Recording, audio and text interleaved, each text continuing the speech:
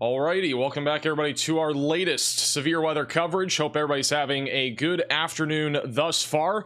We have a big severe weather outbreak on our hands today across the Central Plains, even parts of the Midwest, and perhaps as far east as the East Coast, where we have all hazards of severe weather on the table today, including the potential for even a derecho this evening, as we are expecting a few discrete supercells this afternoon with the capability of producing strong tornadoes, and then later on this evening we are expecting a full-blown line of thunderstorms to produce the threat of significant and widespread damaging winds between 70 to 100 miles per hour. So today is going to be a very active afternoon and evening. Could be very similar to what we just saw about a week ago with our moderate risk that happened back over in Texas and Oklahoma. And we're already beginning with a confirmed tornado warning. This is back over near Harper, north of Anthony in Kansas. So this is just to the southwest of Wichita, Kansas, where we have a confirmed tornado in progress. This is right now located near Harper and Danville. And over the last few minutes, we've seen the rotation broadening out just a little bit, but we've had a tightening at least at one point south of Harper. And this is a discrete supercell that is riding right near a boundary where we have an elevated amount of wind shear. And bottom middle of your screen is actually a look at that storm right now from storm chaser John McKinney.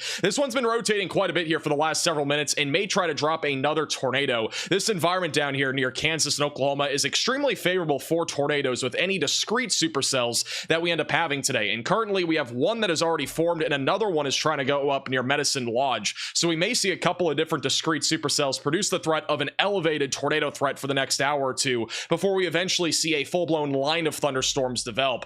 Let's go first over to John McKinney, who's currently on this storm.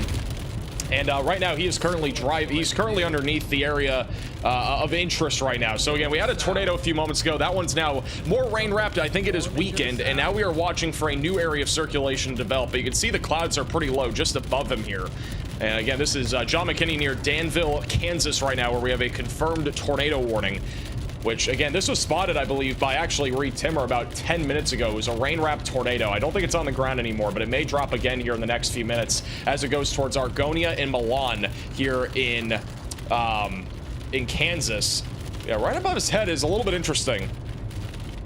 That could be the area of interest here. I think we are seeing this storm recycle, and it's right along a boundary. So this would be the area to watch for. It'd be right just to the south of Danville. But he's basically underneath the area of interest right now. But we are going to keep an eye on John McKinney here over the next few minutes as we continue to watch our other storms as well. I do want to point out back over in Wichita, Kansas, we also have a significant line of thunderstorms that is going to be coming through here over the next few minutes in Wichita, Kansas, with damaging winds upwards of 60 miles per hour in quarter-sized hail. In case you've not already seen, there are some pretty big changes to today's forecast. And the first one I want to point out is that we obviously have a moderate risk of severe weather in place. If you've not already seen, there is a moderate risk in southern Kansas and northern Oklahoma. This actually has shifted. It is further to the south than previously, but this is a level 4 out of 5 risk for severe weather where widespread damaging winds between 70 to 100 miles per hour is likely. And then on top of that, we could see the threat for a few tornadoes, and I would not rule out a strong tornado in this environment as well. The slight risk also goes back into Wyoming and Colorado and also back into Iowa, then a large marginal threat even across the Midwest. But notice this pink and red area. That is going to be our bullseye for destructive damaging winds today between 70 to 100 miles per hour, and there is a potential for a derecho, which means a long-lived line of thunderstorms that produces widespread damaging winds. So that is one of the biggest concerns that we have today here across the Central Plains. Let me go back over to PA Storm Trackers. This is what the storm looks like right now, the confirmed tornado warning. Looks a little interesting there in the middle. That might be a little scuddy. I think that's what John McKinney was just under. This is a bit more of a widespread view of our supercell here that is going to be capable of producing a tornado, and I do think it is recycling. We have a broad area of rotation near that boundary just southwest of Danville. They're currently located, again, just a few miles to the southeast of Harper, which is pretty much where our area of interest, our area of rotation is going to be. Oh, no. We're going to keep an eye on them. Riley has an update. Go ahead, Riley. Hey, Max. So I actually have a few different things for you here. The first thing I want to talk about is an update that we have from the Storm Prediction Center. So we are seeing a few discrete supercells, and this is something that the HRRR has been pointing at. And this is kind of going to be the threat before the threat. So this is where we could see significant tornadoes. You did touch on that a little bit, but this is something that the SPC is also starting to mention. The other thing, too, is we could see hail all the way up to 3.5 inches in diameter associated with that. One other thing that I want to make sure everyone knows today is for those of you who are in Wichita, you may be looking at this and be like, okay, this radar looks a little weird. Why aren't we using that radar site that we have in Wichita? For whatever reason, the NWS radar tower that we have in Wichita is not working right now. It's been out for almost an hour now. You can see the red dot. We do have that terminal radar there, but it does not really give us a good picture of what's going on the weather side of things. So we're going to need to use the Air Force Base radar down here further to the south, and it's not really going to give us the greatest picture that we normally would have. So may see a few more precautionary warnings, and we need to take things very seriously today just because we do not have as good as an idea as normal of what's going on in these storms.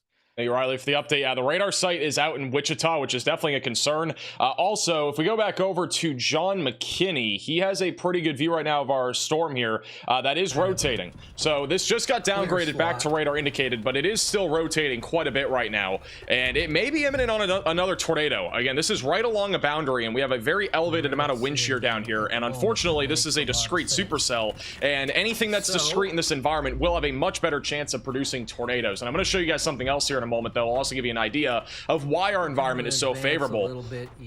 But once again, this storm definitely looks like it is trying to produce again here in the next few minutes. I'm going to keep John McKinney bottom middle of your screen. A new tornado warning has been issued. Okay, well, that's nowhere near where we were going to be talking about, but we have a new tornado warning in Pennsylvania. We'll go to that in a second. This is one thing I want to point out, though. These are your significant tornado parameter values for today. And the reason why I'm talking about this is because it basically combines a bunch of different ingredients and can give us an idea of our tornado risk. And you'll notice that we have a very favorable corridor down here across the Kansas and Oklahoma border for the potential for at least a few tornadoes. And this is around 7 o'clock tonight. So that's probably when our tornado threat is going to max out. But we are already starting to see discrete supercells fire in this environment where there is a lot of wind shear. So we need to be ready again for at least a few tornadoes in this environment. And then as we go later into this evening, we're going to have a line of thunderstorms. But a very favorable corridor there for a few tornadoes does exist here throughout the day. Keep in mind that the Storm Prediction Center has been reluctant on including anyone in a 10% tornado risk. We do not have a 10% tornado risk, but there is a large 5% tornado risk that is currently in place. We have a brand new tornado warning in Pennsylvania. So if you're tuning in from Pennsylvania, this is located near Kellersburg, a broad area of rotation, going to be moving into Mahoning over the next few minutes and then approaching Seminole. So seek shelter if you're in this warning, get away from windows and get on the lowest floor possible. That'll be tracking towards Dayton, Porter, and Ringgold, eventually going towards Hamilton and Puxawanatani here in western Pennsylvania. This isn't the only risk, by the way. We also have a marginal threat of severe weather back over on the East Coast. It's a pretty large area where there will be isolated severe weather today, but nothing super focused or, locked in. We're going to have pretty much just a broad area of isolated severe storms here throughout the rest of this afternoon and also into the evening hours. As of right now, the rotation's gotten a lot broader on this storm. We still have maybe a little bit of rotation along 160, which is an area that we're keeping an eye on. There is still definitely a mesocyclone on this. It is still rotating in the mid-levels. Isn't currently translating to the ground, but it may drop another tornado here as it moves towards Argonia in Kansas and eventually approaching Wellington. Also, back over in Wichita, Kansas, we actually have a few live shots of the storm that is rolling through there right now. It looks like it's producing hail. Let me pull up one of those cameras. Let's do 3. We'll go full cam to that. Back over in Wichita, Kansas, we do have a severe storm rolling through, and as Riley alluded to, the radar site is out in Wichita, but you can see right now that there is actually a little bit of hail, and also the wind is starting to pick up a little bit. This storm is now warned for 70-mile-per-hour damaging winds, and on top of that, there's also ping-pong ball-sized hail falling with this storm. This is also another live shot. This is on I-235 at Seneca on the northbound side, and traffic is slowing down. May just be because of it being rush hour, but it also might be because of the weather as well, or it might be because of the police car, I think, that just went by on the shoulder. But obviously the wind is picking up and also the hail is picking up in this area.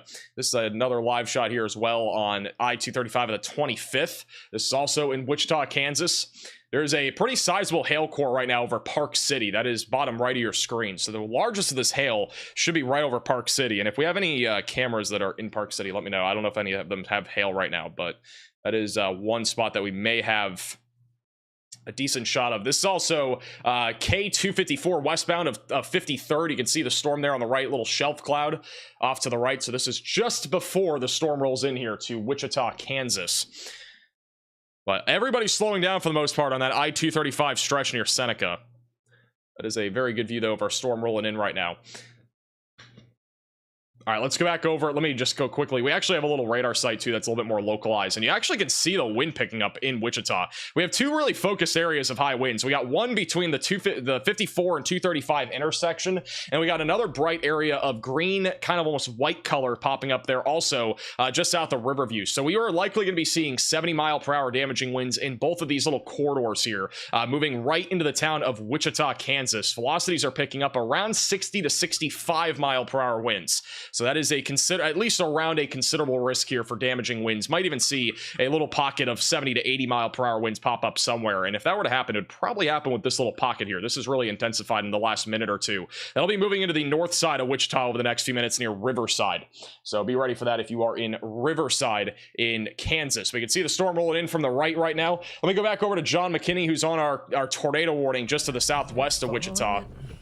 This is what the storm looks like right now, and I'm not seeing anything here that would at least indicate that we have a tornado imminent, but the rotation has still been there. It's a little bit broader than before, mainly over Danville right now. It's a bit more rain wrapped.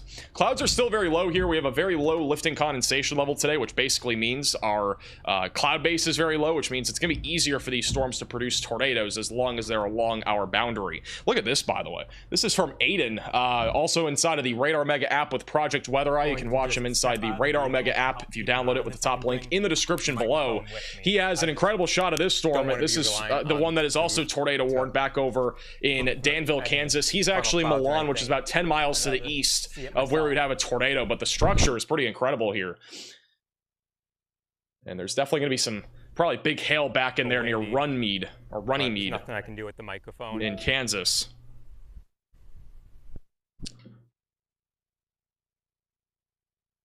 Also, unfortunately, this is not what you want to see. But back over in Wichita, Kansas, we have a semi-truck that is completely flipped over. And this is almost undoubtedly from the high winds that we've just had in Wichita, Kansas. It gives you an idea of how powerful these winds are going to be here in the Wichita, Kansas area. Again, velocities are being measured around 60 to 70 miles per hour right along I-235. I'm guessing that this just happened within the last 5 minutes. But you can see the traffic is going to be substantial here, obviously, because of there being a semi flipped over. It's blocking both lanes. I don't know what direction this is going, but this is looking southwest, so I'm pretty sure this is the eastbound track on I-235 near Zoo. So just a little heads up if you are in Wichita. This is not what you want to see. By the way, the Wichita Kansas radar site has just come back on, so that is good news. Or I think it did. Yeah, it just came back on. So it looks like the Wichita Kansas radar site is at least back with reflectivity. And there goes the fire truck. I think there might be an ambulance there too. But this is a good reminder, if you are traveling anywhere in Wichita right now, it is probably a pretty good idea to, not be traveling, try to get off the road, maybe towards a gas station or something like that. And obviously, if you're a semi-driver, definitely be aware of this situation today. We are expecting the potential for a derecho, which means widespread damaging winds are going to be possible. And unfortunately, this is one of those things that is probably going to be happening throughout the rest of today and tonight. We are going to have probably multiple semis that get flipped over. Look at this shot, by the way. This is back over on K254 of Webb. Wow, look at this storm here. This is Wichita 2, right? Just confirming. This is Wichita 2, I think. Yeah, this is also in Wichita, Kansas. We actually have a mesocyclone here, which is kind of surprising. Not a whole lot of rotation on radar, but it is a very impressive looking storm here moving into Wichita, Kansas. Also, I think there's some shame. Yeah, we have shame. There are people parking under the overpass, I think, up there, if I'm not mistaken. The traffic is really backed up. This is westbound on K96. This is all basically happening in Wichita right now. Back over to our storm that is currently tornado warned. This is a live shot of that. That's back over again near Anthony in Kansas. Right now, not seeing anything super organized, but the clouds are still low. I think this thing is just cycling right now. Big broad rotation. This is terrible with all these trees. By the way, this just happened a moment ago. I guess I just missed this, but this was on the live. That was on the traffic cam with the large mesocyclone in Wichita. Lightning strike as well, right there. Pretty crazy. Where'd the semi camera go? Oh, here it is. Let me go back to that semi that is currently flipped. And it's back over in Wichita. You can see it on the left side of your screen. It looks like the one lane is opened up, so hopefully the driver is okay.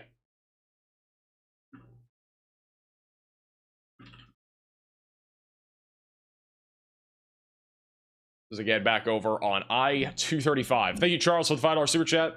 We'll be chasing Arkansas tomorrow. Looks like it'll be an overnight threat, though. Tomorrow in Arkansas shouldn't be overnight. So honestly, today and tomorrow look crazy. Obviously, today is going to be more than likely at least some level of a large-scale mesoscale convective system, if not a derecho. This is only the beginning of what we're going to be seeing. I mean, we got one round of storms that has been ramping up here across parts of southern Kansas, but we are expecting a much more organized line of thunderstorms to form over the next several hours. But before that happens, we have the potential for these little rogue discrete supercells to form right along the Oklahoma and Kansas border. And any of these discrete supercells that can latch to our boundary are going to have a very elevated chance at producing a tornado. So right now, this is the storm that we are keeping a close eye on for that potential. But I honestly think we're going to have to be looking a little bit further down to the south for something that is discrete that also produces the threat of a significant tornado. Look at the HRRR. This is the future radar here for the next several hours and also going into later tonight. You can see that we're going to have a lot of storms firing up. But one thing I want to point out too is that there's even a chance that we get one or two rogue supercells even back over in western Oklahoma as we get closer to 6 to 7 o'clock tonight. And that could be something that we will see a tornado out of. So we need to keep an eye on that back over in western Oklahoma. But look at this slew of thunderstorms that's going to be ongoing. And so we are likely going to be talking about the threat of widespread damaging winds all the way through at least 3 to 4 in the morning before that line of storms fizzles out. And also, let me go over to the wind gusts. You can see how high the winds are going to be in this localized area. Whenever you see these yellows becoming a bit more widespread in the reds, that indicates a pretty widespread threat of damaging winds, and we'll have multiple rounds, I think, of damaging winds, especially in northeastern Oklahoma for tonight, which is one of the reasons why they have issued a moderate risk of severe weather. Also, the tornado warning is likely not going to continue. They have issued a new severe warning for Argonia, Wellington, and Conway Springs, so that'll be for golf ball sized hail, 70-mile-per-hour winds, and there's also a tornado possible label. This is a live shot in Wichita, Kansas. The wind is really picking up now. This is upwards of 70-mile-per-hour damaging winds that is moving through Wichita, Kansas right now. And this is one of the reasons why we just had a semi-truck flipped over back over on I-235. But definitely high winds here. This is likely around 60 to 70 miles per hour. And this is just it's about around downtown Wichita. This is on Seneca on I-235. Very high winds. Got a couple people even pulled off to the shoulder there. And this also is a live shot, and we got shame again. We got people parking under overpasses. It's on I-135 at I-235, so it's that little intersection basically in downtown Wichita. But people on the right side of the screen are parking under the overpass.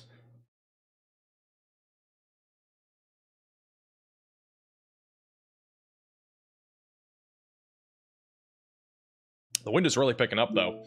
This is likely around 60 to 70-mile-per-hour winds right now in this area. There's literally no reason to park under an overpass, for the record, but these people, for whatever reason, are.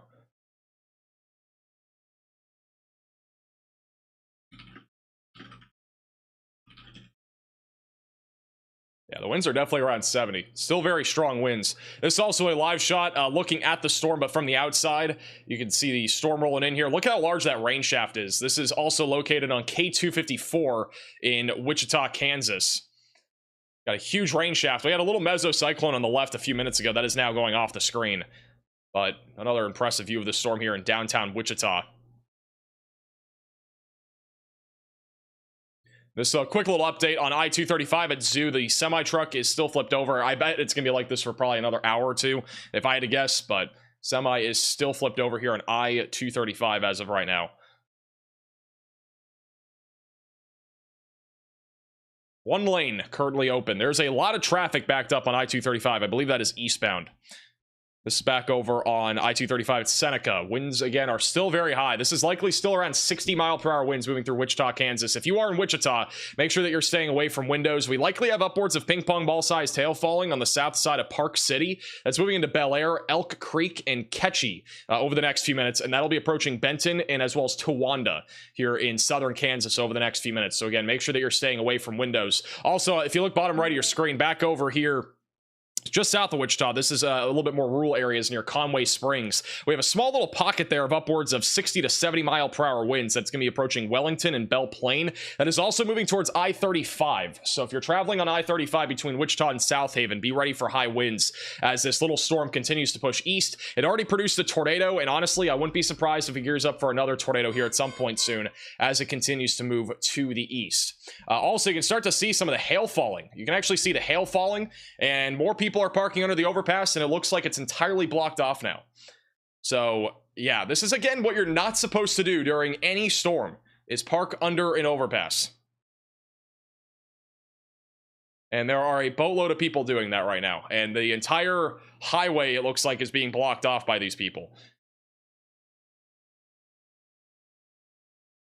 And there's also hail falling. I mean, this is not hail that will damage a car that much. This is like ping pong ball sized hail at worst case scenario. And it looks like basically the entire interstate here is now at a standstill because of selfish people that are under an overpass. This is once again illegal for those that are wondering. This is not what you're supposed to be doing during a severe storm by any means. It's once again on I-35 at I-235. It's a little intersection in downtown Wichita. We have had some broad rotation back up near Bel Air as well on the northeast side of Wichita. Just something to keep an eye on. It's not imminent, but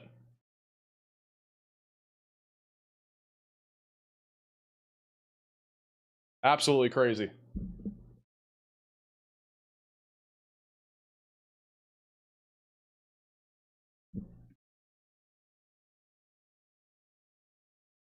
I mean, they're not even moving. There's nothing even happening anymore. They're just sitting there now.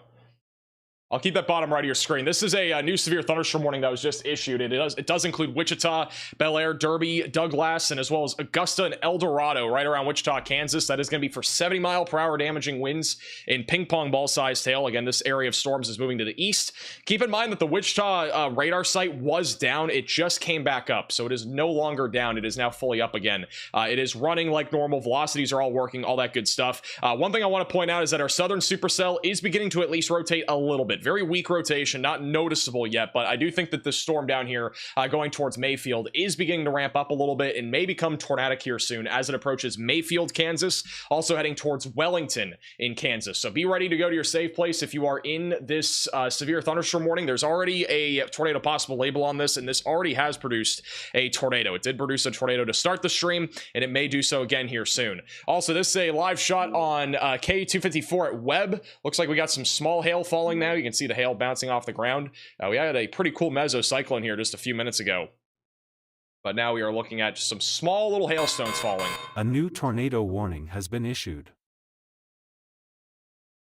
Also, it looks like the people that were underneath the overpass have, for the most part, moved. There are still a few people there for whatever reason, but that is a little update there. We have a brand new tornado warning in Colorado. That is in Los Alamos County, I believe, or Animas County here in Colorado. That is going to be this storm going towards Trinidad, right along I-25. So seek shelter if you are in this tornado warning. A new tornado warning has been issued. Get away from windows and get on the lowest floor possible. We got yet again another tornado warning as well back over in Pennsylvania. Waiting for this tornado warning disappeared. The new tornado warning is going to be in Fulton and Bedford counties in Pennsylvania. This is the new one, though. Again, main area of rotation is right now near Ludlow, and we'll be approaching El Moro and Trinidad over the next few minutes. Seek shelter if you're in this warning, away from windows and on the lowest floor possible. That is moving again down to the southeast right now.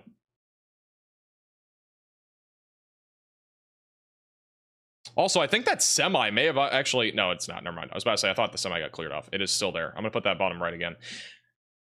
New tornado warnings in Pennsylvania as well. This one is in a completely different area. South of Needmore. This is going towards Dot in Pennsylvania. Broad area of rotation.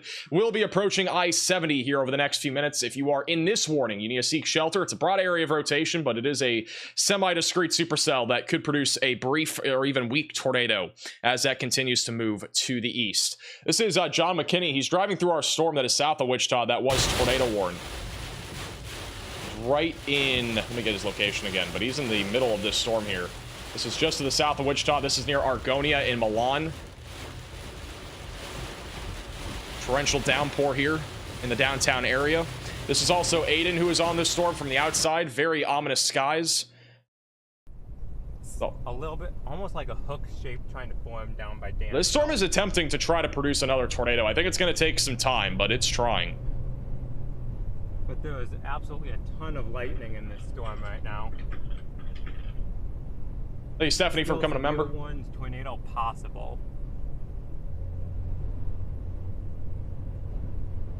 Does not look tornado imminent at the moment. And this is located near Argonia. It's also tornado Pagey there, a little bit further down to the south of this storm, but they are looking from the south, looking to the north from the south. A little bit of cloud ground lightning back there as well. That's crazy. And then again, if you're in Wichita, Kansas right now, we obviously have high winds that are currently coming into Wichita. This is a look at, looks like a ton of traffic. What is going on there? This is in downtown Wichita. It's on the I-135, or this is on I-235 at Zoo. I can't tell what that traffic is from. The camera is really blurry, but there is a bunch of brake lights. Presumably, it is just normal traffic, but it also could be more people parked under an overpass.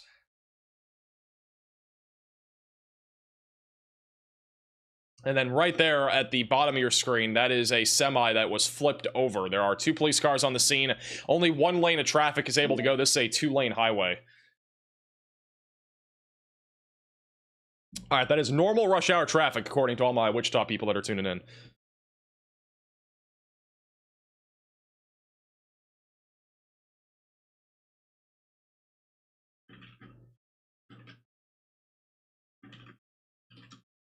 Pettis, just let me know if any of those cameras have anything.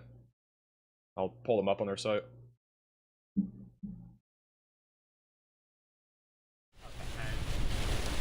Let me go back over to live radar. I'm actually gonna put Connor bottom middle. He's also on this. And all right.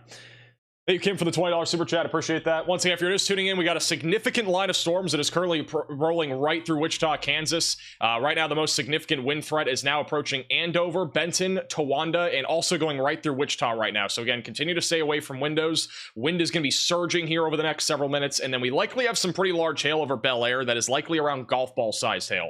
Riley has an update. Go ahead, Riley. Hey, Max. So we're receiving reports from Iowa, actually, around Britt, Iowa. There are some storms there, and apparently there's reports of a funnel cloud. I do think we may see a few funnel clouds from these storms. However, we are most likely not going to see a tornado or anything that makes contact with the ground. But just know that that is something that is possible up there with our convection west of Mason City. Alrighty, thank you, Riley, for the update. So yeah, back up in northern Iowa, there are a few storms up there. We got a little bit of spin pop perhaps with these storms, but overall not really too concerning when it comes to a legitimate tornado threat, but we'll be keeping an eye on that back over in northern Iowa. Just a little slow-moving cluster of storms. One other thing I want to point out, by the way, is that we've had a lot of storms training across southern Kansas, and this hasn't been talked about enough, I think, even on our forecast, but there is a potential for some substantial flooding, especially in Wichita, if we continue to see storms training. So we need to keep a very close eye on that if you are back over in southern Kansas, especially around the Wichita area. Another thing I want to talk about, a couple different things. First off, if you've not already seen, we have a pink box here on Radar Omega. What that means is that there is a tornado watch in effect, and this goes until 10 o'clock tonight. This is not the only watch that we'll probably see in this area. I would assume we are going to get another watch here soon, but in southern Kansas, northern Oklahoma, and also the Texas Panhandle, they have outlined an area where a couple of tornadoes are possible. Damaging winds also up to 75 miles per hour is likely, and then there's also going to be a risk for scattered apple-sized hail. So definitely make sure that you're taking this seriously, staying away from windows, lowest floor possible whenever you're under any type of warning today. On top of that, the threat of tornadoes is going to be slightly more elevated here over the next hour or two. Riley alluded to this a little bit ago, but if you're just tuning in, the localized favorable area for at least a couple of tornadic supercells over the next couple of hours will exist in and around Wichita and just to the south of Wichita. So make sure that you're staying weather aware and have multiple ways to receive alerts in Arkansas City, Anthony, and just outside there of Howard. Right now, that is right where our boundaries are located. A lot of wind shear in this area as well. They have also outlined that a potential for even a strong tornado would exist with a supercell that does form in this area. And then hail as large as the size of 3.5 inches in diameter is also likely. All right, let's go over to, let me do this. This is PA storm trackers on this storm. I'm going to try to find, let's see. Let me do Aiden again. This is a live shot of our southern supercell. This is live again, just southwest of Wichita. Again, this storm is gearing up and it's at least attempting to try to produce another tornado here soon. Right now, it's mainly a wind and hail threat. Velocities have been increasing between Conway Springs and 44. That is a distant view of the structure. There's been plenty of cloud to ground lightning as well.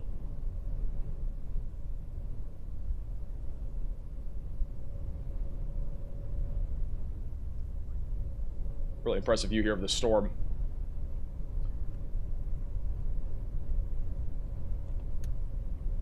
By the way, shout out to Mary with the $10 super chat. I appreciate that. So now, All right, we'll go back to him in a second. Riley has an update. Go ahead, Riley. Hey Max, we are starting to receive damage reports out of Wichita, Kansas. It sounds like we may have tree branches all the way up to 6 inches in diameter that are down on roads. I want to stress that wind damage is often one of the most overlooked things with these really significant wind risks we have. And I mean, there's a very good chance we're going to see full-size trees get thrown around as if it was a tornado damage track today once we see our MCS take full force. So please take this seriously. Stay inside during the severe thunderstorm warnings, and I'm sure we're also going to see some destructive severe thunderstorm warnings today. Those are just as serious as tornado warnings, so please treat them as so. Thank you, Riley, for the update. So again, we are getting damage reports out of Wichita, and unfortunately, this line of storms is not really weakening anytime soon. We got significant damaging winds now approaching Augusta, Kansas, and also approaching El Dorado. Also coming up on Douglas over the next few minutes, basically paralleling Highway 40. So if you're anywhere in this severe thunderstorm warning, continue to take this seriously. Some of the highest wind gusts that we've gotten reported out of this have been upwards of 75 miles per hour. That is in Mays, Kansas. And we also had a 70 mile per hour wind gust just a little bit further to the north. And we probably had some high winds in Wichita. We just have not had any of those reports come in quite yet, but we'll likely have them coming in here very, very, very soon. Say a live shot here from Connor. We actually got a blue tinge underneath the supercell here that is near Mayfield. This is from Connor Croft, who is also live on the Radar Omega app, also on YouTube. The storm again may be gearing up for another tornado here soon. The velocities haven't really increased a whole lot when it comes to rotation, but it's starting to get that little look down near Milan. The RFD's been increasing. Our winds going away from the radar have been increasing a little bit. We don't have a whole lot of an inflow yet, but it's definitely trying. It's trying to organize. This has already produced a tornado for the record. So this will be it's at least second attempt. Definitely had just a little attempt right there. I think it might be getting a little bit more disorganized. I think it's going to try to recycle here over the next few minutes. The Elise for the $10 super chat watching from Ireland. You guys do an incredible job. I appreciate that. Thank you for tuning in from Ireland. And real goofy storm. It's a goofy storm. New shirt? Imagine.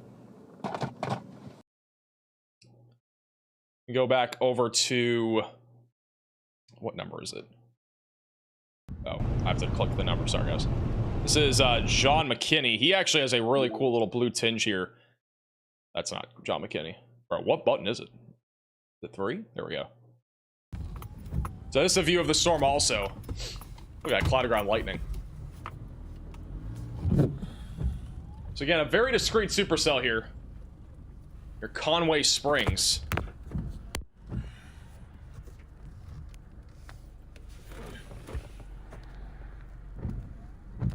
That blue tinge, once again, is from the water droplets reflecting from our sunlight.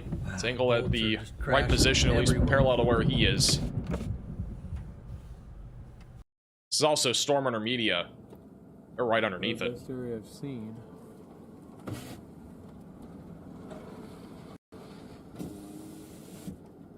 Right, yeah, look. Look right there. Might be a little shear funnel right there. Might just be some scud. Oh, a little funnel. A little funnel right there. Might have been a very weak attempt at one, yeah. So you see that funnel? A little shear funnel. I think so. It's right there. It's still there. Yeah, it's a little shear funnel right there. And yeah, this is over Milan, Kansas right now, coming up on Mayfield. This thing has plenty of motion. Not really rotating much right now, but You scared it now. plenty of vertical motion. Yeah. That's what we call a Timu funnel cloud. This rain's about on your doorstep. I'll go east.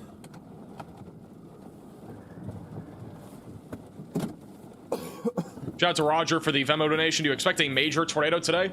I think it's possible that we get a big tornado today. I truly do. I mean, it's possible, but it would have to be along this boundary that we've been talking about. That's back over in southern Kansas and northern Oklahoma. Maybe even over in western Oklahoma, too. Yeah, I do think it's entirely possible. This is a live shot from John McKinney, which actually is a pretty cool look at it now. He's also underneath it. Kind of see it moving in pretty fast over his head. It's not spinning again a whole lot yet, but I think it's going to try to start rotating here in a few minutes as it gets closer to our boundary. The storm again currently warned for upwards of golf ball sized hail, 60-mile-per-hour damaging winds. Push my way kind of hard. There's also a tornado possible label on it. His voice is robotic. Hey, Celeste for the $10 super chat. Hey, no problem at all. So I can help you there near Wichita.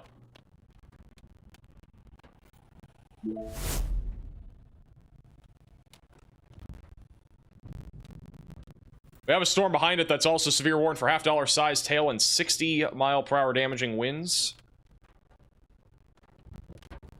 This is really our main supercell though right now. Coming up on Wellington in about 10 minutes or so. Right on my tail here, so after this vehicle, Let me try to get his audio fixed. I think.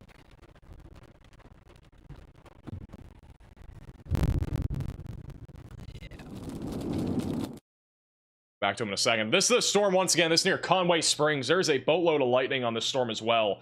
This is currently moving into Wellington, Oxford, Belle Plaine, and Winfield over the next few minutes. So again, if you are in this warning, continue to stay in your safe place. There is a chance once again that this does get a tornado warning if the rotation starts to increase. It's been pretty broad in the low levels. You can see the winds though. They're pretty strong going away from the radar. There isn't really much going towards the radar, and the biggest reason why is because this is slightly outflowy right now, but I do think it's going to try to latch to the boundary here soon. Looks like it's attempting to kind of move more out here to the east, and if it can latch to our boundary, there will be a better chance of a tornado. But for right now, it is more of a wind and hail threat, but it's definitely trying to produce something here in the next few minutes. This is honestly like a crazy view though. It's just so blue inside of our storm here. Very blue tinge. Alright, how far is 49 up here? Like my Starlink is down, so I'm not uploading. We get 1.6 miles from 49. this fixed. John should be good now. Problem is, real quick, east options. What about this west? By the way, we still have 2 tornado warnings. Let me quickly go over the tornado warnings. We got one back over in... What is Connor looking at? We got one back over near Trinidad, Colorado. This one has been more of a big hailstorm more than anything. It's going to be crossing I-25 over the next few minutes in southern Colorado. Again, we had a little scatter spike on this storm, which indicates a big hail core is about to be moving into Trinidad and El Moro. So again, stay away from windows. It is radar indicated rotation. Nothing confirmed as of now. And then our other tornado warning is back over in Pennsylvania. This is just to the southwest of Needmore, where we have a broad area of rotation over I-70 that's going to be coming up on Warfordsburg and Plum Run over the next few minutes, and eventually going towards Dickey's Mountain. So if you're in this warning, seek shelter immediately. This is an incredible shot from Storm Intermedia. It is a crazy looking storm. Please don't go shelter. What caused the blue in the storm? The blue comes from all of our water droplets reflecting We're slowing down now, so that's not gonna help. inside of the storm, which essentially comes from the sunlight, and it's angled at the right direction. We can turn down here to kind of get in line with it, but then, like I said, I'm not sure about those roads because I think a lot of the dots that you're seeing are people coming up from 44. Hey, Elf for the $5 super chat. Rewatched last night's live stream just to see that tornado. Even showed my husband. Yeah, if you guys have not watched yesterday's live stream and did not already see yesterday's tornado, you've got to go watch it. It was the craziest tornado one of the craziest tornadoes that we've ever covered. That literally almost did nothing. There were a lot of power lines down, but did not hit any homes from the looks of it, which is good. The velocities now on radar are upwards of 75 miles per hour just south of Conway Springs, so the wind is starting to pick up, for sure. Still a little bit outflowy. Copy that. I mean, if that's the case, then I'm down for this for sure. I just want to make sure that it is a paved option because it's also from John McKinney. He has a shelf clad view there. That's the shelf cloud on the left side of your screen. A little bit easier to see the shelf cloud from this perspective, but it is a huge shelf cloud. Yeah, water I'm taking a while, yeah, so there's 2 spotter dots on it, so.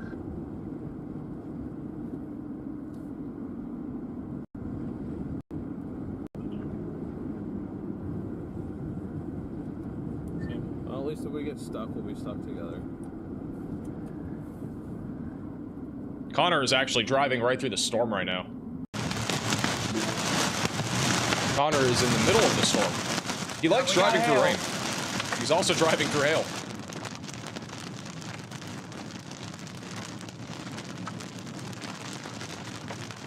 Oh yeah, it's getting slick. He's also on a road that could get him stuck, so this is sketchy. He likes being on these types of roads too. He likes getting stuck in mud.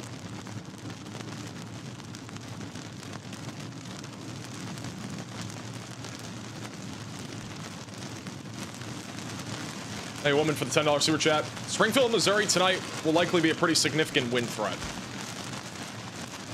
Hit the slick. If Connor gets stuck,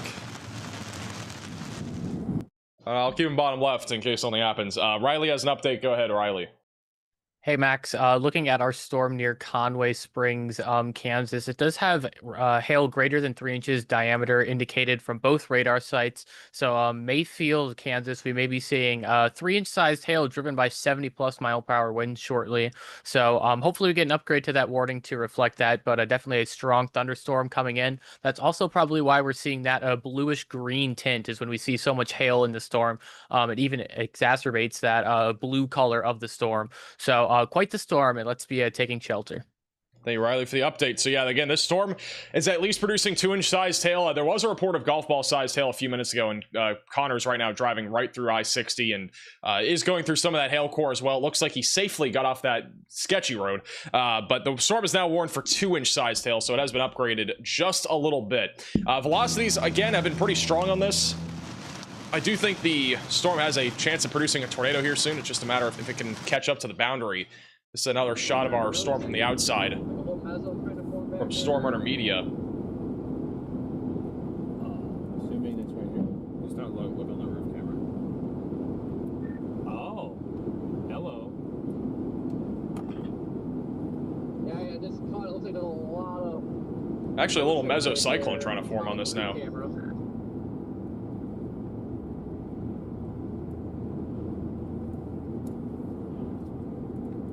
So we got a big surge of wind. It's trying to rotate. It's just a little bit outflow dominant right now.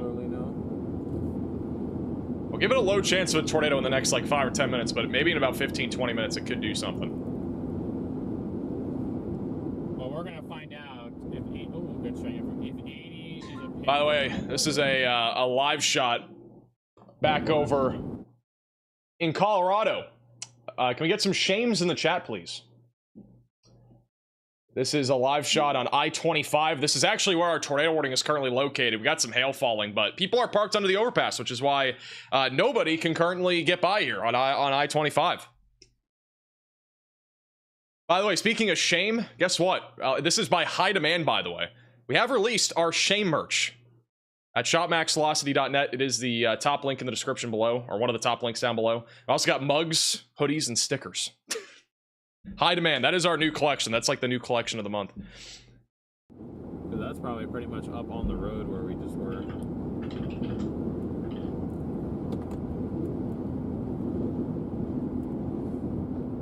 This is back to our storm again near Mayfield. Dropping southeast here anytime. Large mesocyclone attempting to rotate. Yeah, I mean, I guess I see the road you're talking about. It should be only like 2 miles away, so we can just take that and go east. It's looking pretty good, guys. Looking pretty vicious out there. Storm is insane. The structure's crazy. Yeah, that's looking weak behind us. Almost looks like there's something underneath it. Maybe we should turn around because there's a little bit of a velocity starting to pick up on that.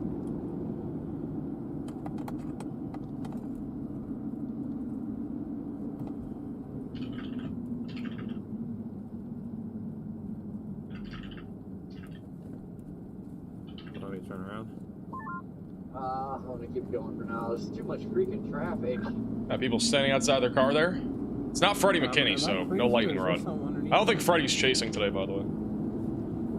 Could be wrong. I don't think he is. I can't tell all these. I'll probably just Dude, I think that... Can't see, but there might be something back there down on that thing. This might be trying. This is Tornado Page's It view. is trying to rotate in there. I know, I can see This it. thing's definitely As I click rotating. through my photos. Might be imminent for a tornado. It's definitely starting to rotate. It's gotten much closer to the boundary over the last few minutes. Got a huge mesocyclone. This entire thing is just a broad area of rotation right now. Oh my god. Where's Mark? I can't. Hi! Hey, we found you! Hi! That's down? I don't know. Somebody found them. We'll be right back. Maybe. I don't know. Should we go This is there? John McKinney as well. Look at that view.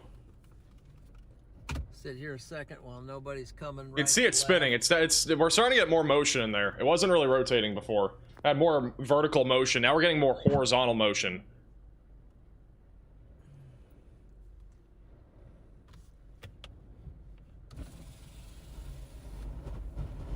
Listen to the inflow. This thing might be, look at the velocities bottom right too. It's starting to come together a little bit more. It's not super organized yet, but it's trying. It's gonna probably be a few more minutes, but more cloud to ground lightning as well. Hey, Mr. Freddy's. Oh yeah, I see that. See that left to right motion? It's starting to ramp up a little bit more here. Right the south road. So again, heading towards Wellington, Kansas, eventually going towards Oxford.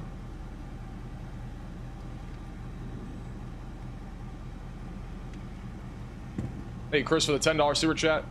Just isolated severe weather over in Asheville tonight.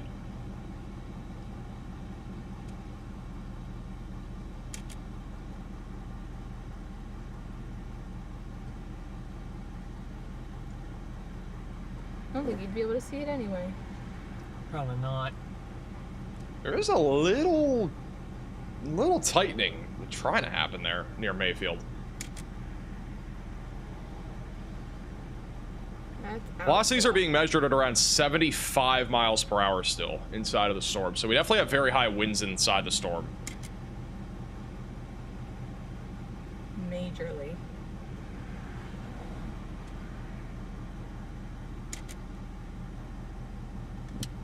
I'm gonna keep going east with it. We got to go over to Storm Intermedia. They're also looking at this storm from the outside. Connor's kind of almost, he's almost like I don't know if it has it from a tornado perspective, next to it. but it's a beast. It's broadly rotating everywhere. So got a really bright blue tinge back in there. That's Where a monster. the hail core is increasing as well. Again, we are probably seeing at least 2-inch sized hail in here near Conway Springs and Milan. Got some broad left to right.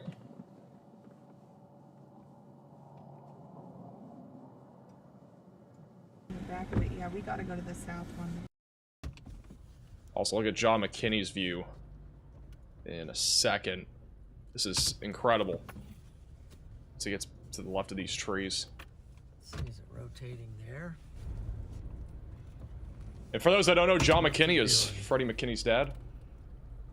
It's rotating, but Had it's Freddie on moving plenty east yesterday as well. quite quickly. Just a remarkable structure.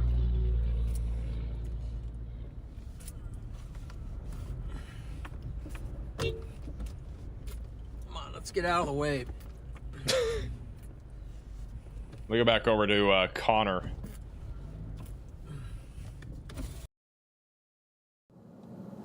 Look at that thing rotating. Whoa. Right when I go to actually want to use the walkie, I lose connection. That's See, usually it's how it spinning. goes. Look at the right to left motion back there. We got left to right in the front. It's broadly Got a rotating. drop right here, I think, actually. We got a little bit more tightening on radar too. It's spinning good right This there. entire thing is spinning right now.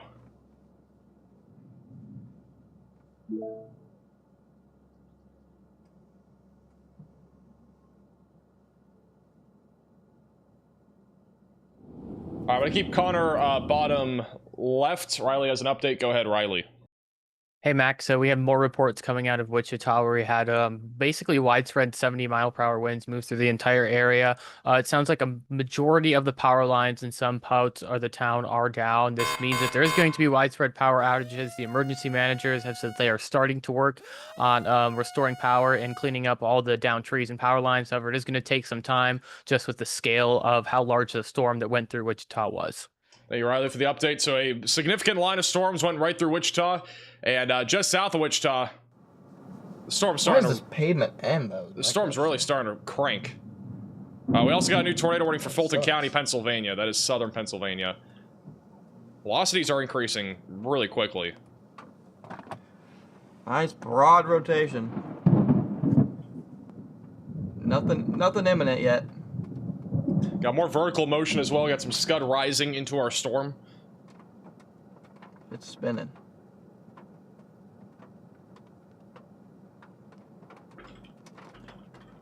It's trying right there. This thing's rotating everywhere right now. The issue is I can go get it, but my road isn't paved after a while. So if it doesn't produce right there, I'm cooked.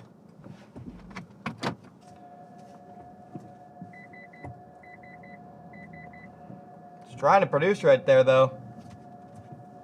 No tornado warning right now. It does have a tornado possible label. Rotation's really increased over the last few minutes.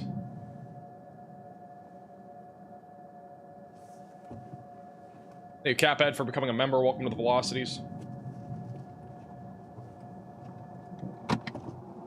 Just wrapped up. Or cloudy ground lightning. There's a Great lot of view of lightning it still at the trying. storm. Calm down. Let's calm down now. What's the play here? Still broadly rotating. Play is probably to get east. Hey, David, for the $10 super chat. Thank you so much for your one report. Of the other gravel roads south. Getting pounded in Wichita? Yeah, Wichita got hit hard, by the sounds of it. We almost had a tornado right there. The storm's definitely trying. Riley has an update. Go ahead, Riley. Hey, Max. So we had talked about this a few minutes ago, actually, but it's actually gotten even more significant. The hail threat from our storm that's almost in Mayfield, Kansas. One radar site is indicating 5-inch hail, and the other one is indicating 4.58-inch sized hail. So either way, we may have up to softball or even grapefruit sized hail about to go through Mayfield and Wellington, Kansas. Yeah. All right. Thank you for the update. That is significant. I mean, again, we could have upwards of DVD-sized hail falling with this storm. We don't have any reports of that yet, but radar sites are indicating some very significant hail. You can see all that white and black popping up on radar. And literally, as we were just talking about it, they have upgraded this to a destructive severe thunderstorm warning with observed 4-inch sized hail. So this is now a storm that is producing softball-sized hail. Trained weather spotters at 5:34 p.m. did report baseball-sized hail just south of Conway Springs, but they have upgraded this all the way to 4-inch sized hail. So if you are in the severe thunderstorm warning in Belle Plaine, Wellington, Oxford, Conway Springs, any of these areas, you need to be staying weather aware and being in your safe place, but also staying weather aware. This is a substantial supercell right now moving into Wellington, Kansas with 4-inch sized hail, which again is the size of softballs that is currently falling out of this storm. So stay away from windows and be on the lowest floor possible. And again, in addition to the wind that we have with this storm, it is a very dangerous storm because it's both producing hail and then wind that could drive that hail into windows. So again, take this very seriously. This is a very dangerous storm right now, moving to the east. The worst of the hail right now is over Anson, and it will be coming up on Wellington, which is a more populated town here in southern Kansas, and then approaching I-35. Along this I-35 stretch, the areas that'll be in the path of this is just south of Derby, just outside of Wichita, and then back down towards the South Haven area is where we could see significant hail. Rotation's also been ramping up a little bit over the last few minutes. It's not really that strong going towards the radar, but going away from the radar, we still have very strong velocities. I still think that this storm is trying to ramp up and may attempt to produce a tornado here soon as it continues to track east. So on top of there being very large hail, there's also a chance for a tornado. The velocities on radar are still upwards of 70 to almost 80 miles per hour right now, located just outside of Mayfield. Thank you, Rocket, for the 5 gifted memberships. Also, let me go back over to Pennsylvania. We do have a brand new tornado warning in Pennsylvania.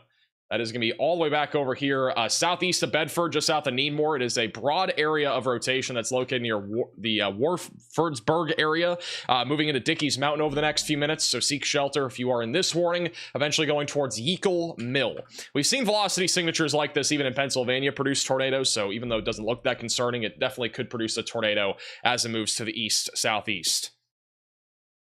All right, let's go back over to Kansas. Again, we have destructive softball-sized hail falling with this storm right now. We are starting to get a little bit more wind now going towards the radar, so there may be a slight bit of organization trying to happen now near Mayfield in Kansas. So this may be trying to produce a tornado here soon. Trying to see who may have this. Connor, Tornado Pagey, Aiden are all in this area. Let me go back over to Storm Runner first. Actually, we'll go to Connor first. This is Connor looking at the storm here, just west of Wellington. That was a crazy structure. Thank you, Carol, for becoming a member. Welcome to the Velocities.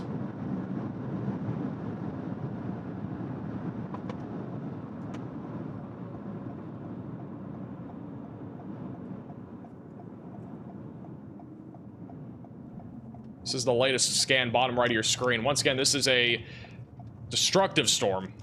All right, what's going on back in here? What the heck is everyone doing right here?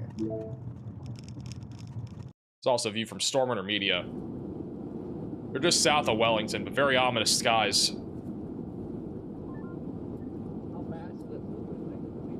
Vince is in the middle. Vince is he was driving through the hail core. I'm not sure if he got hit by it. Doesn't look like it. He was driving through that hail core though a few minutes ago. I think he may have just narrowly missed it. Just out of curiosity, is there anybody in the hail core? No. There's literally, if we look at the chaser map here, we got a little like chaser map. And you can see where all the chasers are located, all the red dots. The hail core being right here. That's our hail core right there. That's where Vince is. He just narrowly missed it. Everybody else is on the south or east side of this hail core. So, pretty interesting. Everybody's staying safe. I don't think anybody wants to punch through the hail core here. Let me back over to... Whoa. Well, you just had lightning strike right in front of him. Back over to John McKinney on this supercell as well. It's El Mino. Actually, let me go back over to Connor. Connor has a really good view. This is Connor Croft. You can see it rotating still. Oh, lightning must have just struck next to him. That's the place. I mean, might be trying. Still trying to. It's rotating still. It's not like rapid rotation, but it is rotating. How did they describe DVD-sized hail in the 70s? It's a good question. I actually don't know. Hey, Aiden, for the $5 super chat. West Kansas could also have some damaging wind potential out of the storms that are ongoing in Colorado. Maybe even a little bit of hail as well.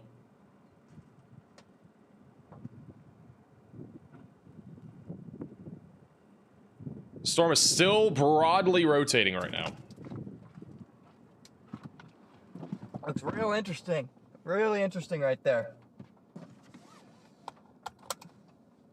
The bottom right of your that's screen. The place to watch Small for. area of convergence. Not spinning overly fast, but there's a clear slot coming in. You can see RFD wrapping around the backside.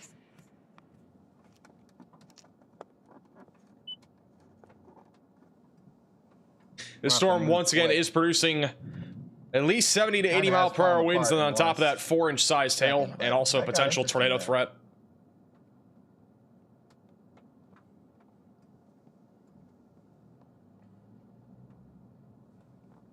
Waffle-sized hail? How large is a waffle? It has to be more than 5 inches.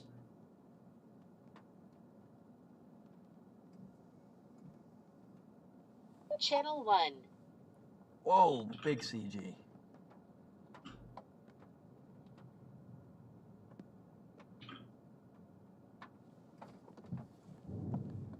That was I mean, that was probably a funnel. That was just a real interesting attempt. It's also John McKinney's view. Oh, didn't work. Let me try that again. Bruh.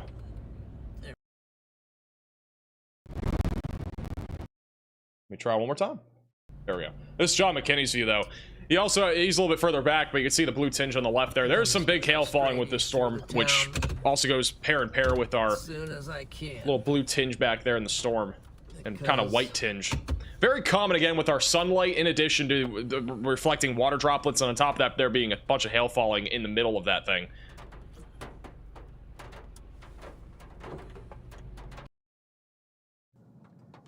Back over to Connor. Full clear slot. Right underneath it. You can see the full structure on this. Just incredible.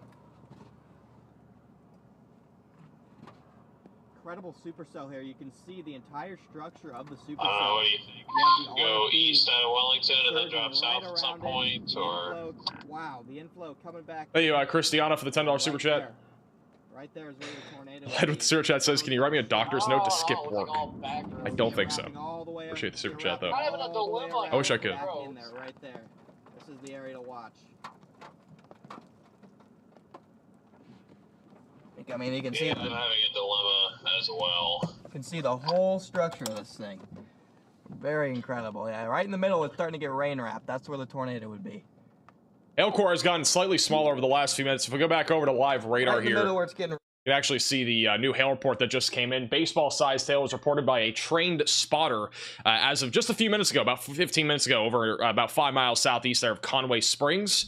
And again, this storm is warned for softball-sized hail. The worst of that hail is falling in a fairly rural area here, just southwest of Wichita, but there are likely farms out here. And on top of that, it is moving towards I-35, and it is also moving into Wellington, Kansas, which is a more populated area. East of Wichita, we also have a significant line of storms continuing to push to the east. They've actually added a tornado possible label to this line, and there was also an 80-mile-per-hour wind gust reported over in Andover by a trained spotter near I-35. So this is still a very significant area of storm activity, and there's also a low chance for a tornado. We got a few more storms also starting to go up. We actually got a new one near Anthony. We'll have to really keep an eye on that one.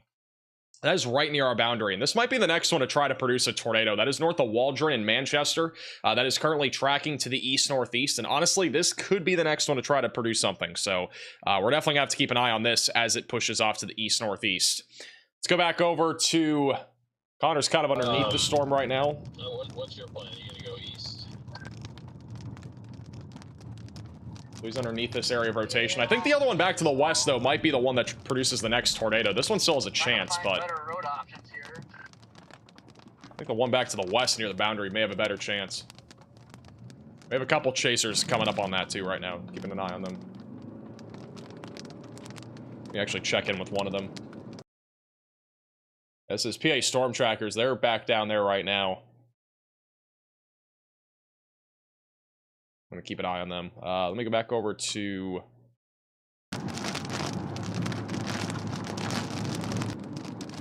Back over to Connor. Yeah, but we watched that thing fall apart. They tried to produce there.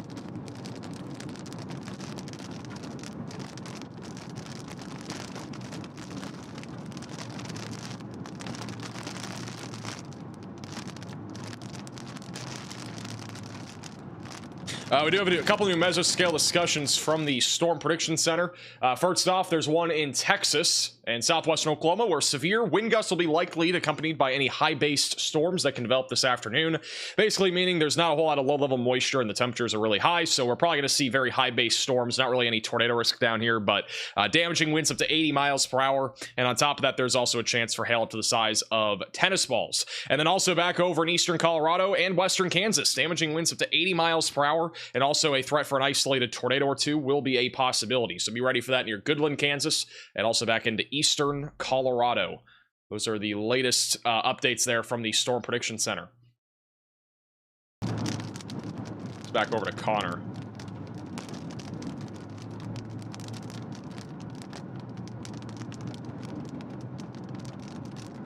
Oklahoma City get some rain tonight?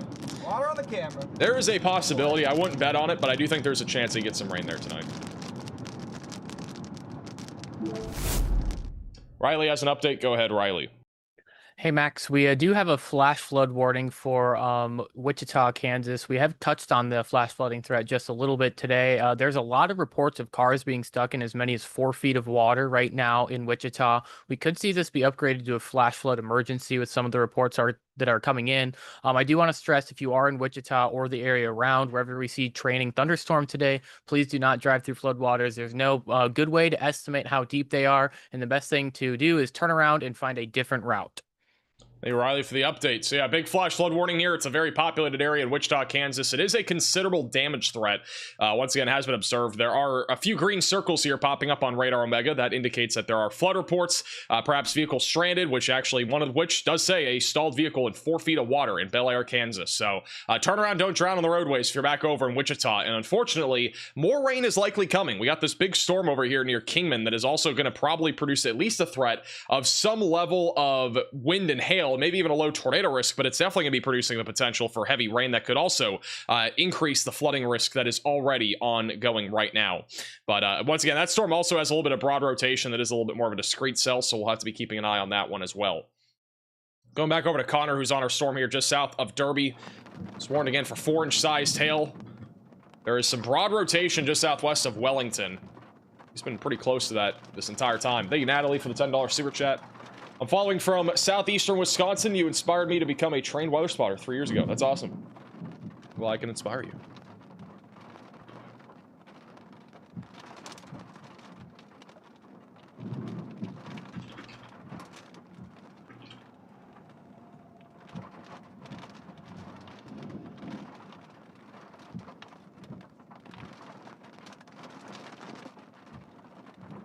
It's actually a cool view. This is from Storm Runner Media.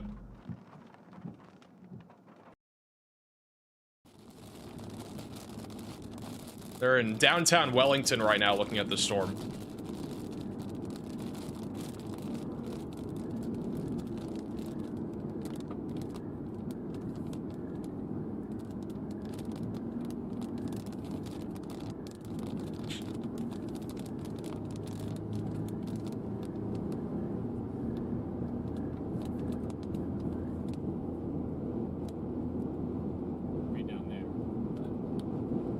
Will Joplin, Missouri get hit hard? I honestly think everybody here across southeast Kansas and southwest Missouri will get hit hard, pretty hard tonight, especially for the wind threat.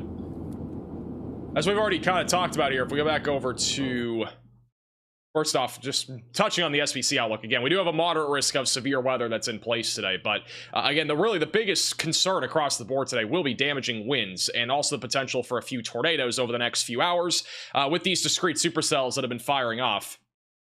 And if we look at the future radar, try to pull that up. So if we go over to the future radar, that's what it looks like. So again, over the next few hours, we'll have a few discrete cells down here to the south, but notice how we have a line of storms that forms later this evening. This is actually by midnight. We could have a full-blown line of storms going on back over in Kansas, northern Oklahoma, and also southwestern Missouri. This will be producing a threat of widespread damaging winds. Again, anywhere from 70 to 100 miles per hour will be a possibility. And then into early tomorrow morning, this is going to continue, even into Arkansas, eastern Oklahoma, and then eventually going towards St. Louis. And then tomorrow looks like a big day, honestly, across the Ohio Valley in the Midwest. We'll touch on this more later in the stream, but we may have multiple discrete supercells that fire off around the St. Louis area tomorrow during the late morning and early afternoon that produce tornadoes, and then perhaps even back over into the Ohio Valley. And so I think tomorrow is going to be a pretty big day. We already have a 5% tornado risk in place, but that could be increased in the next outlook. Pretty much this entire chase. Might be an early day tomorrow. Look at this. This is Tornado Pagey's view as well of this storm. Storm is definitely still producing a lot of hail with how blue the tinge is back in the storm. Still spinning a little bit broad rotation, left to right motion there. It's still visible. That's kind of what I thought before.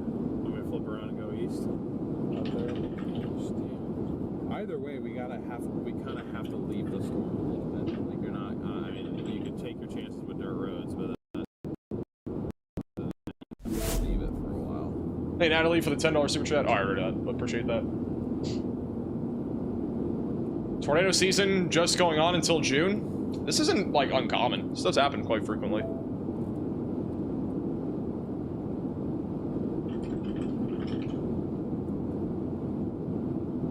We got a new severe thunderstorm warning just off to the east of Wichita. That is going to be for El Dorado, Rosalia, and as well as Latham here in Kansas. That'll be for 70-mile-per-hour damaging winds and 2-inch sized hail. Wow, look at this. This is Tornado Pagey. Look at their view of this storm. They're right underneath the little shelf cloud that we have on the storm south of Wichita.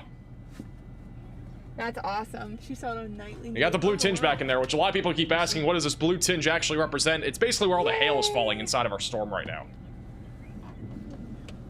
Also, our water droplets reflecting from our sunlight, so it's kind of a mix of both. No. Whoa, that was a cool lightning strike. Yeah, we're in a severe thunderstorm right now. Did you get any flooding? Did you get any flooding? Really pretty view here. Oh, okay. Evansburg was flooding, so there's 4 feet of water on the road. Apparently. It was near the lake.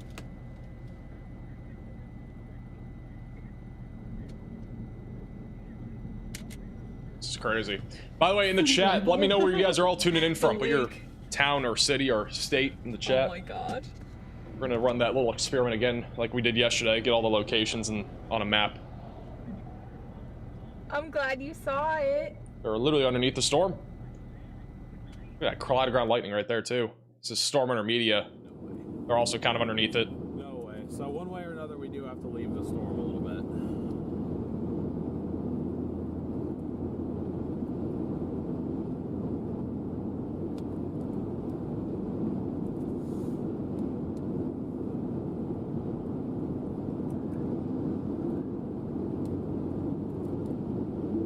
This is crazy. Damn, I'm taking pictures right now. All right, I love you. Bye. She's so funny. Sorry guys, I had to take a call from my grandma. W. Oh, there's the Dominator. Dominator's going by. It's actually funny.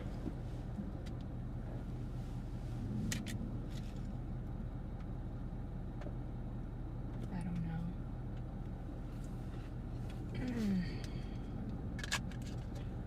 Frustrating little stinker of a storm.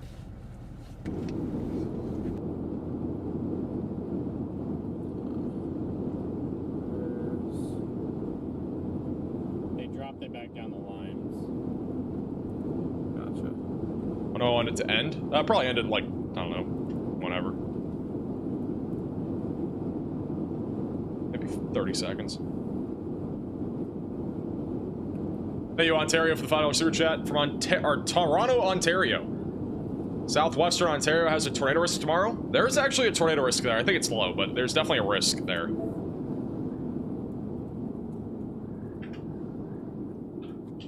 Road closed. Once again, this is just south of Wichita. This is near Wellington. Big hailstorm still producing up to 4-inch sized hail. They downgraded actually to 2 inches again. Crazy looking structure. Still has a low chance of producing a tornado. Uh-oh. Back to Tornado Pagey, who's right underneath it.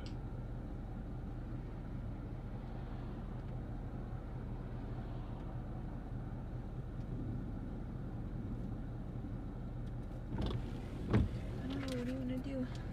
Nike swoosh. Whoa. Well, if we go south, we gotta go to South Haven and go east. Mm-hmm. Go north, Wow. north, you go to Wellington and go east. I'm missing the dopest lightning ever. As soon as I put my camera away. Also, this is back to the radar. We do have a new severe thunderstorm warning near Harper, Norwich, and Attica. That is for 60-mile-per-hour winds and quarter-sized hail. There has been an attempt at a wall cloud on this storm. It is starting to rotate just a little bit, not really much, but it is something we need to keep an eye on as it continues to move towards Conway Springs, Clearwater, and as well as Wichita in Kansas. Riley has an update. Go ahead, Riley. Hey Max, so this actually isn't really a storm update, but it is a weather update nonetheless. We're actually looking down here in Texas near our Amarillo radar site. This is a really good thing to show people. We talk about all the time how boundaries can sort of work together to artificially increase vorticity, leading to more rotation in the atmosphere. So we have two boundaries here. One is sort of north to south, the other one's east to west. And right over in this region, that's the area that I want you to watch when I put the radar in motion. You can actually see these boundaries interact with each other, and the atmosphere just sort of spin up. We see that right to the southwest of Clarendon, and this is something that does happen to cause tornadoes when we see this a storm exist in this environment when we have two boundaries sort of hit each other like this in this rotation. So this is something that we talk about sometimes, and it's really cool to actually see it on radar when there's no storms there. Thank you for the update. It's pretty cool. Obviously, down there in Texas, our environment definitely not very favorable for tornadoes just because of how dry it is in the low levels, but it definitely is something that would typically spawn a tornado threat if we were to have enough low-level moisture. It's just so dry in the low levels, and on top of that, the wind shear is not actually that bad. It's just, again, the moisture in the low levels is just going to struggle. The temperature is also really high. It's like 100 degrees down there, so there are some problems, which is one of the reasons why Texas during this time of the year does struggle to have a tornado threat. Just back over to Tornado Pagey. They're now underneath this storm. This is on Route 81, just south of Wellington. Also, velocities have increased. Bottom right of your screen near Wellington. Connor is actually not far from this, but he's traveling eastbound. There's actually a small little couplet trying to develop just southwest of Wellington, so we actually may get a tornado here in a few minutes if this is able to tighten. For tomorrow.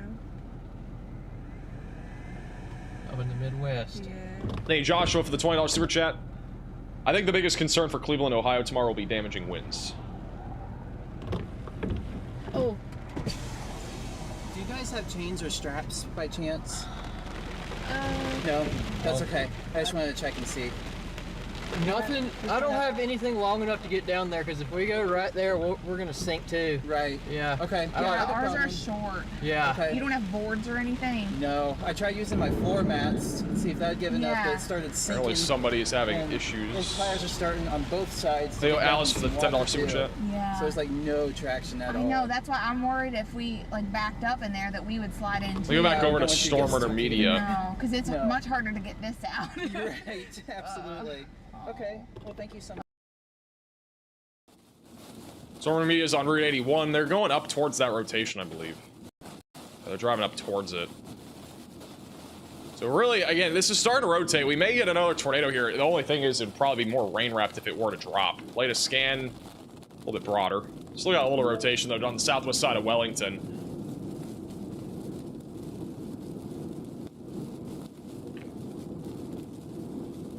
We got 5 miles to go. I think this is the last of our freedom. All right, guys, you ready to see where everybody's tuning in from in the chat? You guys ready for this? This is a new thing that we're doing on these live streams. We're able to see where everybody's tuning in from whenever you guys say it in the chat. This is the latest map that we have of where everybody's tuning in from today. It's actually very diverse today, but the biggest focus being around Wichita, Kansas, also near Kansas City, Joplin and Springfield, Missouri, also near Tulsa, Oklahoma. We got some people also back over near Milwaukee and Chicago. We even got a little hotspot near Atlanta, Georgia, and Dallas, Fort Worth. So that is a little map again, our little heat map that we have of where everybody's tuning in from. We even got some people over in Hawaii and Alaska, by the way. If we go over to Hawaii and Alaska, you can see these like little green dots. We got maybe a couple people tuning in from Anchorage and Juneau and also near Honolulu, Hawaii. So pretty interesting stuff there. We go back over to Storm Runner. They're actually driving into the storm now. Wind is starting to pick up. The storm is again producing damaging winds up to 60 to 70 miles per hour.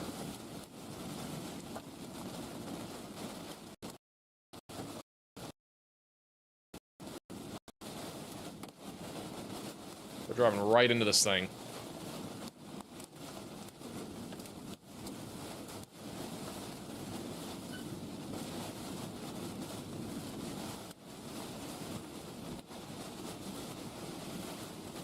Again, live back over in Wellington.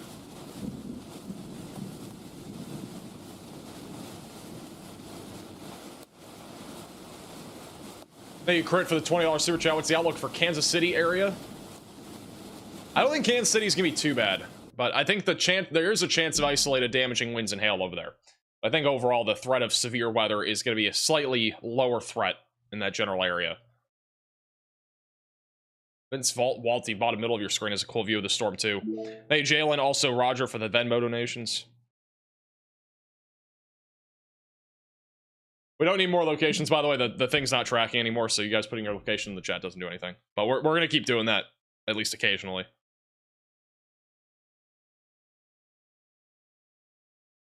It's actually a cool view. Let me go over to Vince. Vince has a cool view from the outside of this storm, just south of Derby. This is still warned for 2-inch sized hail, 60-mile-per-hour winds, tracking to Oxford and Winfield over the next few minutes. Completely buried. Well, that's alright. That's probably we can deal with that. So let me know as soon as it stops raining. I'll come back over there. Copy that. It went from gravel to it was just completely washed out, and I went down like a. I think unfortunately, I think Aiden got stuck. So, yes, we are stuck. So yes, we got we got a chaser stuck in the mud. I don't know where they are, but I'm pretty sure they're stuck in the mud. Whether that's tonight, tomorrow morning when things dry out. I've got. They're literally stuck in the gravel or the mud here. Gas. I got food, I got water. This could be a lot worse. And we're not going to be definitely not what you want to see, but unfortunately he got stuck. All that greenish blue in the mud there. That's back over to south of Wellington. Stormwinter's not far from him, but I don't think they're driving. They're actually not there. I don't think their location's updated. Thank you, John, for the $20 super chat. I'm in Wellington, Kansas. It suddenly became midnight here. Lots of lightning.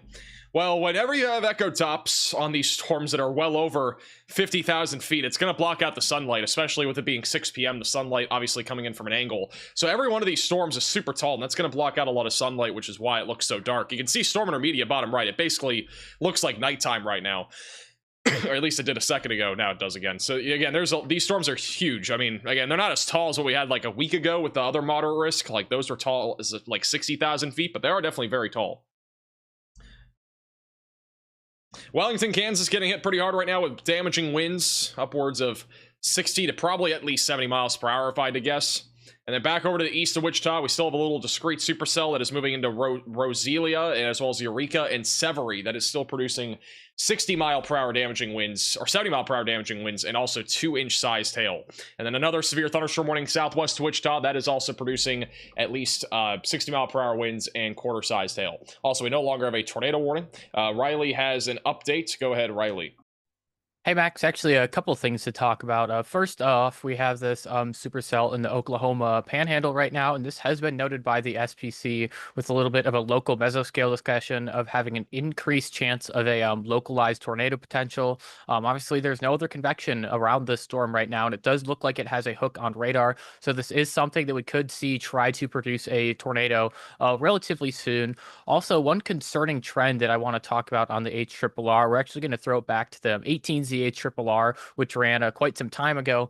But during this model run, we actually had a little bit of a different picture on the HRRR where we saw storms sort of fire up and then move out of the way. This is no longer what we are seeing. It is looking a little bit different. Moving up to the 22Z HRRR, which is the most recent model run, we can actually see that we have convection fire back behind our line already and then move east and south again. So this is actually basically two lines. And this is another thing that we are seeing on radar. We already have a very considerable flash flooding threat ongoing in the Wichita area. We have that considerable flash flood warning. Unfortunately, this new convection that we're seeing off to the north could form another line of severe weather, dumping even more rain on the area. If this does end up going upscale and turning into our main MCS, this will be a very, very dangerous flash flooding situation, probably like we haven't seen in a very long time in Kansas. So we need to keep an eye on this over the next few hours. All right, thank you, Riley, for the update. Yeah, also, I do want to point out, we got a couple updates from the Storm Prediction Center, one of which we got a new severe thunderstorm watch, so that's back over in Texas and Oklahoma, where we are expecting high base supercells, which means that these storms are going to be well off the ground. Basically, our clouds, the lifting condensation level, which is where our cloud base is, it's going to be probably upwards of 5,000 to 10,000 feet off the ground. So these are going to be very low precip storms as well with how low our moisture is in the low levels, but there will at least be the potential for 2-inch size hail, as well as scatter damaging winds up to 70 miles per hour. Frequent lightning is also a possibility. On top of that, we also have another mesoscale discussion back over in the Oklahoma Panhandle and also the Texas Panhandle, as Riley alluded to, with the intensification of an ongoing supercell being possible, and an increasing tornado threat does appear possible as well. And notice how they have outlined the potential for very large hail, even maybe a strong tornado, and then damaging winds as high as 80 miles per hour. And we have a few storm chasers that are heading that way right now. We'll be keeping an eye on them in case something does come out of that storm as it continues to track to the east. But once again, just south of Wichita, we do have a big storm near Wellington that is still producing the threat of damaging winds up to 60 miles per hour, and as well as 2-inch sized hail, frequent lightning as well. There hasn't been nearly as much rotation recently, but there is still a chance of an isolated tornado. The storm that is east of Augusta has some very broad rotation over Leon, but I don't think it's enough to get a tornado warning at this point. And rotation's actually been picking up a little bit more here, back over to the south of Spivey. This is northwest of Harper. This is the storm that is far to the west of Wichita. It's going to be more of our mid-level rotation, not really low-level rotation, but we had a wall cloud trying to form on this a little while ago, and that may try to produce a tornado at some point down the road as that continues to push off to the east. So definitely continue to stay weather aware across the Wichita, Kansas area. Big line of storms is starting to form as well in central Kansas, and then here's that discrete supercell back over just to the north of Perryton, which we actually have a little couplet right now near 412. So there's a chance that we get a tornado warning on this here soon. We got a few storm chasers en route to this storm, and we'll be keeping an eye on them in case they do have anything with that. We go back over to Storm Intermedia. They are in the middle of this storm south of Wichita. And they may not have signal. Let me go to Tornado Pagey first. So they're in the middle of this storm right now. It is still producing some very large hail and damaging winds. We probably will get a tornado warning on that storm in Oklahoma here soon, if I had to guess.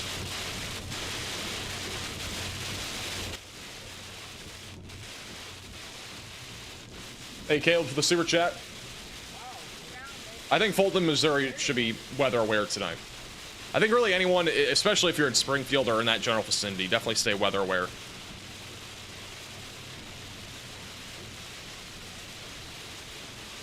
Actually, if you go over to Storm Intermedia, I think they're driving through a little bit of the hail right now.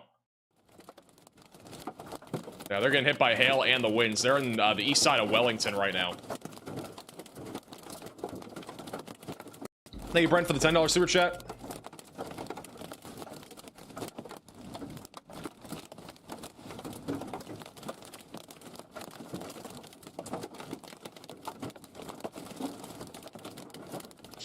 McPherson, Kansas, mostly going to be a wind threat.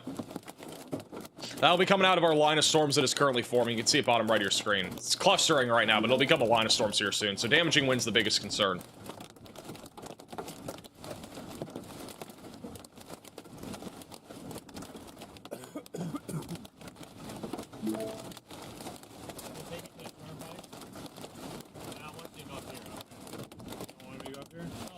Look at this, by the way, bottom right of your screen. Storm Intermedia is very close to an increasing hail core.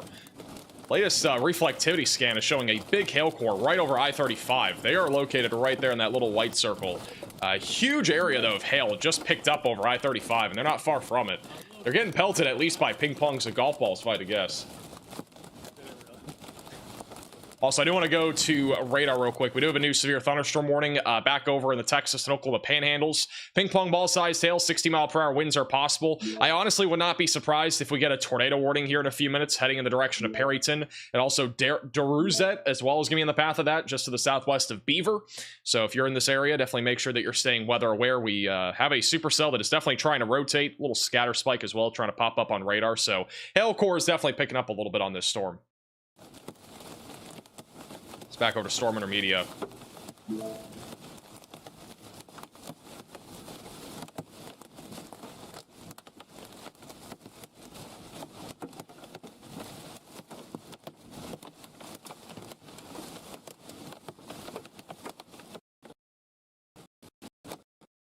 And they may be losing connection.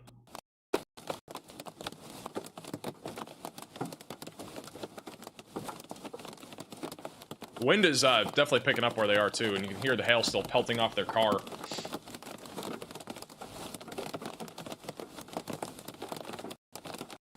I haven't said much about the hail, so I'm guessing it's not any larger than golf balls. Thank you, Amy, for the $10 super chat.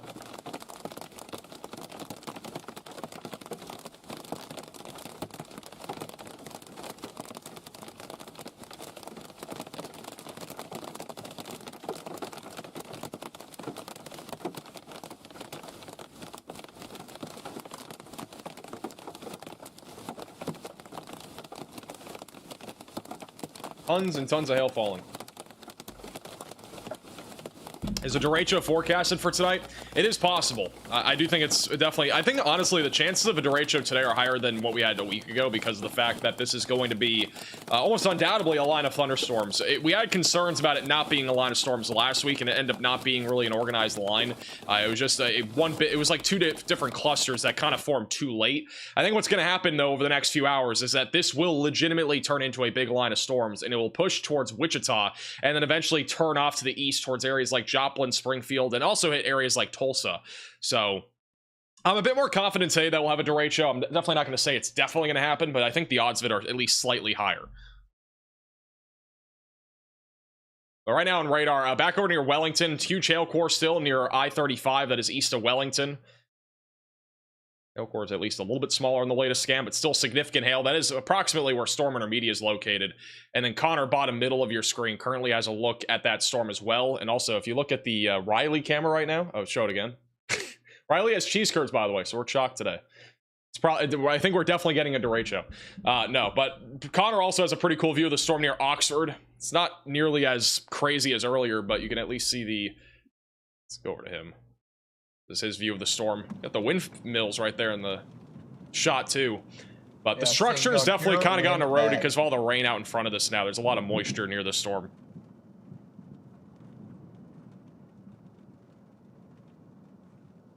So, starting to also that will also help to increase the flooding threat a little bit.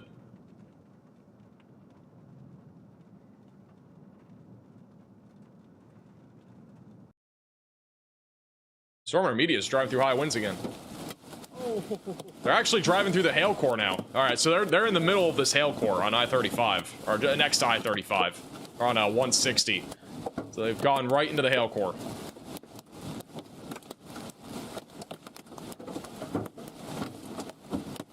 Thank you, Rambling, for the $10 super chat.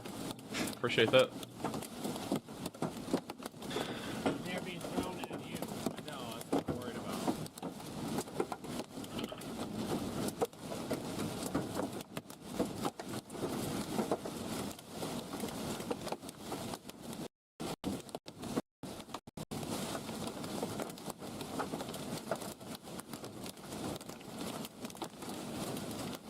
This thing's just like expanding rapidly. It's already over Oxford within 10 minutes now. Yeah, it's turning into that. Is Connor also in the rain? Connor, believe it or not, is not in the rain right now. I'd shock you guys. He's not in the rain. It's a shocking development.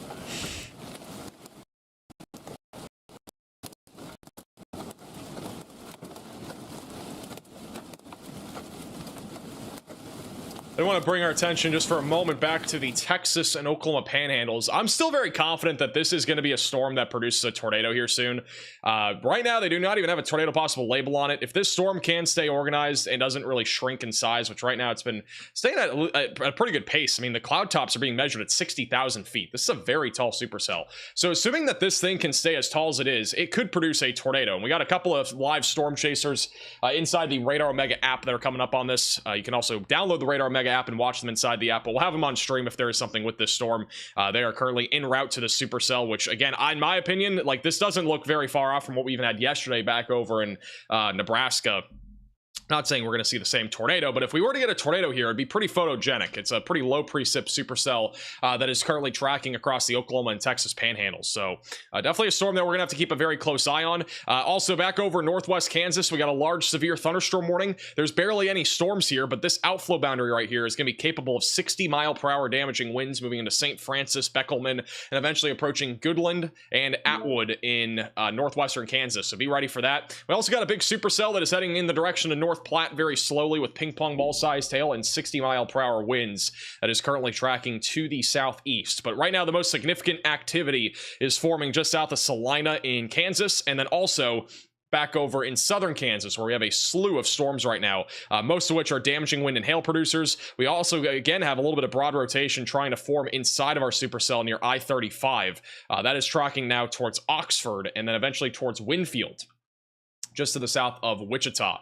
And then we've been keeping an eye on this other supercell that is off to the southwest of Wichita that is mainly a $half sized hail and 60-mile-per-hour wind threat. Still has a low chance of a tornado, but I do think it is too far north of the boundary to have a legitimate chance at a tornado threat. You can see our boundary has been kind of crashing down to the south, but this is an area of localized, very high wind shear across the Kansas and Oklahoma border. So any discrete supercells would be favored at producing the threat of tornadoes. So we'll have to keep a very close eye on that area. It is conditional, but it is a possibility. It's back over to Storm Intermedia, still in the middle of our hail core here.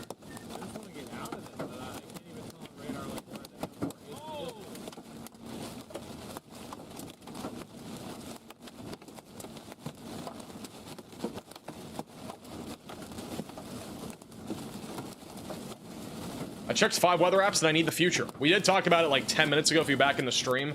We'll probably talk about it again here in a few minutes. This is a cool view. This is from Vince Walty. He's also inside the Radar Mega app. This is on the same storm.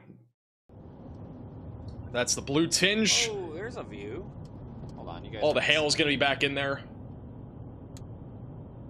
There's a bit more of a widespread view of the storm. Pretty cool stuff. This is kind of pretty.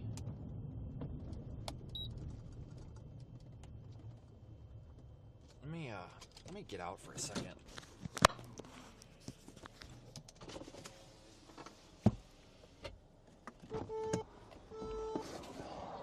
Tornado threat for Dayton, Ohio tomorrow?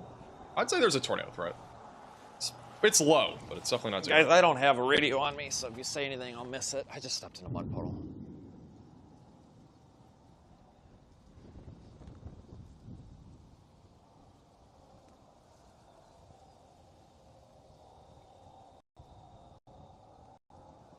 This is over to... Where's Connor? This is Connor. Also on the east side of this storm that is producing 2-inch sized hail, 60-mile-per-hour wind still has a tornado possible label on it.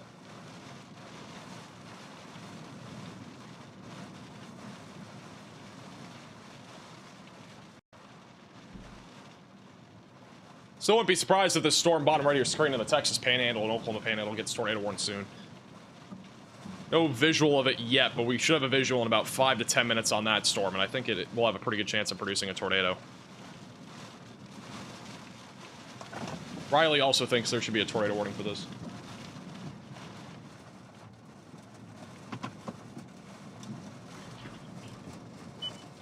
Cool looking, but definitely not tornadic.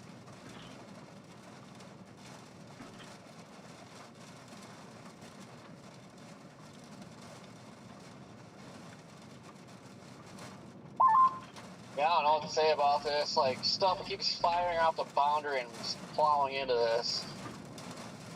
I think it's just gonna be a big rain bag.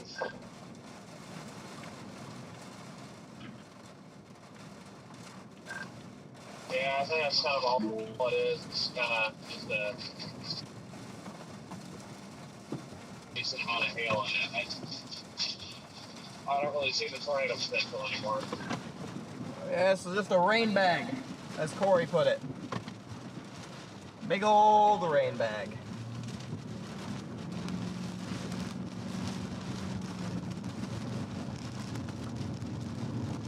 Back over to Vince. I was just looking and my auto location is not accurate. I am east of I-81, or not I-81, but Highway 81. Yeah, that's where it shows you. All right, let's do. All right, we got a view now of our storm in the Texas Panhandle. Okay, perfect. This is Aaron. Whoa. This is Aaron J. Jack. We're starting to get a little glimpse of this supercell, and again, this could produce a photogenic tornado pretty easily.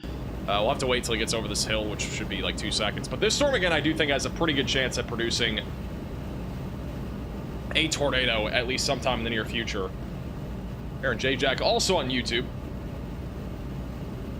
We're gonna have a view here in like 2 seconds, I think, unless this hill is larger than I thought.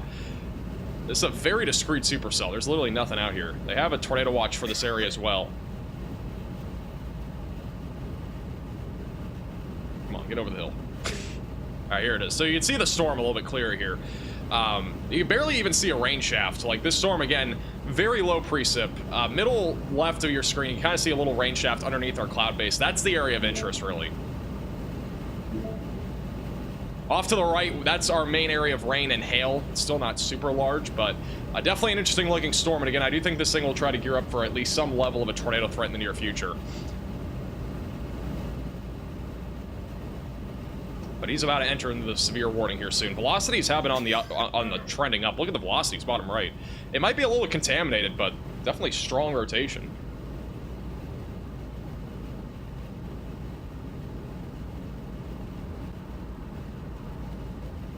All right, I'm gonna go back to him in a second. Let's go back over to Tornado Pagey, who's in the middle of our hail core south of Wichita.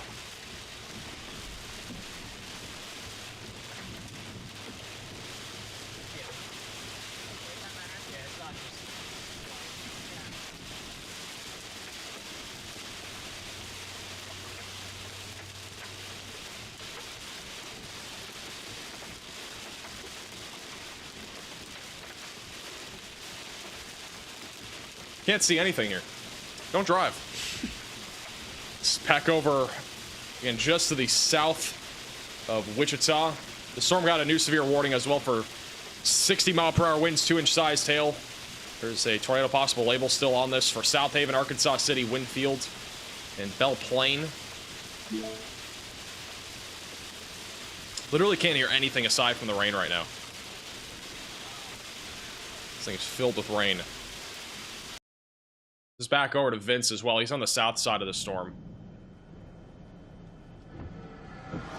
Hey, Michelle, for becoming a member. Welcome to the Velocities.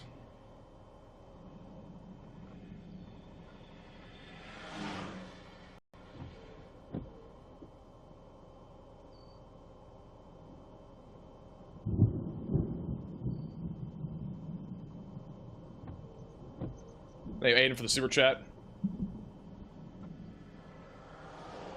There is no tornado west of Wichita right now. No imminent threat either, at least for now.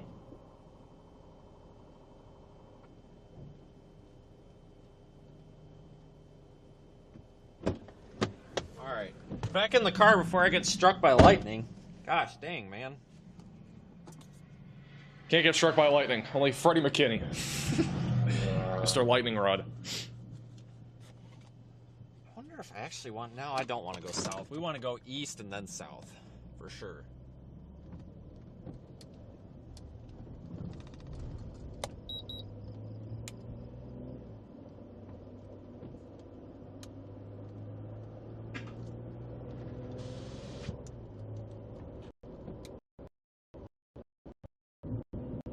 We go to... I'll stay on him for a second.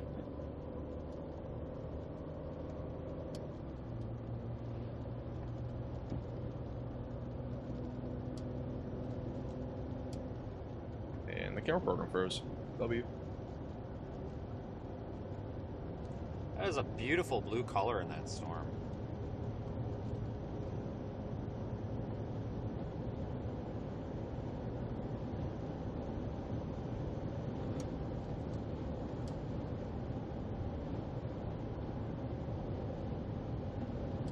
Is there a derecho yet? A derecho is something that we can't really forecast, like forecast at a time. Like, it may or may not happen. It just depends on a intense line of storms forming. And I mean, right now, like, we are starting to see the beginning of a line of storms forming. We got a little cluster forming just south of Salina and Russell. And this will likely end up being what our line of storms is. So it's starting to form. And it's probably going to become a pretty intense line of storms here in a few hours as that tracks down towards Wichita, but it's going to take a little bit of time. Everything else that we have right now is more discrete, which means we're going to be looking at a more elevated hail and wind threat, a bit more of an elevated tornado threat, especially out of this supercell near Perryton, which, again, Aaron J-Jack is coming up on right now, so we're keeping an eye on him. I'm surprised this is not tornado warned yet. We do have strong rotation right now coming up on 83. This will be moving into Perryton, Texas in a few minutes, so I would fully expect that we get a tornado warning here in a few minutes. If we don't, I'd be a little bit surprised, but again, we don't still have clear visual of this storm yet, but we should at some point here in the next few minutes. Aaron is currently positioning, coming up on this here over the next few minutes. And once again, Tornado Pagey is driving through high winds and also a lot of rain. This is near Oxford. I'm going to go to Storm Runner as well. Storm Runner is a little bit closer to the hail core. Actually, no, they're outside of the storm now. Their location hasn't updated. But they are now coming out of the storm here near Oxford, which does have a very broad area of rotation southwest of Winfield. Moving towards Arkansas City. Yeah.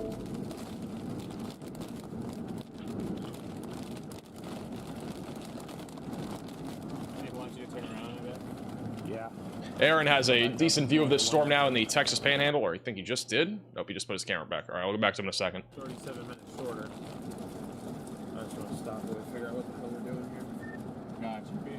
If we put South Bend in the GPS, it still wants us to go 30 up to Kansas City. Arkansas, what he just said in the chat. Is that how you pronounce Arkansas? Is Arkansas?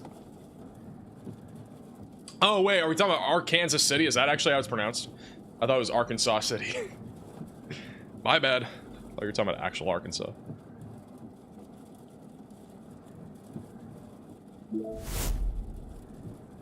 The storm in... We actually got a storm east of Lubbock right now that just got upgraded. The storm east of Lubbock, north of Crosbyton, just upgraded to golf ball-sized hail and 60-mile-per-hour winds. Got multiple storms firing up around Lubbock all the way back through Childress, Texas. Again, all of these are high-base storms, meaning our dew points are very low in the low levels, and then also our temperatures are very high in the low levels near the surface. I mean, the temperatures are right now in the 100s, so it is very hot out here, so we really don't have any tornado threat unless the temperatures cool dramatically. So overall, a lot of wind and hail will be the biggest concern here. If we are able to achieve any supercells, which we have one right now north of Crosbyton. I'll just go this way. Actually, no, you're right. You're right. Yeah, you're right. I'm wrong. Apple Map to do it, but yeah, we go north to Kansas City. I just went on I went on Google Maps first. All right, we'll keep the eye on them. Again, that's near Winfield right now, but. Tulsa got hammered in the wee hours in the morning. We had a 110, or not 110, but 101 mile per hour wind gust actually early this morning in Wichita, Kansas. We had a line of storms go through. I wasn't even awake when that happened, but I know some of you guys went through that line of storms this morning in Wichita. We literally had a destructive severe thunderstorm warning for 100 mile per hour damaging winds, which for the record, you do not see very often. So, yeah, that was a little bit of a surprise back over in Wichita. Put Aaron J. Jack back there in a minute. Also, shout out to Jamie with the $20 PayPal donation. Really appreciate that.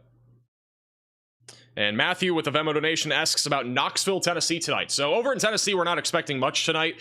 Keep in mind that this is the risk of severe weather today. Even though we have a marginal threat back over in Knoxville, it'll mostly just be isolated damaging winds and hail. This is obviously the greatest threat. It's going to be across the Midwest, Central Plains, and maybe even into the Southern Plains. Large moderate risk of severe weather is in place.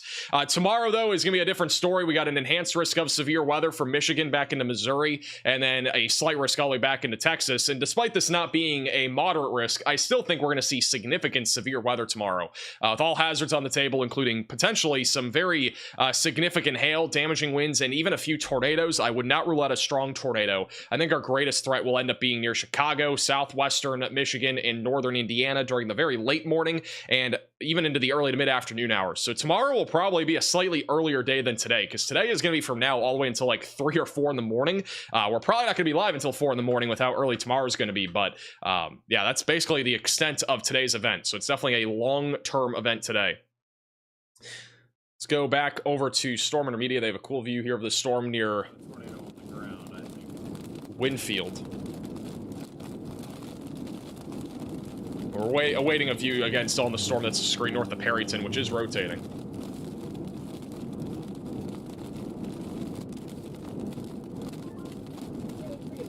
Thank you, Angela, for becoming a member.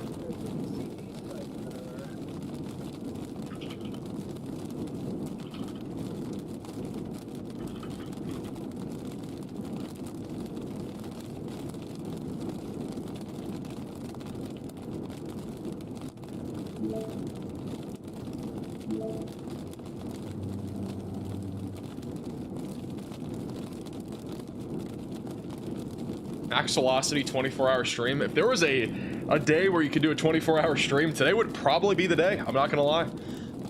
You could easily go 28 hours. It would basically be from now until like 8 o'clock tomorrow. It would be possible because I mean we're basically gonna have severe warnings almost at any time. But it's technically possible. No.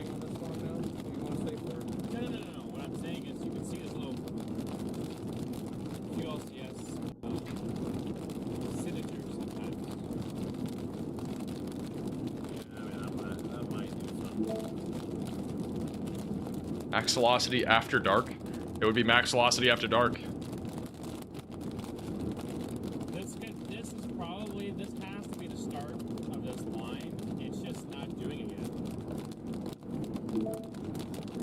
Yeah. I don't know if you guys heard that, but my bad. That was really loud. Click the wrong button. For my own sanity, there's no way we're doing a 24-hour stream, but it would be a possibility tonight. Hey, Denim Donuts for the $5 super chat. I would need an extra load of caffeine if we were doing a 24-hour stream. For the record, if that ever happened, there would need to be a serious amount of caffeine involved. They have upgraded the warning in Kansas. This is going to be back over in Collie and Sumner counties, which is the southern storm. It is back up to baseball-sized hail with our largest hailstone sizes currently falling just southeast of Wellington and south of Oxford. That is also southwest there of Winfield. That'll be moving towards our Kansas City, and then also approaching Highway 77 here over the next few minutes. Again, Connor Croft, Storm and Media on this right now, and then also Vince is on the southern edge of this storm as well right now. This is a live shot from Nathan Moore on our Supercell in the Texas Panhandle. Definitely a good structure on this thing. It is a very photogenic storm, very different from our other storm, because the other one is now getting... there's a lot more moisture, a lot more rain falling. This one does not have much of anything. And we have a little couplet on radar popping up, but it is going to probably be a little bit contaminated, purely because of it being further away from our radar site. But nonetheless, there's definitely rotation on this thing. This is a live shot here.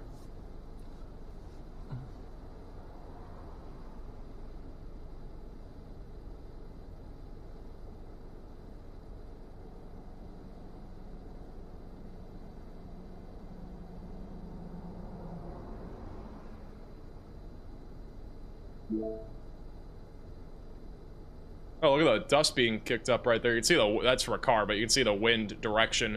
It's probably the inflow going to the storm right here. There's a big hook echo on this storm, though.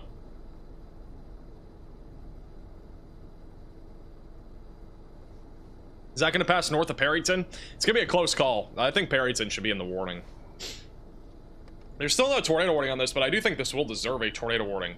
If we have any signs of legitimate rotation, there may be a little funnel there on the left. It's hard to tell, kind of in the rain right there.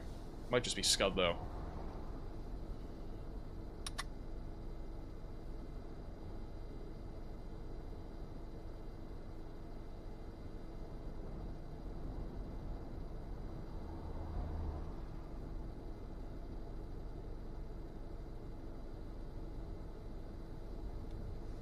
Is Connor still alive? I don't know. Somebody just said he wasn't alive anymore.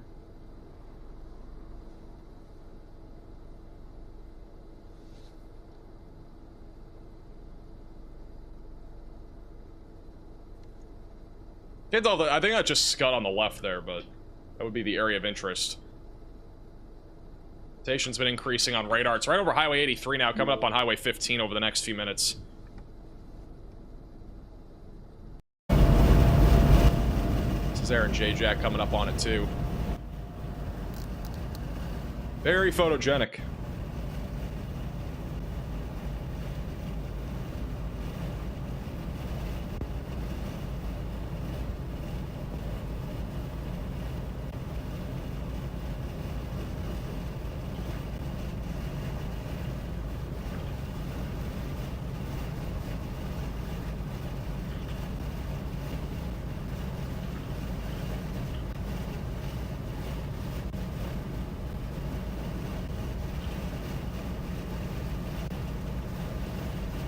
Or is that this near Perryton, Texas?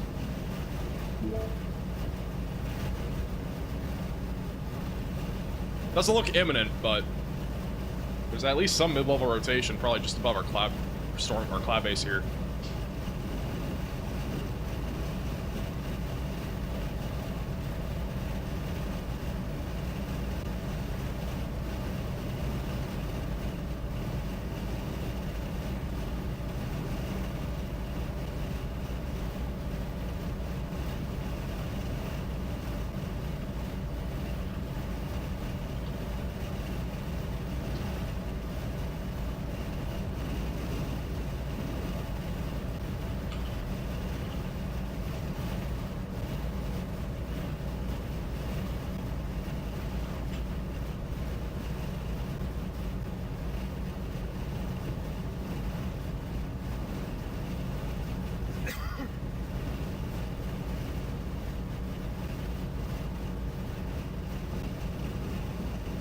Last time we had a 101 mile per hour wind gust was 1993 in July.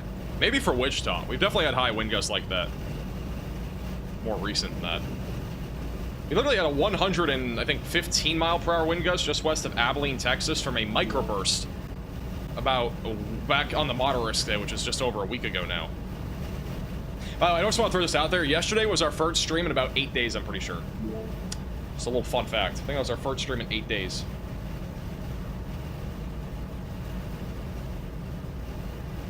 What is that on the left? Is that just rain? It would just be rain. Almost looks like a tornado, but I think that's just rain. Structure is pretty impressive here. Velocities are still on the stronger side of things. Coming up on Witchwell, or Witchill. Also going to be coming up on Hattoon and Booker. It's northeast of Perryton, Texas.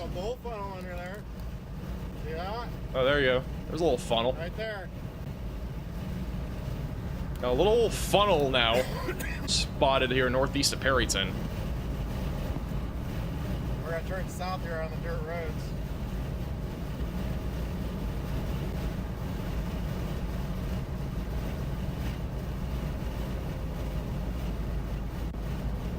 I live near Aaron in Canada. Love to see Canadian storm chasers.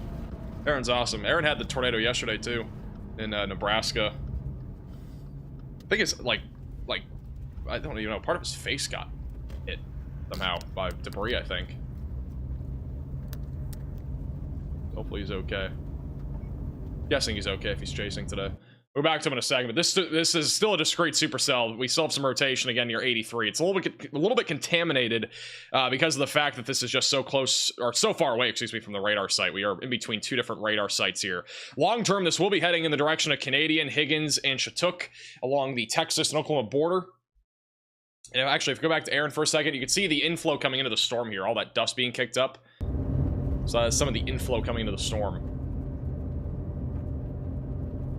Hey, Timothy, for the $20 super chat. Love your direct approach. Thoroughly enjoy your channel. Appreciate that. Glad you enjoy the channel. Apparently there is a little funnel cloud still there. We're going to keep an eye on that. That's very similar, by the way, what we saw yesterday. It was a very tiny little funnel cloud, and then it eventually turned into a big tornado.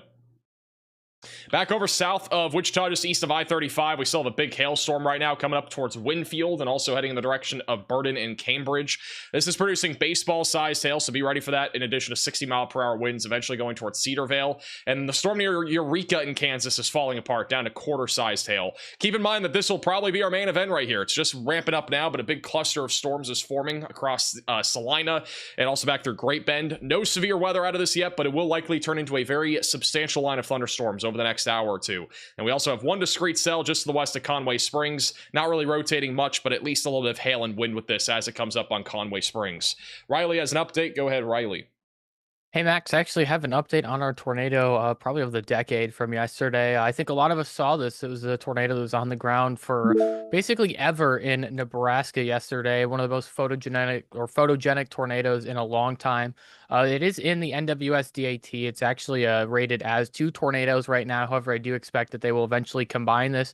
It was rated an EF2 tornado with a number of EF2 damage indicators along the road, where we saw it basically stall out and just sit over for a while. This is mostly associated with some of the trees that it hit, as well as I believe there was a road sign as well. And we also saw ground scouring and electrical poles that were hit. However, only the electrical poles were included in the assessment by the National Weather Service. It was on the ground for just over an hour, assuming they go ahead and decide to combine these two damage paths, which obviously we saw the tornado firsthand, and we know that it was on the ground the entirety of the time for over an hour. It touched down around 7:04 p.m., and they have the official lifting time right now as 8:05 p.m., so on the ground for just over an hour. We also had an EF1 tornado confirmed in Minnesota. It was actually on the ground for a long time as well. We do not know exactly when the National Weather Service thinks that this lifted. We only know that it touched down around 4:21 p.m. The end time right now is listed as 4:43. However, they have not completed the full damage survey line. But yeah, this was definitely a long track EF1 tornado that we had in northern Minnesota. All right, thank you, Riley, for the update. Let me go back over to Aaron J. Jack on our discrete supercell in Texas. He is coming up on this right now, I think. Or nope, he changed his camera back. All right, we'll go back to him in a second. Let's do Tornado Pagey, bottom right. We'll go full cam first to Tornado Pagey. She is back over on the storm just to the south of Winfield. Or actually, yeah, they're near Winfield right now in Kansas. Little shelf cloud view here.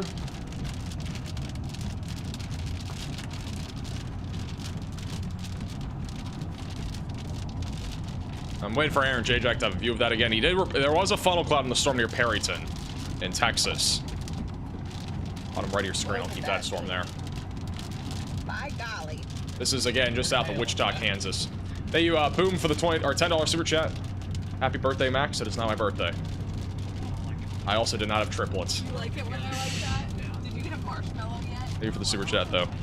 Okay, just hold on. Let me find you one. This is very important. I'll have a little bit better of a view here in a second. Okay. It's a chocolate-covered marshmallow. What in tarnation?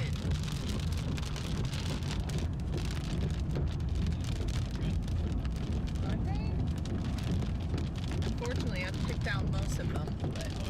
Oh, lots of lighting in that flow. Oh.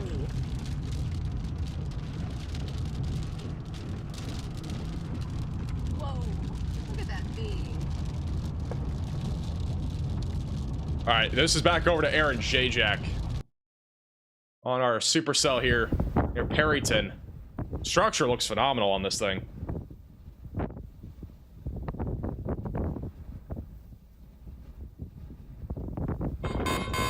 A new tornado warning has been issued. We have a new tornado warning in Nebraska. This is for Dawes, Box Butte, and Sioux counties. This is all the way back over in northwestern Nebraska, near Hemingford. So if you're in this tornado warning, seek shelter, get away from windows, and get on the lowest floor possible. Main area of rotation is going to be just to the west of Hemingford, going very slowly to the east. Little discrete cell here. Also going towards 385.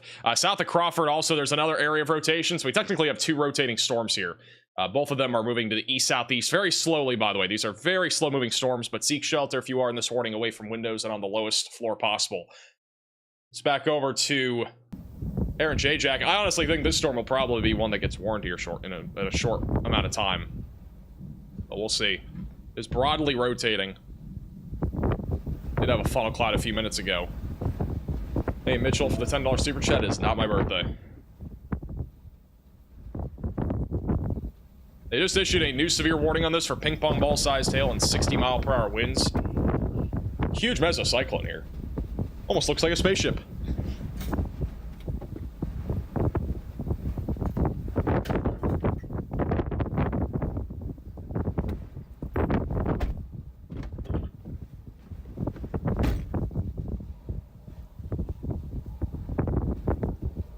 Hey, Zeal, or Z for the $5 super chat.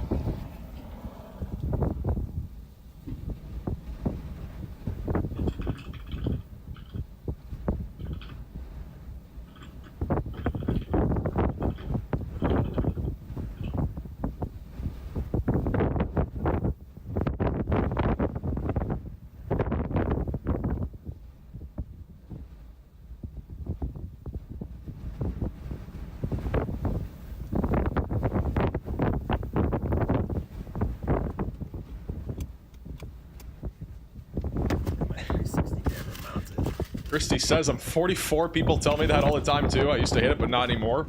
I mean, for the record, it is not my birthday, so like, there's a reason why. Back over to Nathan Moore. See a lot of right to left. I don't see much left to right. A lot of right to left. Hey, Cole for the $5 super chat. I appreciate that. Gold from Central Illinois. Central Illinois could be a big one tomorrow. Could be a big one.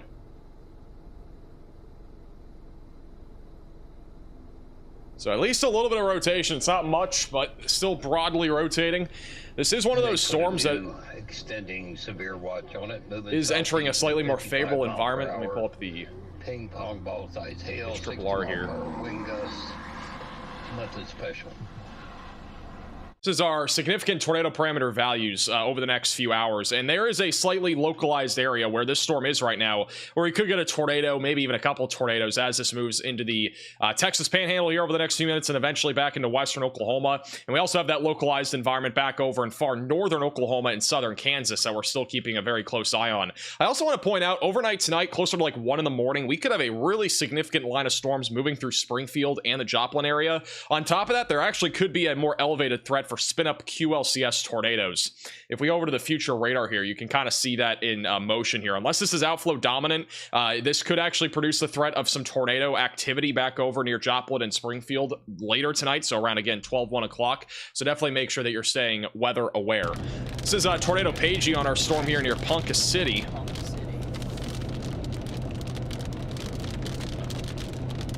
Structure is pretty crazy. You know, I do want to point out that this storm here near Arkansas City is pushing down into Oklahoma, which is a more favorable environment for tornadoes. So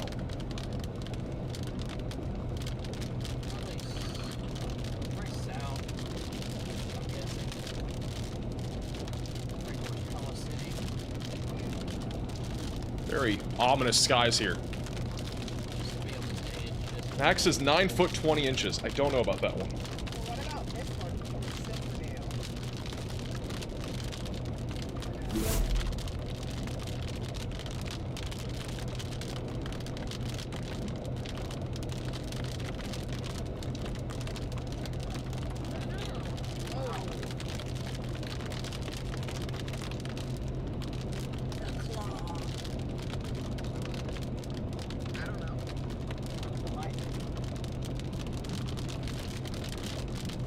What an ominous view. Look at the shelf cloud on the right.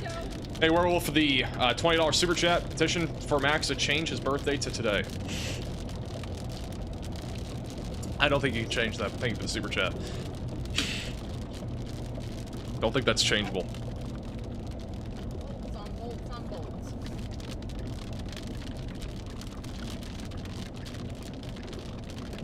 Wow, look at this. This is Aaron J. Jack driving right under our spaceship supercell back over in the Texas Panhandle. What a view.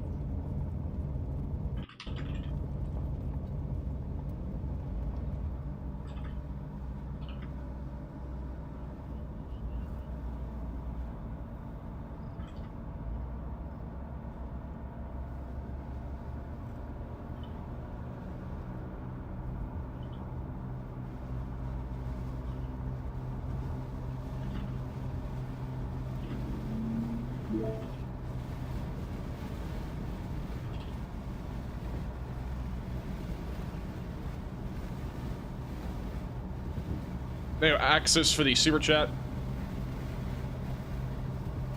We'll talk about tomorrow at some point later in the stream. We already talked about it briefly. Also, you can watch our video today. Today's video has a lot of details on that.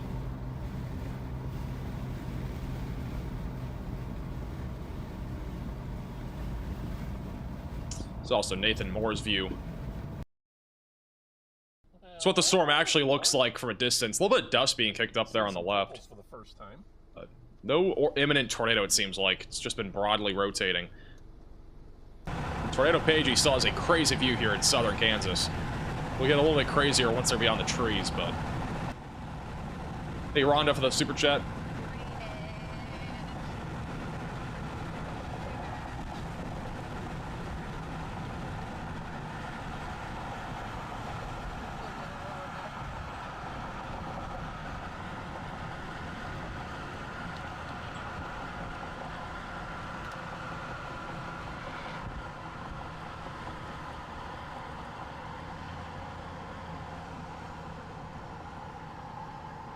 Hey, big for the super chat as well. No problem. I didn't even know that happened. That happens, though, unfortunately, on social media sometimes. Thank you, Ruby, for becoming a member. Welcome to the Velocities. Storm looks pretty gnarly.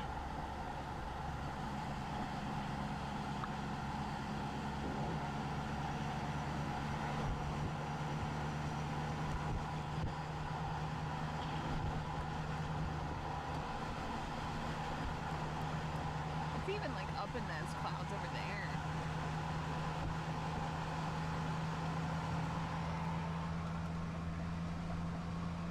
That view looked like a cow catcher. Can you do a hurricane outlook? There's no hurricanes to talk about other than the one that's forming in the Pacific, which I am going to try to touch on in tomorrow's video. I forgot to do that today. There's a tropical storm. It's not going towards the United States, but it'll be impacting Mexico. Probably talk about in tomorrow's video. Thank you, Doug, for the $10 super chat. New studio fund. I appreciate that, Doug. Thank you for the super chat. Back on our Texas supercell. Still got some dust being kicked up. And does not seem imminent for a tornado, but it is a discrete supercell. Velocities on radar are pretty broad. Nothing really organized right now. Joel, thank you for the $49.99 dono. That'll help for a windshield. Just over to Amarillo, not the same distance as Dodge City, but at least Amarillo's looking in. Let me go back over to Tornado Pagey.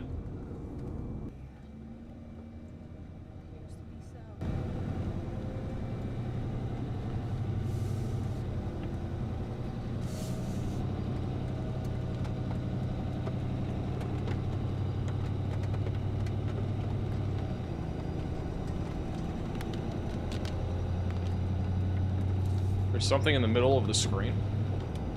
That's a cloud. This does have a chance of producing a tornado. It's not really like this is again your Arkansas City in Kansas. It's about to be moving into Oklahoma. The only problem is it's been basically all outflowy. So unless this can latch to the outflow boundary, it's going to struggle to produce a tornado. But it has a chance. It's going towards a more favorable environment. It's going southeast, which is actually favorable for this particular storm. I just think the odds of it are pretty low. Smoke. Hey, Bungus for the super chat. I do. That's awesome. Thanks for the happy birthday. I'm not 40 years old. Yeah, look at that. Murph said you're one of the coolest 40-year-olds I've seen on YouTube. I'm not 40. Right there? Yeah. Oh, yeah. Why, dude? Right there. Do I look 40 to you? Like, I don't even have gray hair. Like, Yeah. Drenched. I just got drenched. no way. A new tornado warning has We been have issued. another tornado warning in Nebraska. This one is also near Harrison, west of Crawford. So seek shelter if you're in this warning. We have pretty poor radar coverage, so it's hard to tell what exactly is happening here on radar. But there is a chance for a tornado or two up here in this area. This is actually outside of our tornado risk in general, but a few rotating storms here. We got a little bit of rotation near 71, and then a little bit of rotation just south of Harrison, very slowly moving to the east-southeast. So again, seek shelter if you're in this warning. Get away from windows and get on the lowest floor possible if you are in these two tornado warnings in western Nebraska.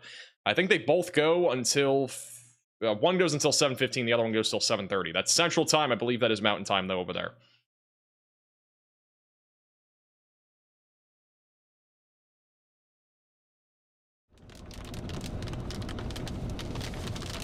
Also, thank you, Jacob, for the $10 super chat. Live in Ohio, so I'm rarely affected, but regardless, you're a hero. Keep up the incredible work. Thanks for the once-in-a-lifetime tornado watch yesterday. Yeah, yesterday was a once-in-a-lifetime for sure. That was a crazy tornado for that almost hour stretch. It barely moved. They're frozen. Let me go back to Tornado Pagey.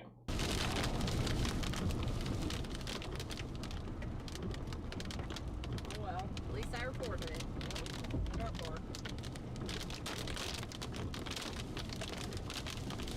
Hey, William, for the $10 super chat. Appreciate that. Feel I can help you there in southwestern Nebraska. We'll keep tornado page bottom right of your screen. Riley has an update. Go ahead, Riley. Hey, Max. So just looking at the tornado environment we have right now across the board. So we do really have two areas of interest. Obviously, our supercell over in Oklahoma, as well as our stuff in Kansas.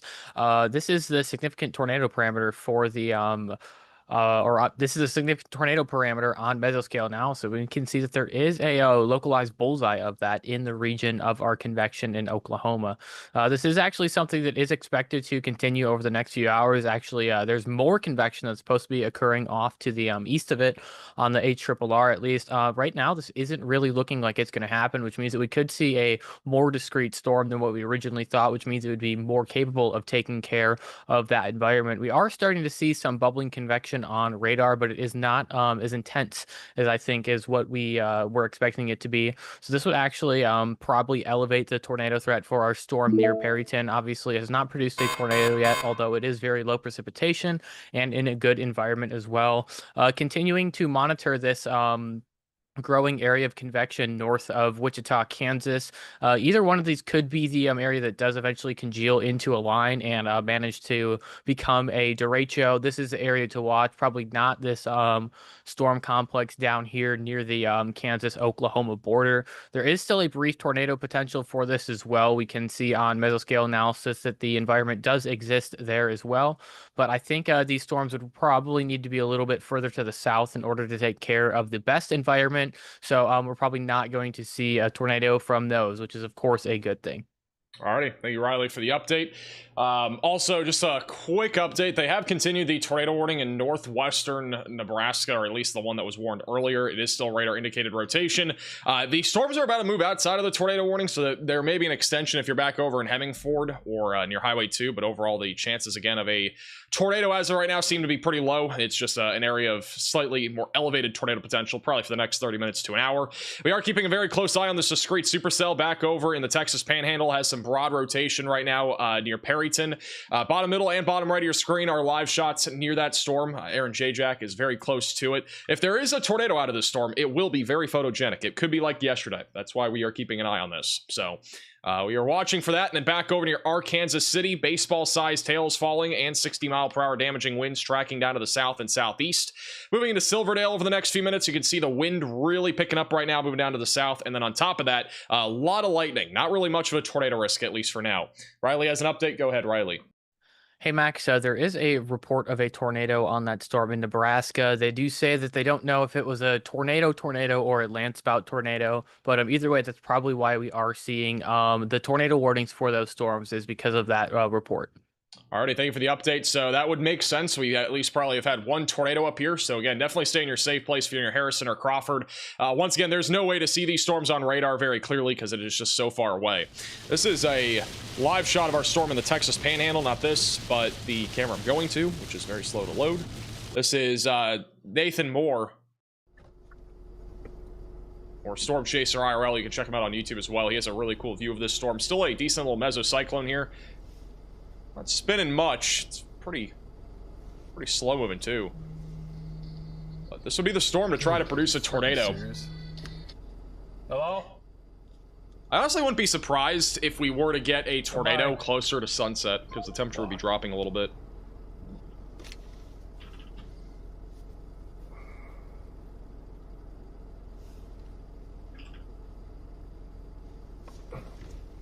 How's it going, Curtis, from Belfast, Northern Ireland?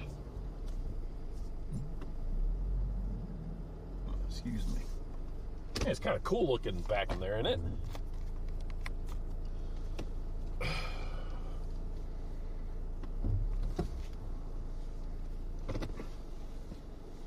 Some great structure, man. Damn.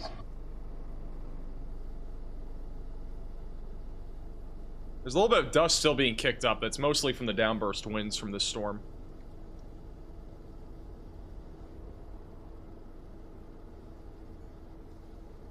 Incredible view, though. If it produces a tornado, it'll be pretty much in an open field up here. There isn't really much up until Higgins and Canadian Texas.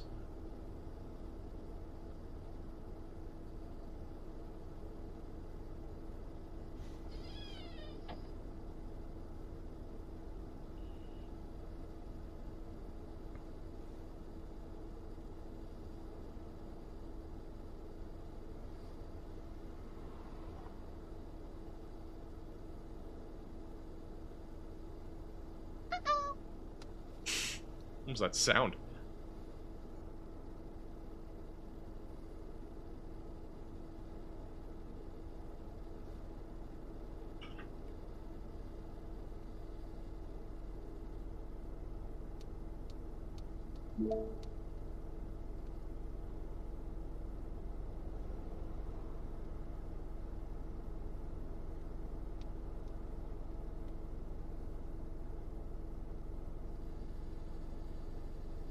ICQ? What is ICQ? Am I the only one that doesn't know what ICQ is?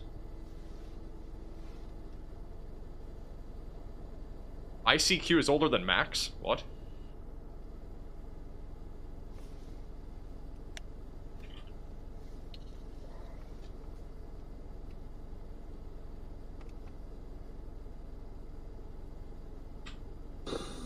ICQ is a sound from my childhood.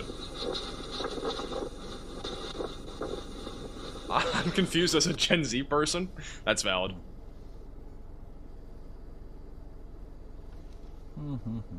This is Aaron J. Jack. He's also on the storm.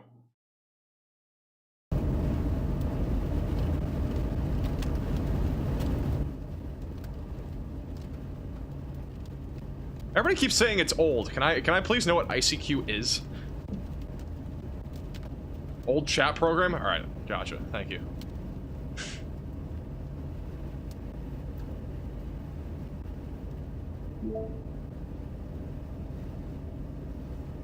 Huge shout out to Jess with the $200 super chat. Do a dance to prove you're not 40? Bro, that is a crazy super chat. W's in the chat for Jess. Really appreciate that. No way I'm dancing in the middle of a tornado warning. The last time I danced in the middle of a tornado warning, I'm pretty sure we had a PDS tornado like an hour later, and that was like a year ago.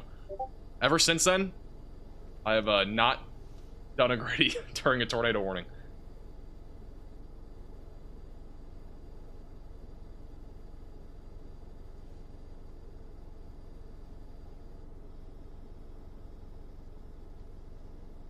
Still an interesting looking supercell here. It's very broadly rotating.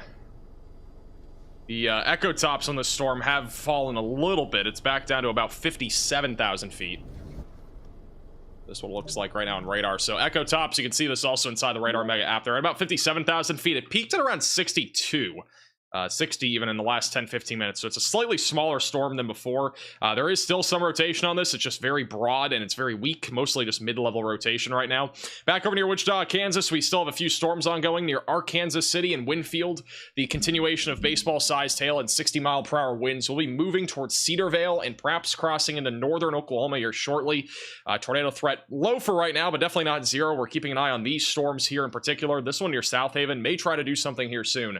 We still have plenty of wind shear in this environment, so if anything can stay a bit more discreet or even semi-discreet over the next hour or two, there will be a chance for an isolated tornado. There was quarter-sized hail reported back over in Arkansas City here in the last 15 minutes, so just a little heads up back over in Arkansas City, but it is still warned for baseball-sized hail.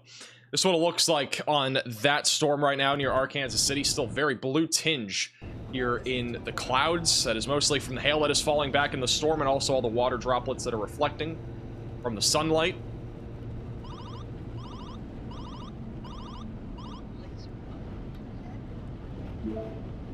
Back over to Aaron J. Jack as well in the Texas Panhandle storm.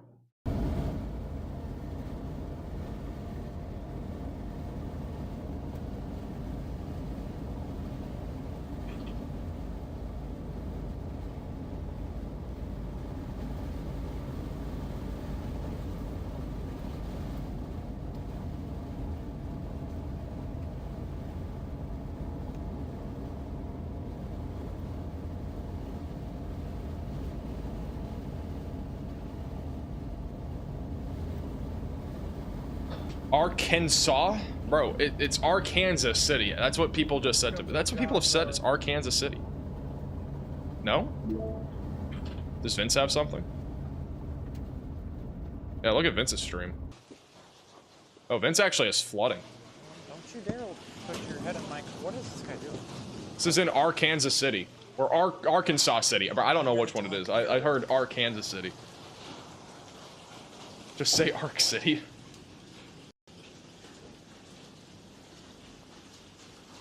This is very soothing. I could fall asleep to this.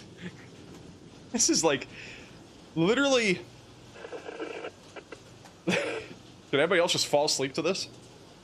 The sound?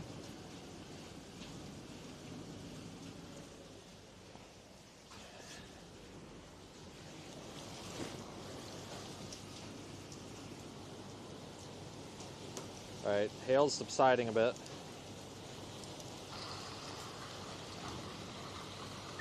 Alright, hail is dying down.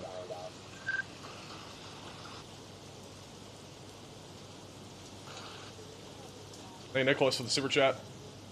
I'll donate $500 if you shave your head bald. Bar, my hair is amazing. I am not going bald.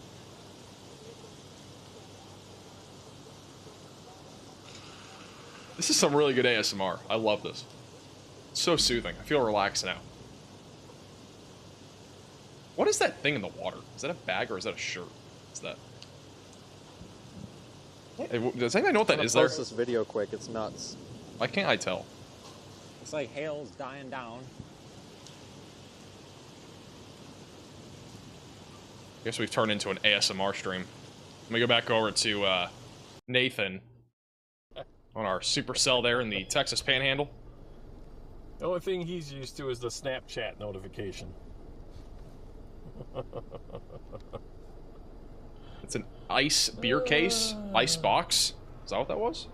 Back in them days on the internet, that's when you were like sitting on the couch, you were playing Halo or whatever the case might be, and watching TV, and then all of a sudden there's nothing to do on the computer, and then all of a sudden you would hear the ICQ notification, or you would hear the "You've got mail," and you would stop what you're doing and run to the computer because somebody's actually talking to me online. That was when it was cool. I don't know what this guy's talking about. Not old enough, I guess.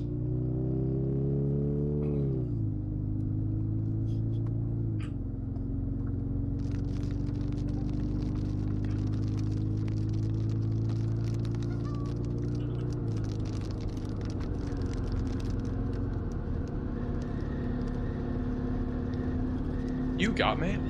I don't remember that. I was not alive when that was happening, I'm pretty sure. There's a new severe thunderstorm warning back over in northern Oklahoma. That'll be near Blackwell and Newkirk for 60-mile-per-hour winds, quarter-sized hail. So it's kind of congealing into a small little line of thunderstorms. This is really not supposed to be the main event. It should be this up here. So we're kind of awaiting this to really organize into a more intense line of thunderstorms over the next few hours. And again, the HRRR has kind of hinted at that. Over the next few hours, we're going to see a bunch of storms kind of fire off. They're going to be kind of messy through about 10 to 11 o'clock and then congeal into a slightly more intense line of thunderstorms around midnight or so. And then into the overnight hours, they go all the way to the east. But yeah, again, this is still going to be a pretty intense event, especially across our tornado watch, with the potential again for widespread damaging winds as high as 100 miles per hour being a possibility. That threat really should maximize a little bit later tonight, but keep in mind that we still have a threat of severe weather, including very large hail, damaging winds, and even a low tornado risk here for the next few hours. So continue to stay weather aware. Let's go back over to the Texas Panhandle storm. This is the latest scan. Let me go to the Amarillo radar site.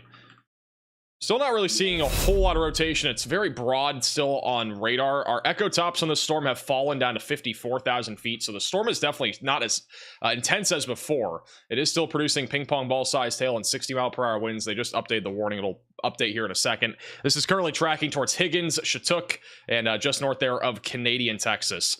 But also further down to the south, we have that severe thunderstorm watch. Just a little update. None of these storms are expected to produce tornadoes, with our moisture being so low and our temperatures being so high near the surface, but there will be a potential for some damaging winds, upwards of 60 miles per hour, and perhaps a little bit of quarter-sized hail as well. Our only tornado warning that is currently ongoing is west of Chandron and south of Harrison, back over northwestern Nebraska. Still some broad rotation here just east of 29. There was one tornado report up here, so that is why this tornado warning is continuing, despite us not really having a great view on radar of what is happening in this general area. But otherwise, Wichita continues to get hammered by storms. We got another one kind of going to the south side now, and that is also going to bring more rainfall to Wichita. And I do think by the end of tonight, we could have a flash flood emergency in Wichita if the rainfall continues to stay as substantial as it has, especially once these other storms off to the north start to move more to the south. A lot of these are training from west to east, and they are very slowly moving. So flooding is going to become a big concern, I think, in Wichita over the next few hours. Back over to Storm Chaser IRL. Let me actually go to Aaron Jack on the Storm of the Texas Panhandle. Hey, Chris for the $5 super chat. The rain is ruining my birthday fire. How's Pittsburgh, Pennsylvania going to be tomorrow? I think Pittsburgh will be all right for most of the day. I think late evening we'll probably see some rain there. Thank you also, Nate, for the super chat. What's happening over in Tennessee? Tennessee is just mostly some pop-up storms, nothing severe. Thank you, Renee, also for becoming a member.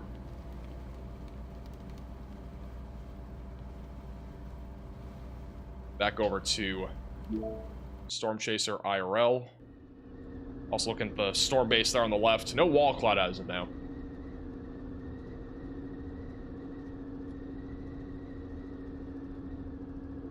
Looking at some of the cameras out there in Tennessee, I don't see anything as of now.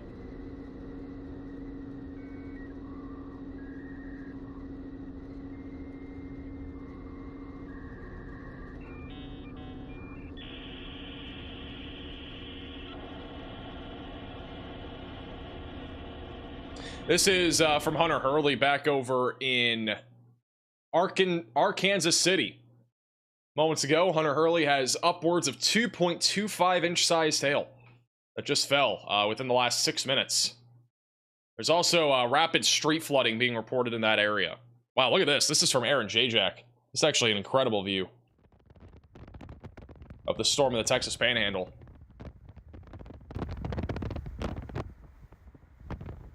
Beautiful looking storm here. Absolutely beautiful.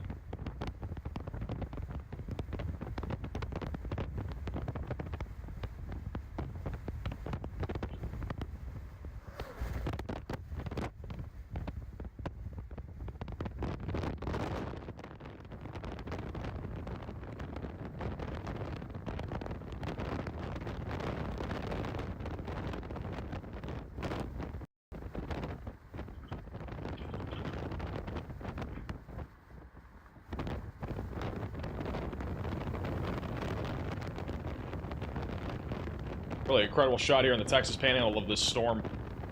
Am I tired? A little bit.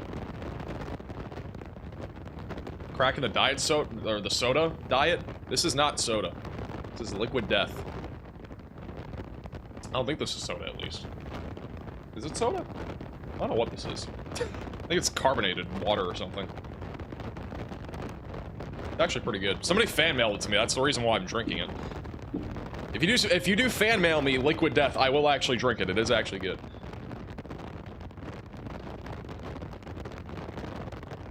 I was kind of surprised. I've never had it up until somebody mailed it to me. I was like, wow, this is really random, but it was actually pretty good.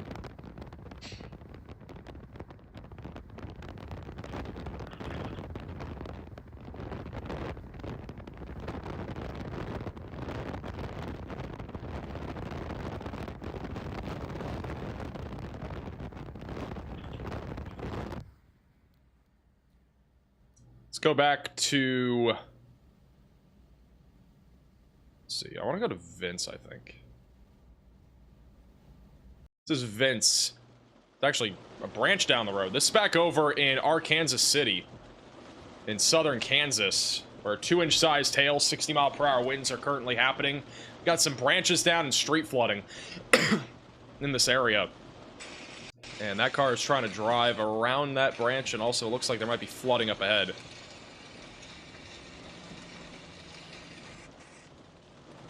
I put that clip on Facebook and Twitter if you guys want to take a look.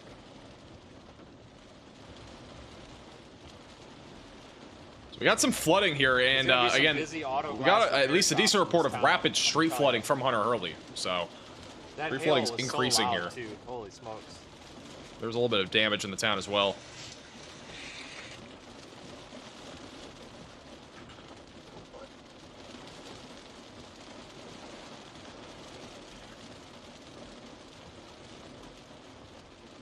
It's on the Snapchat page also. If it's not, it will be in a second.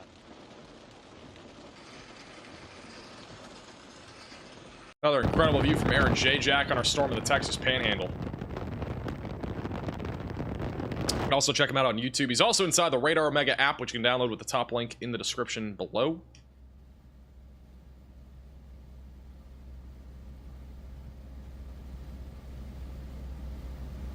Let's go back over to over to Vince. Maybe coming up on some flooding here over the next few minutes. He's kind of on the west side of town. Tornado Pagey's also in the town. Let me see what they're looking at. Or are they frozen? Oh, nope. They're in downtown, I think.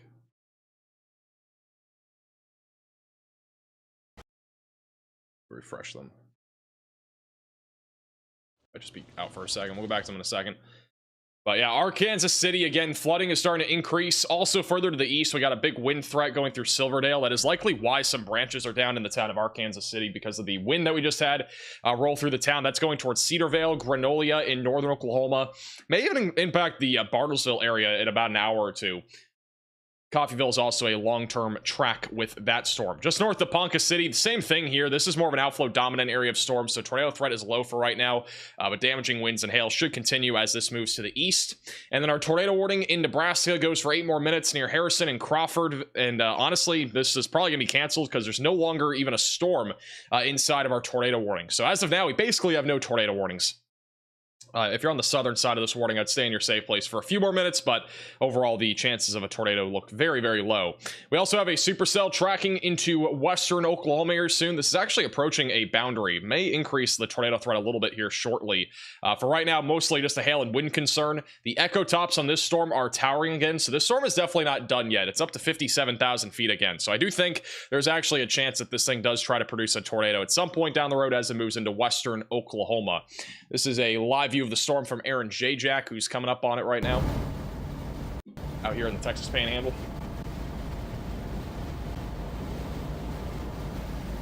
Max is 22, not 40. That is true. I am not 40.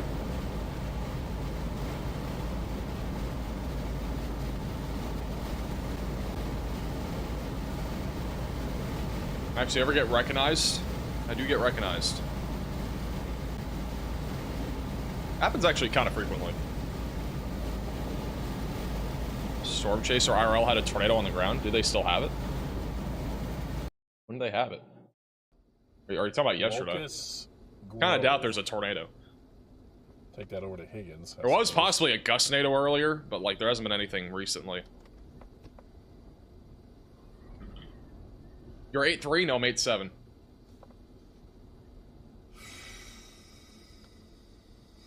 Can't. That goes to people's houses. I've already looked. You get recognized by classmates in college? I mean, I have, but I'm not in college anymore. I'm now officially a degree meteorologist. Really?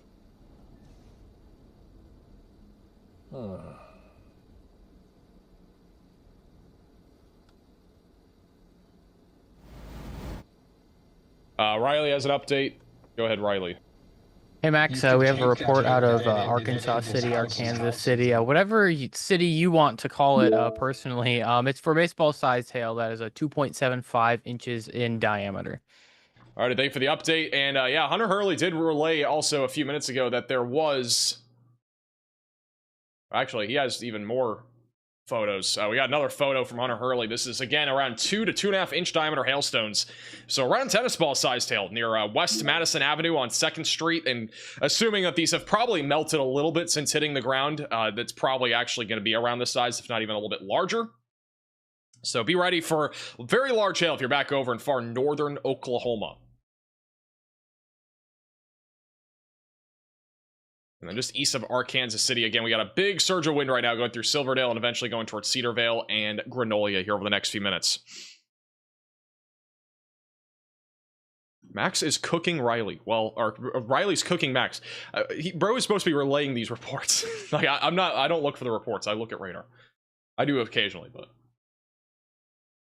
there is teamwork involved. Let me go back to Aaron. Bro, Max, you remind me of a ham and cheese sandwich? Bro, what? What are you talking about, bro?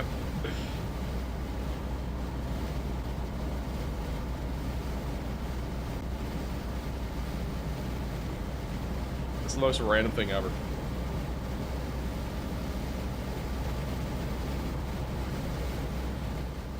It's a beautiful storm in the Texas Panhandle, like basically nothing out here, just open fields. I almost feel like we're in Colorado right now. This has a Colorado vibe to it.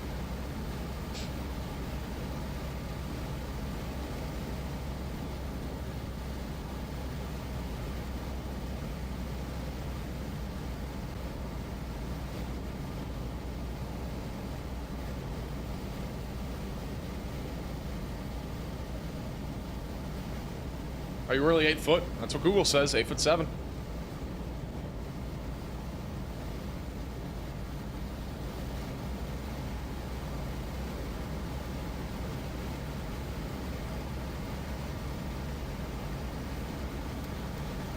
What reflectivity color palette are you using? You can check it out in our Discord server at Max Velocity WX. All right, look at this. Hunter Hurley has gotten even larger hail, 3 inches in diameter. So we got some apple-sized hail back over near Arkansas City, or Arkansas City, whatever you'd like to call it, back over there in southern Kansas. That is, again, the size of an apple.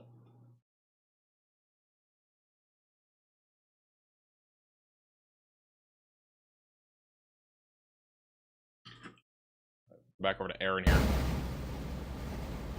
Our tornado warning in Nebraska will expire in about 3 minutes.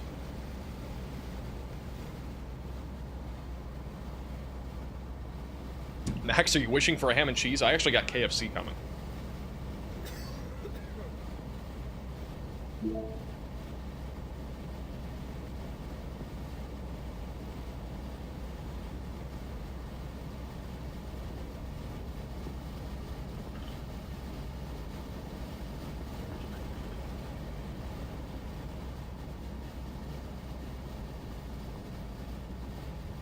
Hey, Ty, for the super chat.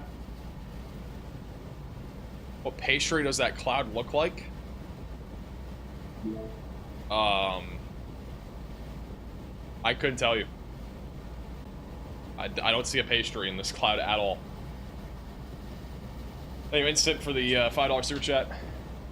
Northwest Indiana may have a bit more of a localized, higher tornado threat in that area.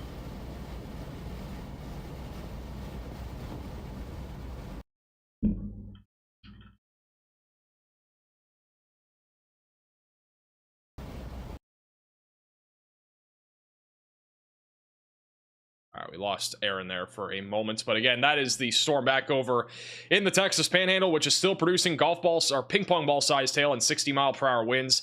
I do think that there is a low chance that this thing tries to ramp up for the tornado threat in the next hour as we approach dusk.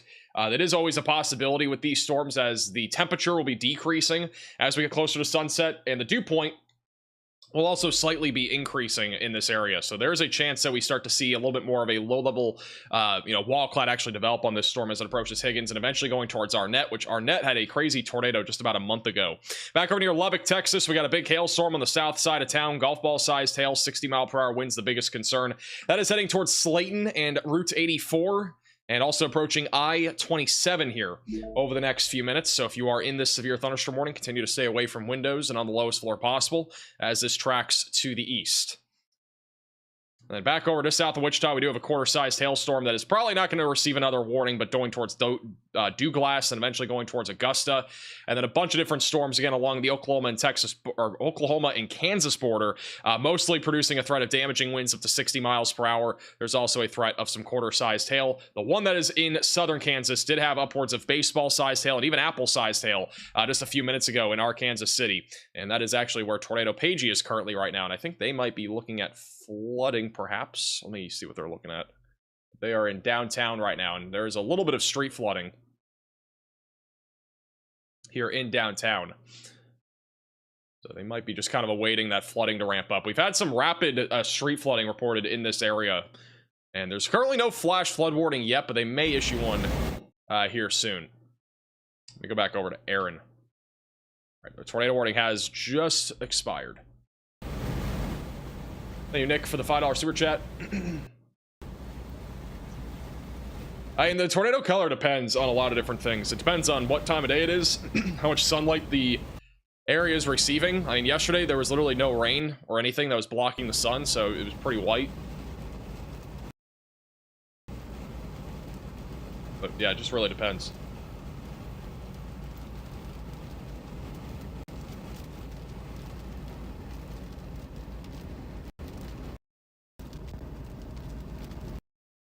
Let me try to fix this.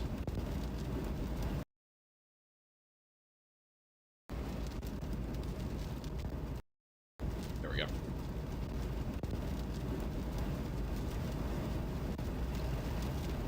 Hey, flyover for becoming a member. Welcome to the Velocities.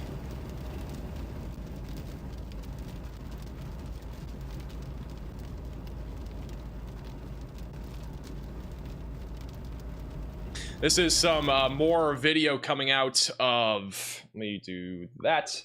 This is more video coming out of Arkansas City from Hunter Hurley.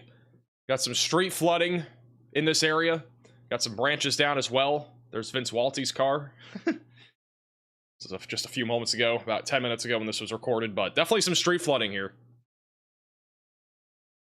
Flooding risk is only going to increase here for the rest of this evening and also into the overnight hours.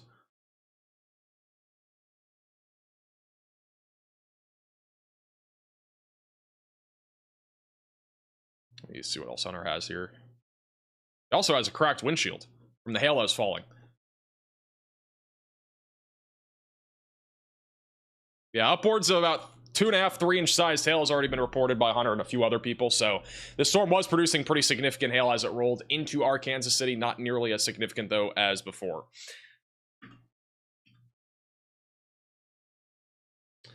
Definitely got to keep an eye on this storm east of Arkansas City. We are starting to see a little bit more of a hook develop on this storm and a bit more of an inflow.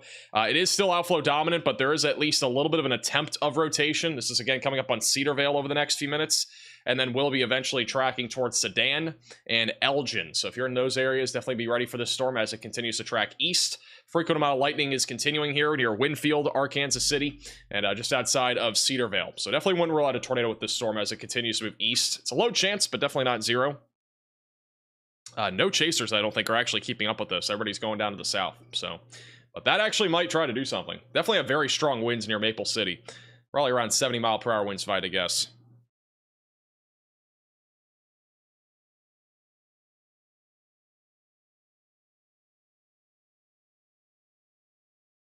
Back over to Nathan Moore, who's on our storm in Texas. Aaron J. Jack should be back in a second.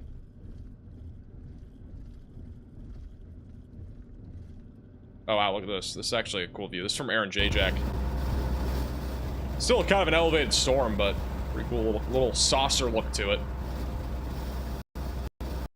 I do think this thing is a little bit outflowy right now. If we go back over to live radar. I see it's a little bit outflowy. Not really looking super organized, but we do have an area of rotation. Just, again, I think it's all mid-level rotation. It's not going to be very visible right now. As it moves into Oklahoma, it may try to produce a tornado.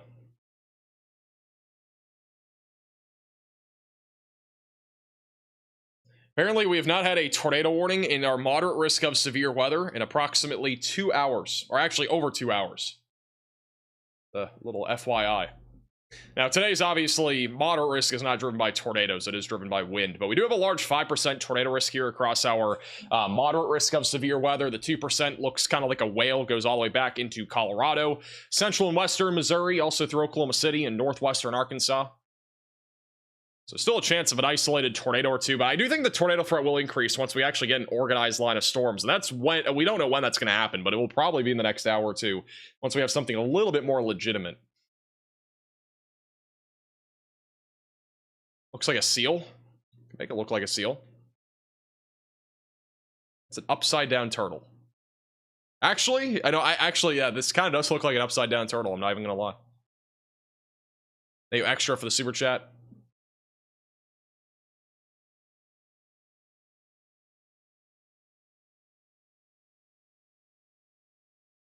Riley has a... Oh, never mind. Riley has an update. Go ahead, Riley. Hey Max, another hail report out of Arkansas City. Even bigger this time, 3.81 inches, so almost up to that of softball-sized hail. I was listening to Bryce Shelton and Tornado Page's live stream, and they said that there is like craters in the ground from where this hail was falling. Alrighty, thank you for the update. That is a big report. Again, our Kansas City got hit pretty hard by this storm, and it's now more of a wind threat moving east, but it's definitely still producing plenty of rain, plenty of hail. Probably not as large as 3 inches by any means now. I think it's definitely down probably closer to 2 inches, but that would be the hail core right there that is going to be moving now into Cedarvale over the next few minutes. So if you're in Cedarvale, be ready for some significant hail as this storm continues to track to the east over the next few minutes. But yeah, definitely a dangerous storm. 3.81 inches is nearly the size of a softball, and at one point this storm was warned for softball sized hail south of Wichita. This is right now what Tornado Pagey is looking at. They're in downtown Arkansas City. It's still pretty windy here. Still pretty windy in downtown.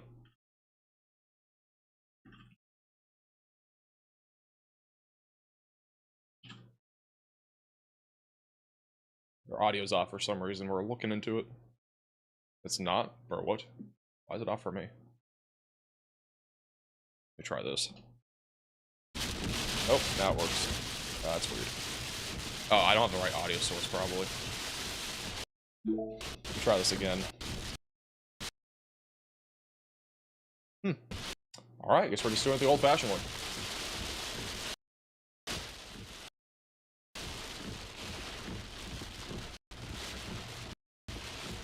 Let me go back actually to Aaron J. Jack. He's on the storm in the Texas Panhandle.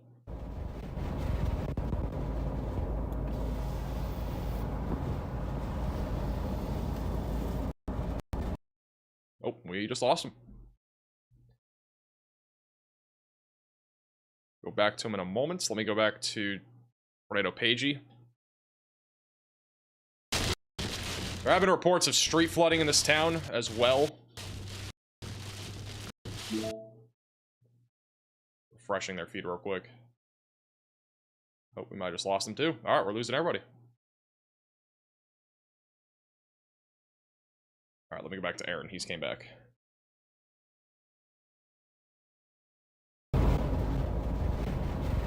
Any update on Kansas around the Topeka area could see a tornado watch or anything? I don't think Topeka will be in a tornado watch.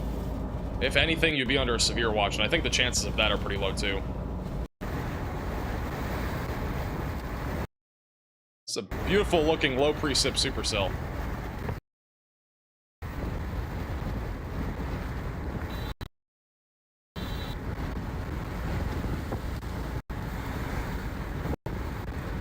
Try to refresh this again. There we go.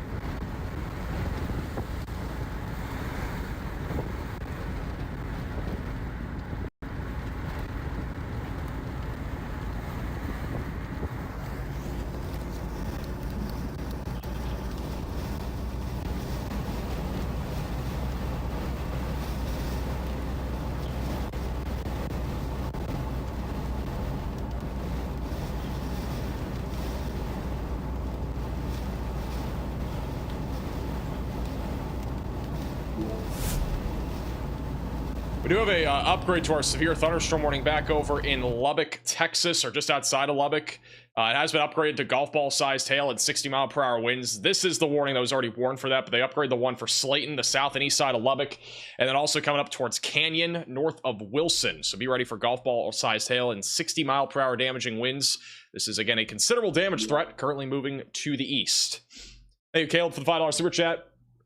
Wichita have a chance of late night tornadoes. There is a low chance of a tornado in the Wichita area with our line of storms. We have a line forming right now. You can see it getting a little bit more organized. Nothing severe yet, but it will likely get a little bit more severe over the next hour. Coming up into McPherson, Marion, Florence. It's going to be coming up on I-35 as well here pretty soon. But yeah, this line is going to start to intensify. I do think the damaging wind threat will increase in the next hour. And our tornado threat should also start to increase. And we'll likely see a new tornado watch or severe watch issued for pretty much this entire area within the next hour or two once this line of storms really ramps up. So we're just kind of awaiting that to happen, and it should happen here relatively soon.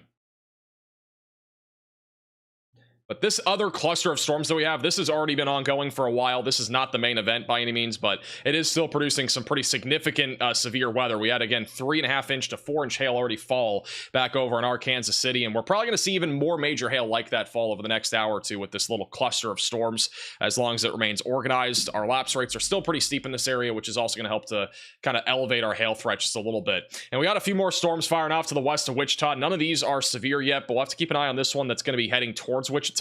Biggest concern would be hail, but there's a low tornado risk as well with that. Thank you, Angela, for becoming a moderate velocity member. Let's go back to the Texas Panhandle. Storm still has very weak and broad rotation, but the hail core has exploded over the last few scans. Very large hail is a possibility heading towards Chinook, Gage, and Arnett over the next few minutes here in the Oklahoma, western Oklahoma area, just outside of Arnett. So be ready for this storm if you're back over near Arnett. We covered that just about a month ago with that tornado that we had. Wouldn't rule out another tornado with this storm if it's able to organize a little bit more as it moves to the east. There's also Scott Peak, who is on this storm. Another cool view of this storm here. Looks pretty elevated right now, but very beautiful. The sun starting to set over the horizon.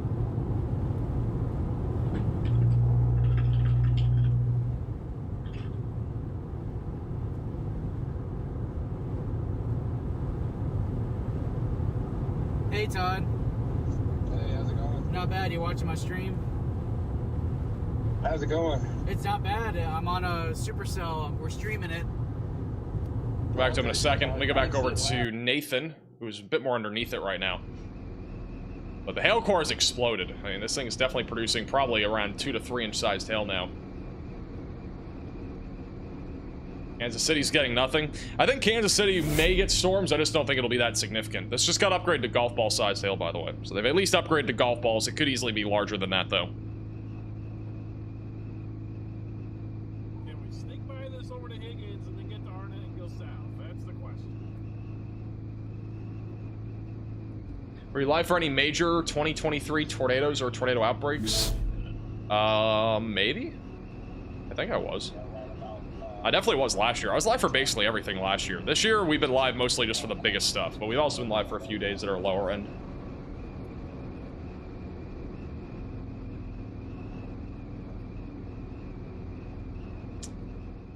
All right, we'll keep him. I'll put him bottom right. Riley has an update. Go ahead, Riley.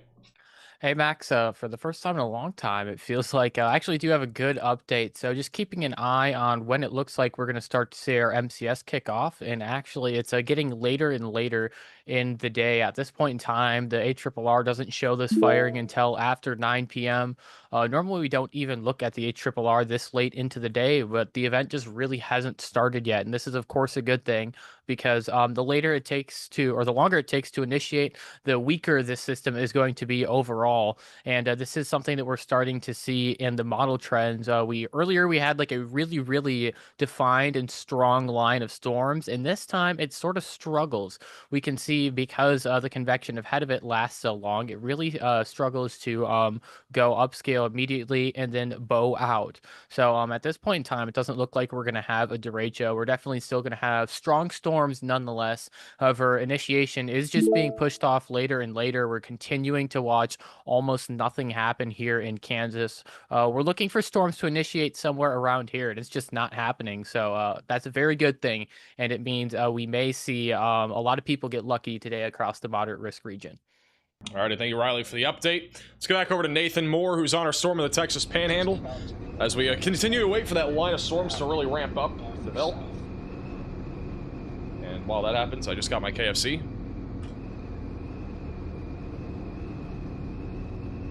Hey, also, Travis, for the $17 super chat. I live in Osage City, so hopefully nothing won't get bad tonight with the NOAA weather system down. Yeah, hopefully everything just stays tame. Hopefully the moderate risk bus. That's what we can hope for. See what happens, but that's kind of what we're hoping for.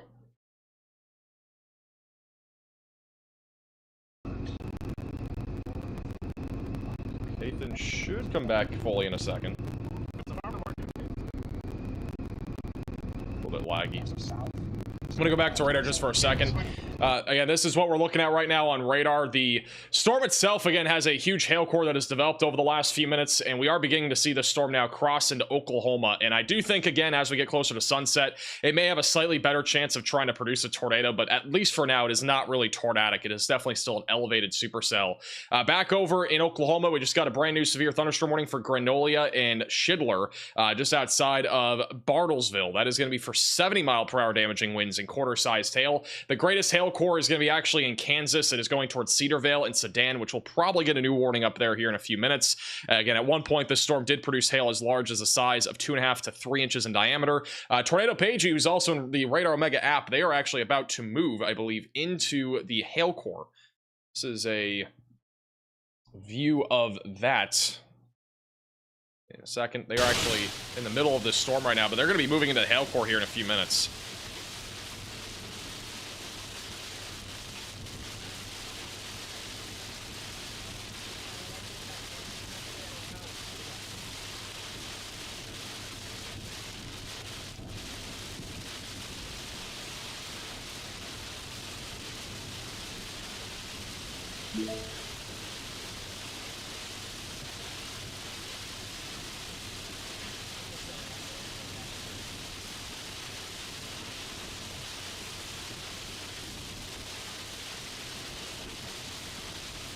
Granola makes me think of granola.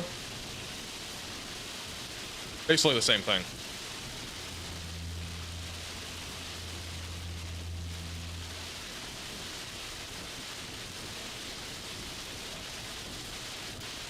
There are actively no warnings, by the way, in Nebraska, for those that are wondering. It's back over to Nathan Moore, who's underneath our storm in the Texas Panhandle. Not raining here. At least for now. At least where he is.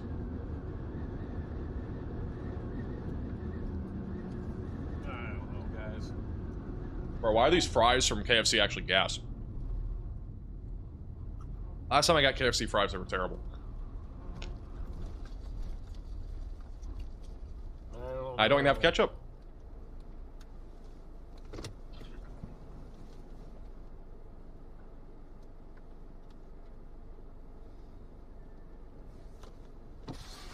Wow, 0 tornado warnings? I mean, for the record, today was not expected to be a big tornado day. I mean, we could still see tornadoes. It's just like today's, I mean, every day this week, the main threat is not tornadoes. Tomorrow could be slightly more tornado driven, especially in the Midwest and even the Northern Ohio Valley. I do think we will have a pretty long live stream tomorrow for sure. Tomorrow looks like a busy day. Are they warm there or warm? Yeah, they're pretty good temperature.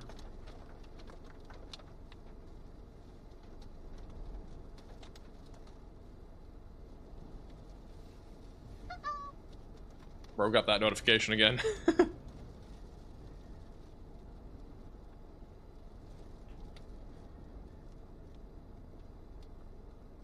I got extra crispy chicken. It's not very crispy. Not bad, though.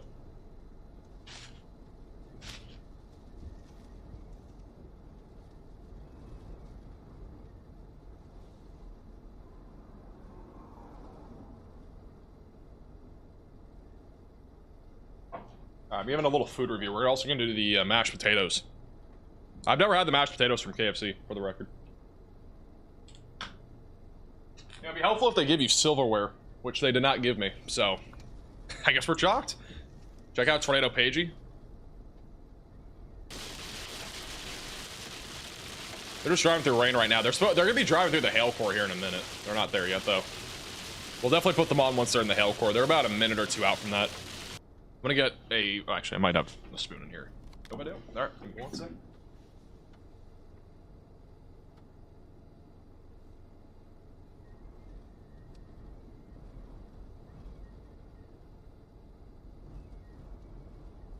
Alright, I got a spoon.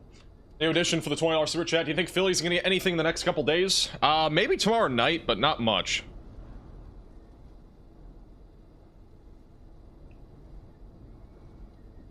These mashed potatoes, they are gas. I'll give it like an 8 out of 10. This is not an ad, by the way. Shout out to Riley, by the way, for ordering my food. He wants a shout out for that. He literally ordered my entire order. I just let him do whatever he wanted.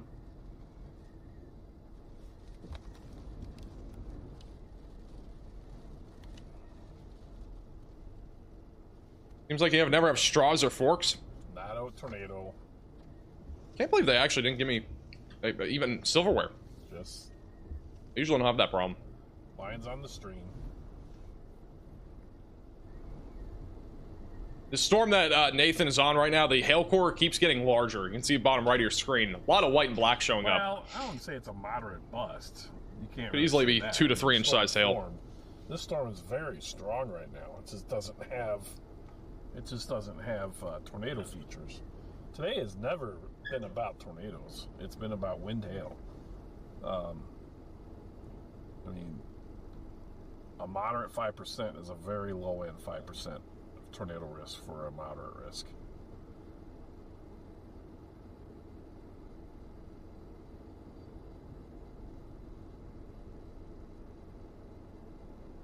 All right, let's see. Is Tornado Page going through the hail core now?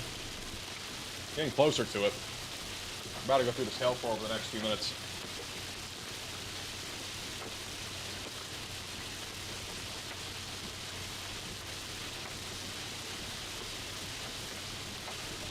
Go back to Nathan for now. What's up, Chris? Thank you. Appreciate the info. Hey, you've given for the super chat. I want to go to Kansas City, honestly, just for a barbecue review. I'm gonna go there just for that. I was supposed to go to Kansas City back in February, but severe weather happened, so I had to cancel the flight.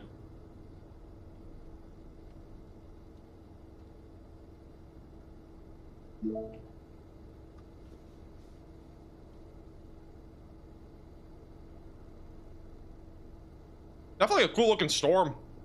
They have issued a new warning. It's an odd looking warning.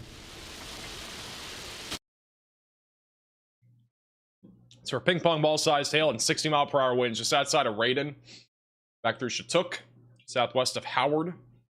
No tornado possible label on this. I mean, it's not really rotating much right now. I think this is just all contamination here, but definitely a lot of hail falling with this storm. It's probably a high quantity of hail, maybe not the size, but definitely a lot of hail. We have a lot of black and white showing up on reflectivity. Usually indicates at least some level of hail falling here.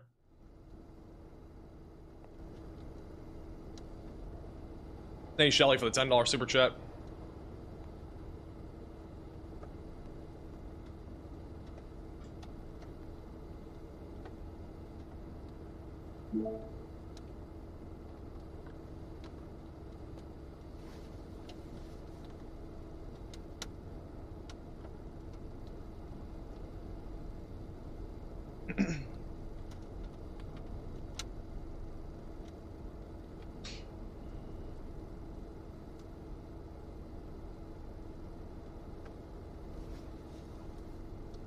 Is this your way of striking vengeance against severe weather since it's caused you to miss your trip?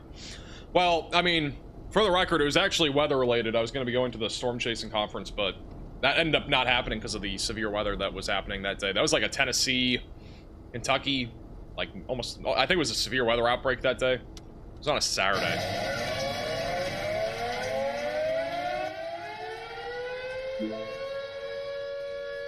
The sirens just turned on? The heck? Are they next to him? Well, what was that? Or is that like an audio thing? Well, thank you for the raid. Oh, it was a raid, bro. Welcome in. Dude, there's no way. I thought those are actual tornado sirens. Music. All right. Nice. That is so misleading. Thank you so much for the raid. Welcome in. Thank you for the highs, the hellos. Thank you, sir, for the super all chat. That good stuff. What's up, Red? Thank you, Shelly, also for the super chat. Let's give a shout out to There's no way it's a raid effect. Literally caught me off guard. I thought that was real for a second. RPG. What's up? I was like, wow, he's next to the sirens and he didn't even jump from his car. Thank you for the followers. Welcome in, folks. Good to see you guys. We're out here storm chasing in northeast Texas right now. We're on a severe thunderstorm. Northeast Texas. Waiting to see if it decides to get its act together a little bit more. What am I eating? KFC. So yeah.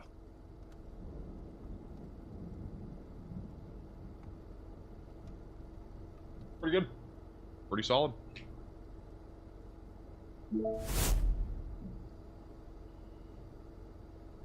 They just issued a new warning on this storm. That's going to be for golf ball size tail and 60-mile-per-hour winds right along the Texas and Oklahoma border. Thank you, Tammy, for becoming a member. Still have, like, we basically have no warnings in Kansas anymore. We only got 2, and they're along the border. Still waiting for severe warnings to be issued on this line that's forming, but nothing severe yet north of Wichita. Otherwise, it's been mostly just damaging winds and hail with this cluster of storms moving across Cedar Vale here over the next few minutes. I know Tornado Pagey will probably be in this core of hail in a minute. They're mostly just driving through rain right now, but whenever they drive through the hail, we'll go back to them.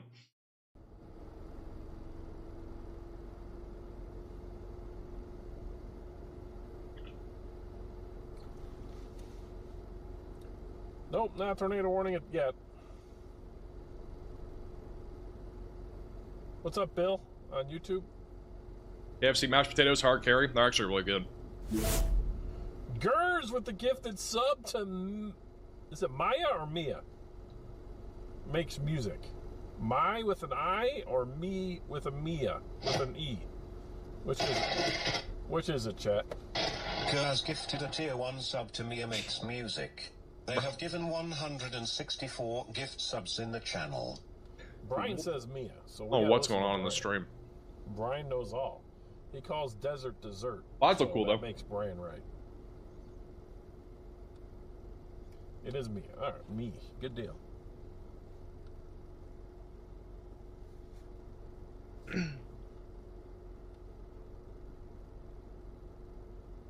We are going to talk about the Midwest and the Ohio Valley here in a few minutes for tomorrow, for those that are wondering. We'll talk about it at least for a minute.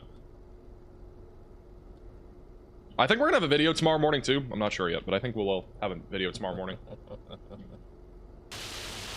Back over to Tornado Pagey on our storm that's producing 2-inch size hail and 60-mile-per-hour winds in southern Kansas.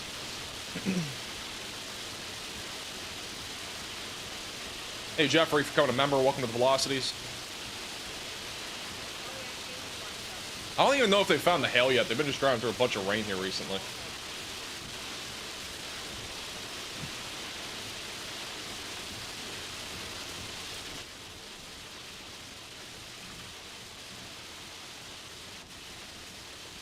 The person with their flashers has been on for quite a while.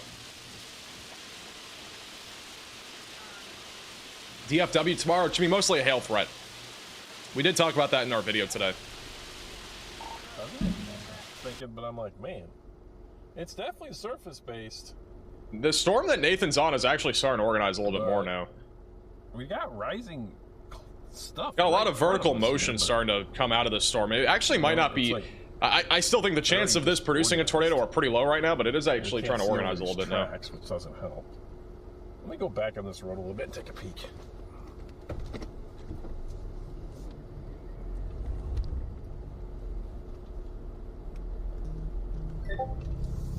It is still a surface-based storm, so definitely has the potential still of producing something when it comes to a tornado threat. I don't think it's that high, but it's definitely still possible.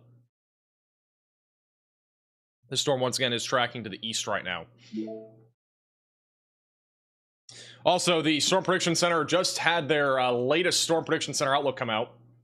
We don't have the probabilities and all that stuff yet, but we do have our risk, which is going to continue as a moderate risk of severe weather. Does not include Wichita. You guys are still in an enhanced risk, but nonetheless, you guys are still in an elevated threat for damaging winds, hail, and tornadoes. And then on top of that, the moderate risk of severe weather does currently include areas in northern Oklahoma and also back over just kind of just outside there of the Texas Panhandle. Marginal threat goes all the way back up into Chicago and also Nebraska. But again, greatest threat is going to be around Joplin, Oklahoma City, Tulsa, Wichita, and just out there of Kansas City tonight, and also the northeastern Texas Panhandle. We'll have a new outlook here, or we'll have the probabilities here in a second. They have removed the entire marginal threat along the East Coast, which honestly, I don't know why they did, because I'm pretty sure there's still severe weather over there. Yeah, we have like an entire line of storms back over in South Carolina right now with 60-mile-per-hour damaging winds. But aside from this, the severe weather threat is pretty much done back off to the east, so that's good news.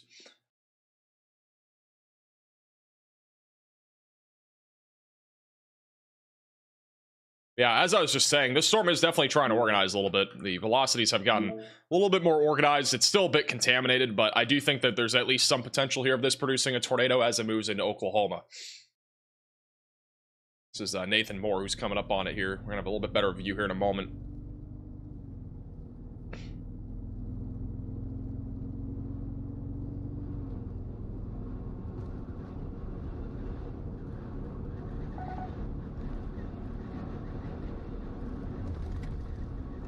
Do you think it'll be bad tomorrow? Or in Tennessee? I don't think it's gonna be that bad in Tennessee. We're gonna talk more about it here in a minute, though.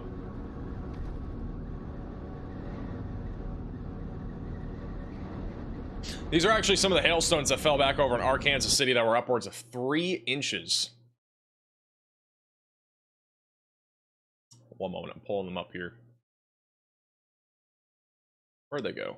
Bro, I lost them. It's gonna be bad in Michigan tomorrow. We're gonna answer those questions in a minute. Keep having a lot of people asking about tomorrow. Actually, I'll probably talk about it at least briefly, but I do want to talk about it more in the sense of the 0ZH2. That should be out here in a minute. Or a few minutes.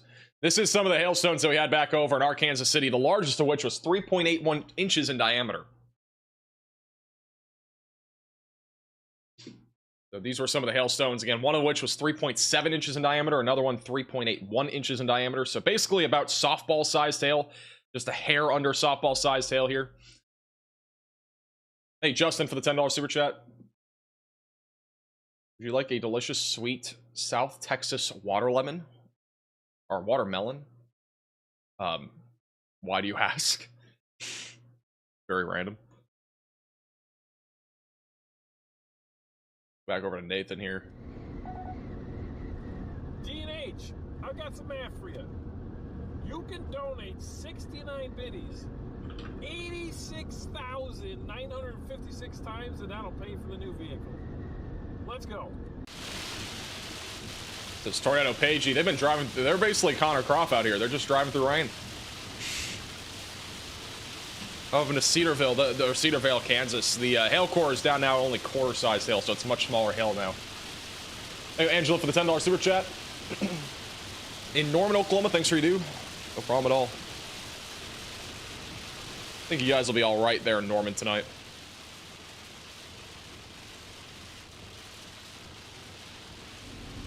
All right, let's go back over to here. We do have the new probabilities, I think, from the Storm Prediction Center.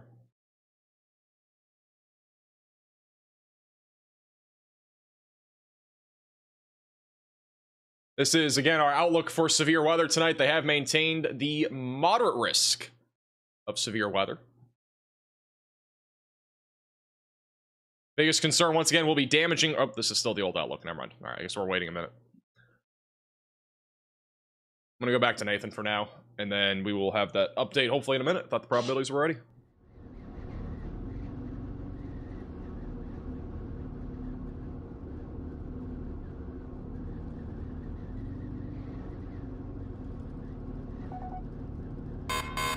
A new tornado warning has been issued. We actually have a tornado warning. Sorry, guys, for the audio there, but we have a new tornado warning in Oklahoma. They have actually issued a warning. So if you're in this tornado warning, seek shelter, get away from windows, and get on the lowest floor possible. And get to an interior room of your home or building. That's going to be back over in Ellis and Rogers Mills counties. Aaron Jajak's actually coming out in front of this. Velocities have gotten pretty strong. I've been talking about this for like an hour. I kind of thought this would get tornado warning at some point. We are getting closer to sunset. And this is definitely going to be capable of producing a tornado as it moves into Oklahoma here over the next few minutes. So again, if you're in this warning, definitely seek shelter, get away from windows, and get on the lowest floor possible. Let me get Aaron Jajak on here as well. Put him bottom middle of your screen as he's coming up on this. And I think Scott Peak is also on this. But I think Aaron's actually the one closest to position on this. Let's go to Aaron first. Aaron has a view of this storm coming into it right now. Assuming his connection stays up here. Might have just lost connection. Let me try to refresh him. There we go. The storm's gonna be going towards Strong City and Cheyenne. This road like turns back towards it to the south.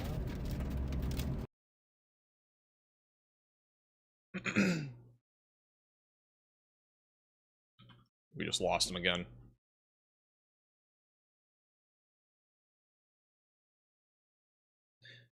Real quickly, I do want to point out over in, if I can get this to load.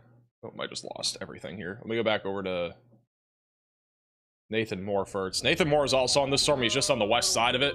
If we have a tornado, it'll probably be a little bit more rain wrapped just south of Higgins, bottom right of your screen. That's our hook echo. We just lost Nathan too. Oh, nope, he's back.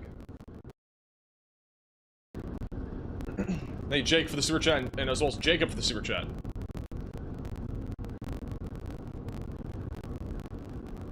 Damn tank with the 2,400 pennies. Damn tank. Show us how to read the colors on radar. I mean, what we're looking at right now in reflectivity is just like how much rain is falling, how heavy it is, or how light it is. And for the most part, all the pink and black is going to be the heaviest rainfall, and also where some of the hail is falling. Everything else on reflectivity is just moderate or light rain. Red can also indicate heavy rain, but pink and black are going to be your heaviest rainfall. And velocities, reds mean just going away from the radar, and then green means going towards the radar. If we go back to live radar here, you can actually see the rotation is actually relatively strong.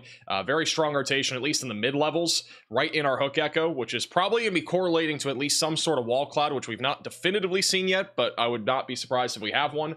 This is again going to be tracking into Oklahoma here over the next few minutes, eventually going towards Strong City. But the velocities are very strong. It's actually indicating 120 mile per hour winds, but keep in mind that's going one direction, by the way. But keep in mind that this is very elevated. This is nowhere near the ground level. It's easily 10,000 feet off the ground that we're looking at there, which means that, you know, storm chasers are going to be like one of the best ways to figure out if there's actually a tornado here or not.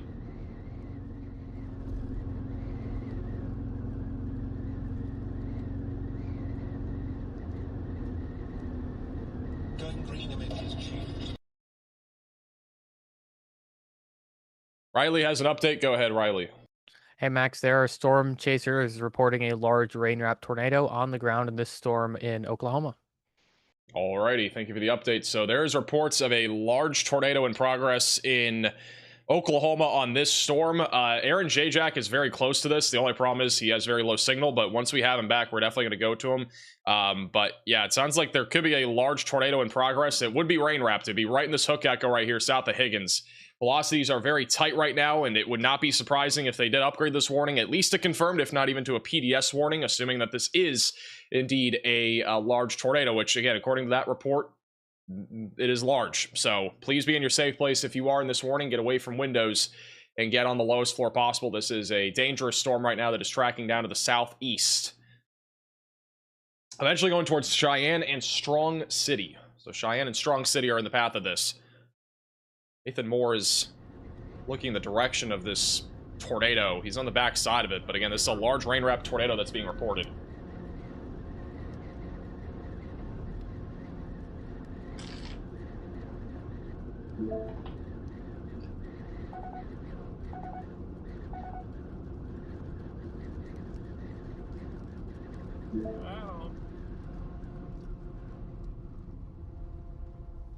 I have Scott Peak ready, by the way. I don't think you heard me. Nice little rainbow here. So the tornado will be in the middle somewhere. We don't see it from this perspective. We have a chaser going from the south of it. We also got Aaron J-Jack, who, once he comes back, we'll look at him. Because he's on the east side. He would be pretty close to where this tornado is. Yeah, there's a report, if you're just tuning in, of a large rain-wrapped tornado on this storm. I don't think he heard me. Let me look at the maps, see if I see anything here, guys.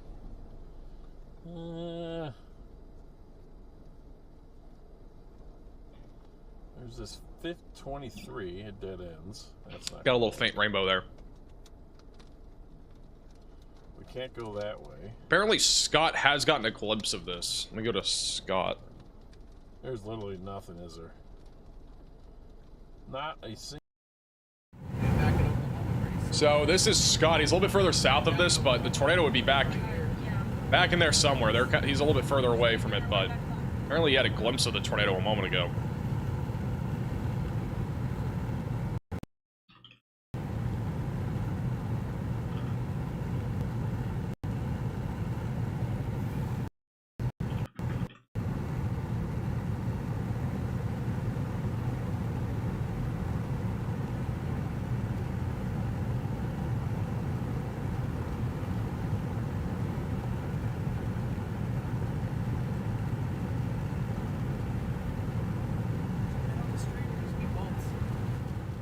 That's a view of the storm from the south.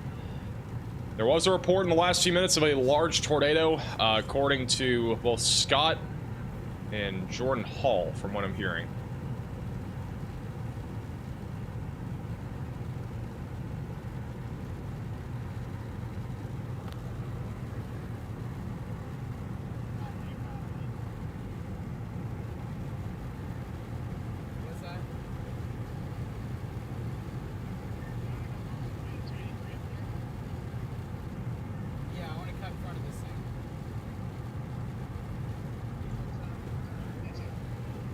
Aaron's connection is completely shocked right now.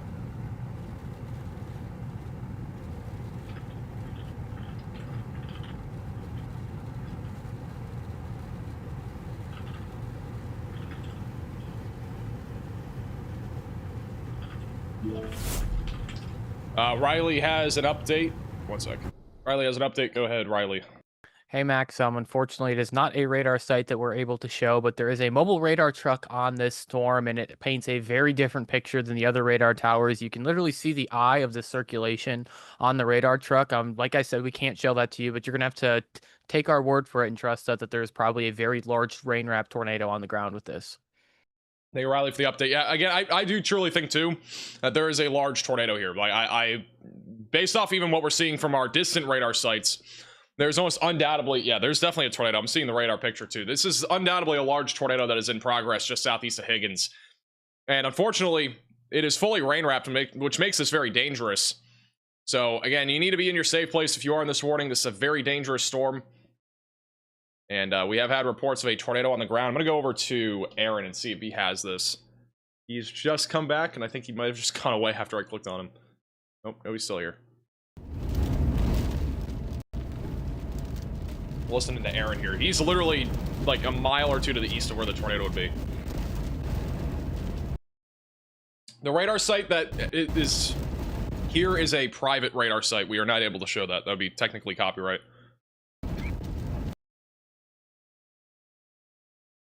Yeah, sucked in some dust. When I got out, it's just like I go, it's dusty. So again, if you look bottom right of your screen, the tornado will be located right here. That is where Aaron is. There's not been an upgrade to this tornado warning, despite there being reports of a tornado, and then on top of that, the radar site, the localized radar site, definitely showing a significant tornado.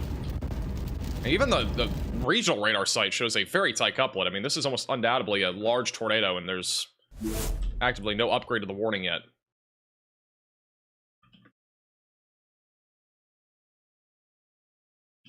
All right, I think we are losing Aaron. This is Scott from the south. Yeah, it looks like some guy got backed up into the Canadian River. This could be upgraded to PDS. Right now it's going through the middle of kind of almost nowhere, but it will be coming up on Strong City and Cheyenne, Oklahoma here soon.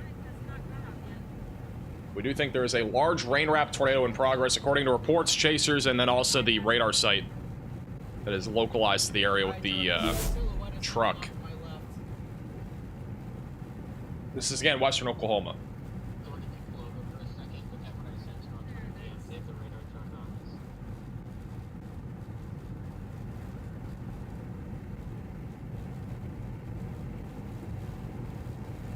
We're kind of right next to it at the moment.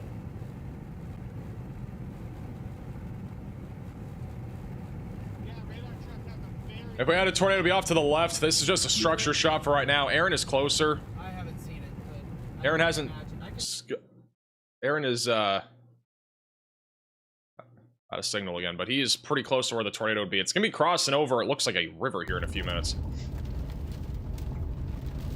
This is Aaron. Scott is gonna be in a really good position for this, though. the tornado would be moving down to the southeast. It's a little bit of a rural area. Oh, we are? Okay. That's what somebody said. Max velocity has our stream up at the moment, Jordan. I do have you guys up, or I do have you up. Copy that. Can you go handheld with the... I don't know if I can do that and hold this at the same time. Again, just to be clear, this warning has not been upgraded, but there's almost undoubtedly a large tornado buried back in this storm. Yeah, let's keep going east, because it's going to slip to our east. Get me in it. Yeah, there's a radar site that is localized that is showing this. You can see the velocities couplet as well here on radar just south and east there of Higgins. This is one of the strongest rotation areas that you'll really ever see on one of these supercells, and unfortunately we do not have a radar site closer other than the one we cannot show. But this is like, and you gotta take our word for it, there is almost undoubtedly a large tornado still in progress that is rain wrapped. It is heading towards 283 and also Highway 47 and 33 here over the next several minutes. Scott Peak has a pretty good shot of this storm right now from the south. You can see the structure at least, and you can kind of see how it wraps around that little top part there. You just froze, but you can kind of see how it wraps around a little bit. Our tornado will be back there in the middle somewhere.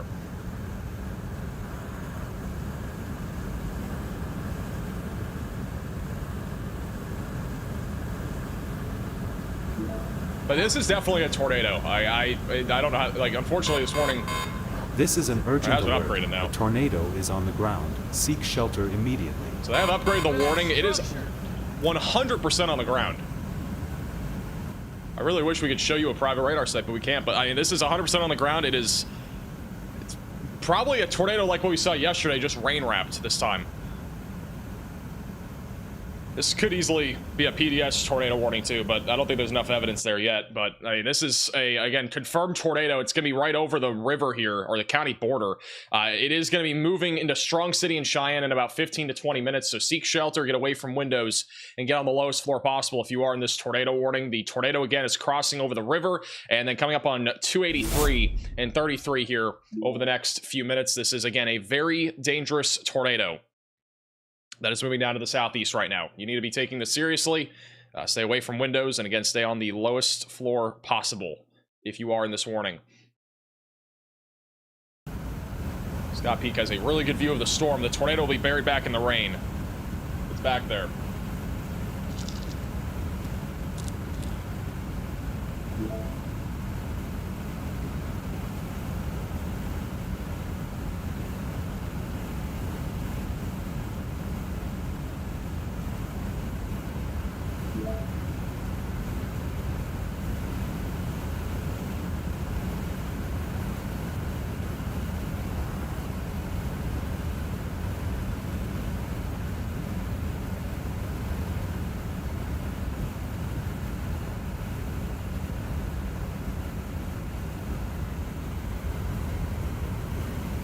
Look off to your left. I think it's roping out. I can see it. Apparently there's a tornado there. There is a tornado here. I can't fully see it, but it's gonna be in the middle. And Scott thinks it's roping out. So there's a tornado in the rain there. It's very hard to see. This storm accelerated. I think I can actually kind of see it a little bit. Barely make it out. It's in the middle. I wish I could draw on this.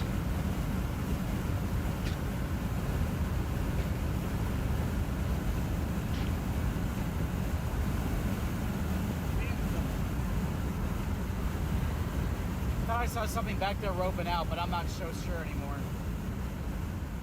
But again, as we've already alluded to, this is 100% on the ground. I don't think it's roping out. I think it's still on the ground. Riley has an update. Go ahead, Riley. Hey Max, I would support a radar indicated PDS warning for this storm, especially from that private radar truck. It does have very, very, very strong rotation. So we may see an upgrade to this warning, even though we don't see a CC drop. All right, and thank you for the update. Yeah, this is almost undoubtedly, like, again, this is, to me, like, at least from what we're seeing with that private radar site. Unfortunately, again, we cannot show that, but as I've already mentioned, the radar site is indicating a very classic-looking large tornado, and velocities are off the charts, too. So this is almost undoubtedly a large rain-wrapped tornado. We may have a better view of this as he gets a little bit further east here. We should have a slightly better view of it, but, yeah, right now we can't really see into the inflow notch. At the tornadic storm right there. If we get a little bit more of a view into the inflow notch, we'll have a much Probably a clear view, at least, of there being a Yeah, we tornado. might have to keep going east. This thing took a right-hand turn, like a hard right-hand turn. Aaron J-Jack's coming up on him. Right-hand turn as they're going east. As in going east. This is Aaron J-Jack. He's barely east of where this tornado is. He's near 283. Right side of your screen is where we'll be looking for the tornado. See if we can see anything from this angle. This is looking more into the inflow. Yeah, big whales, Mom, but the circulation's off to our right. Can't see anything, it's all wrapped around. Look at it, it's just a glow. It's the glow in there, rain rock. It'd be on the, it'd be kind of, yeah, it'd be like right in there somewhere. Of course, it's cycling, a new updraft forming over here. Some bolts dropping out of there.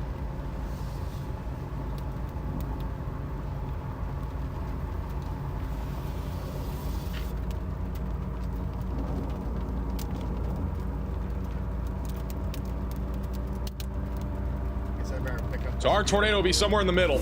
Again, we still think it's on the ground. These things marching east and southeast fast.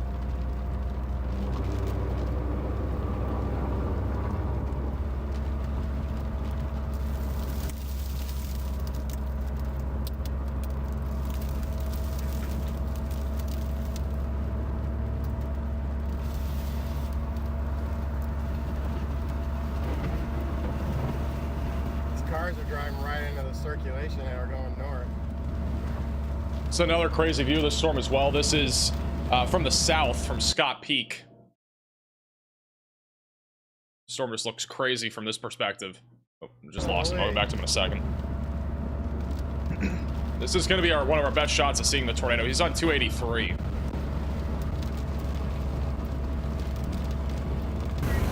This is Scott Peak, though.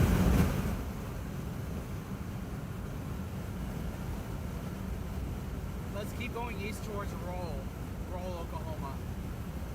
Thank you, George, for the super chat. Tulsa will be anytime between basically 9 and 4 in the morning. Hey, Patricia for becoming a VIP Velocity member. Really appreciate that. Also, shout out to Monsters for the $20 super chat. Let me go back over to Aaron J-Jack. He's going to be coming up on this rotation over the next couple minutes. It is very rain-wrapped. Our tornado would be located just to the west of 283. It would have just crossed over the river.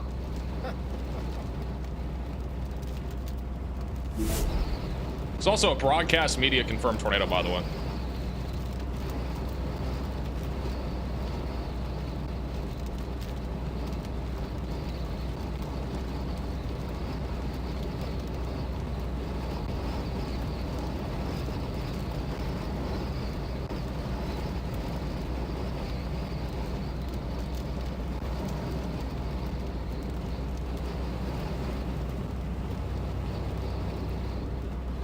Riley has a update. Go ahead, Riley. Hey, Max, I'm fairly confident looking at that mobile radar truck. We do have 2 tornadoes on the ground with this. It seems like we have a parent circulation accompanied by a satellite tornado revolving around that parent circulation. All right, thank you for the update. So possibly twin tornadoes in progress here west of 283. Once again, this is tracking down towards Strong City and Cheyenne over the next few minutes. You need to be in your storm shelter, basement, closet, or bathroom. Again, the circulation from what we've seen is very rain-wrapped. We are keeping a very close eye, obviously, on both of the chasers, bottom, middle, bottom right of your screen, as they are both on this storm, and there could be a view of a tornado at any moment. It's just going to be probably rain-wrapped. But this storm, again, currently tracking over 283 here in a few minutes, and Aaron J-Jack should be very close to where at least one of these circulations will be crossing over. So he's coming up into this here over the next minute or two. They have also just issued a new large severe warning for 70-mile-per-hour winds and 2-inch sized hail for this area, for Leedy and as well as Strong City.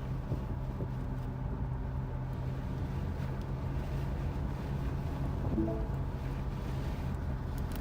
be driving up into the rain here in a minute, and the circulation might be crossing over the road in a minute too.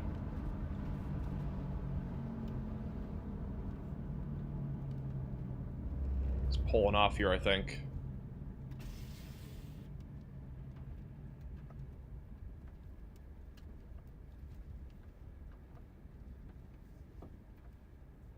This tracker has an updated bottom right. Oh, no, now it just did. All right, so he's...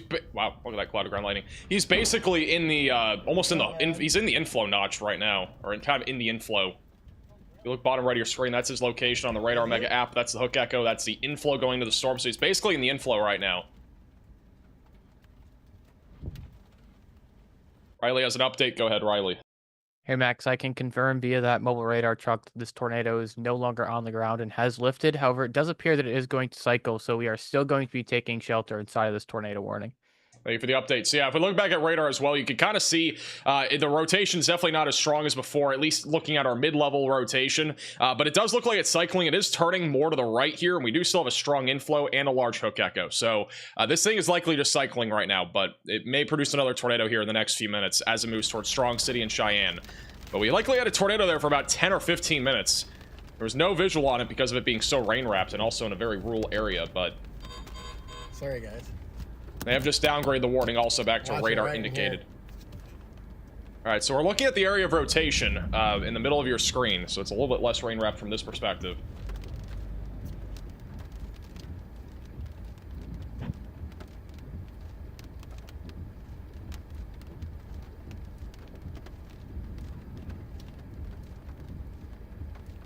Right side of your screen is the area of interest.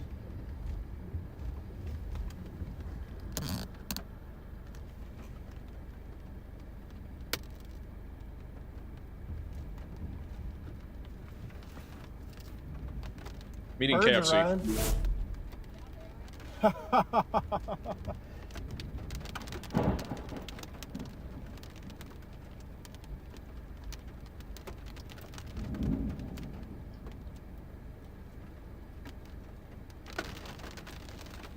Oh, there it is in there. There's a cone in there.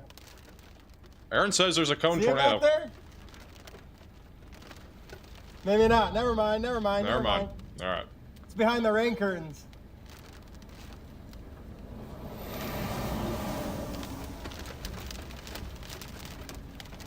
The rain curtains are ripping around.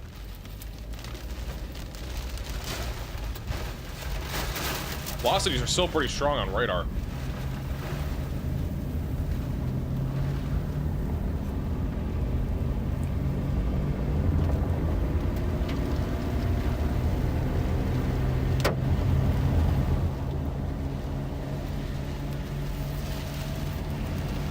Bottom right of your screen is a little bit more of a zoomed out look at our tornado warning.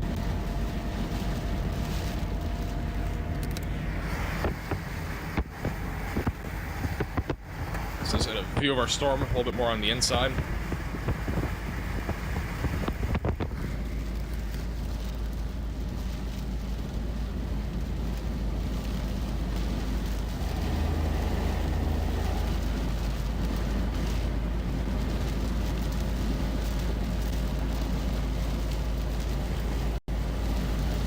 Go back to him in a second, but again, this storm currently tracking down to the southeast. We still have a very strong area of rotation on radar that is located near Route 283. We'll be crossing over that route here in just a moment, and then tracking towards Highway 47 in Leedy. So back over in Leedy, be ready for this storm. Again, it is cycling. We did have a tornado, no longer on the ground, but it may drop again at any moment as it continues to track down to the southeast.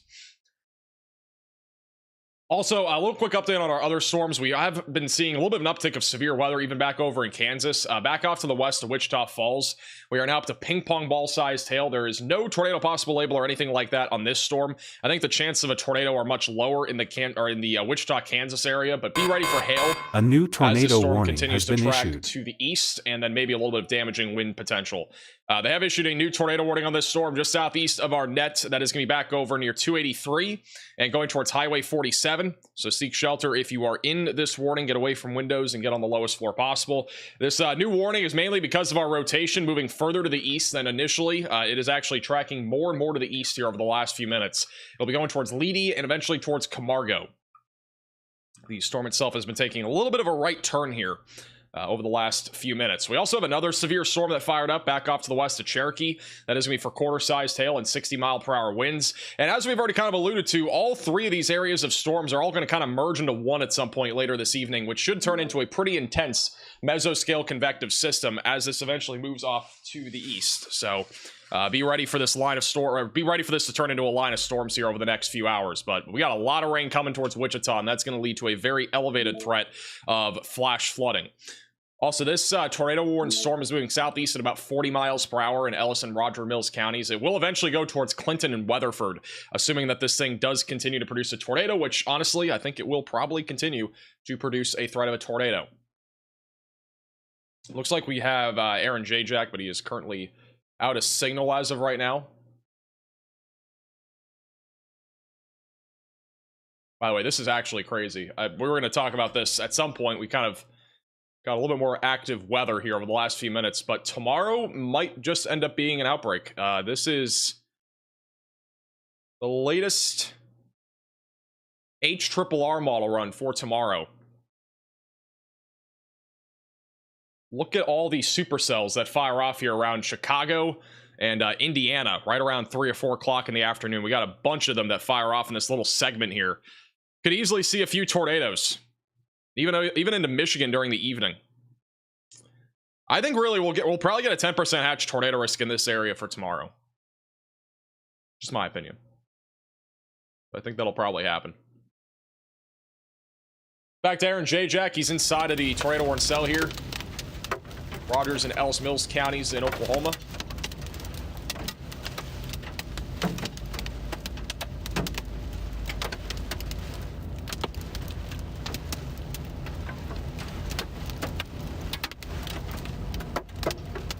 The storm's cycling. He's actually driving through some hail right now. He's kind of almost, he's next to the rotation, believe it or not. It's going to be a little bit off to his left. He'd be pretty close to the rotation right now. He's still on Route 283.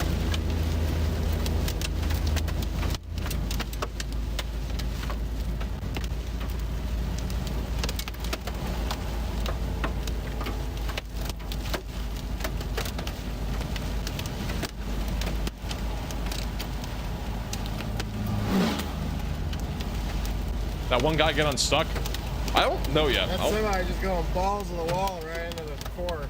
I don't think so yet. Did you hear that engine? I'm going right in. Here's another one. We're going right in. Yeah. Yeah.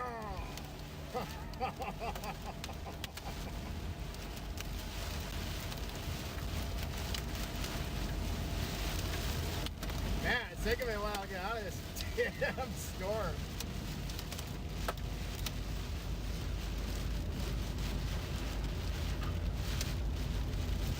The last couple radar scans are now showing the strongest area of rotation just off to the east of 283. That's going to be coming up on 1890 road here in a few minutes, and then tracking towards Highway 47 in Leedy, Oklahoma. But again, this storm's still very organized. We still got a large inflow notch. It is just in a cycling stage right now, and it may drop a new tornado here soon as it continues to track to the east. And also to the east-southeast. Did he just get unstuck? Yeah, there was somebody stuck in, I think it was Aiden stuck in southeast Kansas, or southern Kansas. I think he's now unstuck. This is Scott Peak. We're about to have a view, I think, of the storm, maybe? Maybe not. All right, he's driving. We'll go back to him in a second. He's just repositioning. Aaron's driving through the midst of our rotation now, or he's just kind of to the he just probably got to the south of the rotation, but he's kind of in the middle of the storm. Relatively speaking. I think Scott is going to have a view here in a minute. It's not Scott. May have a view here in a moment. I think he's on Highway 47 now. Going towards Leedy. It's just off to the left here of this mound.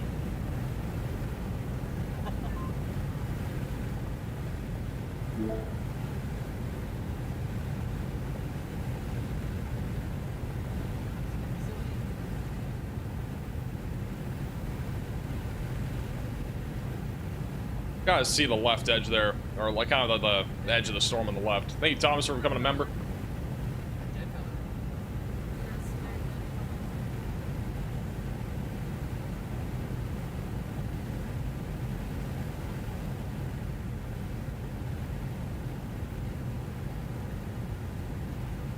Bottom right of your screen, still got a broad area of rotation right now.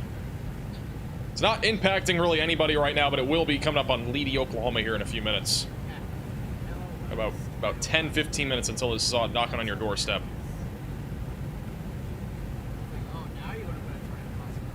Also, Texas has been removed from our tornado watch.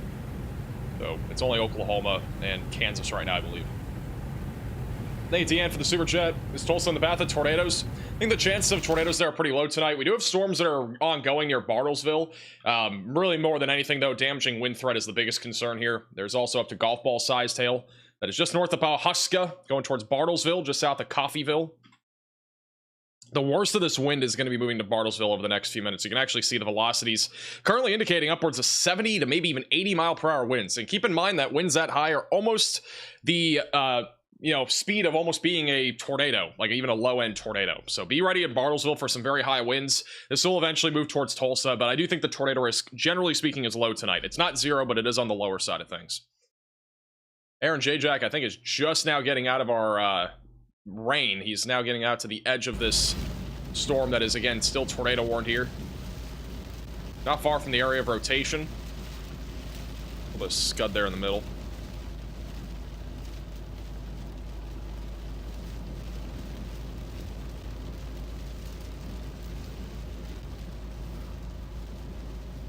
Is Connor in rain? Connor is not live.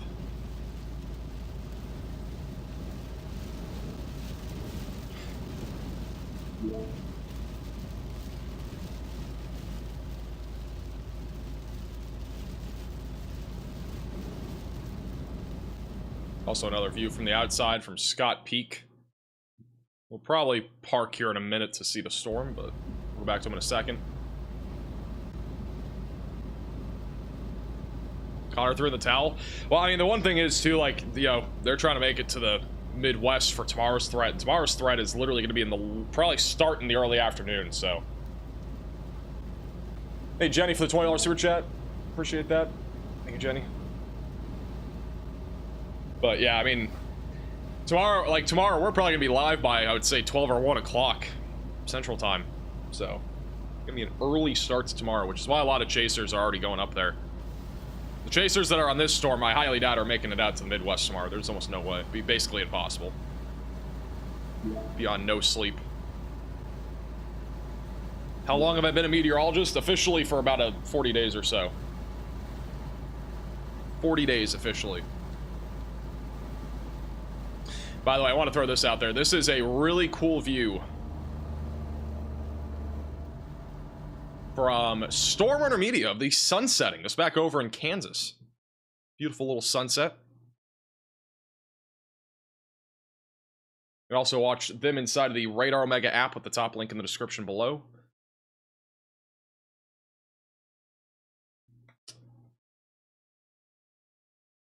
Scott Peak is on, I believe, still Highway 47.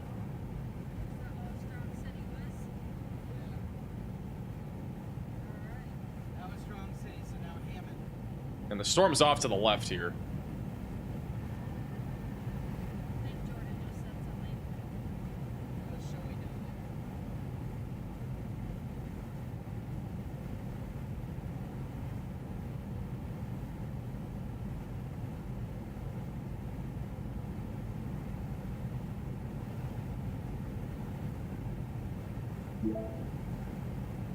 Go back over to live radar.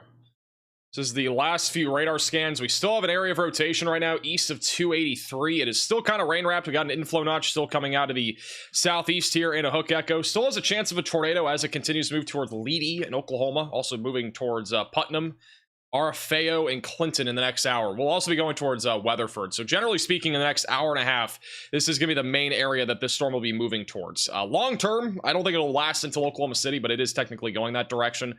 But it will probably not make it that far. Even if it did, it's still like 3 or 4 hours away. South and east of Lubbock, we still got some big hailstorms ongoing, damaging winds up to 70 miles per hour right now near Post, Texas. These are storms that are, again, in an environment where we're not really looking at anything when it comes to a tornado threat because of how low our dew points are. But hail and wind will continue to be a big concern here as these storms continue to track southeast and east. In the back over in Wichita, Kansas, we have a severe warning here for quarter-sized hail moving into Goddard. And we might even have a little bit of damaging wind potential starting to ramp up here near Garden Plain. And they may end up upgrading the warning to 60-mile-per-hour winds here soon, as this eventually tracks into Wichita, Kansas over the next few minutes. So if you're in Wichita, Kansas, be ready for the threat of damaging winds to increase here over the next half hour. New severe warning as well near Kosh City in Oklahoma. That'll be for 60-mile-per-hour winds and quarter-sized hail, and they have just issued a new warning as we were talking about that for all of Wichita. You guys are now under a new severe thunderstorm warning for 70-mile-per-hour winds and also golf ball-sized hail.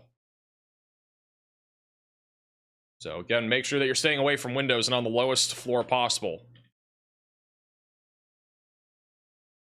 That is a upgrade to our warning. That is a pretty big upgrade.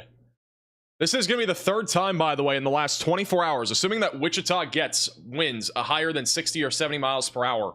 This will be the third time in the last 24 hours that we've had damaging winds exceeding 70 miles per hour. We had 100-mile-per-hour winds this morning at like 5 in the morning. We had 70 to 75-mile-per-hour winds when we first went live about 4 hours ago. And we have another potential here for 70-mile-per-hour winds in the next 30 minutes. It's just absurd.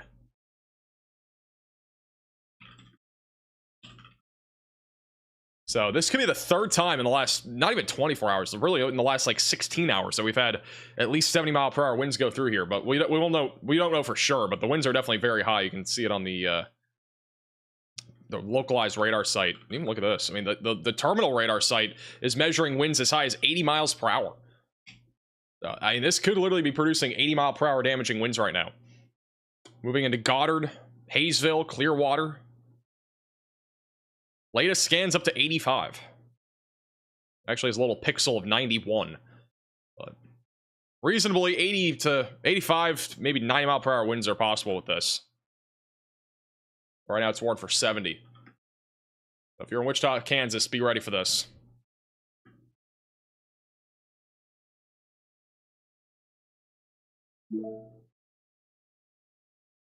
Is John McKinney on this? Even though he's still alive. Just click his button and see. Yeah, John McKinney's in Wichita right now. That's the view of the storm. Holy crap, that looks crazy.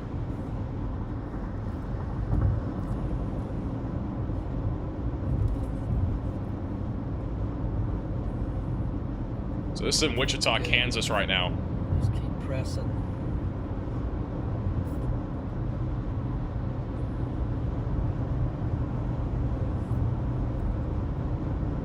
I haven't even been looking at radar lately. I don't even know what's going on, but just focused on trying to get the right road. But look at this thing coming in. Bro. John's like, I haven't even been looking at radar. I'm just driving towards Wichita. Wall clouds. Storm looks wild.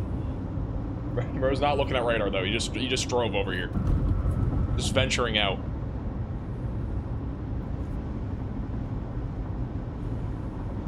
Storm looks absolutely crazy. That is a very large severe thunderstorm warning.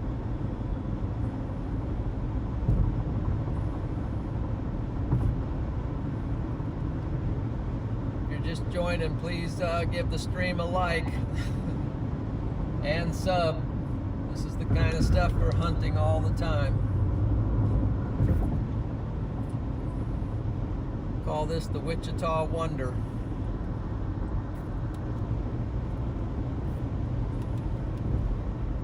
Here's Tyler Road, 3/4 mile. I need to beat the rain here. It's coming in from the north. Okay, let's see what I got on radar.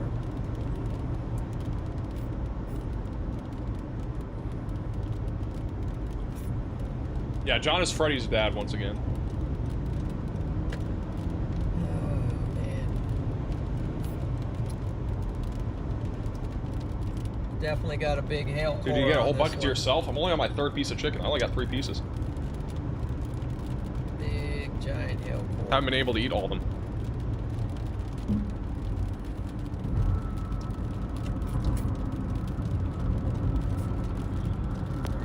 Gotta focus in here. X alert.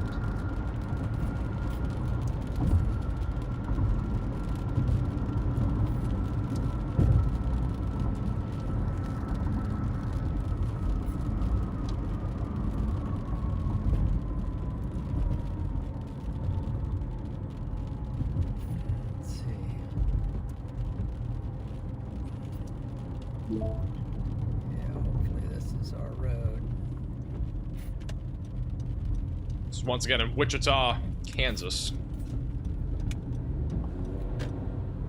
Got 70-mile-per-hour winds coming in here over the next few minutes. Yeah, I'm gonna have to set this thing up in a different location.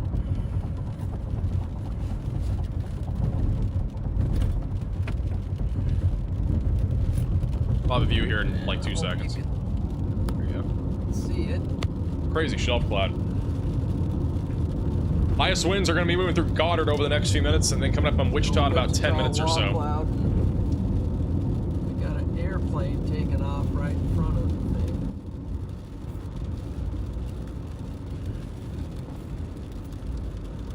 Okay.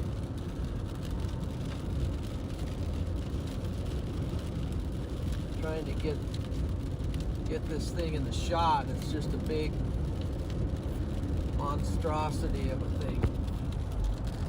Look at that out there, man. It's just, I don't know if you can see that, but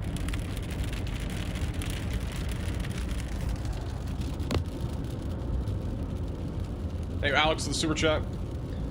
Northwest Indiana might be the hot spot for tornadoes tomorrow. There will probably be 1 or 2 up there, if I had to guess. It's gonna be in a pretty primed environment for tornadic activity.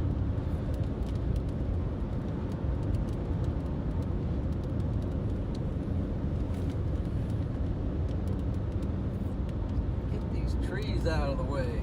Yeah. Trees in Wichita, Kansas. They're everywhere. Still can't get the front of it in there. There we go. Maybe we see it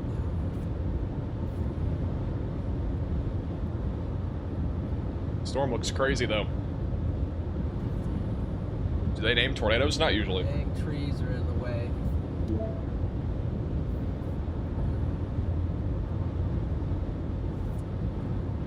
Let's see what we got up front. Wow. This thing looks like a freaking ship.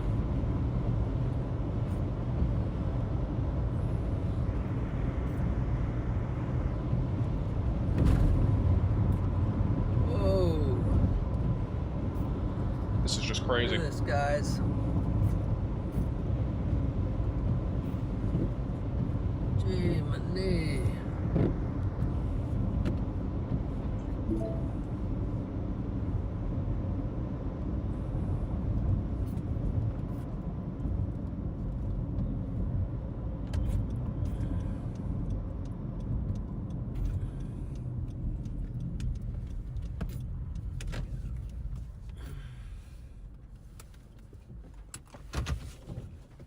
I don't know what to say. Look at this beast, man. Wow. There we go. I think I had it too zoomed in, but gee.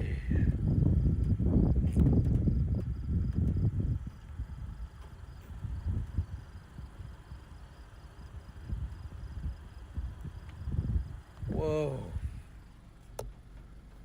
Once again in Wichita, Kansas.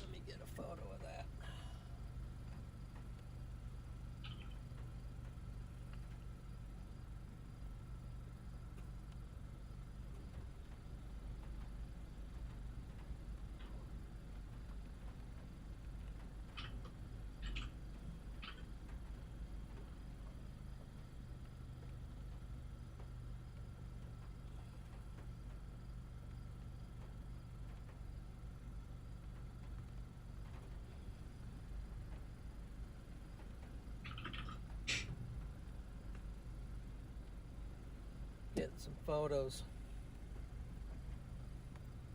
Maybe. Thank Keegan for becoming a member.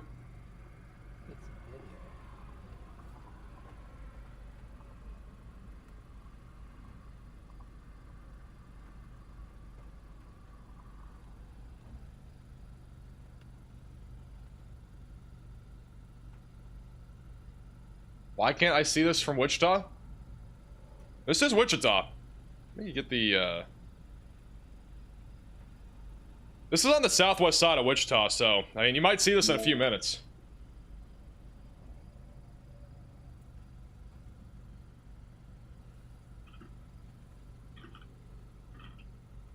Wow. I don't even know what to say about that. It's just a... Hey, Joe for the or Jonah for the $10 super chat. I appreciate that. Thank you.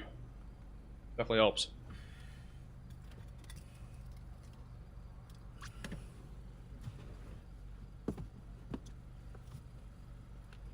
Look underneath that thing. It's just down in there. It's crazy looking stuff.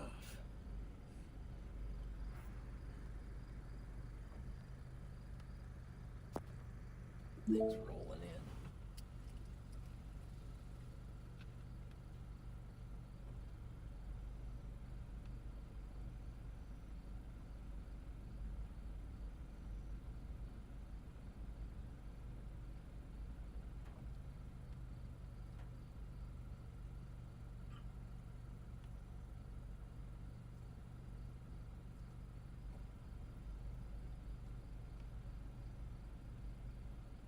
Hey, Steve, for becoming a member.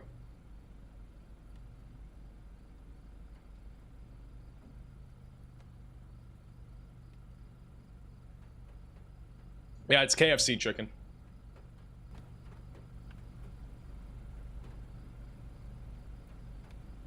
Velocities are still being measured at around 65 miles per hour near Highway 42, which is just southwest there of Wichita. I think I might have to, whoops.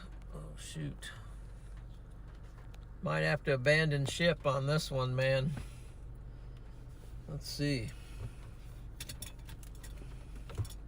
Okay, where's my...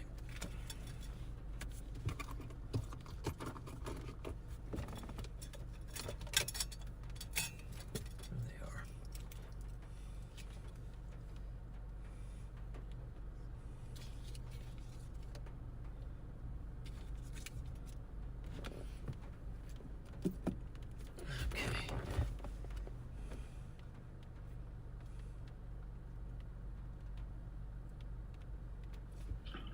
Crazy thing. Look underneath that thing, man. It's like...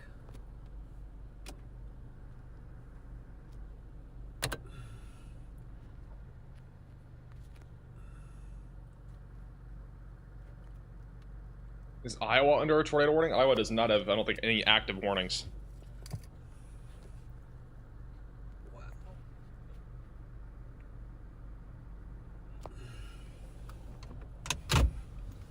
I mean, it's... Oh, my bad. There's actually no tornado warnings. Space One glob Oklahoma was coming canceled. in. Got a spaceship, though, over here in Wichita. If you're in Wichita, Kansas, obviously... I would still stay away from windows, but you might be able to see this. There's no lightning, it does, or at least very little lightning with this storm right now. Just a spaceship. Basically underneath it right now. Oh, this is west. I'm southwest of Wichita. I'm on the south and west side. Let me show you where I'm at, my location. There's Wichita, and then this is my location, this circle here. The velocities aren't necessarily ground level, they are a little bit off the ground no matter what. Yep, there's my location. It's just a little right bit there, off the ground. Probably about 1,000 feet, maybe a little bit closer to the ground. Is where we're at. So our lowest radar beam. I think I might just, since the hail looks pretty big coming in, and as you can see underneath this thing, maybe not the best spot to stay. I think I'm gonna back out of it. It's just too...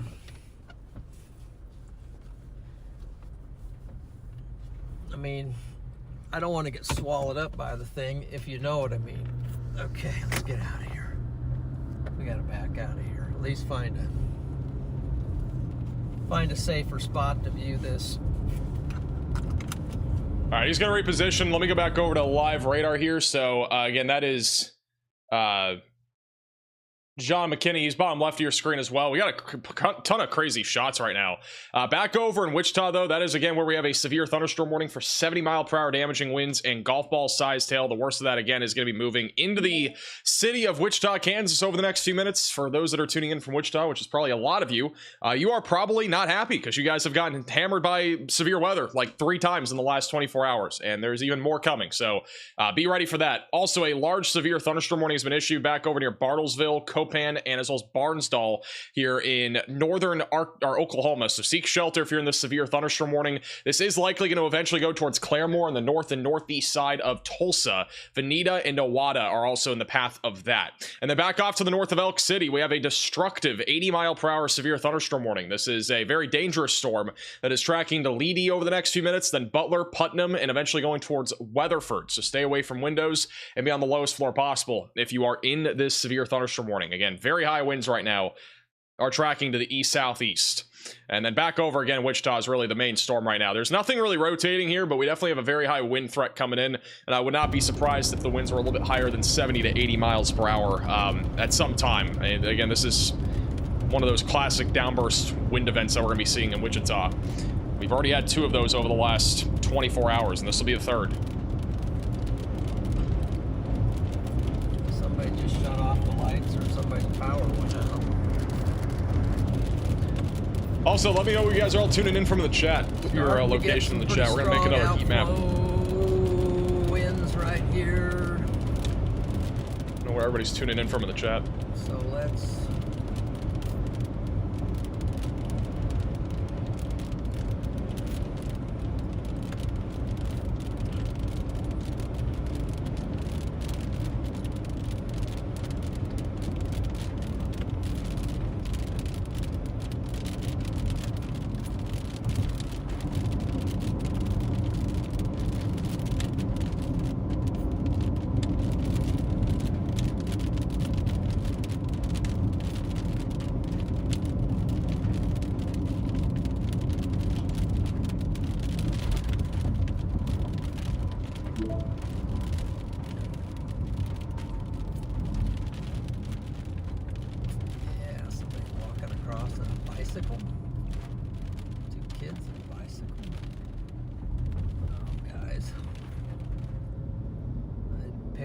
But they probably think I was child kidnapping or something. I am going to pull in here for a minute. And once again, we're going to take a little bit of refuge. It's also Eric J. Jack. He's on the destructive 80-mile-per-hour severe warning back over in western Oklahoma. Got a little view of that over to the left. He's also inside the Radar Mega app, which you can download with the top link in the description below. This is the weather app we've been using this entire stream.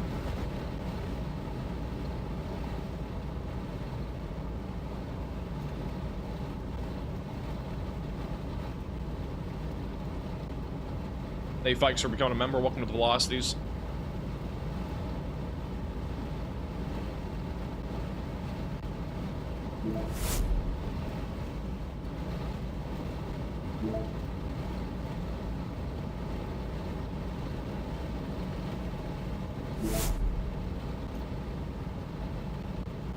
They've just issued a new severe thunderstorm warning on this storm. That's going to be for Butler, Weatherford, and Canton. That'll be for 70-mile-per-hour damaging winds and half-dollar sized hail. Once again, this entire line is pretty much moving to the east, or cluster, I should say. It's more of a cluster of storms. The tornado threat with this is much lower. We haven't really had a whole lot of rotation ever since seeing that tornado earlier. But the damaging wind threat is definitely going to continue as this thing moves to the east. And it may impact Oklahoma City in the long term. We'll have to wait and see. There's also another extremely dangerous situation, severe thunderstorm warning. Or it's actually not EDS, but it is at least a dangerous severe storm for 80-mile-per-hour damaging winds. That's going to Barnsdall in Oklahoma, also near Pawhuska. So stay away from windows if you are in this severe thunderstorm warning. This is a very dangerous storm right now, tracking to the southeast, and it may end up impacting Tulsa here within the next hour or so. So if you're back over in Tulsa, Oklahoma, be ready for upwards of 80-mile-per-hour damaging winds. It may even be a bit more significant than that as this thing continues to track down to the southeast. All right, so very dangerous storm here. We do have a damage report in Pawhuska, Oklahoma as well in the last 6 minutes of roof damage and power going out. So there is at least some level of damage being reported in that area. But again, very significant wind here going towards Tulsa. If you have any friends or family back over in Tulsa, make sure that they're aware of this. This will eventually be coming into Tulsa and surrounding areas within the next hour or so. And Barnsdall is about to take a direct hit from these 80-mile-per-hour winds, or at least somewhere upwards of 80-mile-per-hour winds. Also, John McKinney is in Wichita, Kansas, and you can see the wind is beginning to pick up now. I know there's some glare and reflection. It'll probably go away here in a second, but you can see the wind starting to pick up. He's in the midst of the winds, man. Stuff's blowing. See the wind picking up here. Trash is blowing around right now. Storm still warned for 70-mile-per-hour damaging winds in Wichita. Here it comes.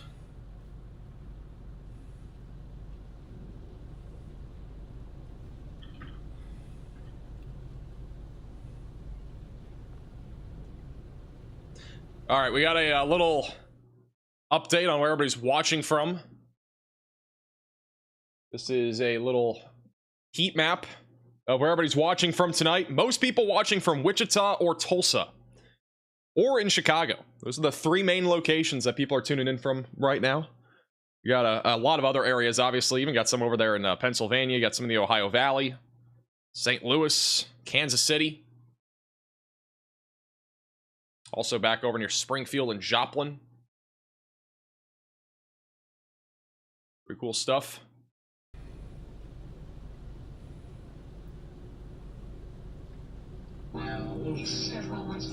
Oops. So you got John McKinney in Wichita right now. The wind has been picking up here over the last few minutes. Unfortunately, there's kind of a glare here, but wind is definitely picking up right now. You can kind of see it.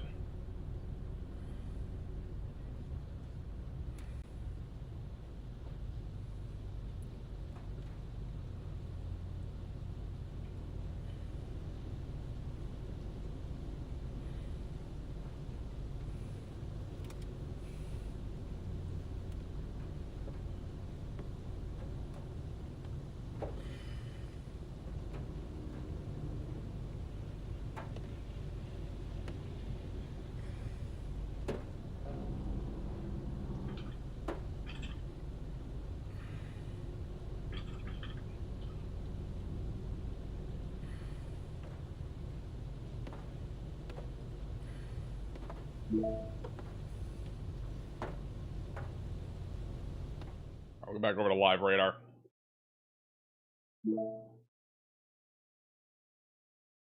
Thank you, Jennifer, for becoming a member, and also Cinder for becoming a member. St. Louis is starting to look scary. There's basically nothing over in St. Louis right now. Just a couple of pop-up storms, nothing severe out there. The most significant severe weather that we have right now is going to be in Wichita. All right, we got a little bit better view here. This is John McKinney. Wind is starting to pick up. I was doing something. Wind is starting to pick up a little bit more now. It's on the southwest side of Wichita. There you go.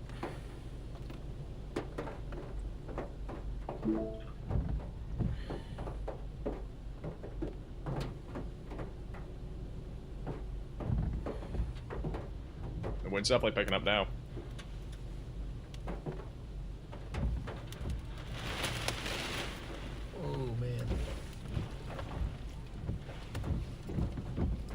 Okay, I think we're going to back her out. Back her back just a little Also, the wind bit. is starting to pick up in Wichita. This is another live shot. This is on US 54 at Tyler in Kansas. And again, this is just outside of Wichita, where the wind is picking up quite a bit. But John McKinney has a pretty good view of all the wind as well. It's been picking up a ton here over the last couple minutes. Definitely at least 60-mile-per-hour winds, maybe even 70.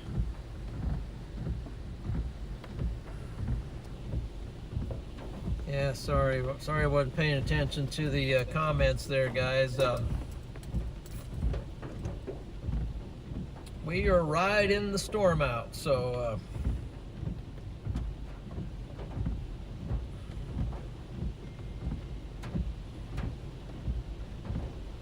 reflection. Let me see if there's reflection now. That's the lights.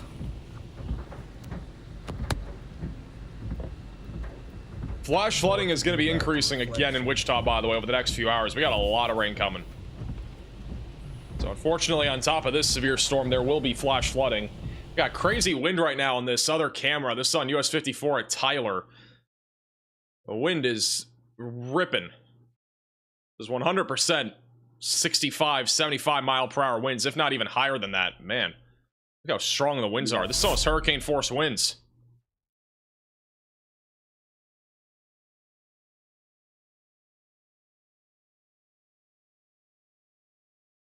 So get ready again if you're in Wichita. Be staying away from windows, lowest floor possible. You have very high winds right now moving into Wichita.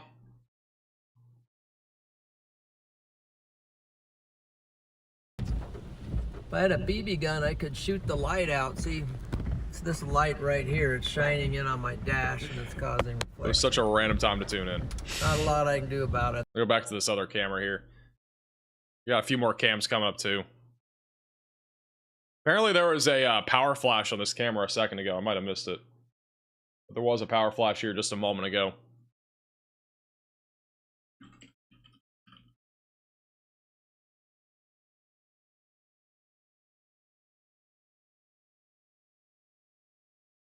Max, how do I be like you? Just be 8'7". That's all you gotta do.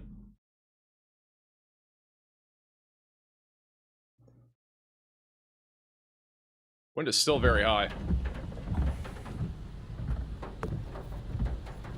Still getting the reflection. It's because the light's right there. So another live shot. This is on US 54 at Airport E. Where again, the winds are likely around 70 miles per hour, maybe even a bit higher than that. We don't have any official numbers yet. Actually, no, we just got one. 70 mile per hour winds estimated by a National Weather Service employee in Clearwater a moment ago. And then these winds aren't just like gonna last 2 seconds. I mean, John McKinney's been in the same spot for about 6 minutes, and it is still around the same wind speed. Gives you an idea of how high the winds are. I mean, this is basically what we're talking about. This is why we have a moderate risk, is because of how high the winds are going to be with these storms that we are going to be seeing. Let's just do some of this, guys. And he's getting out of his car. Hey, first try, buddy. Whoa, baby. Let's not do that, guys. Gee, hey. Or immediately got back into his car. Dang hurricane coming through here at the moment.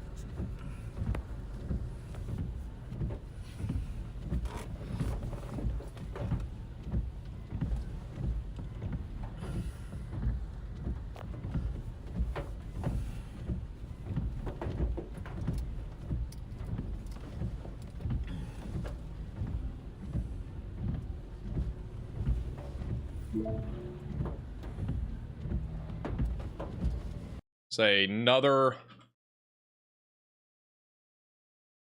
live shot in Kansas. Got a few more coming up too. Trying to get all of them on here. And the winds are definitely around 70. Another live shot at Hoover. Some people with their hazards on.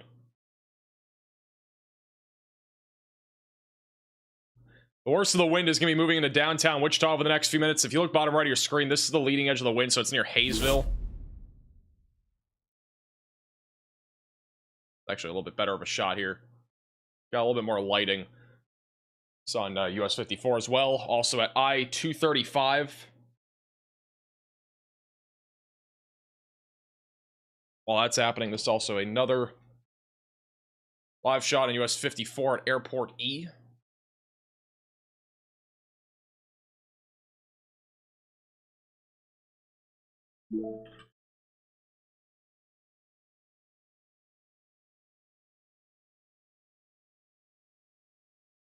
We go back over to the 2 camera.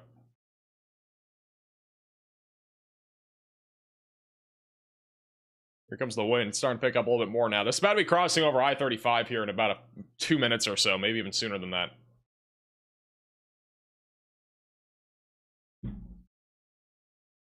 Thank you, Nancy, for the $10 super chat in Wichita, Kansas, downtown. Wind is picking up. Thanks for the coverage. No problem. Stay safe.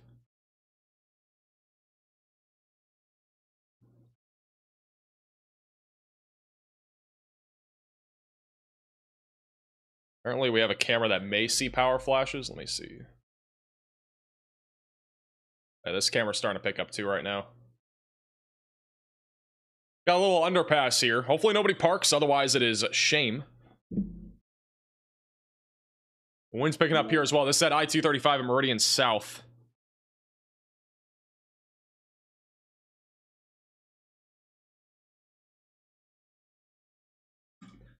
Hey, Fikes for the $5 super chat. Thanks so much for what you do as a truck driver. So your weekly updates and live streams come in clutch. No problem. Glad I could help.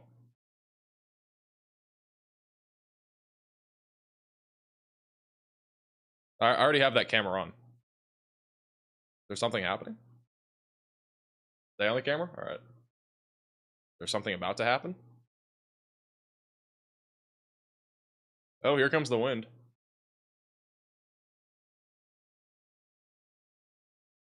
If the wind stays strong enough, we'll probably end up getting power flashes here.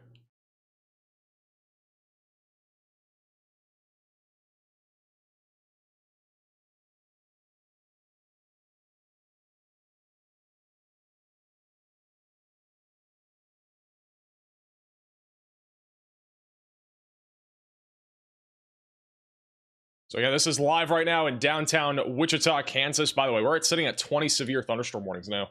So I think the peak of what we've had so far today.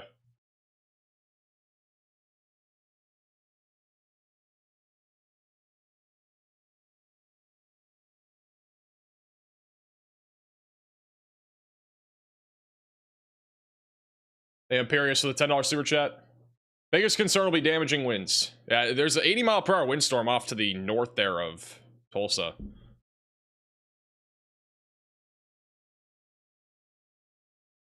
Apparently there have been power flashes on this camera. I have not seen them.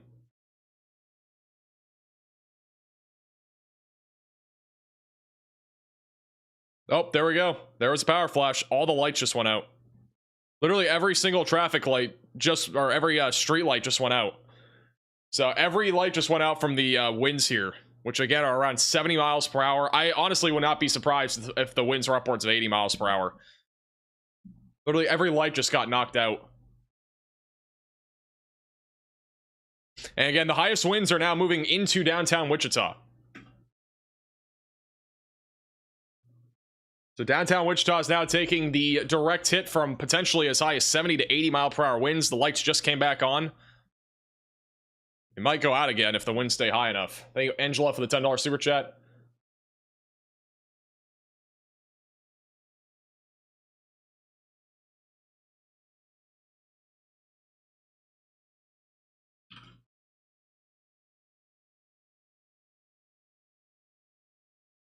People are parked under the overpass. I think there is some, I can't tell for sure. I think there is somebody on the right there parked under the overpass. It's very difficult to tell. I think those are headlights though.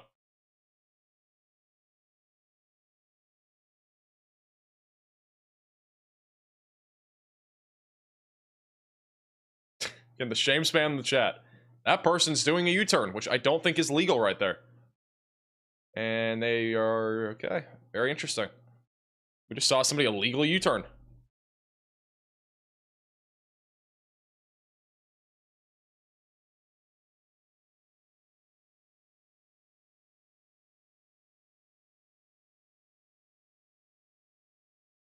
Alright, the wind has gotten a little bit calmer, at least on this camera.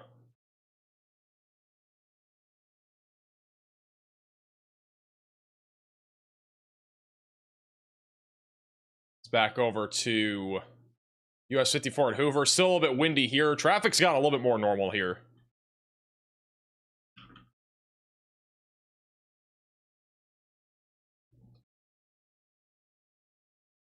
Do we have more cameras further east?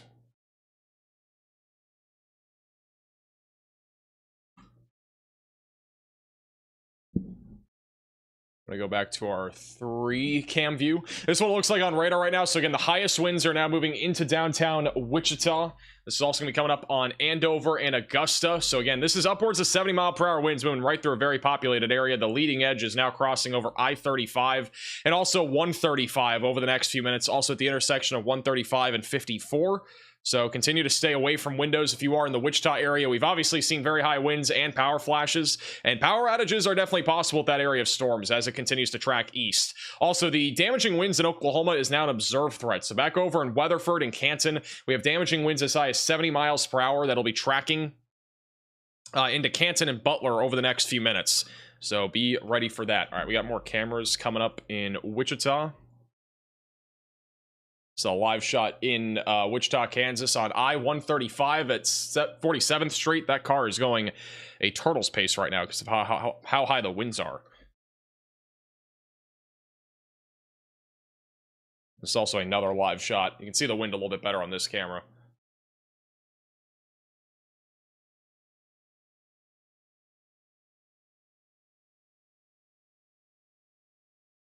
It's a live shot at MacArthur on I-135.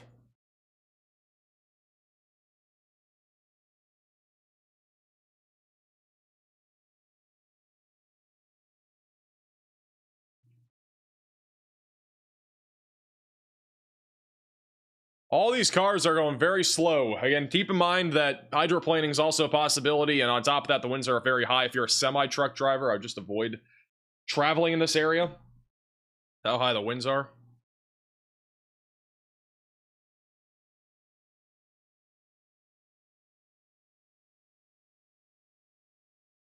This camera's about to get pretty crazy here in a second. This is on I-135 at Hydraulic South.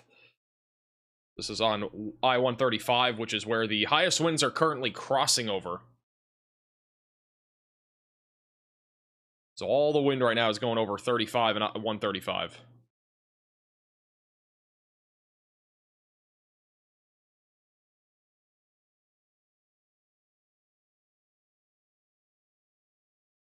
Latest radar scan, you can see the visibility just dropped a ton, but latest radar scan, you can see the highest winds now just crossing over the interstate, I-35 near Hayesville, and also back up towards Minha on I-135. And we literally cannot see anything anymore. The winds just got so high.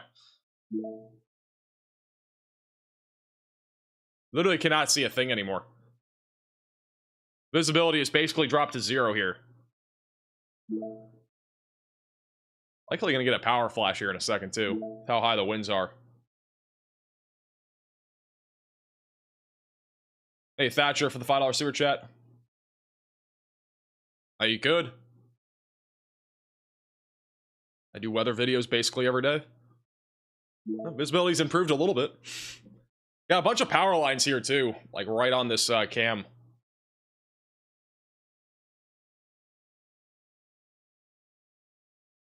The highest winds now are pushing right over the interstate. They'll be coming up on Andover and Augusta over the next few minutes. Again, we are expecting upwards of 70 to 80 mile per hour winds to continue to rip across the Wichita area here over the next 15 to 20 minutes. And on top of that, the flooding risk is only increasing, and we got a lot of rain behind this. So Wichita, Kansas, be ready for a very high wind threat here.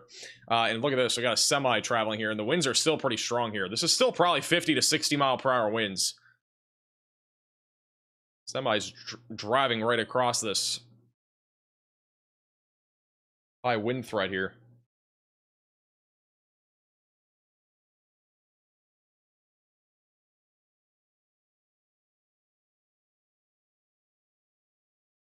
Also got the wind picking up here. This is back over on I-135 at K15.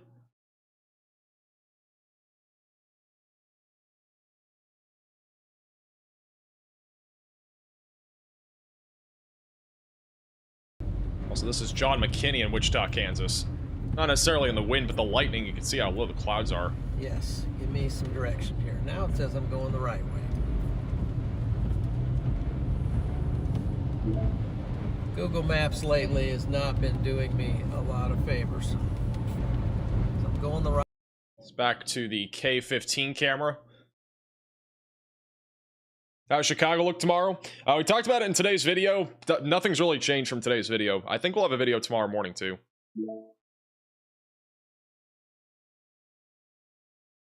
Riley has an update. Go ahead, Riley. Hey Max, I do want to briefly draw our attention back down to the south in Oklahoma. We did have that tornado earlier, but this storm is starting to bow out a little bit more. This is going to move directly towards Oklahoma City and could easily bring 70 to 80 mile per hour winds, if not more, into the Oklahoma City area. It's still a good 1 to 2 hours out probably, so you have plenty of time to prepare, but be aware in Oklahoma City that there's most likely some strong winds headed your way. All right, thank you for the update. So again, that is something we're going to be keeping an eye on, and there's a low chance of a spin-up tornado, but I think more than anything, it'll be mostly a wind threat for the rest of this evening with that little cluster of storms. This is back over to Wichita, Kansas, where the winds have remained very high. This is still likely 70 mile per hour winds. Could be as high as 80, though, at times. That has just crossed over I-35. This is on 135 right now, and then it will be tracking up I-35 through Andover, and then eventually going towards El Dorado. So if you're in El Dorado, Kansas, be ready for high winds, probably around 70 miles per hour. I don't think this is going to be weakening anytime soon, so it'll probably stay pretty intense here for the next several minutes.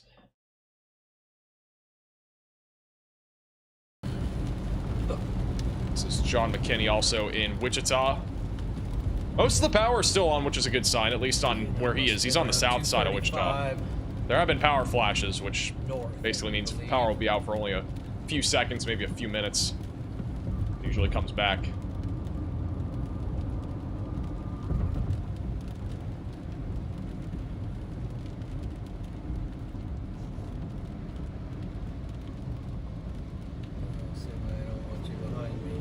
This was just a moment ago on one of the cameras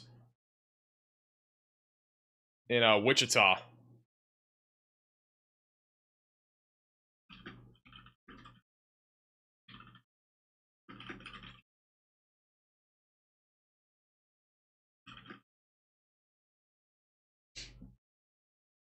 Again, that was just moments ago on one of the traffic cams here in Wichita.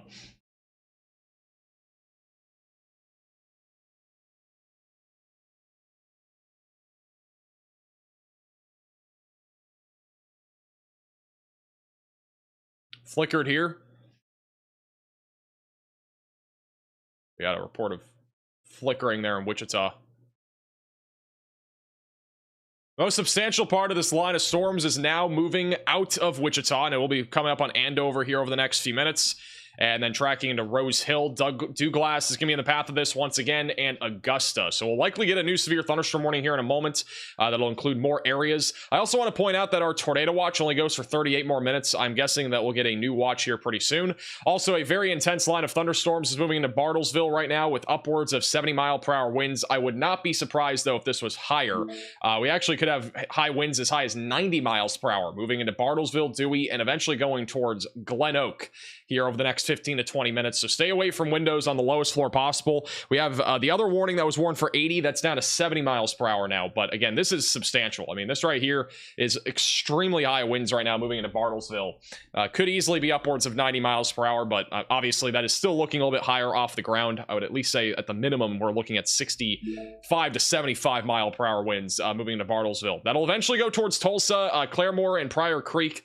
I think Tulsa may get clipped by this, but areas like Claremore and also Pryor Creek through Adair and Veneta will likely get hit more directly by this line as it continues to move east-southeast.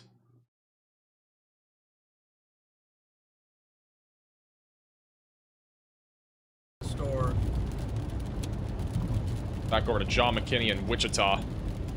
I have not seen a whole lot of lightning here. A whole lot of lightning with this storm. Very occasional. By the way, if you haven't done it, please smash that like button and subscribe.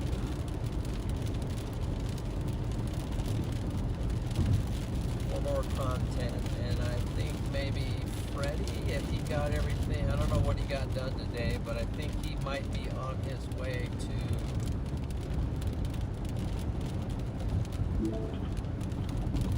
Illinois, Indiana, I don't know.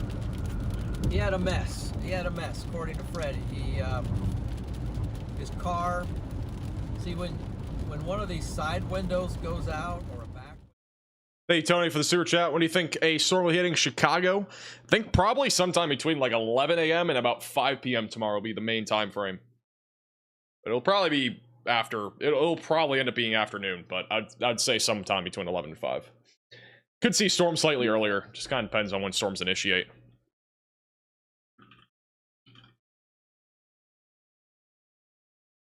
All right, we got a camera looking at some of the winds, I believe. Yeah, winds picking up. This on the east side of Wichita, Kansas now. Back over near Andover. Winds starting to pick up. This on Madison Avenue. I believe they'll be issuing a new severe warning here in the next minute or so. For areas like Augusta and El Dorado. Maybe not El Dorado, but at least just south of that.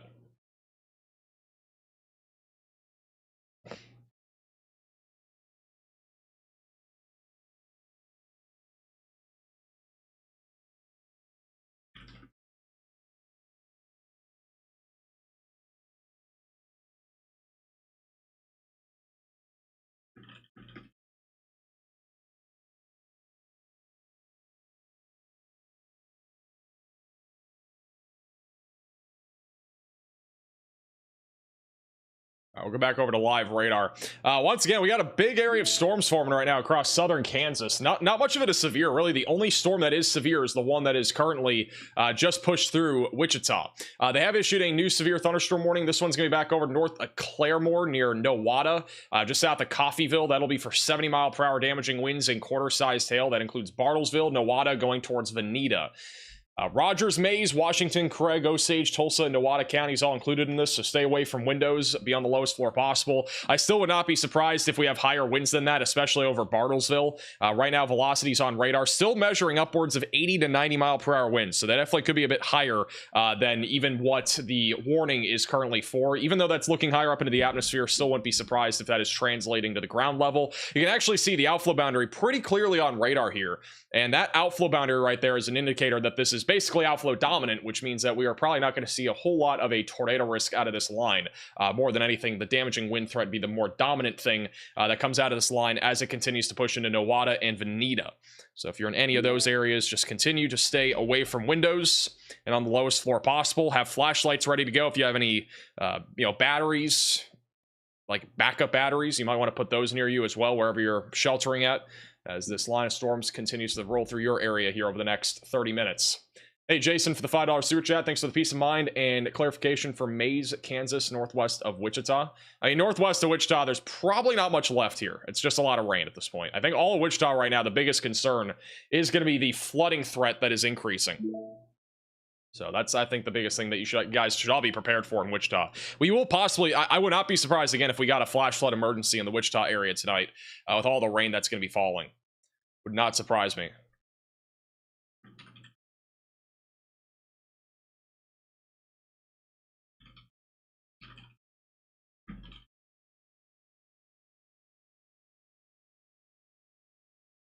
Will I be covering hurricanes too? We will be covering hurricanes.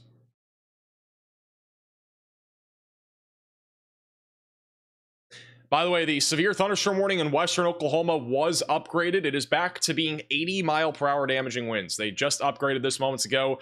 Blaine, Major, Custer, Dewey, and Woodward counties. You guys are all included now in a destructive severe thunderstorm warning for 80-mile-per-hour winds. And again, this will eventually head in the direction of Oklahoma City.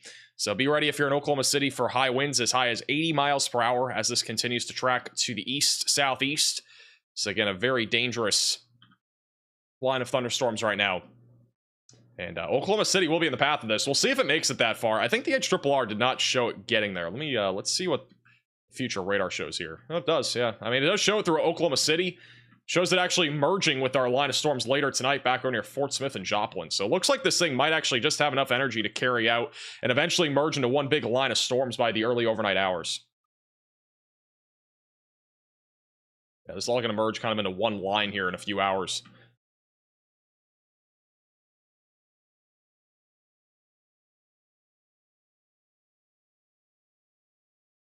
By the way, if you're over in Joplin or Springfield, be ready for an overnight threat of severe weather. I think the worst of it's probably going to be around 1 to 2 in the morning. How do you prepare for high winds? I mean, have flashlights ready to go. You know, if you have any loose lawn items or anything like that, have those secured. If you have a trampoline that could go flying, have that hatched down. Those are like the biggest things that you want to make sure that you're ready for. Anything else that could go flying outside, like a inflatable balloon or whatever, like that, like take those in. A lot of even plants. So if you have plants outside, you're gonna want to protect those too, because if we get any sort of wind damage, that could definitely be impactful to plants.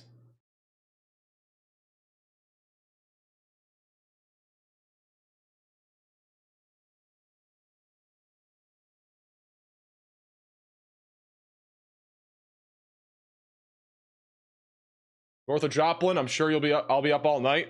Yeah, you're probably gonna be waking, if you don't go to bed now, you're probably gonna be waking up at like 2 or 3 in the morning. Maybe sooner than that.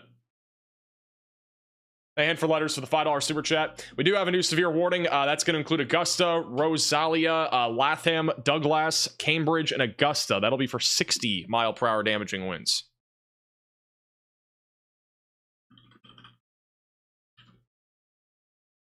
Thank you, Angela, for the $5 super chat. Is Salina, Kansas safe to go to bed for the night?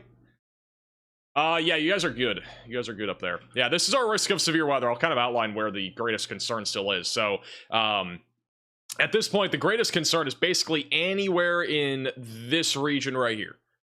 So up here to the north, the storms have already kind of rolled through, so it's mainly going to be around Wichita, south and east of Wichita. That's really the greatest concern here for the next several hours. And this threat is going to be going all the way into the early overnight hours, too. So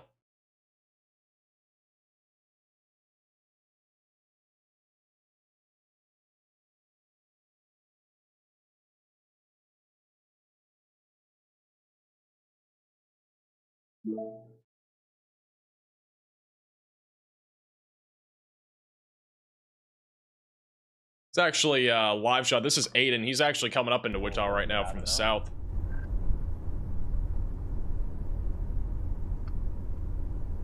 I stayed at that Hampton Inn once. Right, it's like massive. Like the Hampton Inn's bigger than the freaking casino.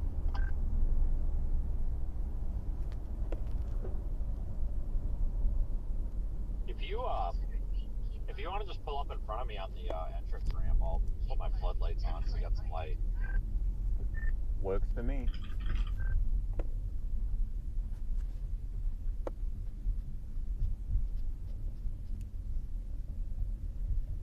Are the storms in Maryland somewhat dangerous? I don't think so. There isn't anything severe anymore really along the East Coast. We do have one severe warning, actually, that's a little bit more interesting. This one's back over near Charlotte, North Carolina. And it's literally just an outflow boundary. There isn't really even storms here. There's no lightning. But Charlotte, North Carolina, gonna have some 60-mile-per-hour damaging winds, or at least just outside of that. So I'll be keeping an eye on the Charlotte area. There's been a ton of wind damage reports. Look at all these black circles on Radar Omega. All that is wind damage reports, mostly trees down and power lines down across areas like Greenville. But yeah, I mean, there is a ton of damage reports here across the board.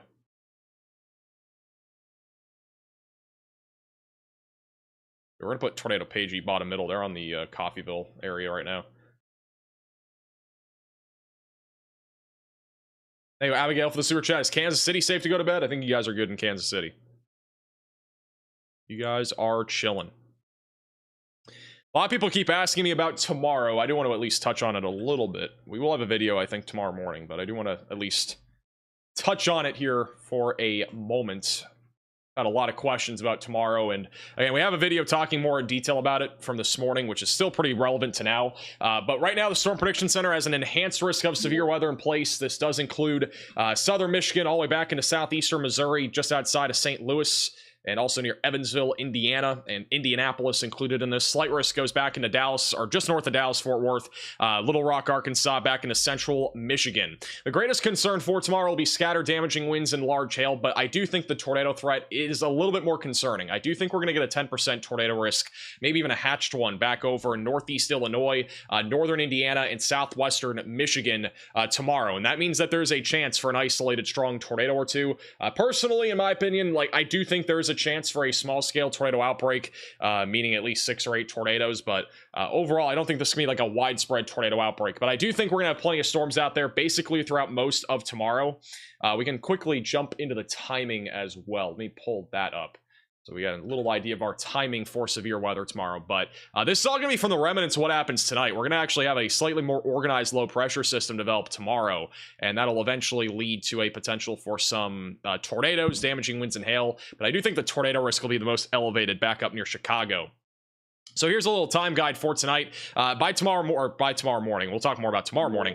Tomorrow morning, got a weakening area of storm activity moving through St. Louis. Not really much severe there. By around 11 to 12 o'clock is when things start to ramp up a little bit more back over in Oklahoma. But I think by around 1 to 2 o'clock is when the severe weather activity really starts to ramp up. Notice how we have like a little spinning low pressure system here in Illinois. Right on the northeast side of that is where we're probably gonna have our greatest threat of tornadoes if we get any discrete supercells, which is pretty likely. Might even see an isolated tornado threat back into southern Illinois and southwestern Indiana as well. By around 3 to 4 o'clock, notice how we have a bunch of storms out there. If these can stay discrete enough, there will be a potential for a few tornadoes and maybe even an isolated strong or long track tornado. By around 5 to 6 o'clock, this continues to move into Michigan, northern Indiana, western Ohio. We'll probably have some Boeing segments here across parts of Kentucky, and a lot of those are going to be damaging wind producers, maybe an isolated spin up tornado. And then by 9 to 10 o'clock, this all kind of starts to fizzle out. So tomorrow is mostly a daytime threat, which is better news than tonight, because tonight is mostly almost an overnight threat for a lot of areas. especially back over near Joplin. And if you're back over in the southern plains, a few big hailstorms tomorrow will be the biggest concern. Maybe a spin-up tornado somewhere, but does not look super, does not look like at least a super high risk as of right now for a tornado. Also, we just got a new severe thunderstorm watch. This will include Oklahoma, Arkansas, Missouri, and Kansas until 4 a.m. Central Time. So Kansas City, just outside of Wichita, Bartlesville, Tulsa, Muskogee, Stillwater, Oklahoma City, Chickasha, Enid, as well as Fayetteville and Joplin, all included in this for a couple of tornadoes being a possibility between now and 4 a.m. Scattered 2-inch sized hail is likely, and then widespread damaging wind gusts up to 85 miles per hour is also likely. Thank you, James, for becoming a member. And also shout out to Trevor for the $5 super chat. Cape Girardeau. I know how to say Cape Girardeau now. I've gotten pretty good at it.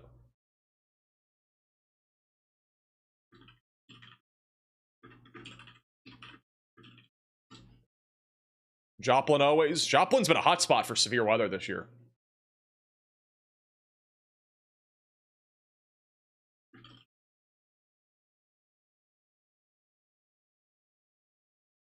Joplin and St. Louis both have been hotspots for severe weather this year.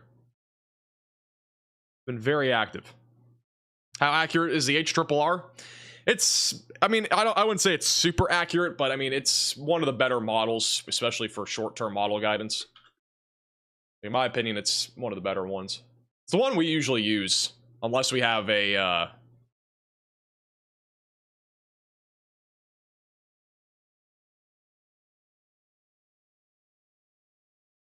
sorry, I just read something. But yeah, I think honestly, like, no, I know what I was saying. I just forgot. I was reading something. Thank you, James, for the super chat. Has Austin been a hotspot this year? Not really. I mean, Austin's had a couple big days, but nothing, like, absurd.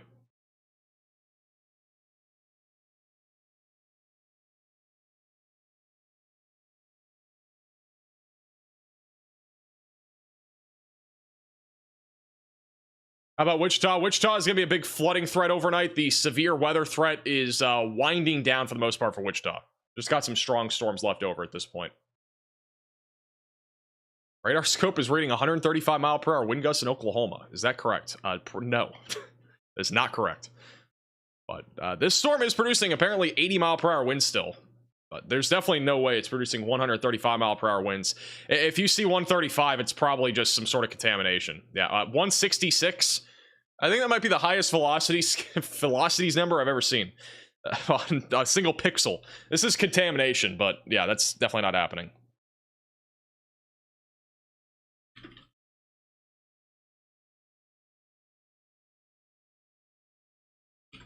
Imagine if we had a 166 mile per hour wind gust. That'd be crazy. But it is producing 80 mile per hour winds. It is radar indicated. All coming towards Oklahoma City here in the next couple hours. Which Oklahoma City is included in our new severe thunderstorm watch.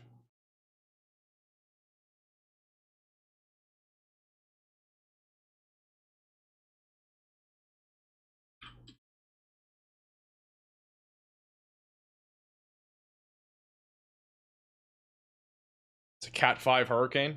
Actually, you know, I've seen 160 plus mile per hour wind gusts from hurricanes. I'm talking more about severe storms though. It's a little bit different. New severe thunderstorm warning for Alfala, Kay, Noble, Grant, and Garfield counties in Oklahoma. That'll be for 60 mile per hour winds, quarter-sized hail. Pop up here in a second.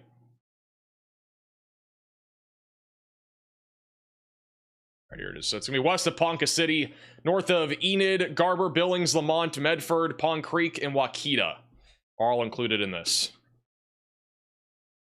Oh, we might have a tornado. Just east of Jet. There actually might be a tornado here. This is not warned. Got a couplet on radar. Possibly an unwarned tornado here just east of Jet, Oklahoma. That is heading up towards Nash. So if you're in this, I would seek shelter. If you're in Jet or Nash, this is completely unwarned. That is a couplet, though. That's developed over the last few scans. This is almost undoubtedly a tornado. Latest scan is, yeah, Riley agrees too. That is almost undoubtedly a tornado in progress. So we have an unwarned area of tight rotation, probably a tornado just south of our radar site here. Coming up on Hawley, just outside of Nash. in Oklahoma. Waiting for all the other radars to update. This may be a tornado, though, in progress.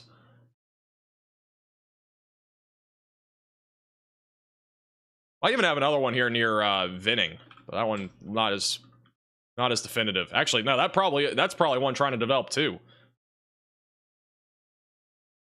Wish the other radars were updating. So once again, likely an unwarned tornado here, just east of Jet. Riley has an update. Go ahead, Riley.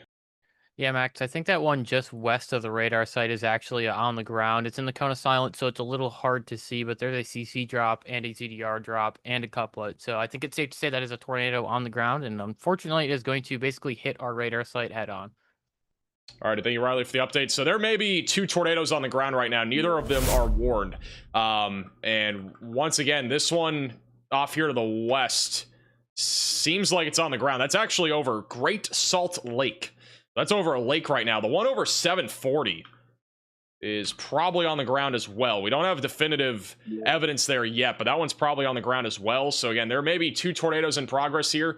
This is, again, just west of Pond Creek. Also, a brand new severe thunderstorm warning west of Oklahoma City. That is going to be for 70-mile-per-hour damaging winds and quarter-sized hail. There's also a tornado possible label on that. But once again, we have 2 unwarned areas of strong rotation. Hopefully we have a warning on at least one of these here in a moment, probably both, because again, the one we think over Great Salt Lake is probably a waterspout, if not a tornado. And then the other one easily could be a tornado, and that one might even be stronger. The velocity is going one direction, or at least 80 to 90 miles per hour. So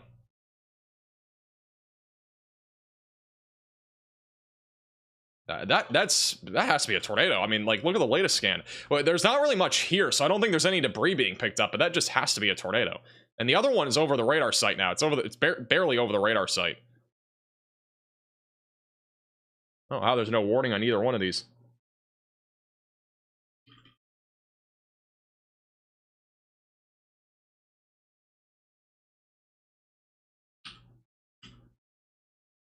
There is still a small little CC drop on this one just to the south of Vinning. So that may be a tornado. It's still too hard to tell because of it being so close to the radar site. I'm pretty convinced that this is on the ground. We just don't have a... Oh, that might be it. That might be the tornado. This might be a CC drop right here. It's hard to tell. It's just too close to the radar site. Like, we don't know for sure. This is likely a tornado over E210 Road near 750, and that's moving towards 22K in Hawley. And that's just east of Cherokee. On top of that, by the way, we do have a very high amount of winds right now. 70 to 80 mile per hour winds just outside of Jet.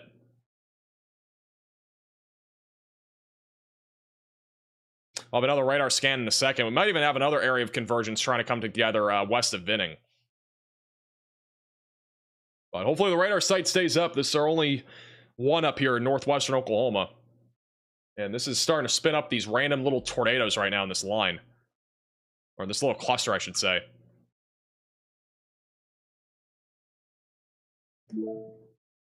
I really cannot believe there's no warning on this still. Like, we don't even know if it's definitively on the ground, but this is obviously a tight couplet. I'm talking about this for like 6 or 7 minutes now.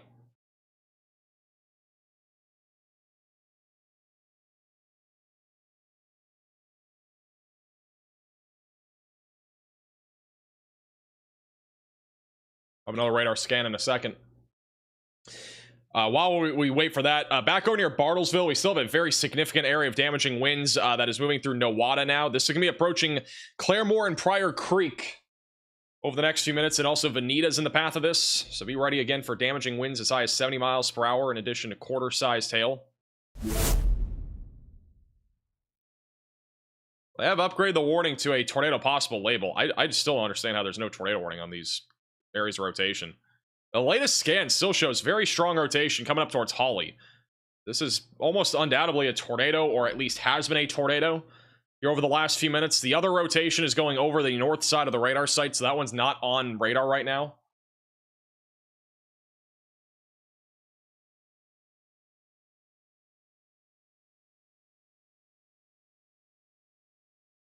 Here's the latest radar scan.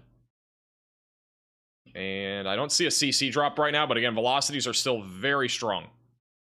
Going to Holly, Oklahoma over the next few minutes. So if you're in Holly, Oklahoma, I'd seek shelter. If you're back up near Gilbert, get ready to go to your safe place as well. The other, again, really, we could literally use a tornado warning for like this entire like thing right here. Really just this, but it's all basically going towards Wichita, Medford, and perhaps Pond Creek, but mostly moving to the east-northeast right now. Wouldn't even rule out a tornado threat developing on the southern edge of this cluster too, back over to the west of Enid. If you're back over in Enid, definitely stay weather aware. Also, we do have a severe thunderstorm warning. We were just talking about St. Louis earlier. St. Louis, you're under a severe warning, or north side of it, with a tornado possible label. I'm not seeing a whole lot of rotation right now, but damaging winds being the biggest concern. If we were to get a tornado, it'd be somewhere over in this area, going towards Alton, Wood River, Bethalto, and Godfrey there in western Illinois. So stay away from windows if you're in that warning, but overall 60-mile-per-hour winds are the greatest concern right now. I'll have another radar scan here in a second for Oklahoma.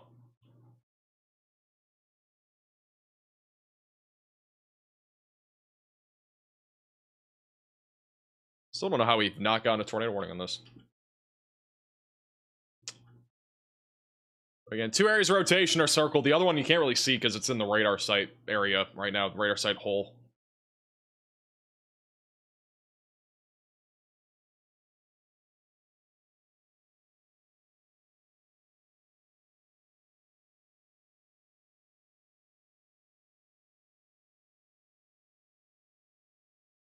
It's quiet south of St. Louis. There's not really even any lightning on that storm over near St. Louis right now. Barely any lightning at all in that storm.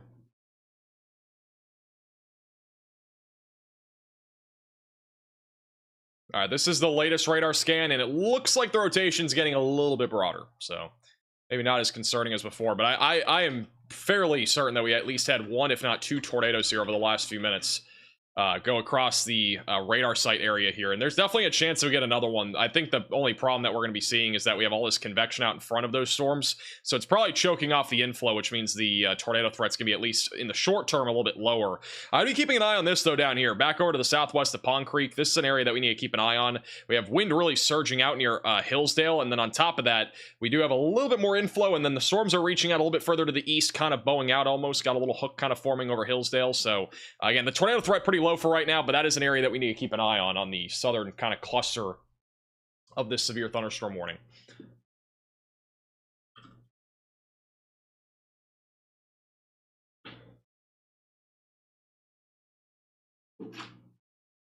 Is Iowa safe to sleep? Yeah, you guys are good in Iowa.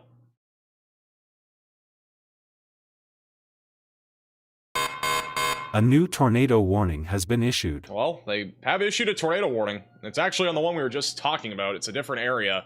Brand new tornado warning. This one's going to be for Hillsdale, Kremlin, and Pond Creek. So if you are in this tornado warning, seek shelter, get away from windows, and get on the lowest floor possible. Get to an interior room of your home or building. This is an area of convergence that is trying to come together right now. We got very strong winds going away from the radar. Also have a clear inflow here. You can kind of see the hook as well in radar. So this thing's organizing pretty quickly. So again, seek shelter if you are in this warning. First warning of the day. This is not the first tornado warning of the day.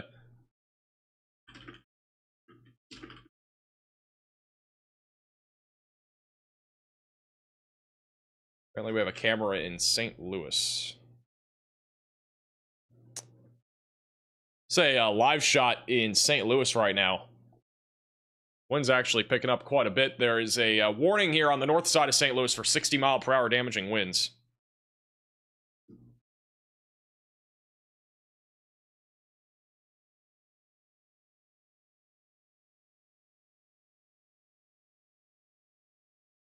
Pretty windy here. All right, here's the latest radar scan. And so our northern areas of rotation have gotten broader because of all the rain up there, but we still have an area of rotation, again, east of Hillsdale. A couple of different areas, actually, but the main one being this one right here, northeast of Hillsdale. That's coming up on Pond Creek in about 6 or 7 minutes. It's a pretty fast-moving area of storms.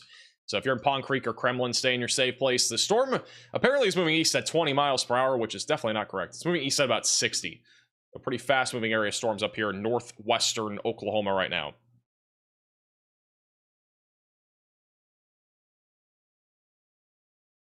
There a tornado in St. Louis? No, there's not a tornado. It's a very low chance that we get a tornado out of this, but they do have a tornado possible label on the severe warning. I don't see anything really rotating anyway. But the biggest concern is north of St. Louis. If you are anywhere in or south of St. Louis, you're probably not going to see much. There's a couple of lightning strikes that have popped up on the lightning detection just west of Des Perez, but aside from that, not too concerned about it. Back over near Tulsa, we got an outflow dominant area of storms that is going to be pushing into Claremore and Pryor Creek and Veneta here over the next hour. And be ready for damaging winds around 70 miles per hour. Still would not rule out the storms here producing winds higher than that. But for right now, it's currently producing 70 mile per hour winds. If you're in Tulsa, you're going to get the outflow boundary, which means you'll at least get some gusty winds. But it does not appear as if you're going to be getting anything damaging. So that's good news. They do have a special weather statement here for wind gusts as high as 50 to 55 miles per hour. But if you're in Tulsa, you got to watch out for this big line that is forming back out here in central northwestern Oklahoma. This will be producing the potential for numerous to widespread damaging winds as high as 80 miles per hour. Thank you, Katrina, for becoming a member, and welcome to the Velocities. Thank you, Jordan, also for the Venmo donation. What about tomorrow for Michigan? I think we already kind of talked about that like 20 minutes ago. We may have a tornado here. It's not for certain yet, but we have a little bit more of a couplet now on this tornado warning cell just northeast of Hillsdale, Oklahoma.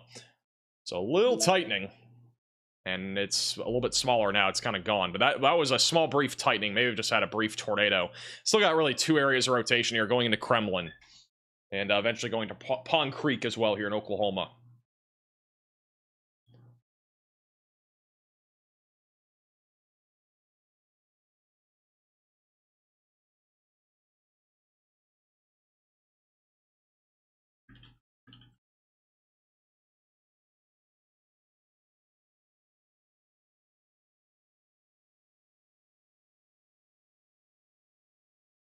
Do I drink coffee? I do not really drink coffee, no.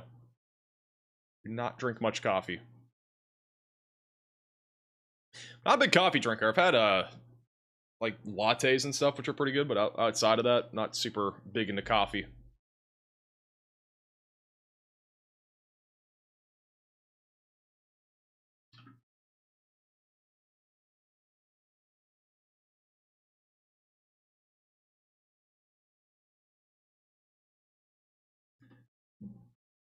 Hey, Riley, for the $5 super chat.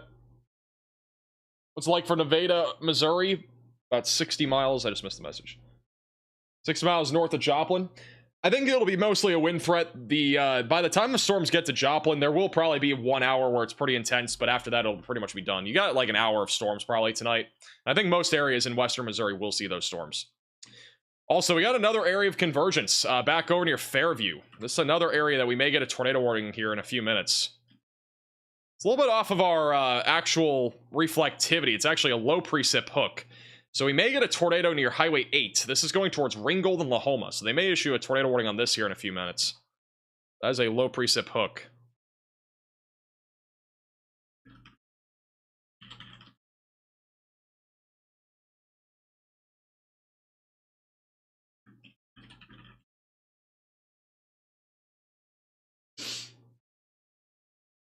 Do I cover hurricanes? I do cover hurricanes. Thank you, Brian, for the 1 month.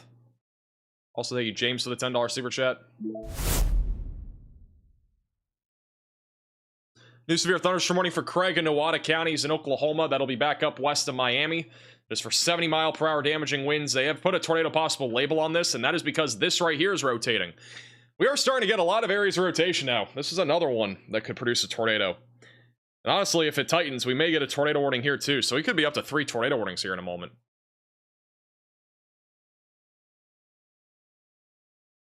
We legitimately could have 3 tornado warnings.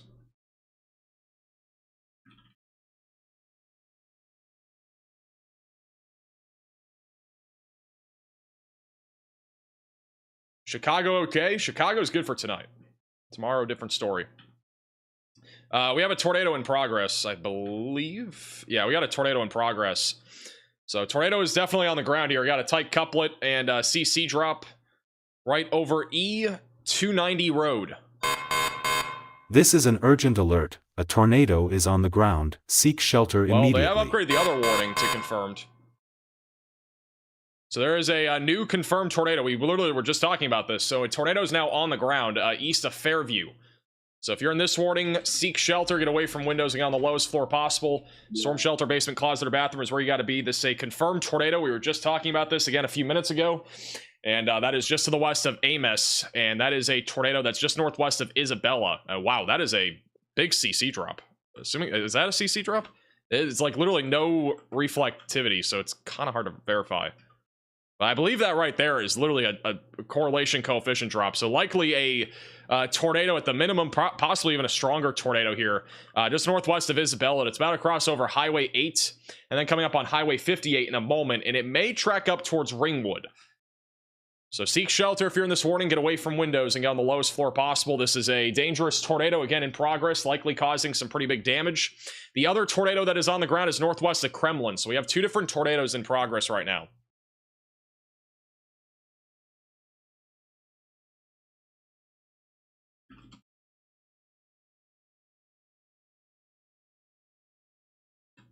Got a new radar scan coming in right now. A new tornado warning has been issued. Well, we now have 3 tornado warnings. Canadian, Kingfisher, and Blaine counties in Oklahoma.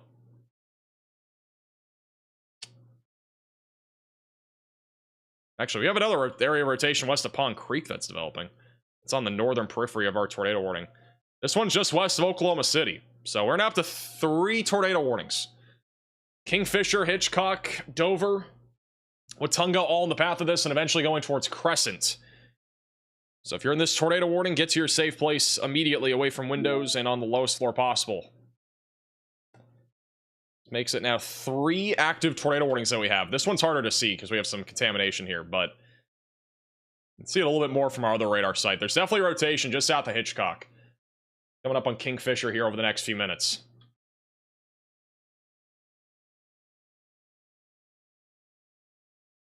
And we may have a tornado still south of Pond Creek. Not for certain right now, but likely still a tornado there. And then we have a tornado that has been on the ground near Isabella. Does not look like it's on the ground anymore, but if it is, it's just off here to the northwest of Isabella. This right here, that CC drop, that is not a tornado. That would be just reflectivity drop there, so it's clear air contamination. But if we have a tornado, we got to be right here on Highway 8, crossing over Highway 58 here in a few minutes, and then coming up towards Lahoma and Ringwood. So again, we got 3 tornado warnings now here in Oklahoma. It's all of a sudden gotten very active as this line of storms forms in our moderate and enhanced risks of severe weather. If you have any friends or family across Oklahoma, make sure that they're aware of this. We're probably going to be live here for quite a while as long as we have this significant wind and tornado threat ongoing. We also have a new severe warning just south of Wichita. That'll be for 60-mile-per-hour damaging winds. That is heading towards Arkansas City and Winfield. And we have widespread 70-mile-per-hour winds and a few tornadoes that are happening right now just west and north here of Oklahoma City.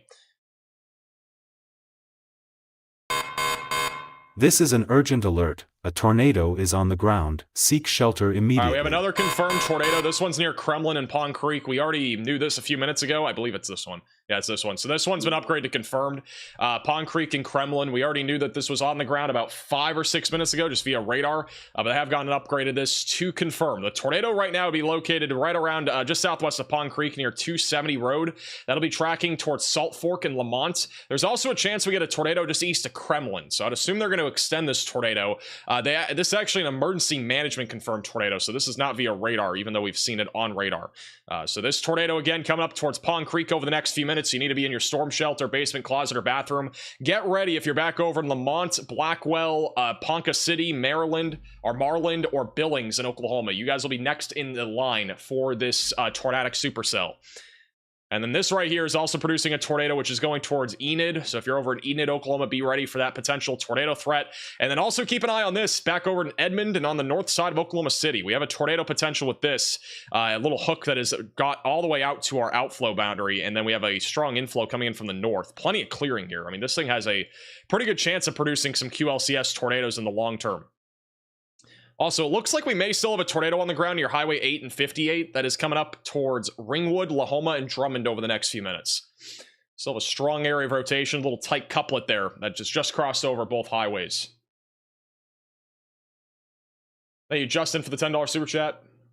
We talked about that about like 20 minutes ago. Just go back in the stream and watch that, or you can watch our video today. We've already kind of touched on that a few times. I would go over it again, but we have 3 tornado warnings, and 2 of which are confirmed. Now, we got a brand new radar scan coming in. We've suddenly got this little QLCS tornado spam here across western Oklahoma. It's all going to be pushing towards I-35 here in the next hour. Are these long track? Not necessarily, but I mean, these storms could be producing multiple tornadoes over a long period of time, but I highly doubt we're going to have a tornado on the ground for more than like 10 minutes. These are not super long track type supercells. This is all a line of storms for the most part. It's a bit broken right now, but it will become one line of storms here soon. I think right here we have a tornado. The CC and the reflectivity hasn't updated, but I think we still have a tornado south of Pond Creek. Got a little couplet there on radar. So we're just kind of waiting to see if everything updates there. We may have a tornado. Yeah, I think that is still a tornado. The CC radar just updated. It looks like we still have a tornado here. A little debris signature just south of Pond Creek. Yeah, that's a tornado still. So that's crossing over 2920 road. And then in a few minutes, it'll be coming up towards Highway 60 in Lamont. I would fully expect we get a new tornado warning going towards Lamont in a few minutes. Also, we've been watching a storm north of Tulsa that has been rotating. It's not rotating as much anymore. The rotation's broadened out pretty quickly, but still would not rule out an isolated tornado with this little segment of storms that is also heading in the direction of Joplin and eventually towards Neosho in southwestern Missouri here in the next hour and a half, 2 hours. Also, we had a 71-mile-per-hour wind gust reported in Jet, Oklahoma by a personal weather station here within the last 20 minutes. And I still think we have a tornado in progress, or at least some sort of really strong rotating wall cloud over Highway 58. Still got a little couplet there. So may have a tornado, maybe a new tornado dropping. The other rotation just kind of weakened. We got like a new area forming over Highway 58. This is also a confirmed tornado warning as of now. I believe this one was by... That's actually by Broadcast Media. That was a Broadcast Media confirmed tornado. Also got a little tightening here going towards Kingfisher, Oklahoma. So we may have a tornado dropping at any moment here going towards Kingfisher. Got a huge surge of wind as well. But if you are in Kingfisher, Dover, Oklahoma, be in your safe place. Tornado does appear likely with this storm as it tracks into Kingfisher here over the next few minutes.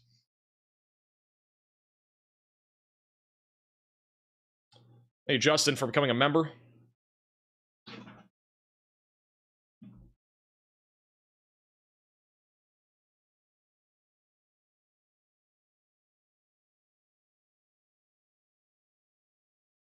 This is our latest radar scan. Back up near Pond Creek. We still have very strong rotation south of Pond Creek.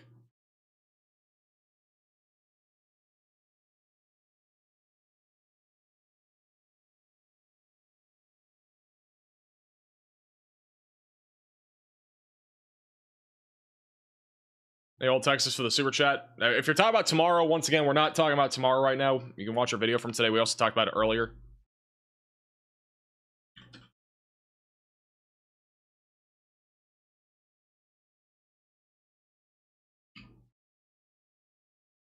If you're back over to Illinois, though, tonight, we're not really looking at anything that significant. We got one severe warning near Alton, but that one's already kind of weakening.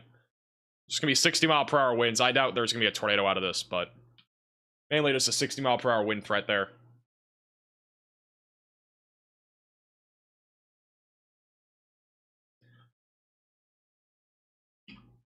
So our latest radar scan for our Kingfisher tornado warning. Again, it is a bit contaminated because this is a bit further away from the radar site. Nonetheless, we still have very strong winds going towards the radar. This is a very strong push coming from our storm, which likely is still around 70-mile-per-hour winds, maybe even up to 80-mile-per-hour winds going into Kingfisher.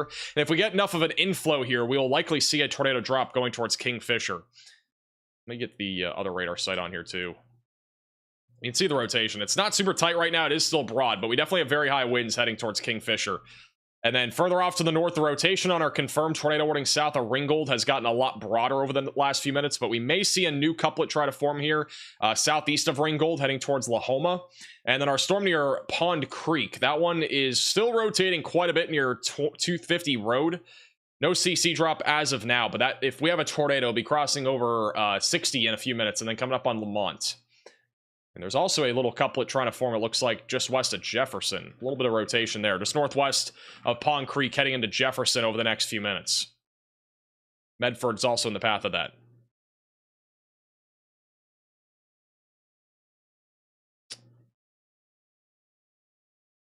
Now a little bit more. Again, another couplet right there, southeast of Pond Creek too.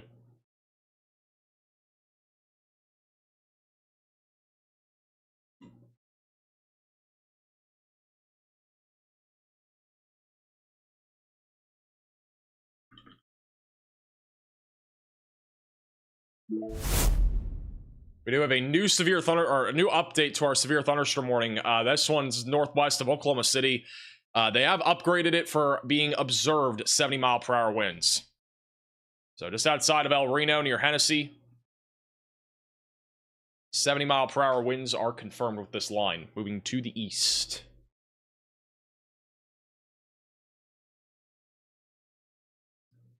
We'll likely get at least a new tornado warning in a moment going towards Ponca City. And then these tornado warnings will continue for the next 24 minutes, which is until 10:30 Central Time.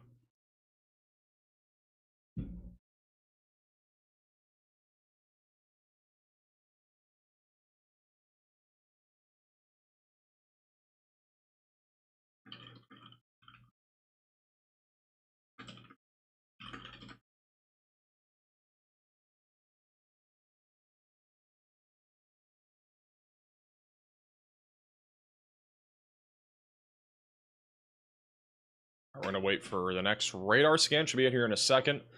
Is Wichita good to sleep? Yeah, Wichita's good to sleep.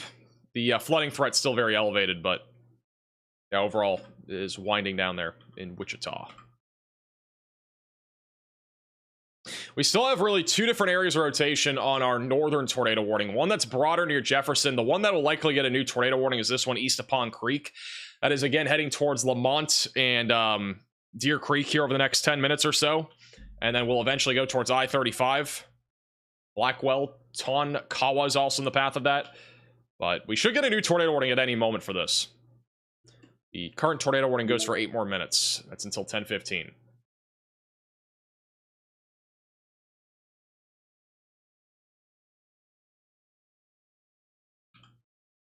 A little bit of rotation also west of Drummond. Not too strong though right now. And then broad rotation west of Kingfisher.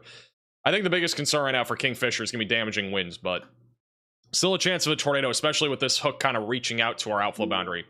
Help to elevate the tornado threat just a little bit. We also have another severe thunderstorm warning in Oklahoma. That one's over in northeastern Oklahoma for Miami and Veneta. That'll be for 60-mile-per-hour damaging winds and quarter-sized hail. They've also just downgraded the tornado warning west of Enid. That one is now no longer confirmed. It is back down to radar indicated, which I agree with. Right now, we're just looking at a broad area of rotation, mainly near Drummond. The main area of rotation that we just had, which was on the ground, has now fully occluded. But we are still watching some new areas of circulation trying to develop a little bit further back off to the east. Let me go back to here. All right, Riley has an update. Go ahead, Riley. Hey, Max. So just an update on the evolution of our line of severe storms we have today. So obviously there were a lot of questions earlier about would this be a derecho, and the way that today is going, no, it 100% will not be. However, we're still not going to be done with severe weather for the day, and this is probably the formation of the line that we've been waiting on all day here. We see that we have this now what actually looks like a line of severe thunderstorms coming together here in Oklahoma and Kansas and working its way off to the east. We do still have that moderate risk of severe weather in place, and I'm actually going to go ahead and turn that on just because I think a lot of people have sort of checked out for the day and are no longer thinking about it. But anywhere in this pink, we do still have that moderate risk of severe weather. We do have an MCS now forming, and we are only about halfway through this risk. What this means is places like Ponca City, Pawnee, Stillwater, Bartlesville, maybe all the way into Tulsa, Claremore, and Joplin. You guys are still downwind of this thing, and this storm will come to you, and it will be strong. So we need to be prepared for that, even though we've been sort of waiting for it all day. I think it's kind of gone into the back of a lot of people's heads.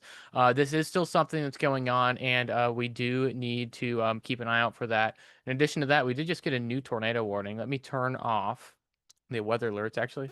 Perfect.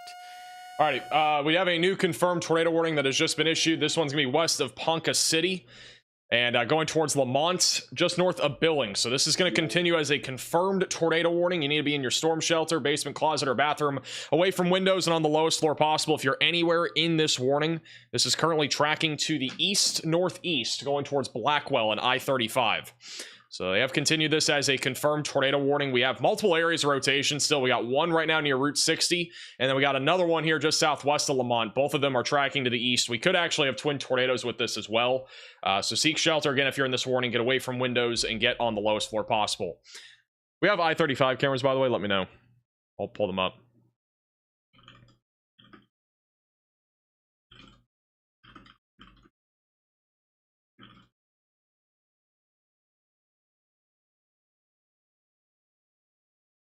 Ponca City has 25,000 people. It's not including Ponca City yet.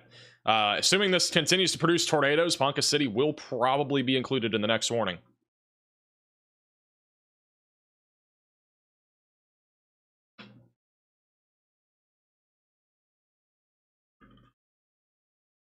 Hey, Pox to the $20 super chat. Central Oklahoma. Biggest concern will be damaging winds.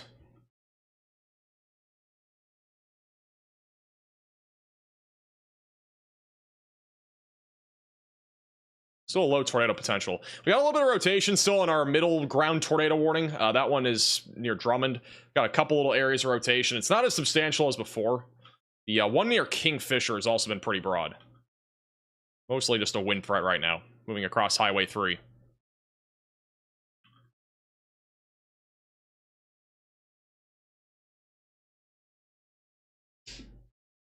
How bad is Tulsa going to get? Tulsa is mostly just gusty winds. But obviously, this is not the only round of storms. We got this entire line coming your way here over the next 2 hours. So this is really the main event, this entire thing. This is why we have a moderate risk of severe weather. We've just kind of been waiting for this line of storms to form, and it is now fully formed. So we are now approaching the main event of this entire moderate risk.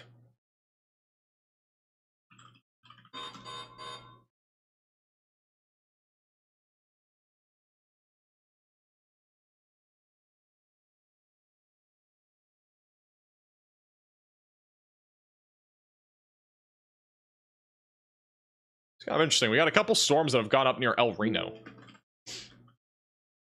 Nothing significant, but a couple little storms just went up there.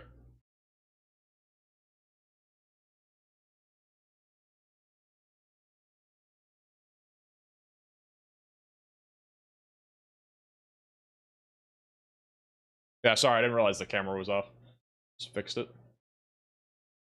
When's the next big storm for Illinois? Tomorrow. We are going to be live tomorrow as well. On top of today. We'll be live tomorrow. Latest radar scan. I'm not seeing anything definitively here for a tornado, but we still have strong rotation again on Highway 60. The tornado was confirmed by weather spotters near Lamont, so this is likely still a tornado in progress. Moving to the east. So continue to stay in your safe place if you are in this warning. Tonkawa will be in the path of this in about 10 to 15 minutes or so.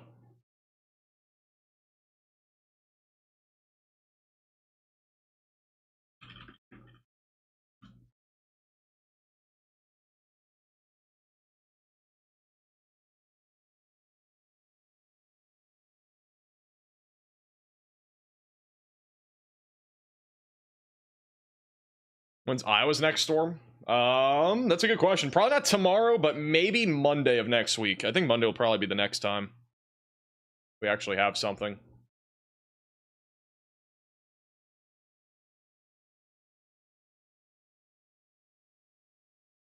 Stay zoomed out till our next radar scan. Do you think it'll be upgraded to PDS? Almost no chance any of these warnings get upgraded to PDS.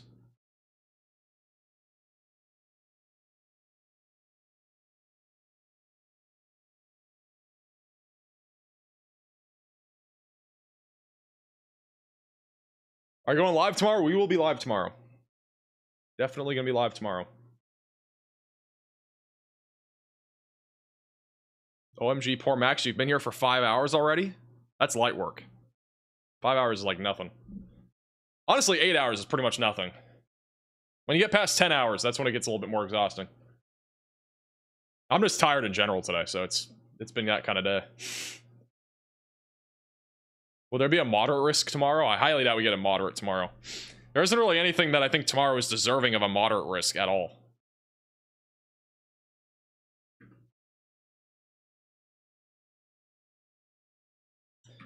We are currently, I think we got another minute till our next radar scan. We got a couplet again. Possibly a little tornado south of IMO coming up on Wakumis. This is actually heading towards Enid. So if you're in Enid, Oklahoma, be ready for this. We got another little couplet, probably a tornado here. We actually could have as many as 3 tornadoes. I'm not even kidding. We got 3 different areas of tight rotation here. They're all very weak. So, I mean, if we had 3 tornadoes, it would be very weak across the board. But there are 3 areas of rotation here on radar. 3. All in the same vicinity. That is quite crazy.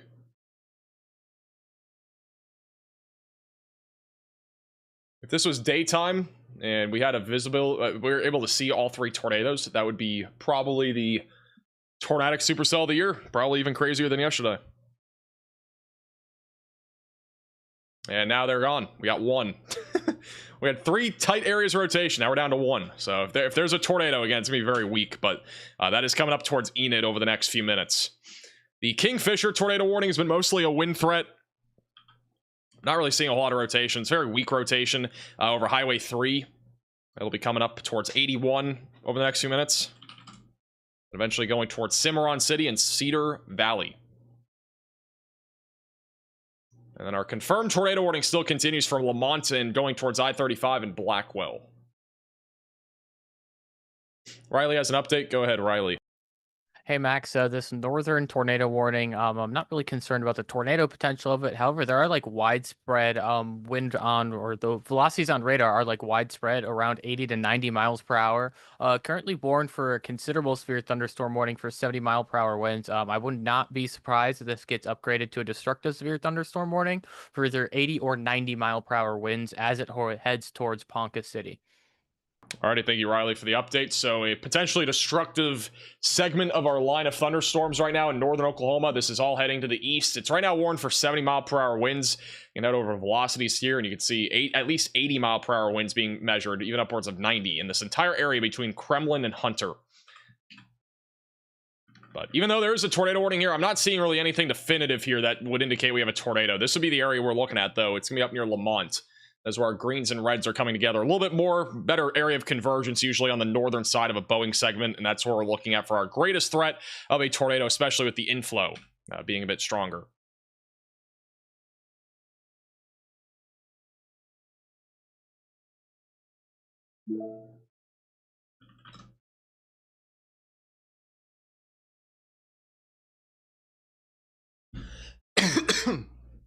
Joplin, Missouri update. I'm choking on water.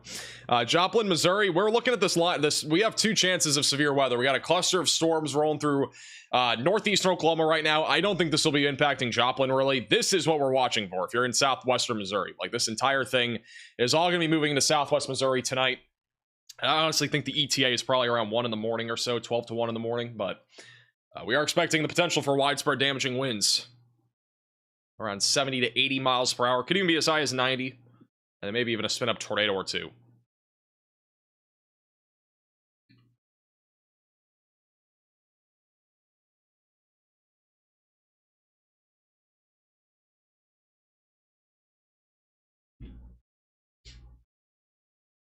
What does W stand for in these chats? Just means win.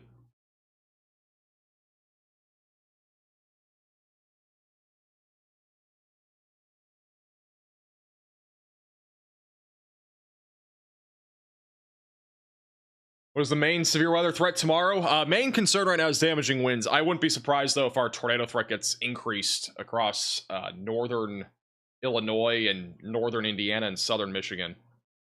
I do think a 10% tornado risk is in place. Or in play, I mean. At least a 10. Maybe even a 10 hatched. We haven't had a hatched tornado risk at all recently.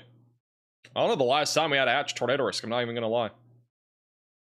You know when was the last time we had a hatch risk, Riley? Let me know. Look it up. Go look. A new Hey, tornado Tristan, warning $5 has super been chat. issued. We got a new tornado warning. That one's going to be for Enid, Garber, Billings, and Covington and Perry. So this is a pretty populated area. Once again, seek shelter if you are in this warning. Our main area of rotation is on the southwest side of town. So if we have a tornado, it'll be coming up towards 81 over the next few minutes. We get some callouts on this because this is a more populated area.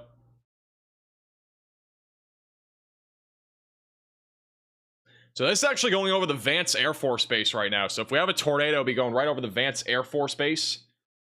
And then after that, it'll be tracking up into the south side of Enid, which the velocity scan is coming in now. So that is our area of rotation. So this will be going over the Vance Air Force Base, and then it will potentially come up towards the St. Mary's Regional Medical Center. It's also the Cherokee Strip Regional Heritage Center. And Jumbo Foods loves travel stop. You also got the Northern Oklahoma College that could be in the track of this on the central and south side of town. But we still have multiple areas of rotation. It's not just that area, that's just the main area.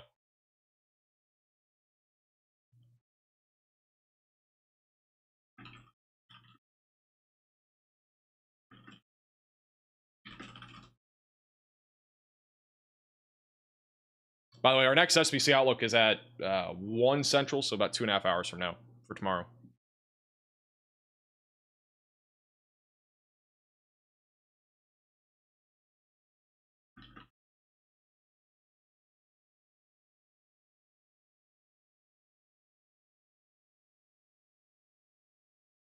This is back over northeast of Tulsa. We have a significant line of storms right now, still producing 60 to 70 mile per hour winds. Moving to the east. Highest winds right now are on Route 60. We actually have an area of 70 to 80 mile per hour velocities being measured right now. I don't think there's much of a tornado risk with this line anymore. It's still very low as that goes towards Joplin and Neosho, but I don't think it's going to hit Joplin. I think the greatest concern is, again, still northwest of Oklahoma City.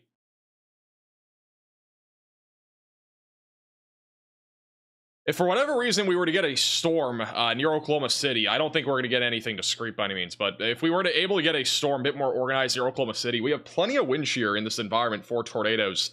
Very curved photographs across the board. I'll show you guys a little image here.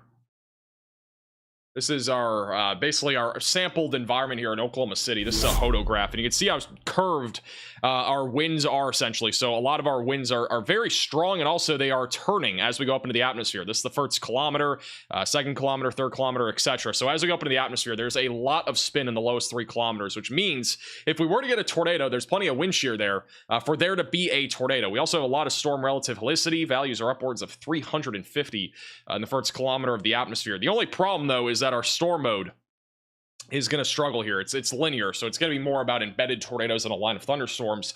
But if we were to some reason have a discrete supercell in anywhere around Oklahoma City, I mean, we could literally see a crazy storm, but I don't think we're going to see that. Also, brand new severe thunderstorm warning, including a very large area. This is on the north side of Oklahoma City, including Edmond, Hennessy, as well as Stillwater and Perry. That'll be for 70 mile per hour damaging winds, quarter-sized hail, and there's also a tornado possible label on this entire line of thunderstorms moving to the east. It'll be approaching I-35 here also fairly soon. We still have a confirmed tornado warning for Lamont and as well as Tonkawa, but we have not seen on radar anything confirming there still being a tornado. This was confirmed by weather spotters about 20 minutes ago. Blackwell's in the path of this, eventually going towards Ponca City.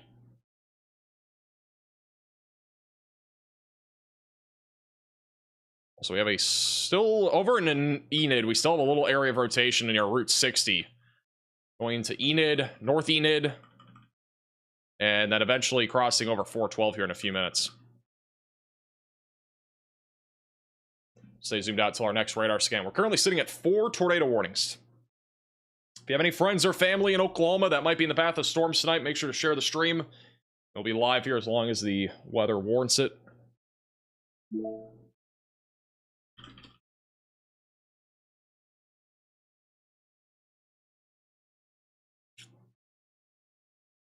I'm in the top floor of a hotel in Enid. Probably shouldn't be on the top floor.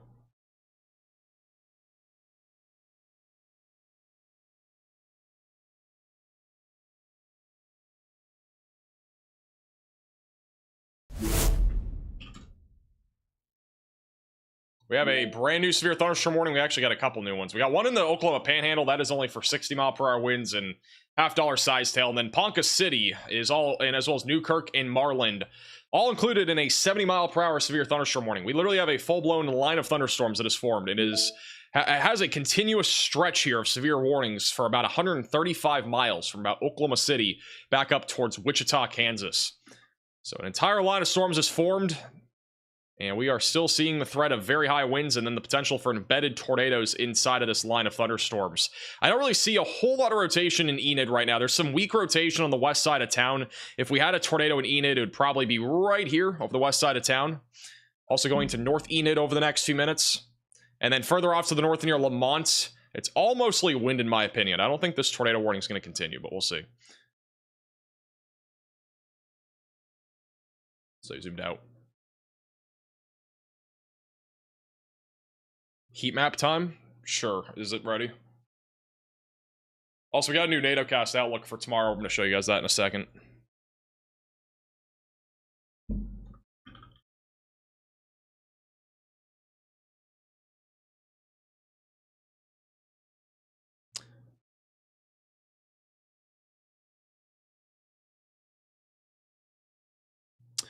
All right, where are you guys all watching from in the chat? Let me know. Let me know in the chat where you guys are all tuning in from. We're doing another heat map. We'll see where everybody's tuning in from. Put your general location in the chat.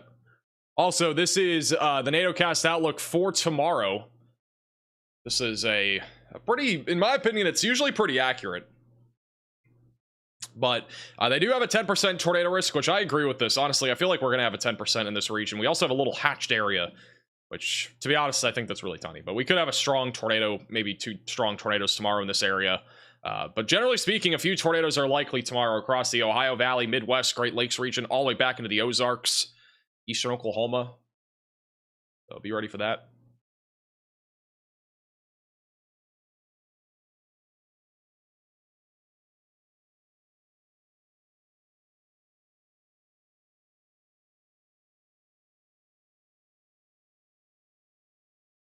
Our confirmed tornado warning, again, is for Blackwell and Tonkawa. We've had no updates to this warning in quite some time.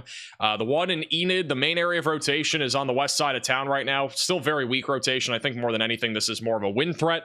But if we were to have a tornado, it'd be basically on the west side of town right now. Other than that, just a lot of wind. The tornado warning northwest of Oklahoma City near Kingfisher. I don't know if they're going to extend this, but if they did, it would be going towards Edmond. So if you're in Edmond, be ready to go to your safe place for a tornado threat. Guthrie also in the path of this, and Crescent. Also got a few storms firing off in front of this little line here, but these should be mostly just elevated small hail and gusty windstorms.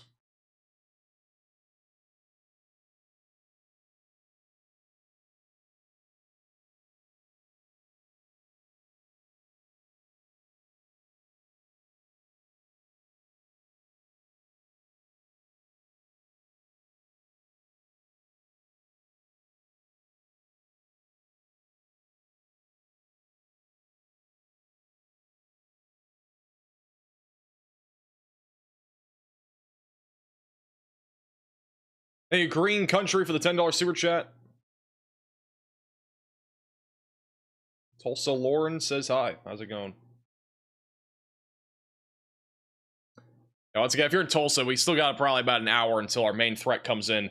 The other line of storms, that's really not the main concern. This is definitely the main concern here.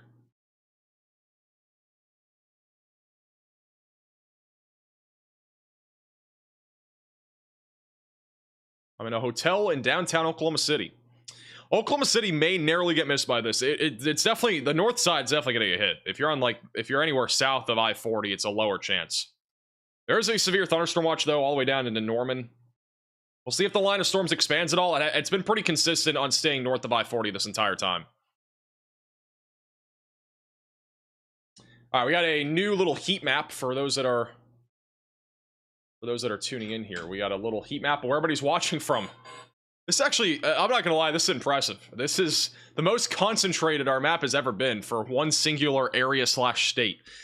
Almost everybody tuning in right now is in Oklahoma or Wichita, Kansas, or Joplin or Springfield. There's a few people back over in Chicago, but for the most part, pretty much everybody is back over here in Oklahoma tonight. It's the most concentrated that we've seen. Or people watching.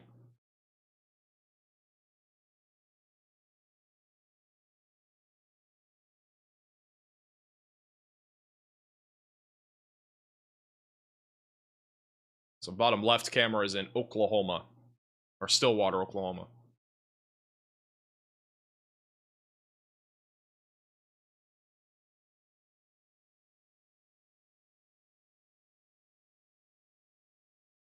We are back down to 2 tornado warnings. The confirmed tornado warning was just downgraded. It is back down to radar indicated west of Ponca City.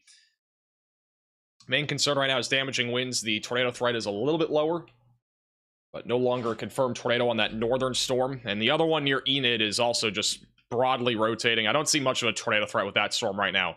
They have not continued a tornado warning. A new tornado warning has been issued. Dude, that timing is absolutely bonkers. They have continued the tornado warning. Sorry, let me correct myself. Edmond, south of Guthrie, you guys are included in a new tornado warning. Canadian, Oklahoma, Logan, and Kingfisher counties are included in a brand new tornado warning. So seek shelter, get away from windows, and get on the lowest floor possible if you are in this tornado warning.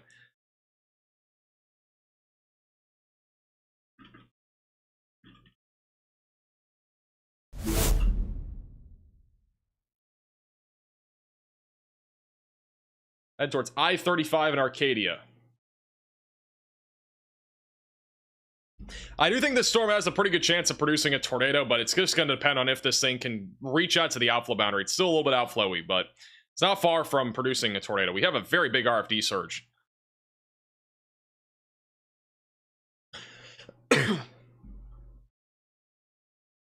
Yeah, we got a couple little storms trying to fire off south of Oklahoma City. I don't think these are very concerning, but we're keeping an eye on them.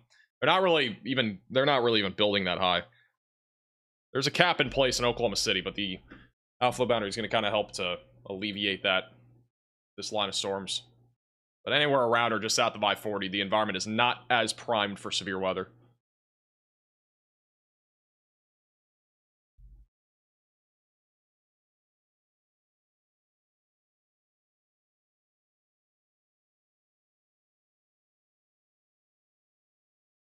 Quick little update on our storms back over in northeastern Oklahoma.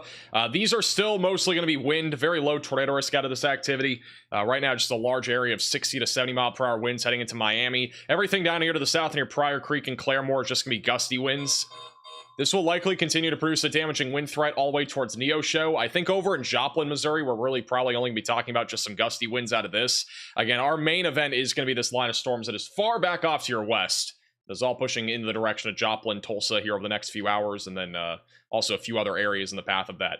The northern tornado warnings, again, have gotten a lot less concerning. I'm honestly mostly concerned about the southern one going towards Edmond. Much more populated area, and the rotation also is not really that strong yet, but with how strong the winds are going towards the radar, I am more concerned about this in particular rather than our northern segment. But at the minimum, we're talking about 70 to 80 mile per hour winds. Definitely would not rule out a tornado with this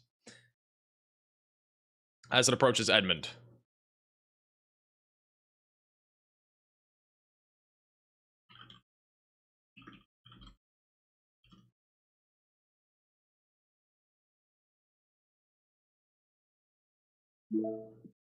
Hey, Danny for the super chat.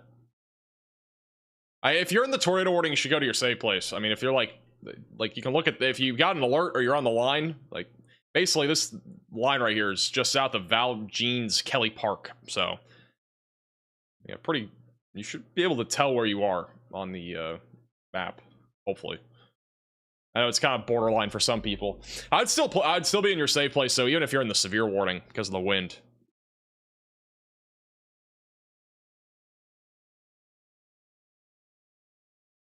Thank you, Park, for the $5 super chat. From Melbourne, Australia, where someone recently had a funnel spotted over the suburbs, which is a rare sight for us. Luckily, it never touched down. Well, that's good. Funnels can always be kind of cool. As long as they don't drop. Be a cool thing to see.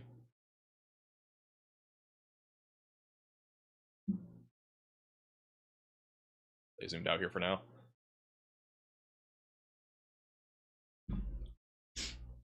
Kansas City, Missouri. I think Kansas City's chilling for tonight.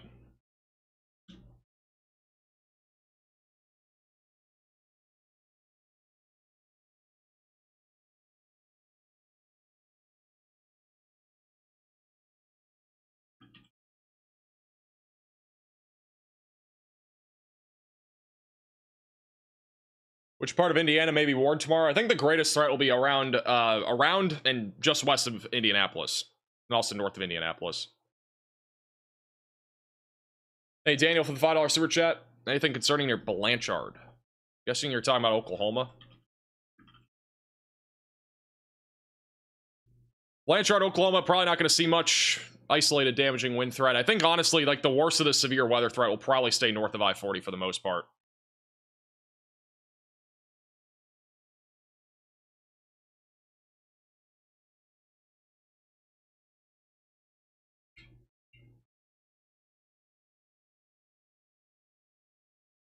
Are there no chasers in Oklahoma? Not really. There's only a couple. If any of them have anything, we'll go to them.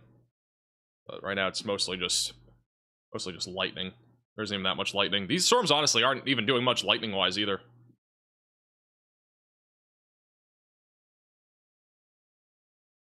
Hey, Joshua with a $5 super chat. Always watch this channel when things go sideways from Hennessy, Oklahoma. I'm glad I can help. Appreciate the super chat.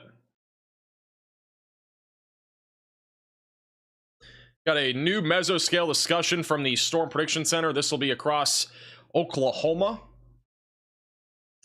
This will be back over in Oklahoma City and just north of Oklahoma City. Severe gusts in excess of 60 to 70 knots are expected over the next few hours. And they have also outlined that the most probable peak intensity for damaging winds is as high as 90 miles per hour. On top of that, we could see hail as large as the size of tennis balls. And then the tornado threat still remains in place. Probably not going to see many strong tornadoes, but could see a potential for a few embedded tornadoes in our line of thunderstorms.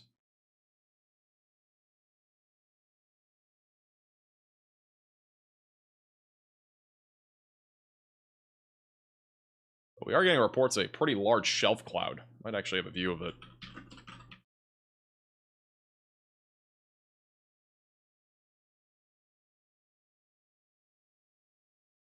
Should have a view of the shelf cloud here in a second.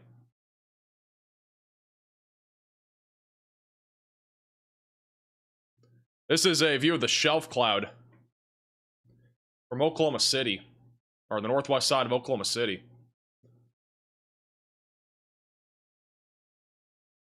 Looks like it's daytime. It's not, though.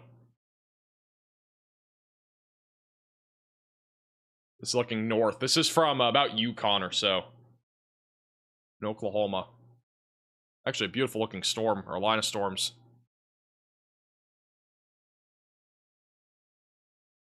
Hey, Wayne, for the $10 super chat. Thanks for everything. No problem.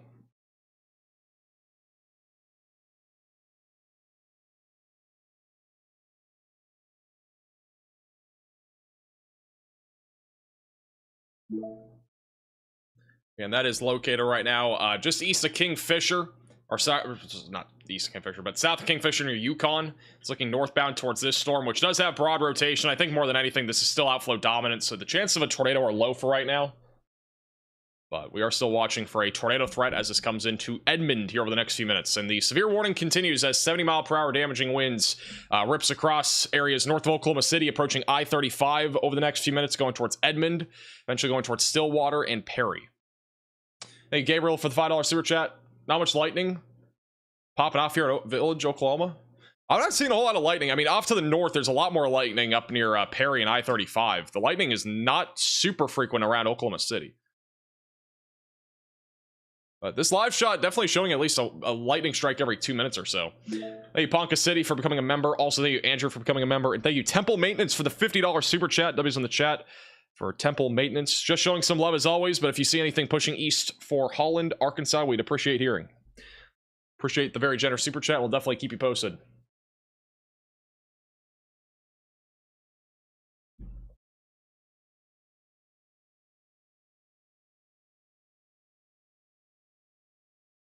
We got another Oklahoma camera with good lightning, it sounds like.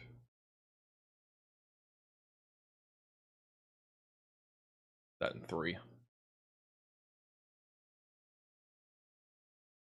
Thank you, Sledgehammer, for the $5 super chat.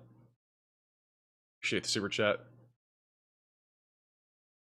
How's Enid? I think Enid is going to be pretty much done here in the next 10 minutes. I don't even think these tornado warnings off to the north are going to continue. These two are mostly just wind at this point. But further down to the south in Oklahoma City and around that area, I still think this storm has a potential to produce a tornado, but it's a pretty low chance at this time. You can see the outflow boundary. It's pretty far out in front of our storm still, so unless a new tornado warning has been issued. I think the odds of this producing a tornado are on the lower side. New tornado warning for Noble, Logan, Payne, and Garfield counties in Oklahoma.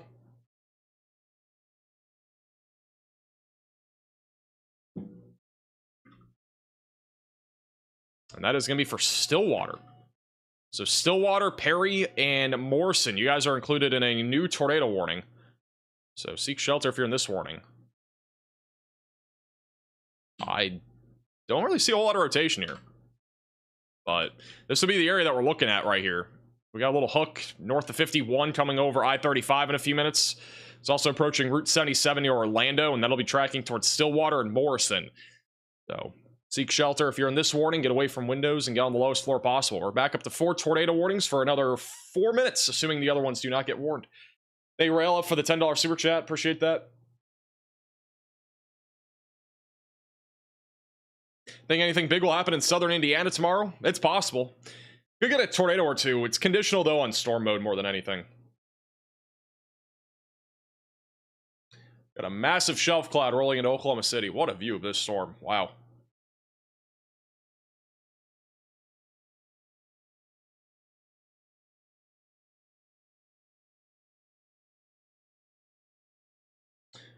Also, when we go back to the 3-cam view, the middle camera will be a view of the new tornado warning near Stillwater.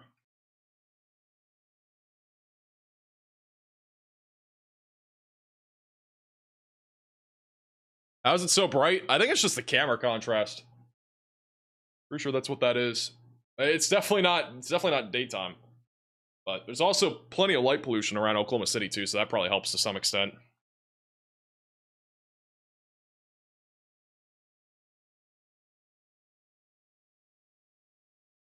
Thank you, Bear, for the $10 super chat.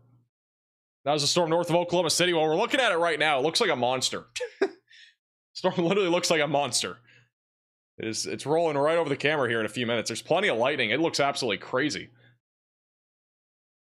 Hey, also, Jen, for the $20 super chat. Can you add more V-neck options? Yeah, we'll be adding more V-neck options. We should probably have that for the Shame merch.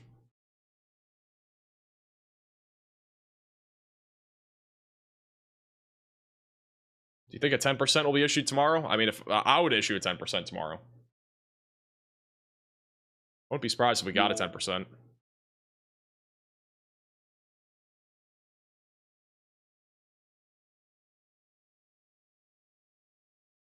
What are the odds tomorrow? Polsey 4-26. We're not going to have a May 26th again.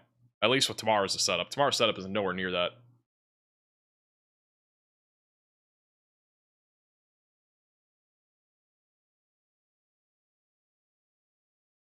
Oh, this monster storm is coming right over the camera. Huge shelf cloud coming in. Thank you, Rael, for the super chat. A new tornado warning has been I issued. have issued another tornado warning.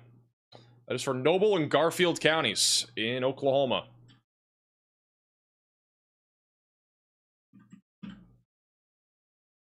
Should pop up here in a second. It's going to be this storm up here near Perry and Red Rock. So, seek shelter if you're in this new tornado warning. Broad rotation right now near Perry, or west of Perry by about 4 miles. And that'll be moving into Red Rock in 412 in about 15 minutes or so. Again, broad area of rotation moving east-northeast in Noble and Garfield counties. Seek shelter and get away from windows if you're in the warning. Looks very ominous here, though, back over in Yukon.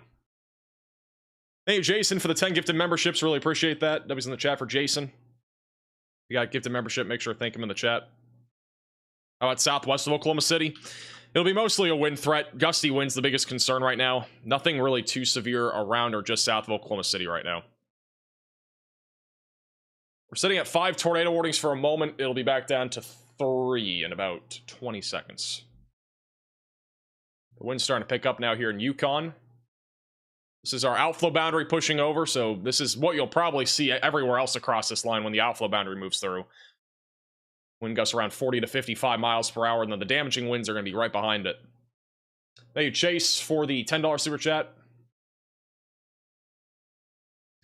I think the biggest thing is having radar times faster. That's like the biggest thing. I mean, they're pretty fast already, though. Most radars update every 1.5 to 2 minutes, especially with bigger weather events.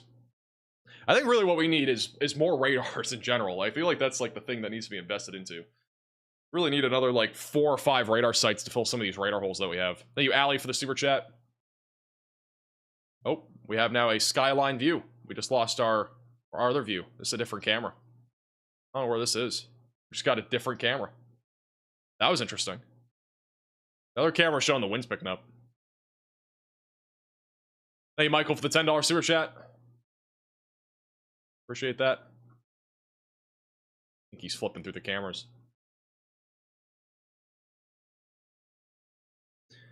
All right, a little update on our Edmond tornado warning. The rotation right now has gotten a little bit broader over the last few minutes. It's really just still outflow dominant, so it's going to struggle to produce a tornado, but we definitely have a damaging wind threat. And but again, if we're, for whatever reason, this thing can get to the outflow boundary, which is a low chance, we could end up getting a tornado. But right now, it's a low chance of that happening. Mostly a wind threat for right now.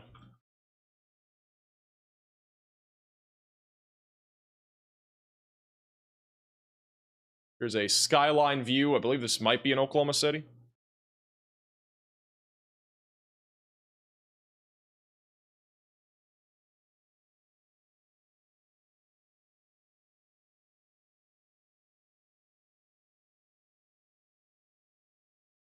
Oops, wrong button.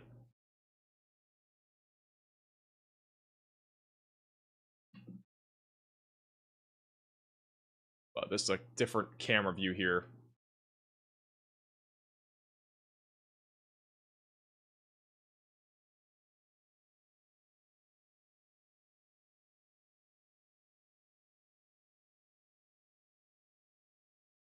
Back over to live radar.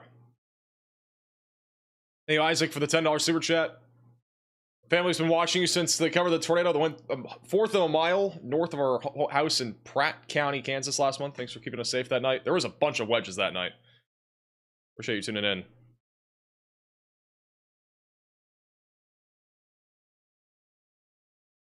We're currently sitting at 3 tornado warnings. Again, this is all across our line of thunderstorms. We are watching broad areas of rotation. Mostly near Perry in Oklahoma. We got a little bit more rotation up there coming up on I-35 here in a few minutes. That'll be approaching Red Rock and 412, and then back over to the southwest of Perry. I'm really not seeing any rotation on this storm. I think it's mostly just winds. It's very, very weak rotation just southwest of Perry. And then our Edmond tornado warning, again, still mostly outflow dominant. Really not seeing a whole lot of a tornado risk with this for right now, unless this thing can latch to the boundary, which it has not done so yet. But seek shelter if you're in Edmond, at least for the wind threat, because again, the damaging wind threat is definitely the biggest concern.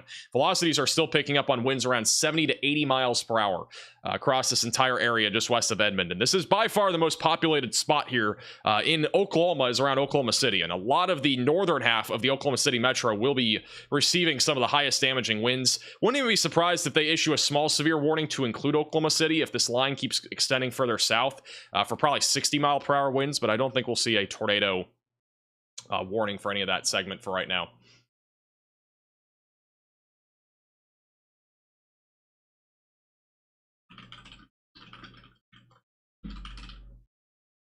Thank you also, Ben, for the $10 super chat. Thanks for being up for this. How worried should Tulsa be tonight?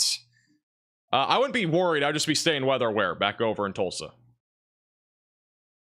I mean, again, this is what you're going to be seeing. This entire line of thunderstorms. That's the big concern.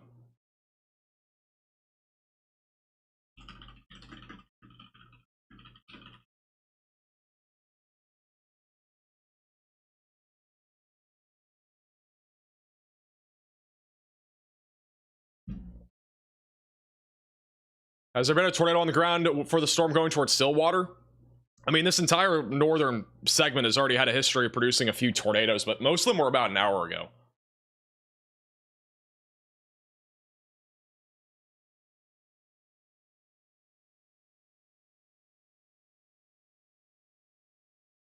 What are the odds Ohio sees a tornado tomorrow? I'd say a pretty low chance. It's a live shot from, I believe, Oklahoma City. Or not Oklahoma City, but northwest side of Oklahoma City. This is in Yukon. So we got some lightning.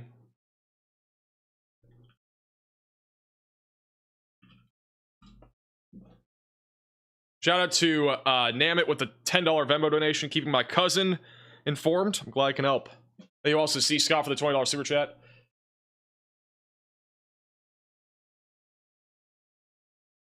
There are several warnings. We got 8 warnings total, and just about every single one of them is in Oklahoma. We only got 1 in Kansas. Everything else in Oklahoma.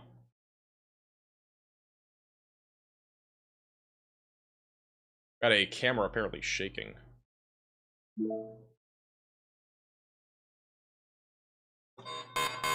A new tornado warning has been issued. Another tornado warning. This one will be for K County, Oklahoma.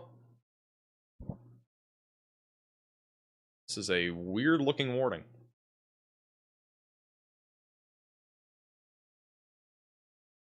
How bad will Joplin be? Joplin probably going to see 60 to 75 mile per hour winds.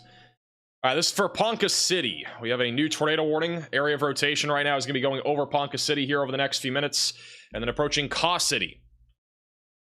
So again, seek shelter if you're in this warning. Main area of rotation going over Ponca City and then going into Caw City. We'll also probably get a new warning near Burbank to continue this tornado warning. This is a different National Weather Service office, so they'll be required to issue a different tornado warning. So Ponca City, seek shelter. This is a live shot from Yukon of the storm rolling in. There is a ton of lightning with this storm here on the north side of Oklahoma City.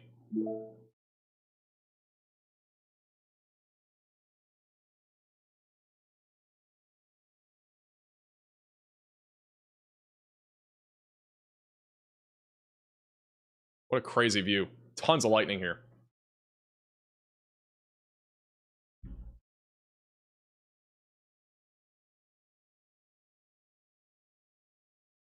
Also just got a new severe warning southwest of Joplin for 60 mile per hour winds. This line of storms that's going towards Joplin probably won't survive, but the line that's going through central Oklahoma is what's going to hit Joplin tonight and surrounding areas. It is getting really windy here in Yukon. Wow. Crazy amount of wind and lightning.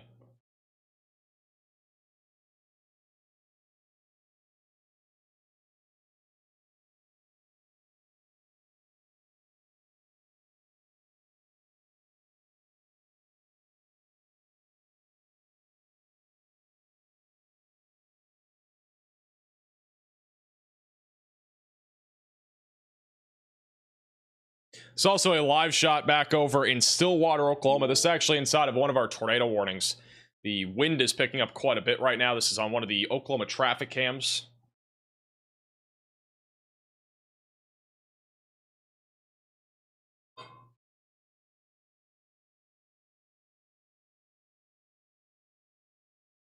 Mostly gusty winds right now. Back over in Yukon. Yukon is very ominous. Am I good to go to bed in Ohio? You are. Definitely stay weather aware tomorrow, though.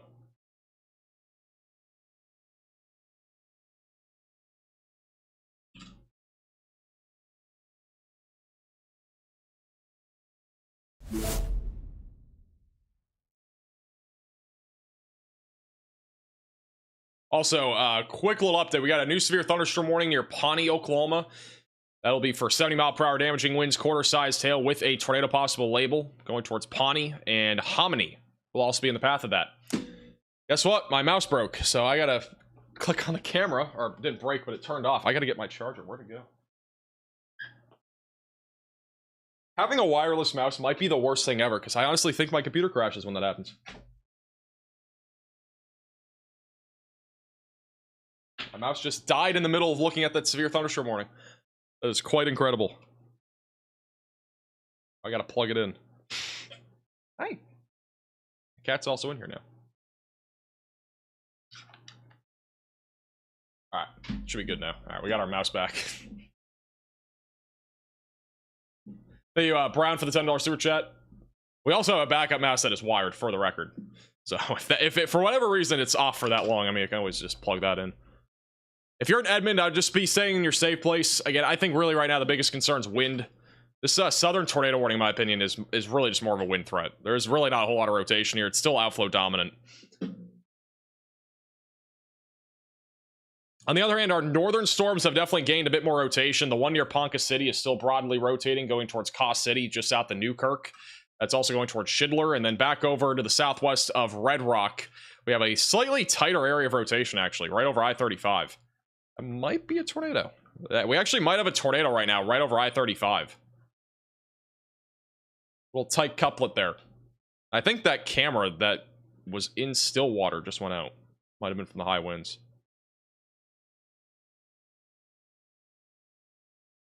Again, seek shelter if you're in this warning for sure. I do think we have a tornado in progress right over I-35. It's gonna be coming up on 77, and then eventually tracking over 412, and then moving into Red Rock here in a few minutes.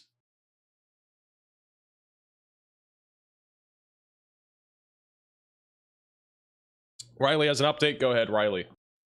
Hey Max, it seems like the northern portion of our line that reaches into Kansas is intensifying. This is something that was just backed up by one of our ASOS sites. We had a 71-mile-per-hour wind gust, and they did literally upgrade the warning as I was saying that. So our furthest north severe thunderstorm warning in Kansas, this includes Arkansas City or Arkansas City, Winfield, and Cambridge. That is now a considerable severe thunderstorm warning for observed 70-mile-per-hour winds. All right, thank you for the update. So yeah, again, this northern segment of the line is now intensifying, and again, this entire line of storms is literally producing significant damaging winds across the board, right around 70 miles per hour, moving towards Tulsa, Bartlesville, Pawnee, also moving through the north side of the Oklahoma City area. They've also just issued a new warning for a lot of different counties, which is going to be an extension to this warning here. That is for 70-mile-per-hour winds, which is observed, and there's also a tornado possible label on that, with quarter-sized hail being a possibility. So you'll see that here. It barely includes the north side of Oklahoma City for Forest Park, Spencer, and Choctaw. So many of those areas are now included in that severe thunderstorm warning.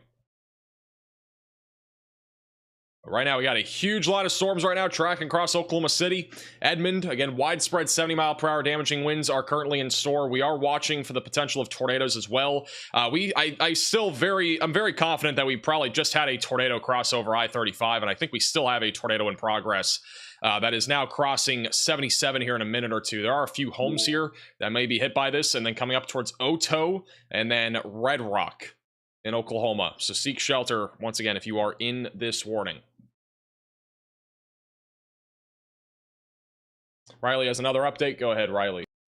Hey Max, I do want to point out to everyone who's watching that we are sort of getting into the time period where we are very confident that this is going to be producing 70-mile-per-hour winds for a very long time period, and that means that we may see a severe thunderstorm warning issued as much as an hour ahead of time.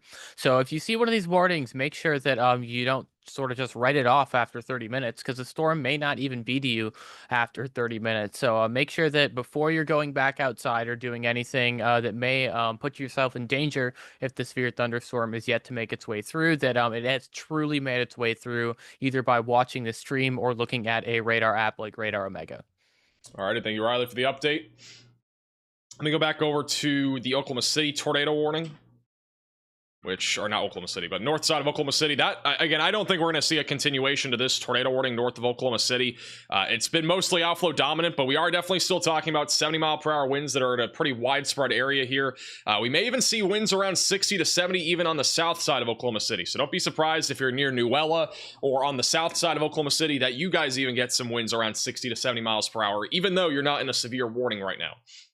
Winds are still pretty high, at least according to velocities here. They've updated the tornado warning in K County. It is still radar indicated for right now. A new tornado warning has been issued. All right, well, they have continued this tornado warning. I, again, do not know why, but they have continued the tornado warning for Chandler, Kearney, I-44 east of Edmond. So seek shelter if you're in the warning. And it's really still outflow dominant. I still think the chance of this producing a tornado are low. The only way it really does is if it can get to, it can latch onto this boundary. It's very broad rotation for right now, but at least a pre-warning. I mean, this is likely where our highest winds are anyway with the southern line of storms anyway. That's probably why they're continuing it, just in case. But this is a very populated area that's in the path of this. So seek shelter. Get away from windows and get on the lowest floor possible. Very populated area here. Arcadia, Luther, Rossville, Wellston, Chandler, just outside of Davenport, Kendrick, and Kearney are in the path of this. And Warwick. It's a live shot from the Yukon area where we still have a frequent amount of lightning.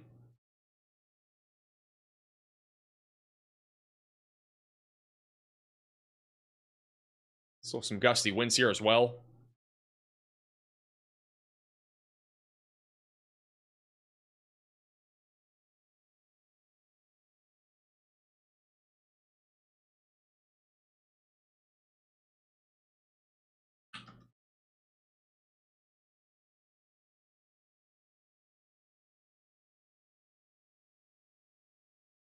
Lots of lightning. Yeah, there's plenty of lightning with these storms.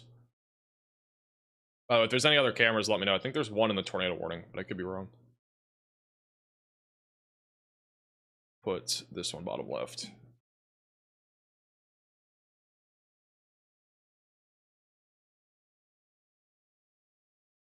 We got storms blowing up right now in southern Kansas. This entire line has organized rapidly in the last hour. It's literally all connected now. It was a lot of disconnected parts about an hour ago. We now have just a full-blown line of thunderstorms. This is approximately 130 miles from south to north. Actually, 150 now. It's 150 miles from south to north. From about Oklahoma City all the way back up to about Winfield or so. Once again, Oklahoma City, we're starting to see damaging winds move into your area here over the next few minutes.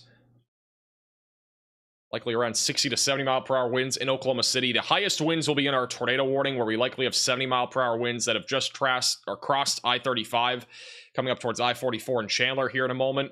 And then our main areas of rotation are still on the northern kind of segment here of our line. We just had a tornado moments ago, I think, near I-35. We had a tight couplet on radar. That is now broadened out, maybe still a weak tornado there in progress. And then we have a little bit more rotation just west of Morrison that's heading towards Pawnee. They may issue a new tornado warning going towards Pawnee here in a few minutes as this storm continues to track east.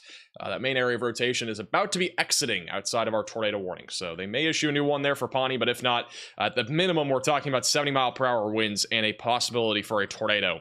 Also, rotation's got a little bit stronger over Ponca City. That's where the main area of circulation is. So if we have a tornado, it'd be basically over Ponca City, Oklahoma, and that'll be tracking into Caw City here in just a few minutes. Continue to stay in your safe place if you are in this warning.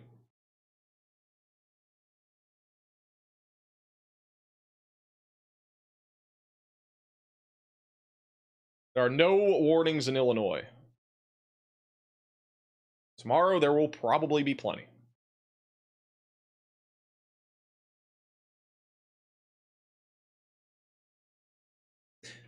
This is the severe warning that we have back over in Oklahoma City.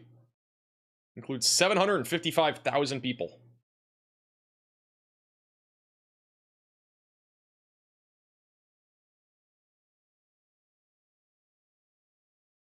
Thank you, James, for becoming a member. Welcome to the Velocities. Is this a derecho? I don't think this will be classified as a derecho. I mean, we haven't had enough widespread wind at this point in time. Even though it's a large line of storms, it's probably just going to be a mesoscale convective system. Hasn't been widespread enough, though. It also kind of developed a little bit too late. It could still. It's a low chance, though, in my opinion. Low chance. I mean, it literally just became a line of storms within the last hour.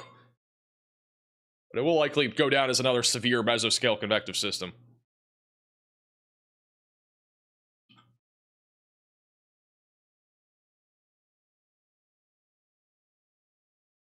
It's a live shot in Edmond here. Edmond, Oklahoma, which is where we do have an active tornado warning. See the wind picking up right now in Edmond. This is looking northbound. This is right inside of our tornado warning just north of Oklahoma City.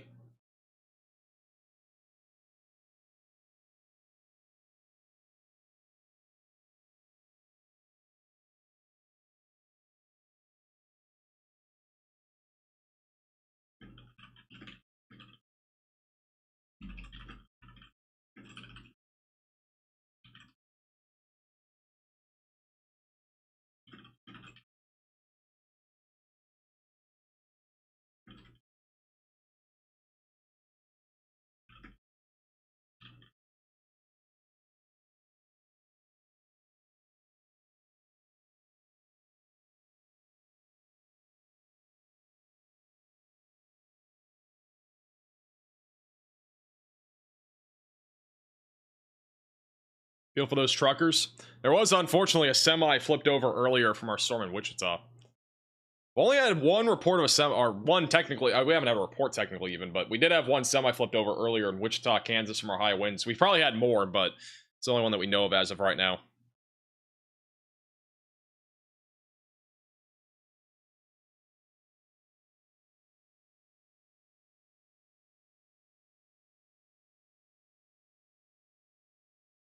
Is there a tornado on the ground, Edmund? I highly doubt it. It's windy, but now I think really the biggest concern for Edmund is the wind. We don't have much rotation on this storm. It's mostly outflow dominant. Low chance of a tornado with this one.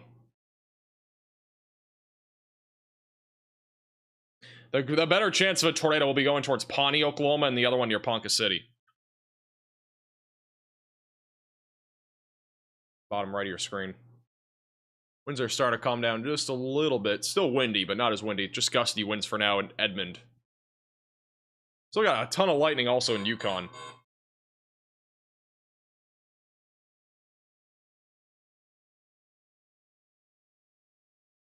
Hey, CJ for the super chat.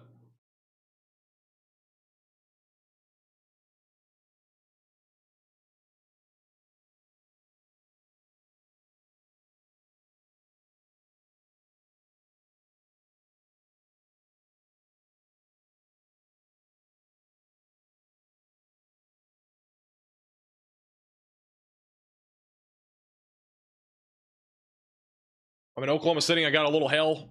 Very small, though. Yeah, I wouldn't rule out some small hail. Obviously, not something that would be severe warned, but there might be some, like, little cheese curd-sized hail falling out of the sky. Got a couple little areas that might be falling in, but nothing substantial. I think the hail threat overall is pretty much nothing more than quarters. Even if we had quarter-sized hail, I'd be surprised. I think most of the hail is really small at this point. Like, this would be the main corridor where we would actually have hail. It'd be back up near Stillwater.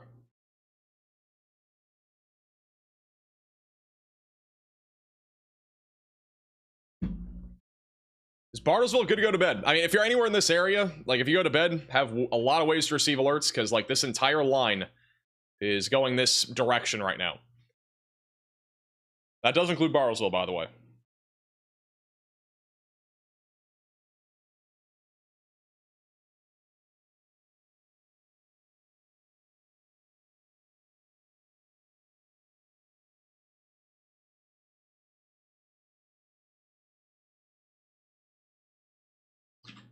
Yeah, right now, main concern right now is damaging winds in and around Oklahoma City. The tornado threat, again, a little bit more elevated back off to the north. I'll have another radar scan in a moment. They may issue a new tornado warning in a moment for Pawnee. Wait and see. These two current tornado warnings go for 7 more minutes. Going towards Fairfax and Blackburn. It's back over in Yukon.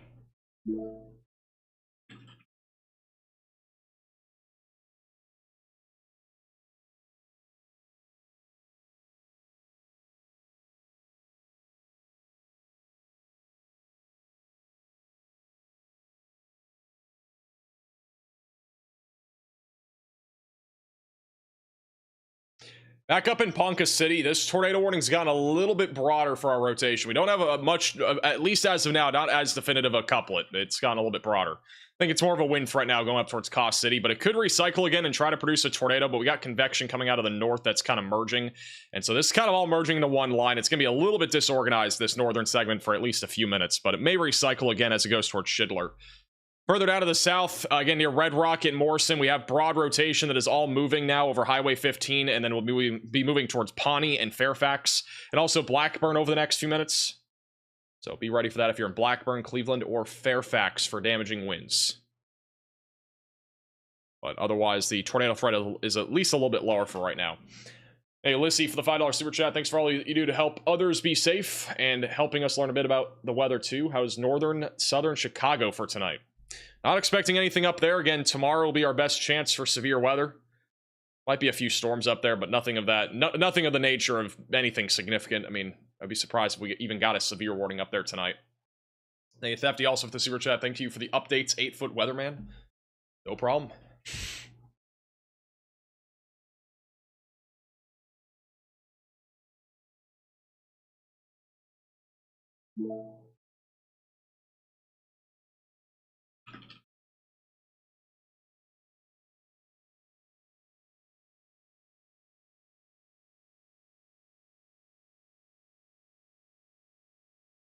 Do you think the line of storms will be weaker by the time it gets to Joplin? I don't think it's going to be much weaker. I think it'll probably be around the same intensity it's at right now. I don't think this thing's going to weaken, honestly. It might even intensify by the time it gets to Tulsa. It might even be stronger. I don't think it's going to weaken a whole lot.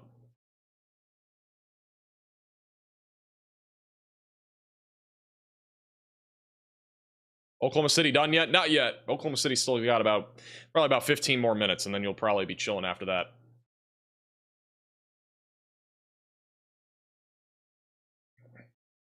Also, the entire severe watch that we had in Texas has now been canceled. So we are back down to just one severe thunderstorm watch, and that is the one in southern Kansas, southwestern Missouri, northwest Arkansas, and a large chunk of Oklahoma.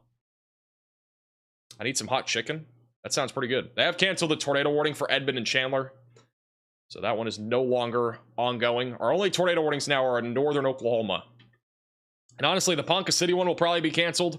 I could see these ones being continued, but it's broad rotation. Your Sooner Lake heading towards Pawnee and Ralston and Fairfax. But overall, just again, broad rotation moving that direction right now. And in Tulsa, we don't have anything going on in Tulsa right now. We got a couple little prefrontal storms that have tried to fire west of Tulsa. Very low chance of anything severe with those, but we'll keep an eye on them. Outflow boundaries reaching pretty far down to the south. This line of storms that went through the Bartlesville area is now weakening over near Miami. Could see some gusty winds move towards Neosho, just south of Joplin, but overall the threat of severe weather is at least a little bit lower out of that activity.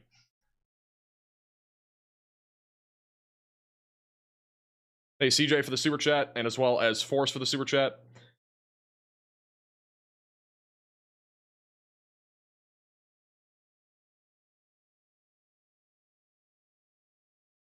Nothing in Michigan. Nothing in Michigan tonight. Tomorrow will be a different story for Michigan.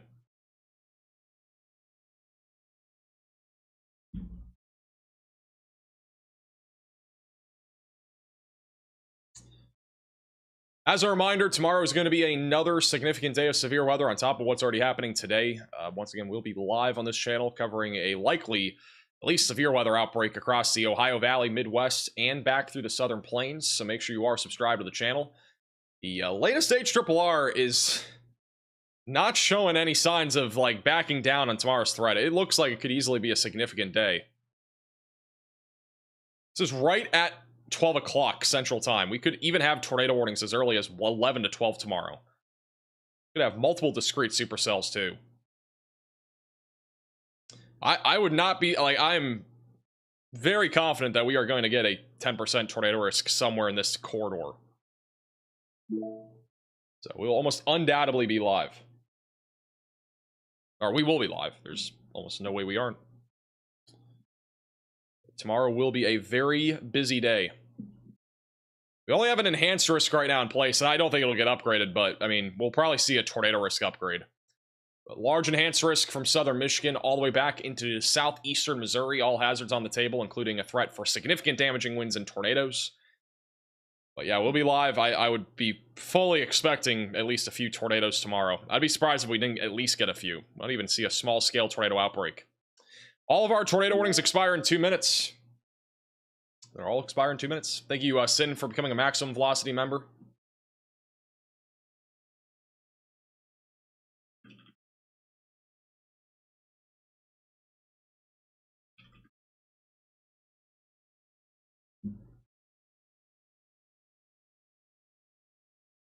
What time are we thinking for Joplin? I'd say probably around 12:30 or so, probably. Probably around 12:30.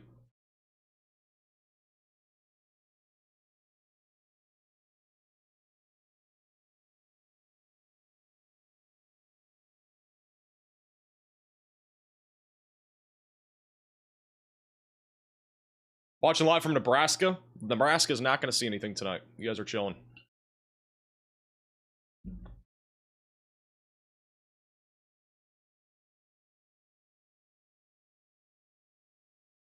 Thank you also, Cody, for the $5 super chat. Any reason the NATO risk has not been, or it didn't come into South Minnesota yesterday? It was mostly because of capping. We didn't have, like, the biggest problem with yesterday's setup in southern Minnesota was mainly because of our temperature inversion in the low levels. Our lapse rates weren't super steep, so storms really couldn't maintain themselves. And and also northern Minnesota had a bit more vorticity and spin just in general. So yeah, overall, I mean, yesterday it's not surprising that we didn't really see that many tornadoes down there. It was pretty conditional going into the day yesterday anyway. Hey, John, also for the super chat, we have a series of cameras across mid-Missouri. We'd like to be able to connect them, or be able to be used by you. How do we connect you for that? You can email me. There is a email down below. You'd definitely be able to implement those.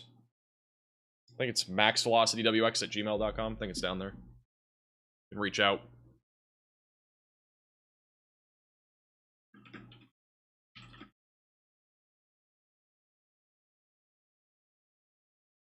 Hey, for the super chat, I'm driving from Oklahoma City to Michigan tomorrow. How cooked am I?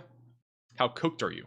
If you're driving from Oklahoma City to Michigan, you're probably not going to run into many storms until like 3 or 4 o'clock on I-44. It'll probably be some time.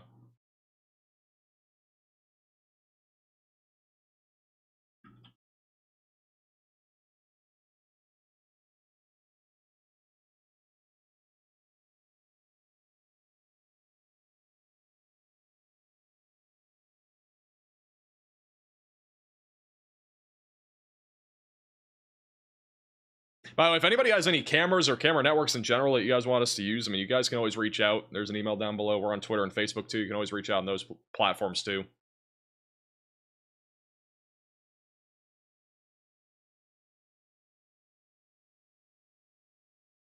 Max, you're so chill for no reason.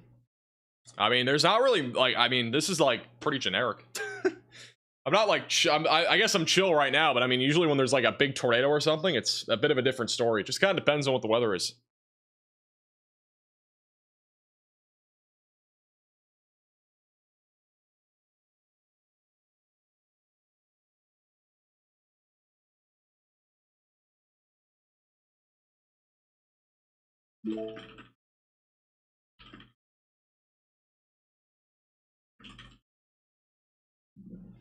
Hey, Caleb, for the $5 super chat, how's Sally Saw Oklahoma looking for tonight?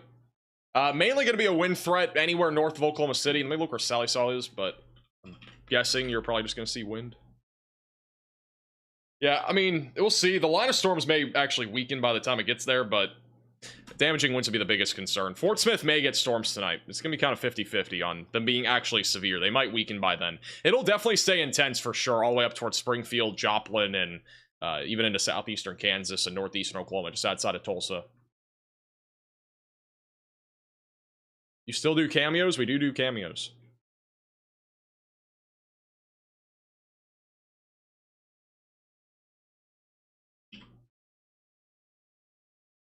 I don't see any reason right now for a tornado warning on like any of these storms right now. Mostly wind. If we were to get a new tornado warning, it'd probably be for the rotation that we have near Pawnee, but it's mostly a wind threat as of right now. Lot of lightning. Highly electrified storms. Widespread 70-mile-per-hour damaging winds are continuing across Oklahoma and southern Kansas. Does Riley do cameos? Riley does not do cameos. Thank you, Robin, for the $20 super chat.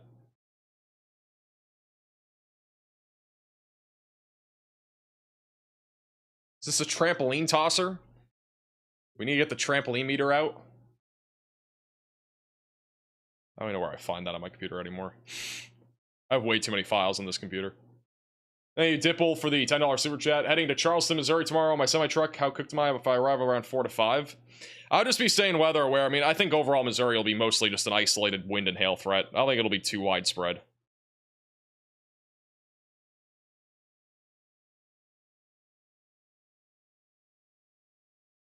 I'm not gonna lie, I don't know where this file is. Oh, here it is. Little trampoline meter action for tonight.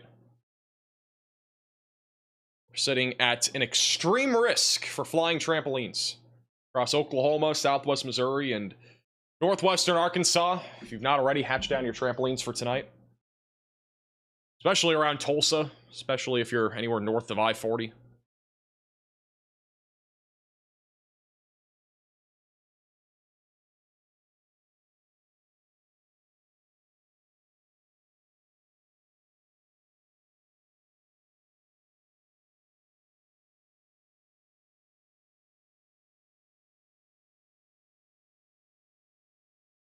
So risk tomorrow for flying trampolines. It'll probably be like a high risk. It will not be an extreme risk. We got a 30% wind risk tomorrow in a pretty small area, and honestly, I'm not expecting anything beyond like 70-mile-per-hour winds tomorrow. It won't be as significant as today. The tornado threat looks more elevated though tomorrow. That's the only thing, and it's also a higher populated area. So.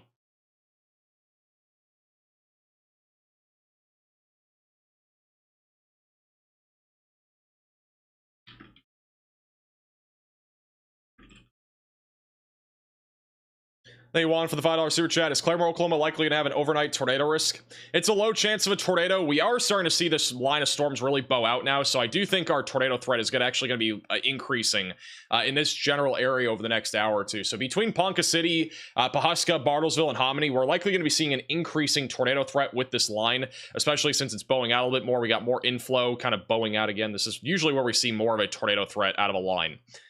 Further south, should be mostly wind. Very low tornado risk further south for right now. But yeah, I do think the tornado threat's more elevated here, just north of Tulsa, probably Claremore as well. But definitely be ready for wind. Tornado threat should be a bit more elevated off to the north. They also, GD for the super chat. Love the coverage. Good work to you and the Chasers. 100%. Thank you, Crusher, for the super chat. Cimarron, Kansas. I don't know where Cimarron is. I'll draw a line, though, for Kansas. It's a little line. If you're anywhere north of this line, you're good for tonight. So basically, I don't even have locations on here, but basically anywhere to the south of Ottawa still has a low chance of severe weather. Wichita, you're done, though.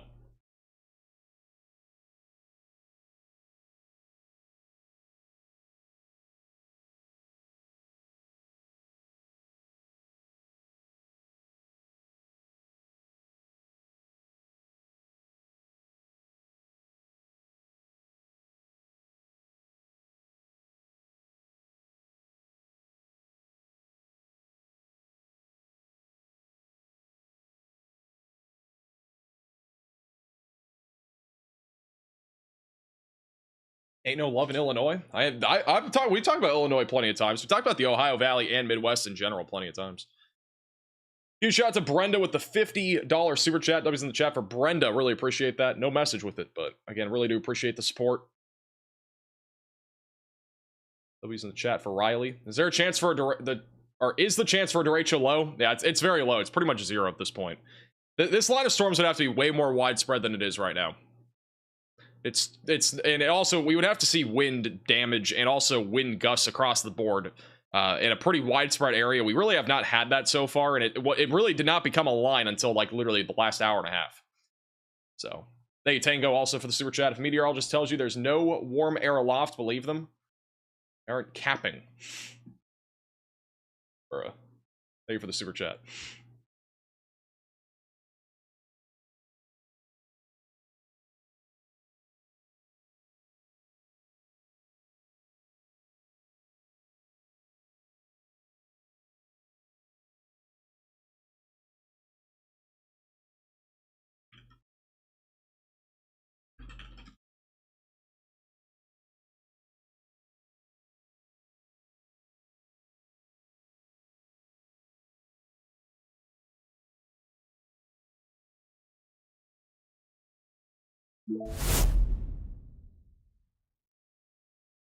Where do we go to donate? There's links down below. We got Venmo, PayPal, and also there's super chatting on YouTube.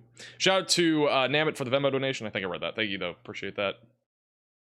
Also, by the way, guys, don't forget, we do have our Shame merch out at shopmaxvelocity.net. That is our new collection. For those that have been on our streams for quite some time, you already know what this is, but we do have a literally line of Shame merch now out. It's at shopmaxvelocity.net. I literally have a Shame shirt next to me. I have to show you guys, but there's all sorts of different colors with the shirt as well. You can literally get in like green if you really wanted to. There's also hoodies. There's also mugs and stickers all available. It is shopmaxvelocity.net. It's one of the top links in the description, and it's also linked, or it's actually pinned in the chat. I got one of my very own Shame shirts as well.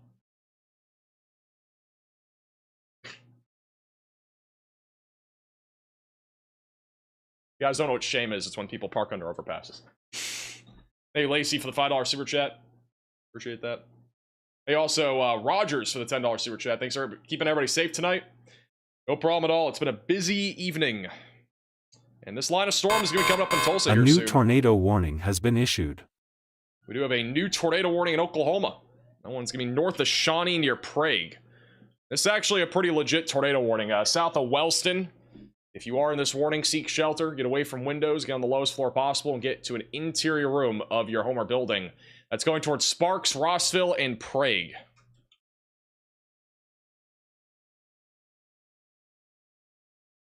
Apparently there is a camera looking at the Tulsa lightning. Let me put that up on here. That one.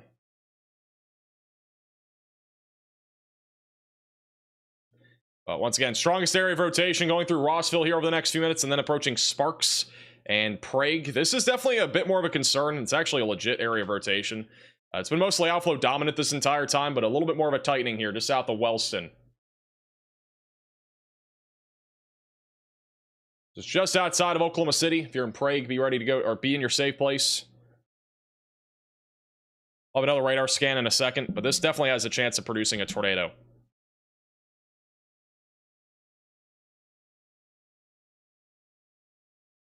And latest scan's even broader. So, might not be too legit. It's their first scan. It's much weaker on this latest scan. But this is just north of Hera and McLeod. It's a bit more of a rural area here of the suburbs of Oklahoma City.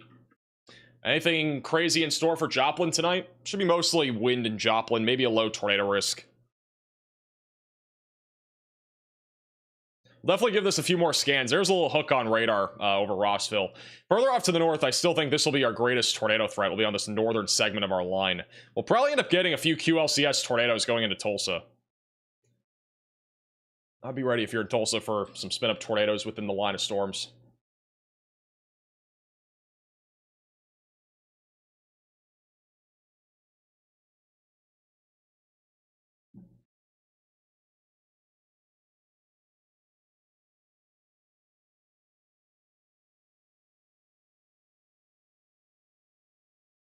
Any updates on Hurricane Eric in the East Pacific? I'll probably talk about that in tomorrow morning's video. How's Norman? Norman's probably not going to see much tonight. Just a pop-up storm. An outflow boundary is moving through, so some gusty winds are possible. But aside from that, severe weather is unlikely in Norman tonight. I think the worst of the severe weather will be going into Tulsa here in the next hour. So be ready in Tulsa. We're definitely going to see some significant damaging winds. Maybe even some QLCS spin-up tornadoes here as this line pushes into Tulsa, Owasso, and Broken Arrow.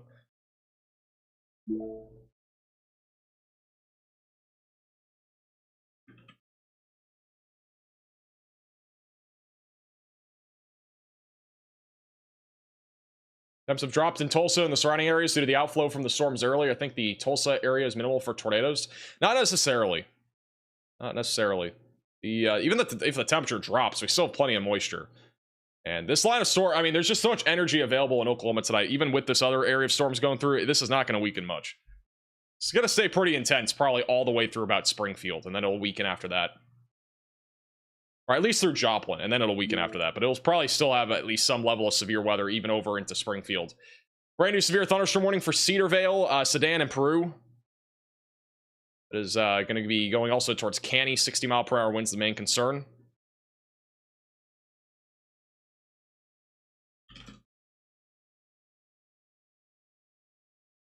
There's a storm in Illinois. There's no severe weather in Illinois right now. But if something goes severe, we'll let you know. Last couple scans are showing broader rotation near Rossville. It's coming towards Sparks over the next few minutes, and also Prague. Thank you, Ann, for the $10 super chat. Also, thank you, Jalen, for the Venmo donation. So, where is Owasso? I literally just saw it. Isn't it over here somewhere?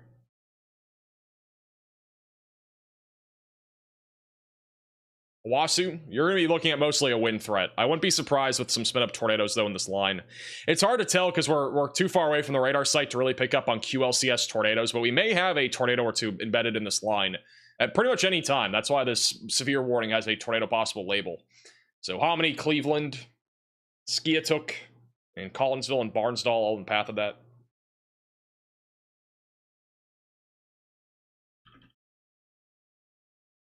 Hey, James, for the $5 super chat, just purchase your shirt. Can I get a shout out? Shout out to James. Appreciate you picking up merch.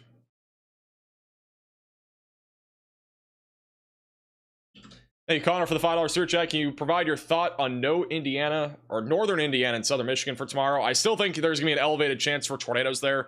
I will have a video tomorrow morning talking about it. We'll at least have a quick video tomorrow morning because we're probably going to be live by like 12 or 1. Maybe even sooner than that. So the video will only be out for like 5 hours. And then we'll be live.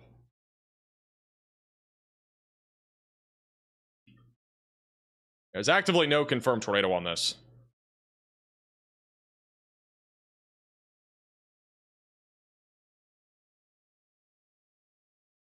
I don't think this is going to produce. It's very weak rotation. When's the next XBC outlook? In about an hour and 30 minutes.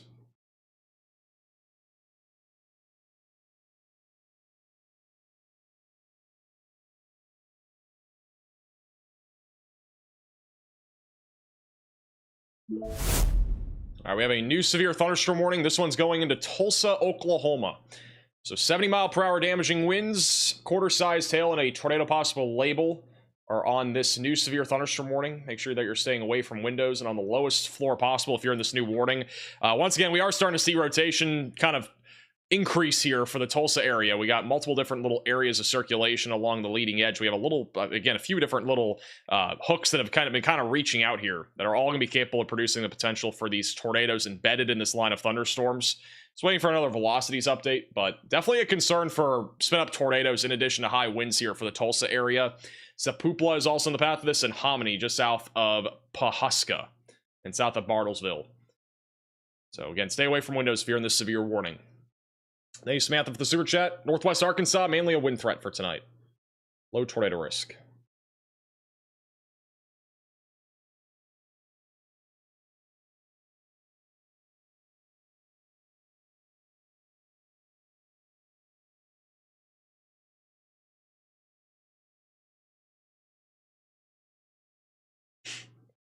It's the pronunciation.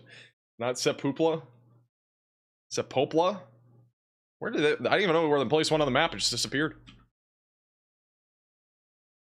I low-key wouldn't be surprised if we got a tornado warning for Tulsa here soon. We do have rotation. At least a little bit of rotation. They don't always issue tornado warnings for QLCS tornadoes, but in this case, they probably would.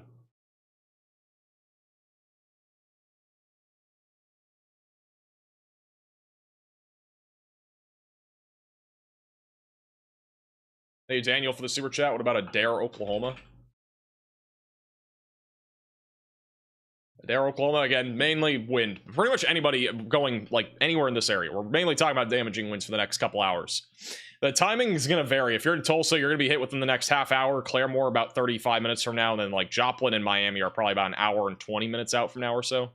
Maybe a little bit sooner than that. This line's moving pretty quickly. It's moving east at about 45 to 50 miles per hour. So, pretty fast-moving line of storms. Thank you, Prods, for the $5 super chat. Paris, Texas, not seeing much tonight. And then also thank you, Juicy, for the super chat.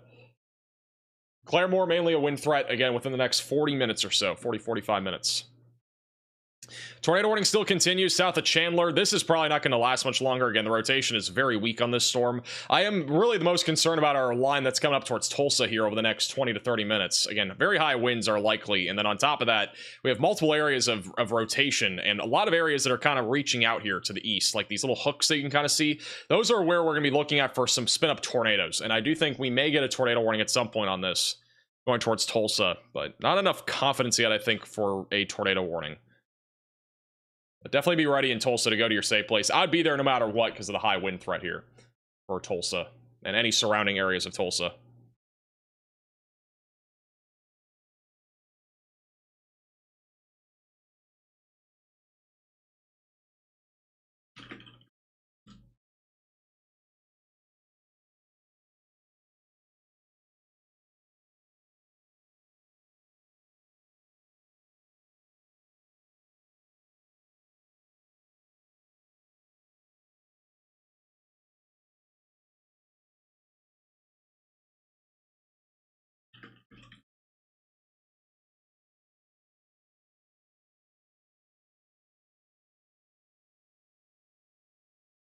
All right, give me 1 second, guys. Yeah, I can't find it. All right. Norman, Oklahoma. Norman, Oklahoma's done for tonight. Just gusty winds, and that's about it. Nothing severe down there. Once again, the biggest concern right now is going to be back over in Tulsa and Bartlesville. Likely going to see 70-mile-per-hour winds. Might even get up to 80-mile-per-hour winds. Go over to velocities. They're actually measured higher than 70. A lot of the velocities are measured at 90, but I think a little bit of this is just overestimated. Highly doubt we're seeing 100-mile-per-hour winds, maybe off the ground, but near the ground level, it's probably around 70 to 80-mile-per-hour winds. They may even issue a destructive severe warning for the Tulsa area. We'll see. Hey, Winter, for the $10 super chat. Riley has an update. Go ahead, Riley. Yeah, Max, I would expect that they are going to issue destructive severe thunderstorm warning for the Tulsa area. Right now, it's warned for 70 miles per hour. There is the AZOS station KOWP just outside of Tulsa. We should get an update from that with a wind gust reading before this storm makes its way into Tulsa. So hopefully, if we're waiting that long for whatever reason, we would get that destructive severe thunderstorm warning. I do think it is safe to assume this will be an 80 mile per hour plus wind storm if you are in the Tulsa area. That is like comparable to a tornado warning. So whether or not we see one for any of these small embedded areas of rotation, I think we should be treating this as such. So places like Salpulpa, Jenks, Glenpool, Bixby, Broken Arrow, Tulsa, Owasso, Collinsville, and Skeetook. Please be in shelter as if this was a tornado warning and or a tornado on the ground situation. A storm like this has more than enough power to blow over some mobile homes as well. So if you live in a mobile home or a manufactured home in and around the Tulsa area, this is probably a good time to head to your car and take shelter in your car or a more sturdy structure if one is available. All right, thank you, Riley, for the update. So again, Tulsa right now under a 70 mile per hour severe thunderstorm warning. Would not be surprised if this gets upgraded to a destructive 80 mile per hour severe thunderstorm warning here in the next few minutes. Still have plenty of areas of rotation as well along the leading edge of our line here, in addition to some little areas of rotation that are going to be coming up into Sand Springs, Tulsa, Sand Creek, and Hominy within the next few minutes. And then, once again, Tulsa is only about 15 minutes from this. So you're probably going to get hit by this within the next 10-15 minutes. Likely going to be seeing a lot of lightning, a lot of wind, and maybe even a little bit of hail as well as this moves in. Possibly some embedded tornadoes as well. All right, we have a camera, I think.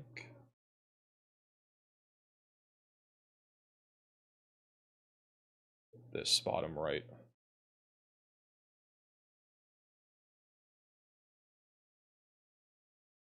Thank you, Taryn, for the super chat.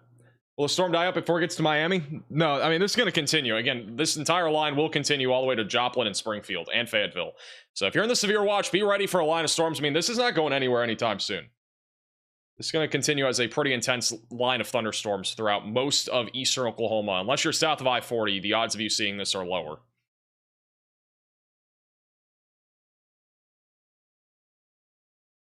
Are there chances for tornadoes in Oklahoma? There is or Tulsa. Yeah, there are chances of tornadoes. We are keeping an eye on this. Haven't had anything definitively on radar that would prompt a tornado warning yet, but we are keeping an eye on really this area here near Lords Creek. There's also one near Westport. We got these like little hooks that have kind of reached out a little bit. That's usually where we see a slightly more elevated tornado threat. So generally speaking, that's all basically going towards Tulsa.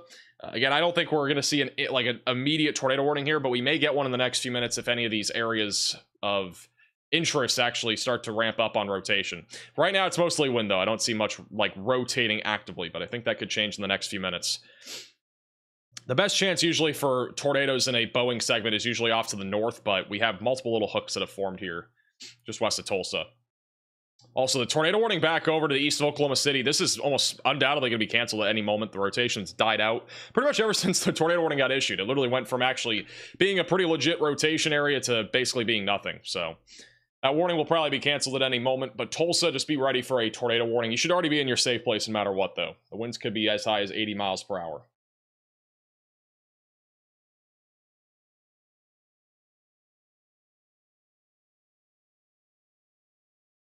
I think if Max just reports that the line will disappear, it will. If only it worked like that.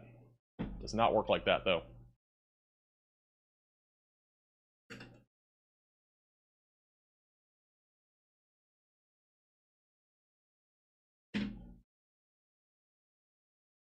They aren't talking about it on the news. That's why we're here. All right, that tornado warning has just been canceled. So we are back down to a tornado possible label for our Tulsa storm. Hey, Ryan, for the $5 super chat. In Mansford on a houseboat. Do you think there'll be any spinners in this area? Mansford, Oklahoma. There's a chance. I think the biggest concern right now is wind, but we could still get embedded tornadoes. We got a little hook here near Lawrence Creek. Another little one near Westport. Just a matter of more than anything of if either one of these is actually rotating. There's a little bit of an inflow coming in near Westport. Same thing near Lords Creek, but still don't think it's enough for a tornado warning. I think it's just mostly straight line winds for right now.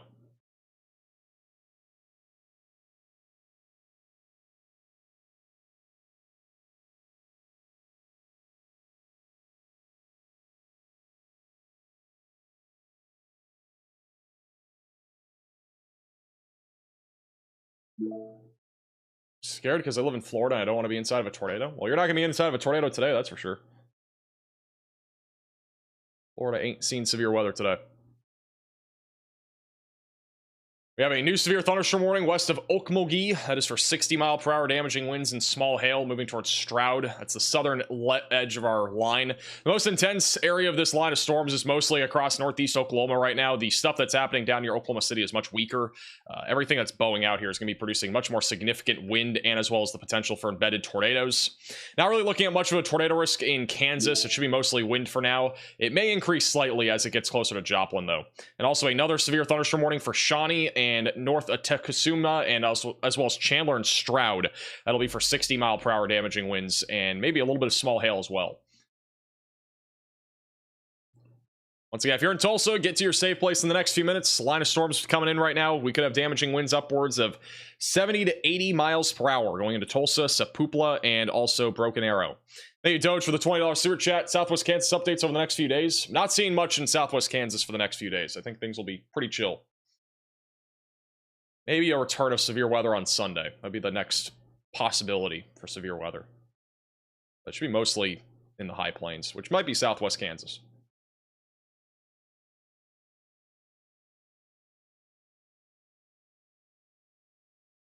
All right, we got a few cameras in Tulsa that are coming up.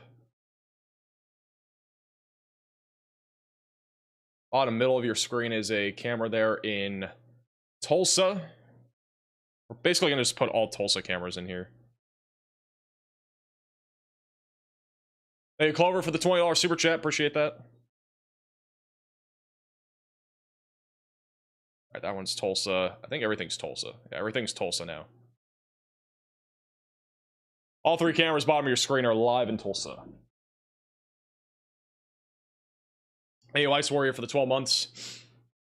Can't believe it's been a year. A year goes by fast. All right, we got a new radar scan coming in. It's the latest radar scan. So again, our highest winds now approaching the west side of Tulsa near 64. On the west side of town near Keystone Lake and Lotse and Sand Springs. Sand Springs will be hit in the next 5 or 6 minutes. And then Tulsa is about 8 or 9 minutes out from this. A lot of lightning still. Just waiting for velocities to update. If we were to have a tornado with any part of this line, it'd be mainly in this area. These are like the two different areas that I've been keeping an eye on. Doesn't look like anything's imminent, but those are the areas to keep an eye on as this line moves into Tulsa.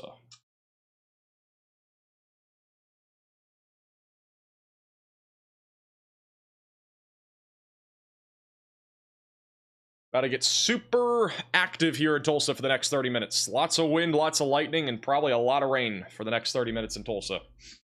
Thank you, Angie, for the super chat.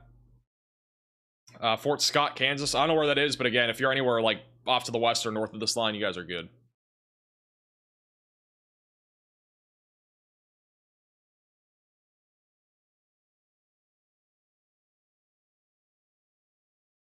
Hey, Sophie, also for the super chat. Claremore, be ready for damaging winds. It's the biggest concern.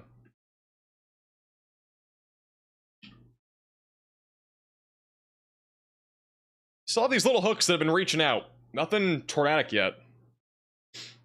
Definitely wouldn't rule out a tornado, though. Waiting for another velocities update. Got a new reflectivity update coming in now. I think this is the latest reflectivity update. No CC drop or anything like that on any of these little hooks. This would be the main one I'd be watching for. Still a little bit outflowy, but this one's reaching out to the outflow boundary, attempting to produce a tornado near Sand Springs and Tulsa. It does not look super imminent, but it's been trying.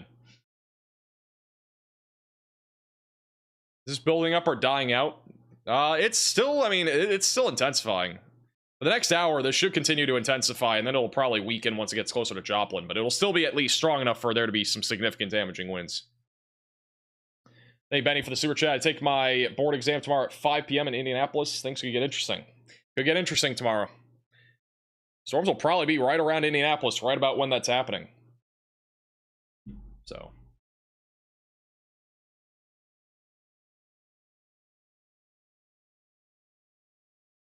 If you're in Ponca City, you're good.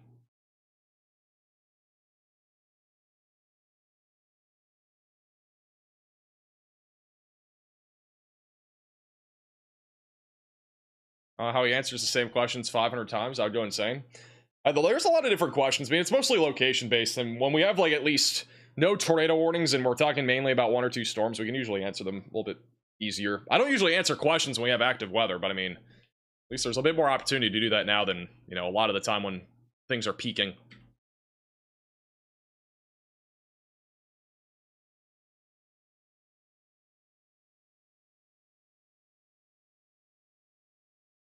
You team up for the $10 super chat. I'm south of Wichita, Kansas. Sounds like I'm good to go to bed. You are good to go to bed and anywhere really around Wichita. The biggest concern has been flash flooding, but at this point, they do not have a flash flood warning in effect anymore for Wichita, even though there are still some roads that are flooded. But flooding should hopefully subside by tomorrow for most of the area, unless it's really low-lying. What's up with all the storm reports in South Carolina? We had a big line of storms go through. I've never seen so many storm reports for a 60-mile-per-hour batch of winds. They're all over the place, but a lot of power lines and trees were down in this area. We had a little line of storms go through earlier. That's actually where the bulk of our damage reports have been today, South Carolina. But there are a lot of trees there, which makes it more prone to having, you know, damage, even with 60-mile-per-hour winds.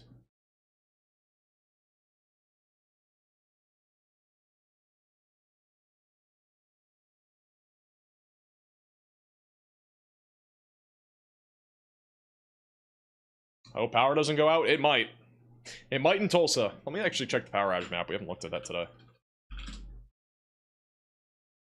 This is the power outage map here across the board. We are currently sitting at 14,000 without power in Oklahoma, then 20,000 customers without power in Kansas. Missouri's at 14,000. Majority of the ones in Oklahoma have been on the northern side of the state, so I mean, they'll be pretty isolated. There will probably be power flashes, and your power will probably flicker in the Tulsa area. And then over in Kansas, we have about 21,000 without power. The majority of those are near Sedgwick and Sumner. So that's basically around Wichita.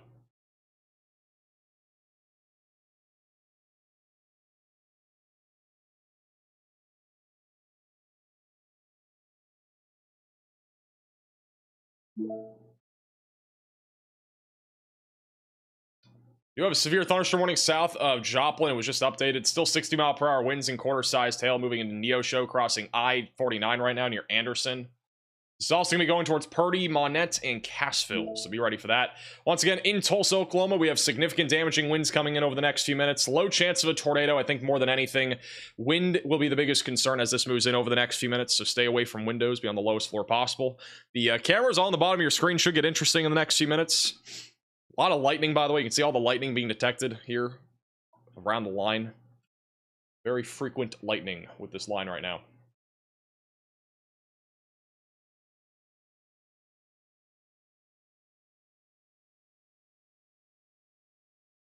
Number 5 shaped squall line. It's actually, I mean, you're kind of right. Almost got a 5. It basically is a 5. It's an S. This is an S-shaped squall line. Look at that.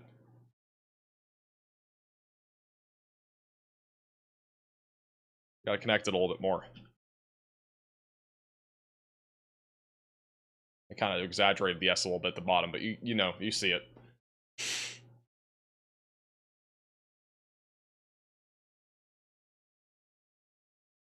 Today's squall line is brought to you by the letter S. Pretty much. Wish we had this terminal radar site. Unfortunately, it went out probably because of the winds earlier. No, it's actually been out since the 15th. Never mind. Hey, Ricky for the super chat. Muskogee will be mainly a wind threat. Probably 60 to 70 mile per hour winds. Low tornado risk. Thank you, DJ, for the super chat. Yeah, I think on Thursday it'll be a bit more concerning for those back over in Maryland and really along the East Coast. Big wind threat. Possibly some tornadoes as well. Aside from that, though, I'm not expecting a whole lot of hail. I think it'll be mostly wind and tornadoes. The highest tornado threat will probably be back up in New York, if I had to guess. We might even be live on Thursday. There's a chance of a live stream pretty much every day until Friday. I think Friday is when things are at least quieter to some extent.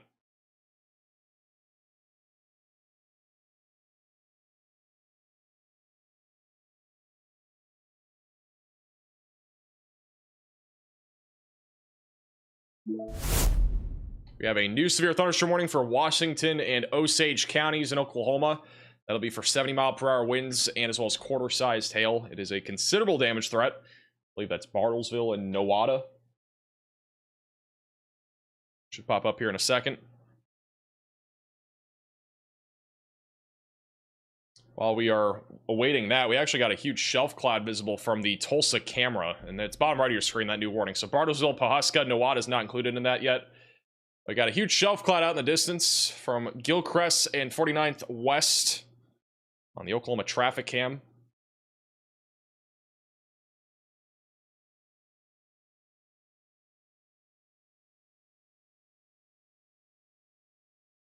you guys have any photos or videos of the shelf cloud, you can add us on Twitter at MaxVelocityWX. You can also send it to us on Facebook.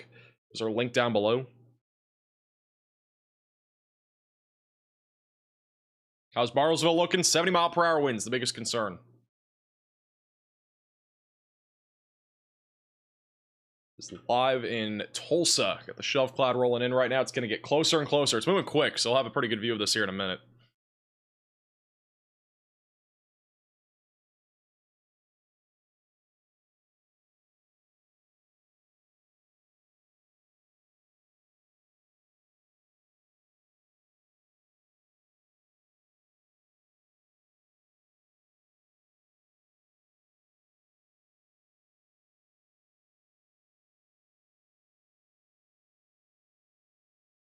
Hey, Sheep for the $5 super chat. We still worry about the Kansas City area for tornadoes, or has that moved more southward? Kansas City's not a threat of... I don't even... Were you guys in the 2% today? You might have been in the 2%. But yeah, tornado threat, very low for Kansas City. I think if we get any tornadoes, it'll probably be in southeast Kansas. And even then, it's a pretty low threat. Really not expecting much down there. Greatest concern, honestly, is northeast Oklahoma. Very far southwestern parts of Missouri. Here comes the shelf cloud. It's rolling in.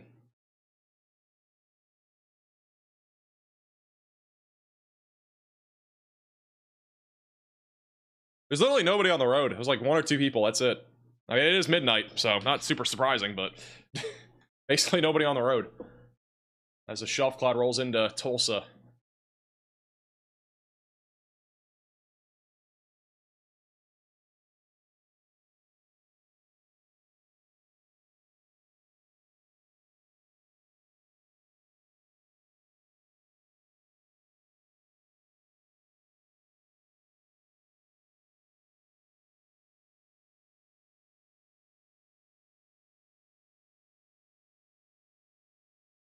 Hey, Veronica for the $5 super chat.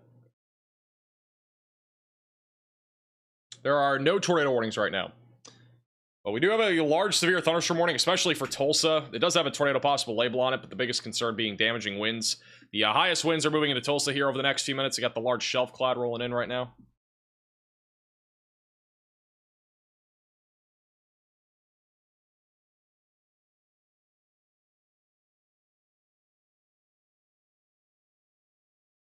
There are reports of power flashes on the west side of Tulsa. We might see a few of those here in a second on this camera. There's plenty of lightning. Here comes the wind. Should be coming in here in the next couple minutes. Line storm's now pushing into Tulsa. Thank you, Sheepish, for becoming a member.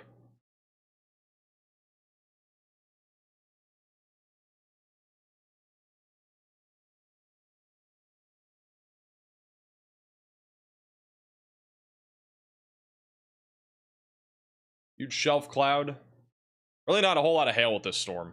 So we're not going to really see much hail probably, but we'll definitely see high winds here in a second. Might get a few power flashes with these street lights. Had that happen earlier back over in, I think it was Wichita we had that happen. It was Wichita.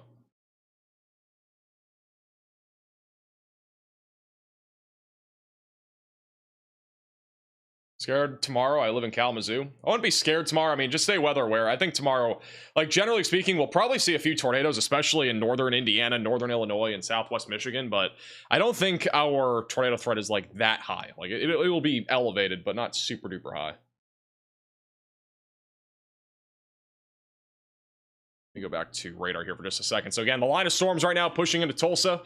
High winds are moving in Tulsa as well. Velocities are still being measured as high as 80 miles per hour, but that is a little bit off the ground, so it's probably near 70 near the ground level. And then Bartlesville, we're also watching for 70 mile per hour winds, and then further down to the south near Shawnee, most of the winds down here are closer to 60. The most intense line of storms right now across the board is going to be for the Tulsa area.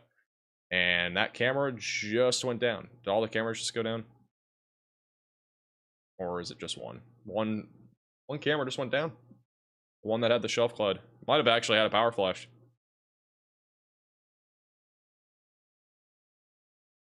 Let me try to get a different one. That camera may have literally just gone out.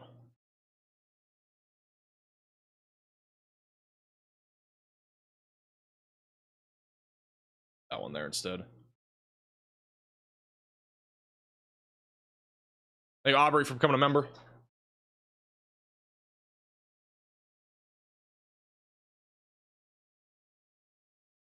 So a decent view of the storm as well. This is also in downtown Tulsa. The wind is going to be picking up here in a second. The rain is actually starting to pick up too.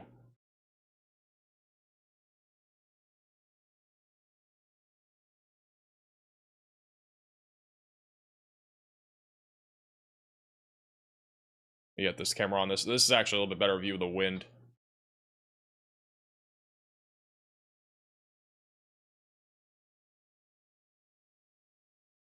This entire segment in Tulsa is all bowing out right now.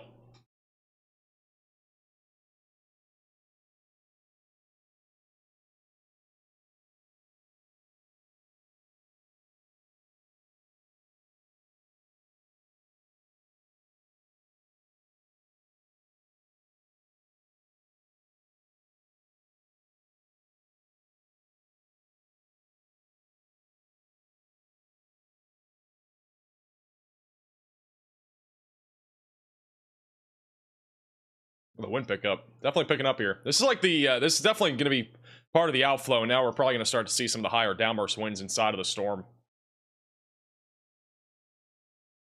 Cars maybe going to slow down, especially the ones going westbound.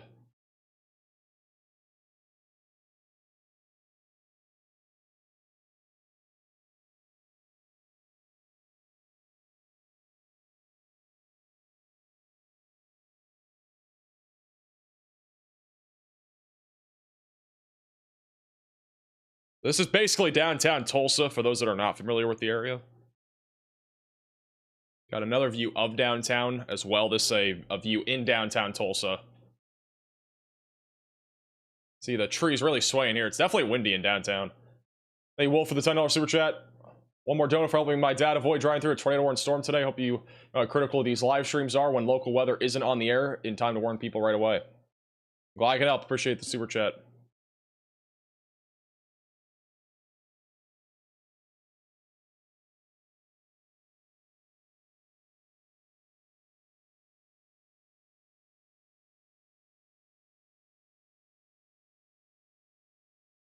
That wind is picking up a ton right now. All the cameras here are all picking up on the very high winds. Definitely around 60 to 70. Wouldn't say it's much higher than 70 though. Haven't seen anything higher than probably 65, 70 here.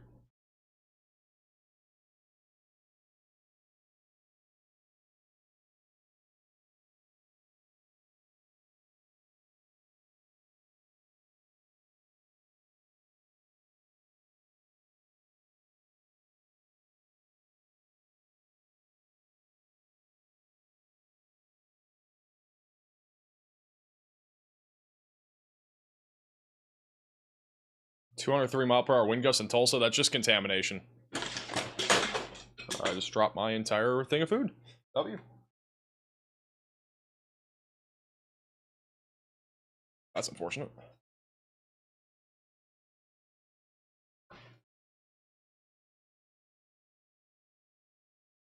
Alright, we're gonna have to get a refresh on the cams. That just went out. Are we able to get a quick refresh or no? Let me try to go to the website. Hey, Mark, for the $10 super chat. I actually never did the Skywarn training. I have seen videos on it, though.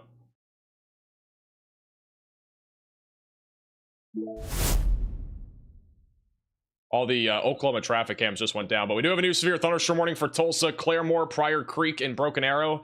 That'll be for 70-mile-per-hour damaging winds, and on top of that, a little bit of small hail. Considerable damage threat still across the board here going into Tulsa, Broken Arrow, Owasso, Claremore, Pryor Creek. So stay away from windows and be on the lowest floor possible here across the Tulsa area. The worst of it right now is moving right through the town of Tulsa. Some of the velocities are being measured still at around 80 miles per hour, but I still think that's off the ground. Probably not seeing that translate to the ground, especially with what we've seen so far. So generally speaking, not looking at anything too far beyond probably 65, 70 mile per hour winds. Yeah, all the cameras literally just went out at the same time.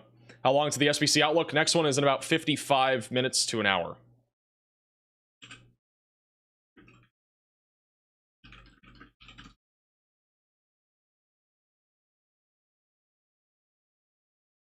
Thank you, Tyler, for the super chat. Appreciate that.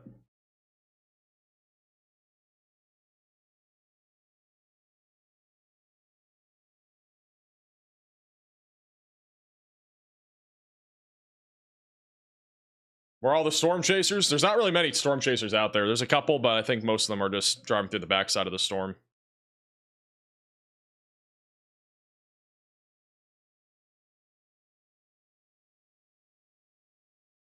Can't go to sleep? Just fall asleep? If you're in Tulsa, just continue to stay away from windows, but obviously if you're out in front of these storms, just have ways to receive alerts. There's a little bit of broad rotation back up west of Bartlesville right now. We actually have a little bit of rotation trying to develop. It's kind of embedded in our line northeast of Pawhuska. But generally speaking, the biggest concern across the board is going to be damaging winds. Hey, Thunder, for becoming a member. Welcome to the Velocities. Outflow across the board. Yeah, it's mostly outflow driven. I mean, we could still get a brief tornado with one of these little hooks that have formed. Like, there's a little bit of rotation here, Jenks. I just don't think it's going to be enough for there to be a tornado. Hey, Cindy, for the generous $20 super chat. Appreciate that.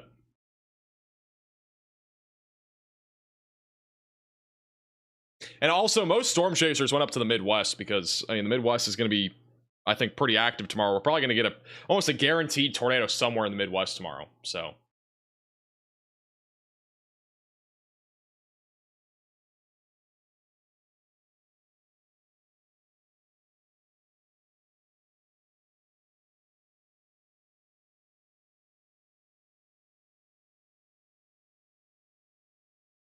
I'm gonna double check our Oklahoma cams. I think all the Oklahoma cams are still down. Oh, nope, they come back. This is a live shot in Tulsa right now. It's on the north side of Tulsa. I mean, this is definitely highway. I mean, this is definitely 60 to 70 mile per hour winds. Hey, Julian, for the $5 super chat. Appreciate that.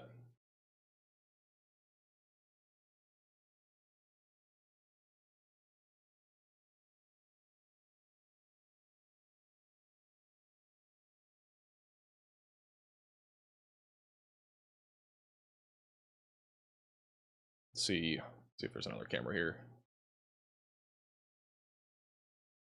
One's looking westbound. Should pick up there in a second. I'm gonna go to the north side of Tulsa, or on the southeast side of Tulsa. Yeah, definitely very high winds. Another live shot here in Tulsa. So it's probably 70 mile per hour winds on the southeast side of Tulsa.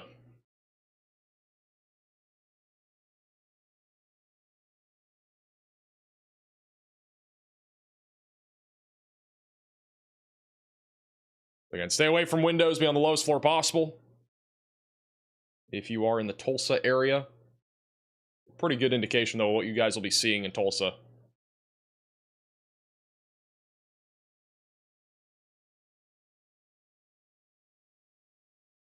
The highest winds are going to be in downtown Tulsa. That's where we've been seeing the velocities peak, and this is definitely still in the ballpark of 65 to 75 mile per hour winds.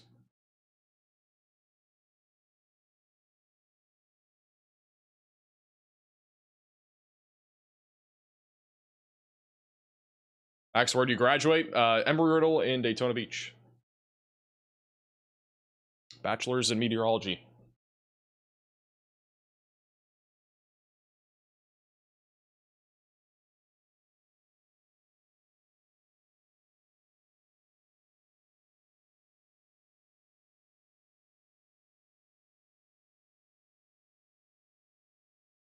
All right, we're getting cameras full screen here. Let's do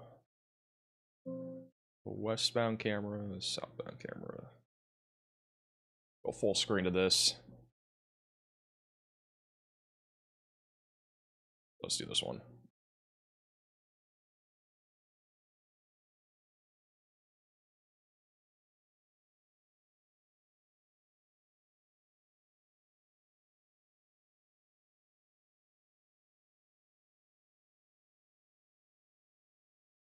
Were your classes virtual or in person? Most of them were in person.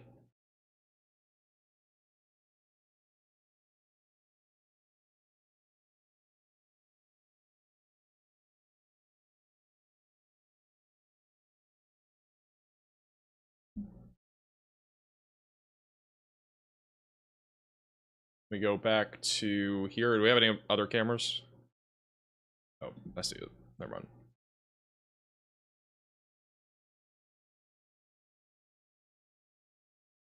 Yeah, that's a pretty good shot in downtown. It's also in Tulsa. It's on the east side of Tulsa now, where the highest winds are. And tornado threat's pretty low. It's more of a wind threat for the Tulsa area. Still cranking. We got a few people on the roadways, but not many.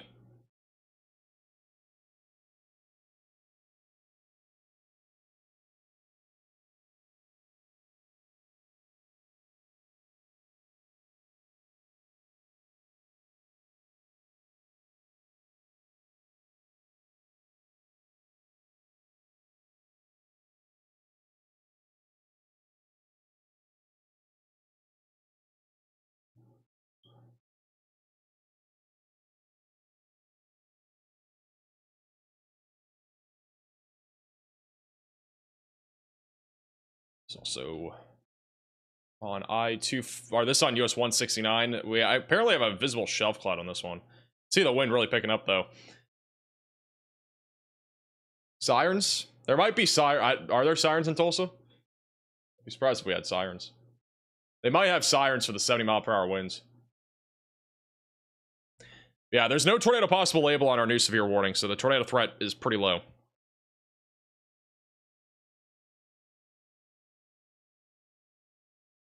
You actually get a pretty good look, though, at the underpass here. You can see how high the winds are even underneath the underpass. That's why you shouldn't park there. Basically a debris filter if we were to have a tornado.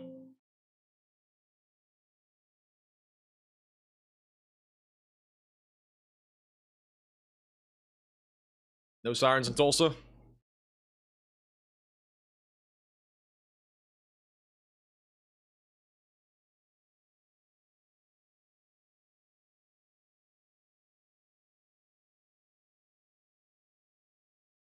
And somebody parked under the overpass. That is shame right there. Oh my goodness. No way that just happened after I jinxed it. No way somebody just did it right after I said it. There's just no shot. Shame to that person. There are power flashes apparently back over near US 412 and Creek West. This is a little bit more of a aerial view, but apparently there have been power flashes out in the distance from the high winds. Hey, Aubrey for the Venmo donation. Appreciate that.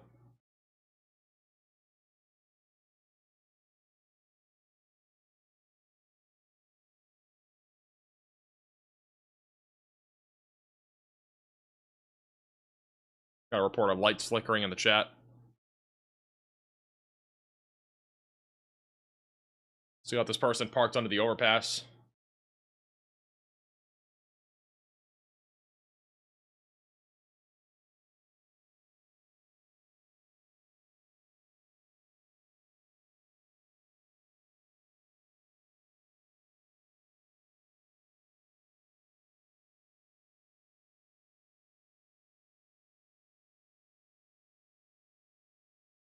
Well, let's make it to Northwest Arkansas. Yeah, Northwest Arkansas will definitely see at least some level of wind tonight from this line.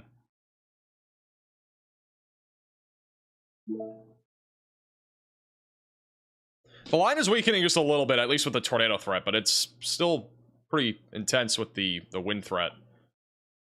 It's another live shot. Wind should be picking up here in a second. This is on I-44 at N165, or 165th.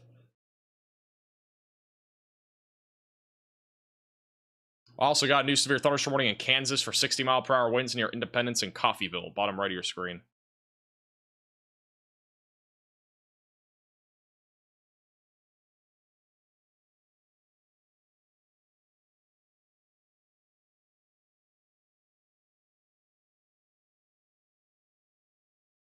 You know, it's interesting. If we go back to this other camera, like the wind has actually been consistently strong at US 169 and 46th for about 5 minutes now. So I mean, if you're in Tulsa, you can basically expect winds to be pretty at least strong, if not damaging, for probably about 5 to 6 minutes, maybe even longer than that.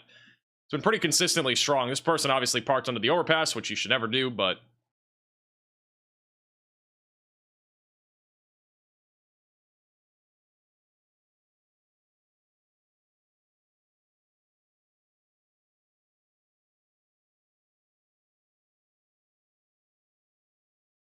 hey, Texas Storm for the super chat.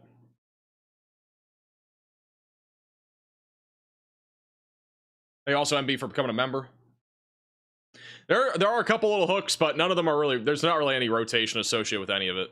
They've been reaching out. I think everything's just outflow dominant now. No definitive areas for a tornado threat.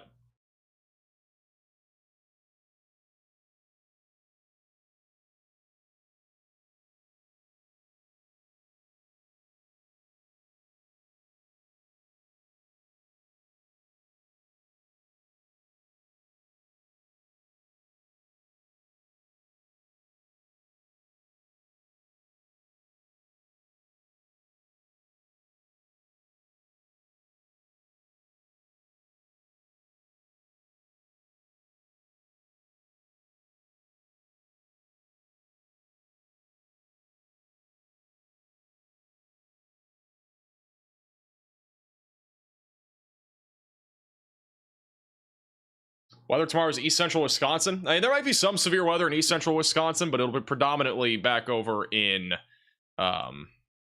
Illinois, Indiana, Ohio. Basically the Ohio Valley. There won't be a whole lot of severe weather in Wisconsin tomorrow. But as a reminder, we'll be live tomorrow, so make sure you're subscribed to the channel. Click the bell icon so you're notified when we do go live.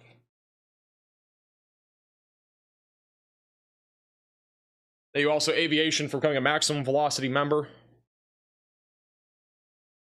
Welcome to Velocities.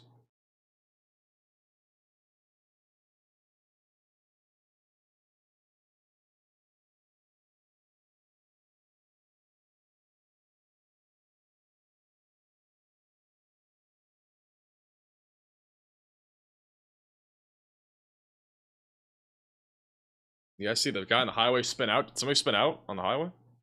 I didn't see that. If it was on one of the cameras we had on, I did not see that. Person that was parked under the overpass is no longer there. They have moved.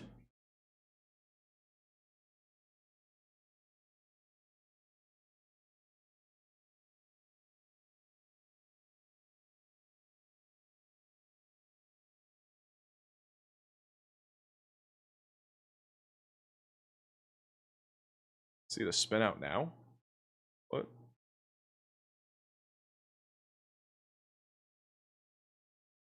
Must have missed it.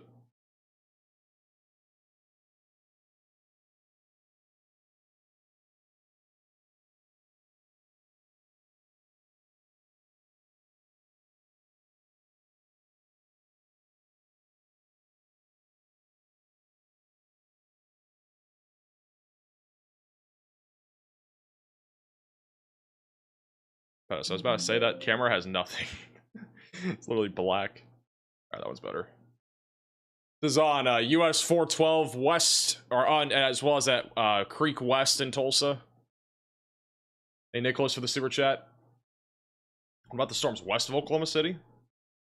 If anything, just some gusty winds. The damaging wind threat should be pretty low out of that. If we actually get severe weather out of it, it would be damaging winds. That's about it. Otherwise, not really looking at much severe weather there.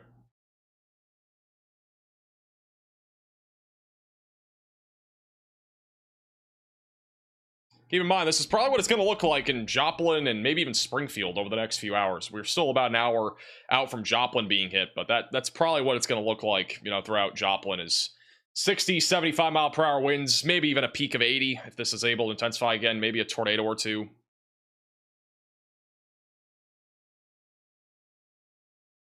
Those are going to be the biggest concerns.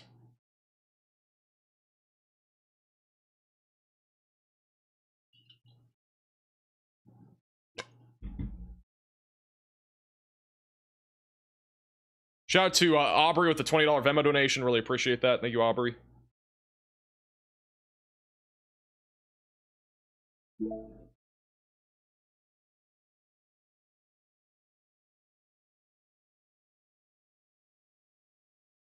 About the discrete supercells near Woodward. Anything that's on radar back down here to the south that's discrete is really not going to be anything significant.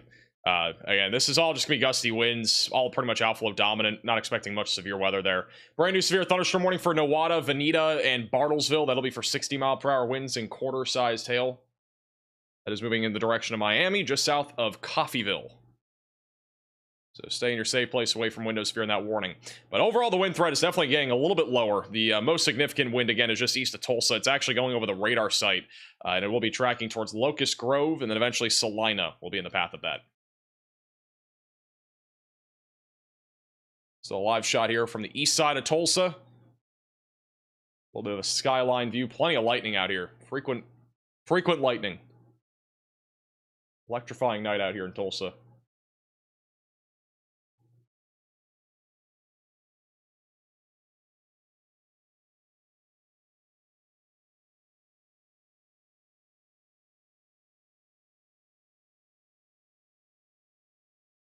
Any updates on Broken Arrow? It's basically the same as Tulsa. It's been all basically the same across the board in this area. Everything's, for wind-wise, it's all between 65 and 75 miles per hour for the most part. Am I concerned about southern Wisconsin tomorrow? Not really. I think it's going to be more concerning to your, really in northern Illinois and northern Indiana. I don't think it'll be as concerning in southern Wisconsin. Again, I'll have a video, I think, tomorrow morning talking about it, so stay tuned. The video will come out right at 6 a.m. Central probably, and then we'll be live by probably 1 o'clock, maybe 2 o'clock, maybe sooner, who knows.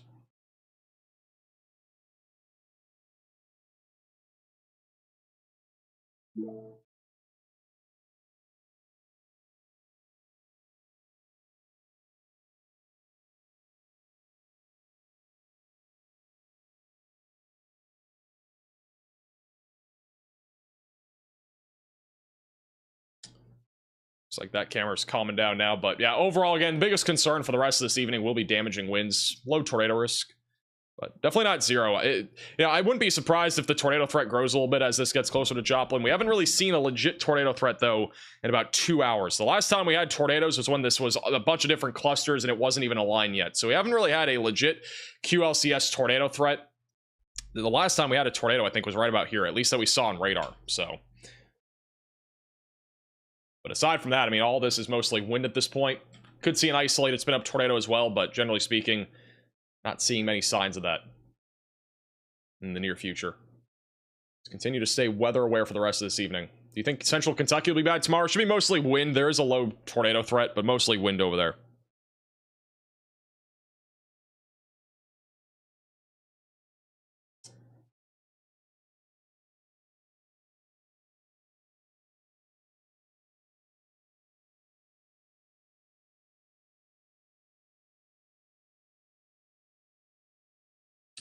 Alrighty. Well, it's been a long stream. I mean, this line's going to keep going into Missouri, but we're going to go ahead and wind the stream down. But as always, I do appreciate you guys watching today's live stream. If you are new to the channel, make sure to subscribe down below. We are going to be live again tomorrow with severe weather coverage, so make sure you stay tuned to the channel. Click the bell icon so you're notified when we do go live. Real quickly, before we get on our way out, we are going to quickly just mention that our Shame merch is out at shopmaxvelocity.net if you want to pick this up. It is one of the top links in the description below. We just released that today. We have our Shame t-shirt, also a hoodie, mug, and stickers that are all available, again, at shopmaxvelocity.net. It is the pinned link in the chat. It's one of the top links also in the description down below. Huge shout out also to Radar Omega for sponsoring today's stream. If you have not already downloaded the Radar Omega app, it is the top link in the description below. Really do appreciate them sponsoring today's stream. They have tons of storm chasers inside the app. The app keeps getting better and better. We have a lot more storm chasers in the app, and more are even coming in the future. And whenever I go out and chase, if I do chase, we will be live also probably in the Omega app with Riley, so something to keep an eye out in the future for, and we'll obviously probably be live on YouTube to some extent, so stay tuned for that. As always, though, appreciate them sponsoring today's stream. Make sure to subscribe to the channel if you're new here. Click the bell icon so you're notified when we do go live tomorrow, and yeah, we'll be back tomorrow. Now we're gonna raid Jordan Hall, might as well. If you guys want to check out Jordan, he is live. We'll raid him real quick and give him a little bit of love, I guess. He's been out there tonight chasing, so we'll go ahead and rate him. But as always, appreciate you guys watching. Thank you guys all so much for tuning in, and we'll see you guys all again in the next stream, which will be tomorrow, and a video tomorrow morning at 6. And yeah, thank you guys all for watching. Thank you for the support. Thank you for all the mods as well, and we'll see you guys all again in the next stream. Bye-bye.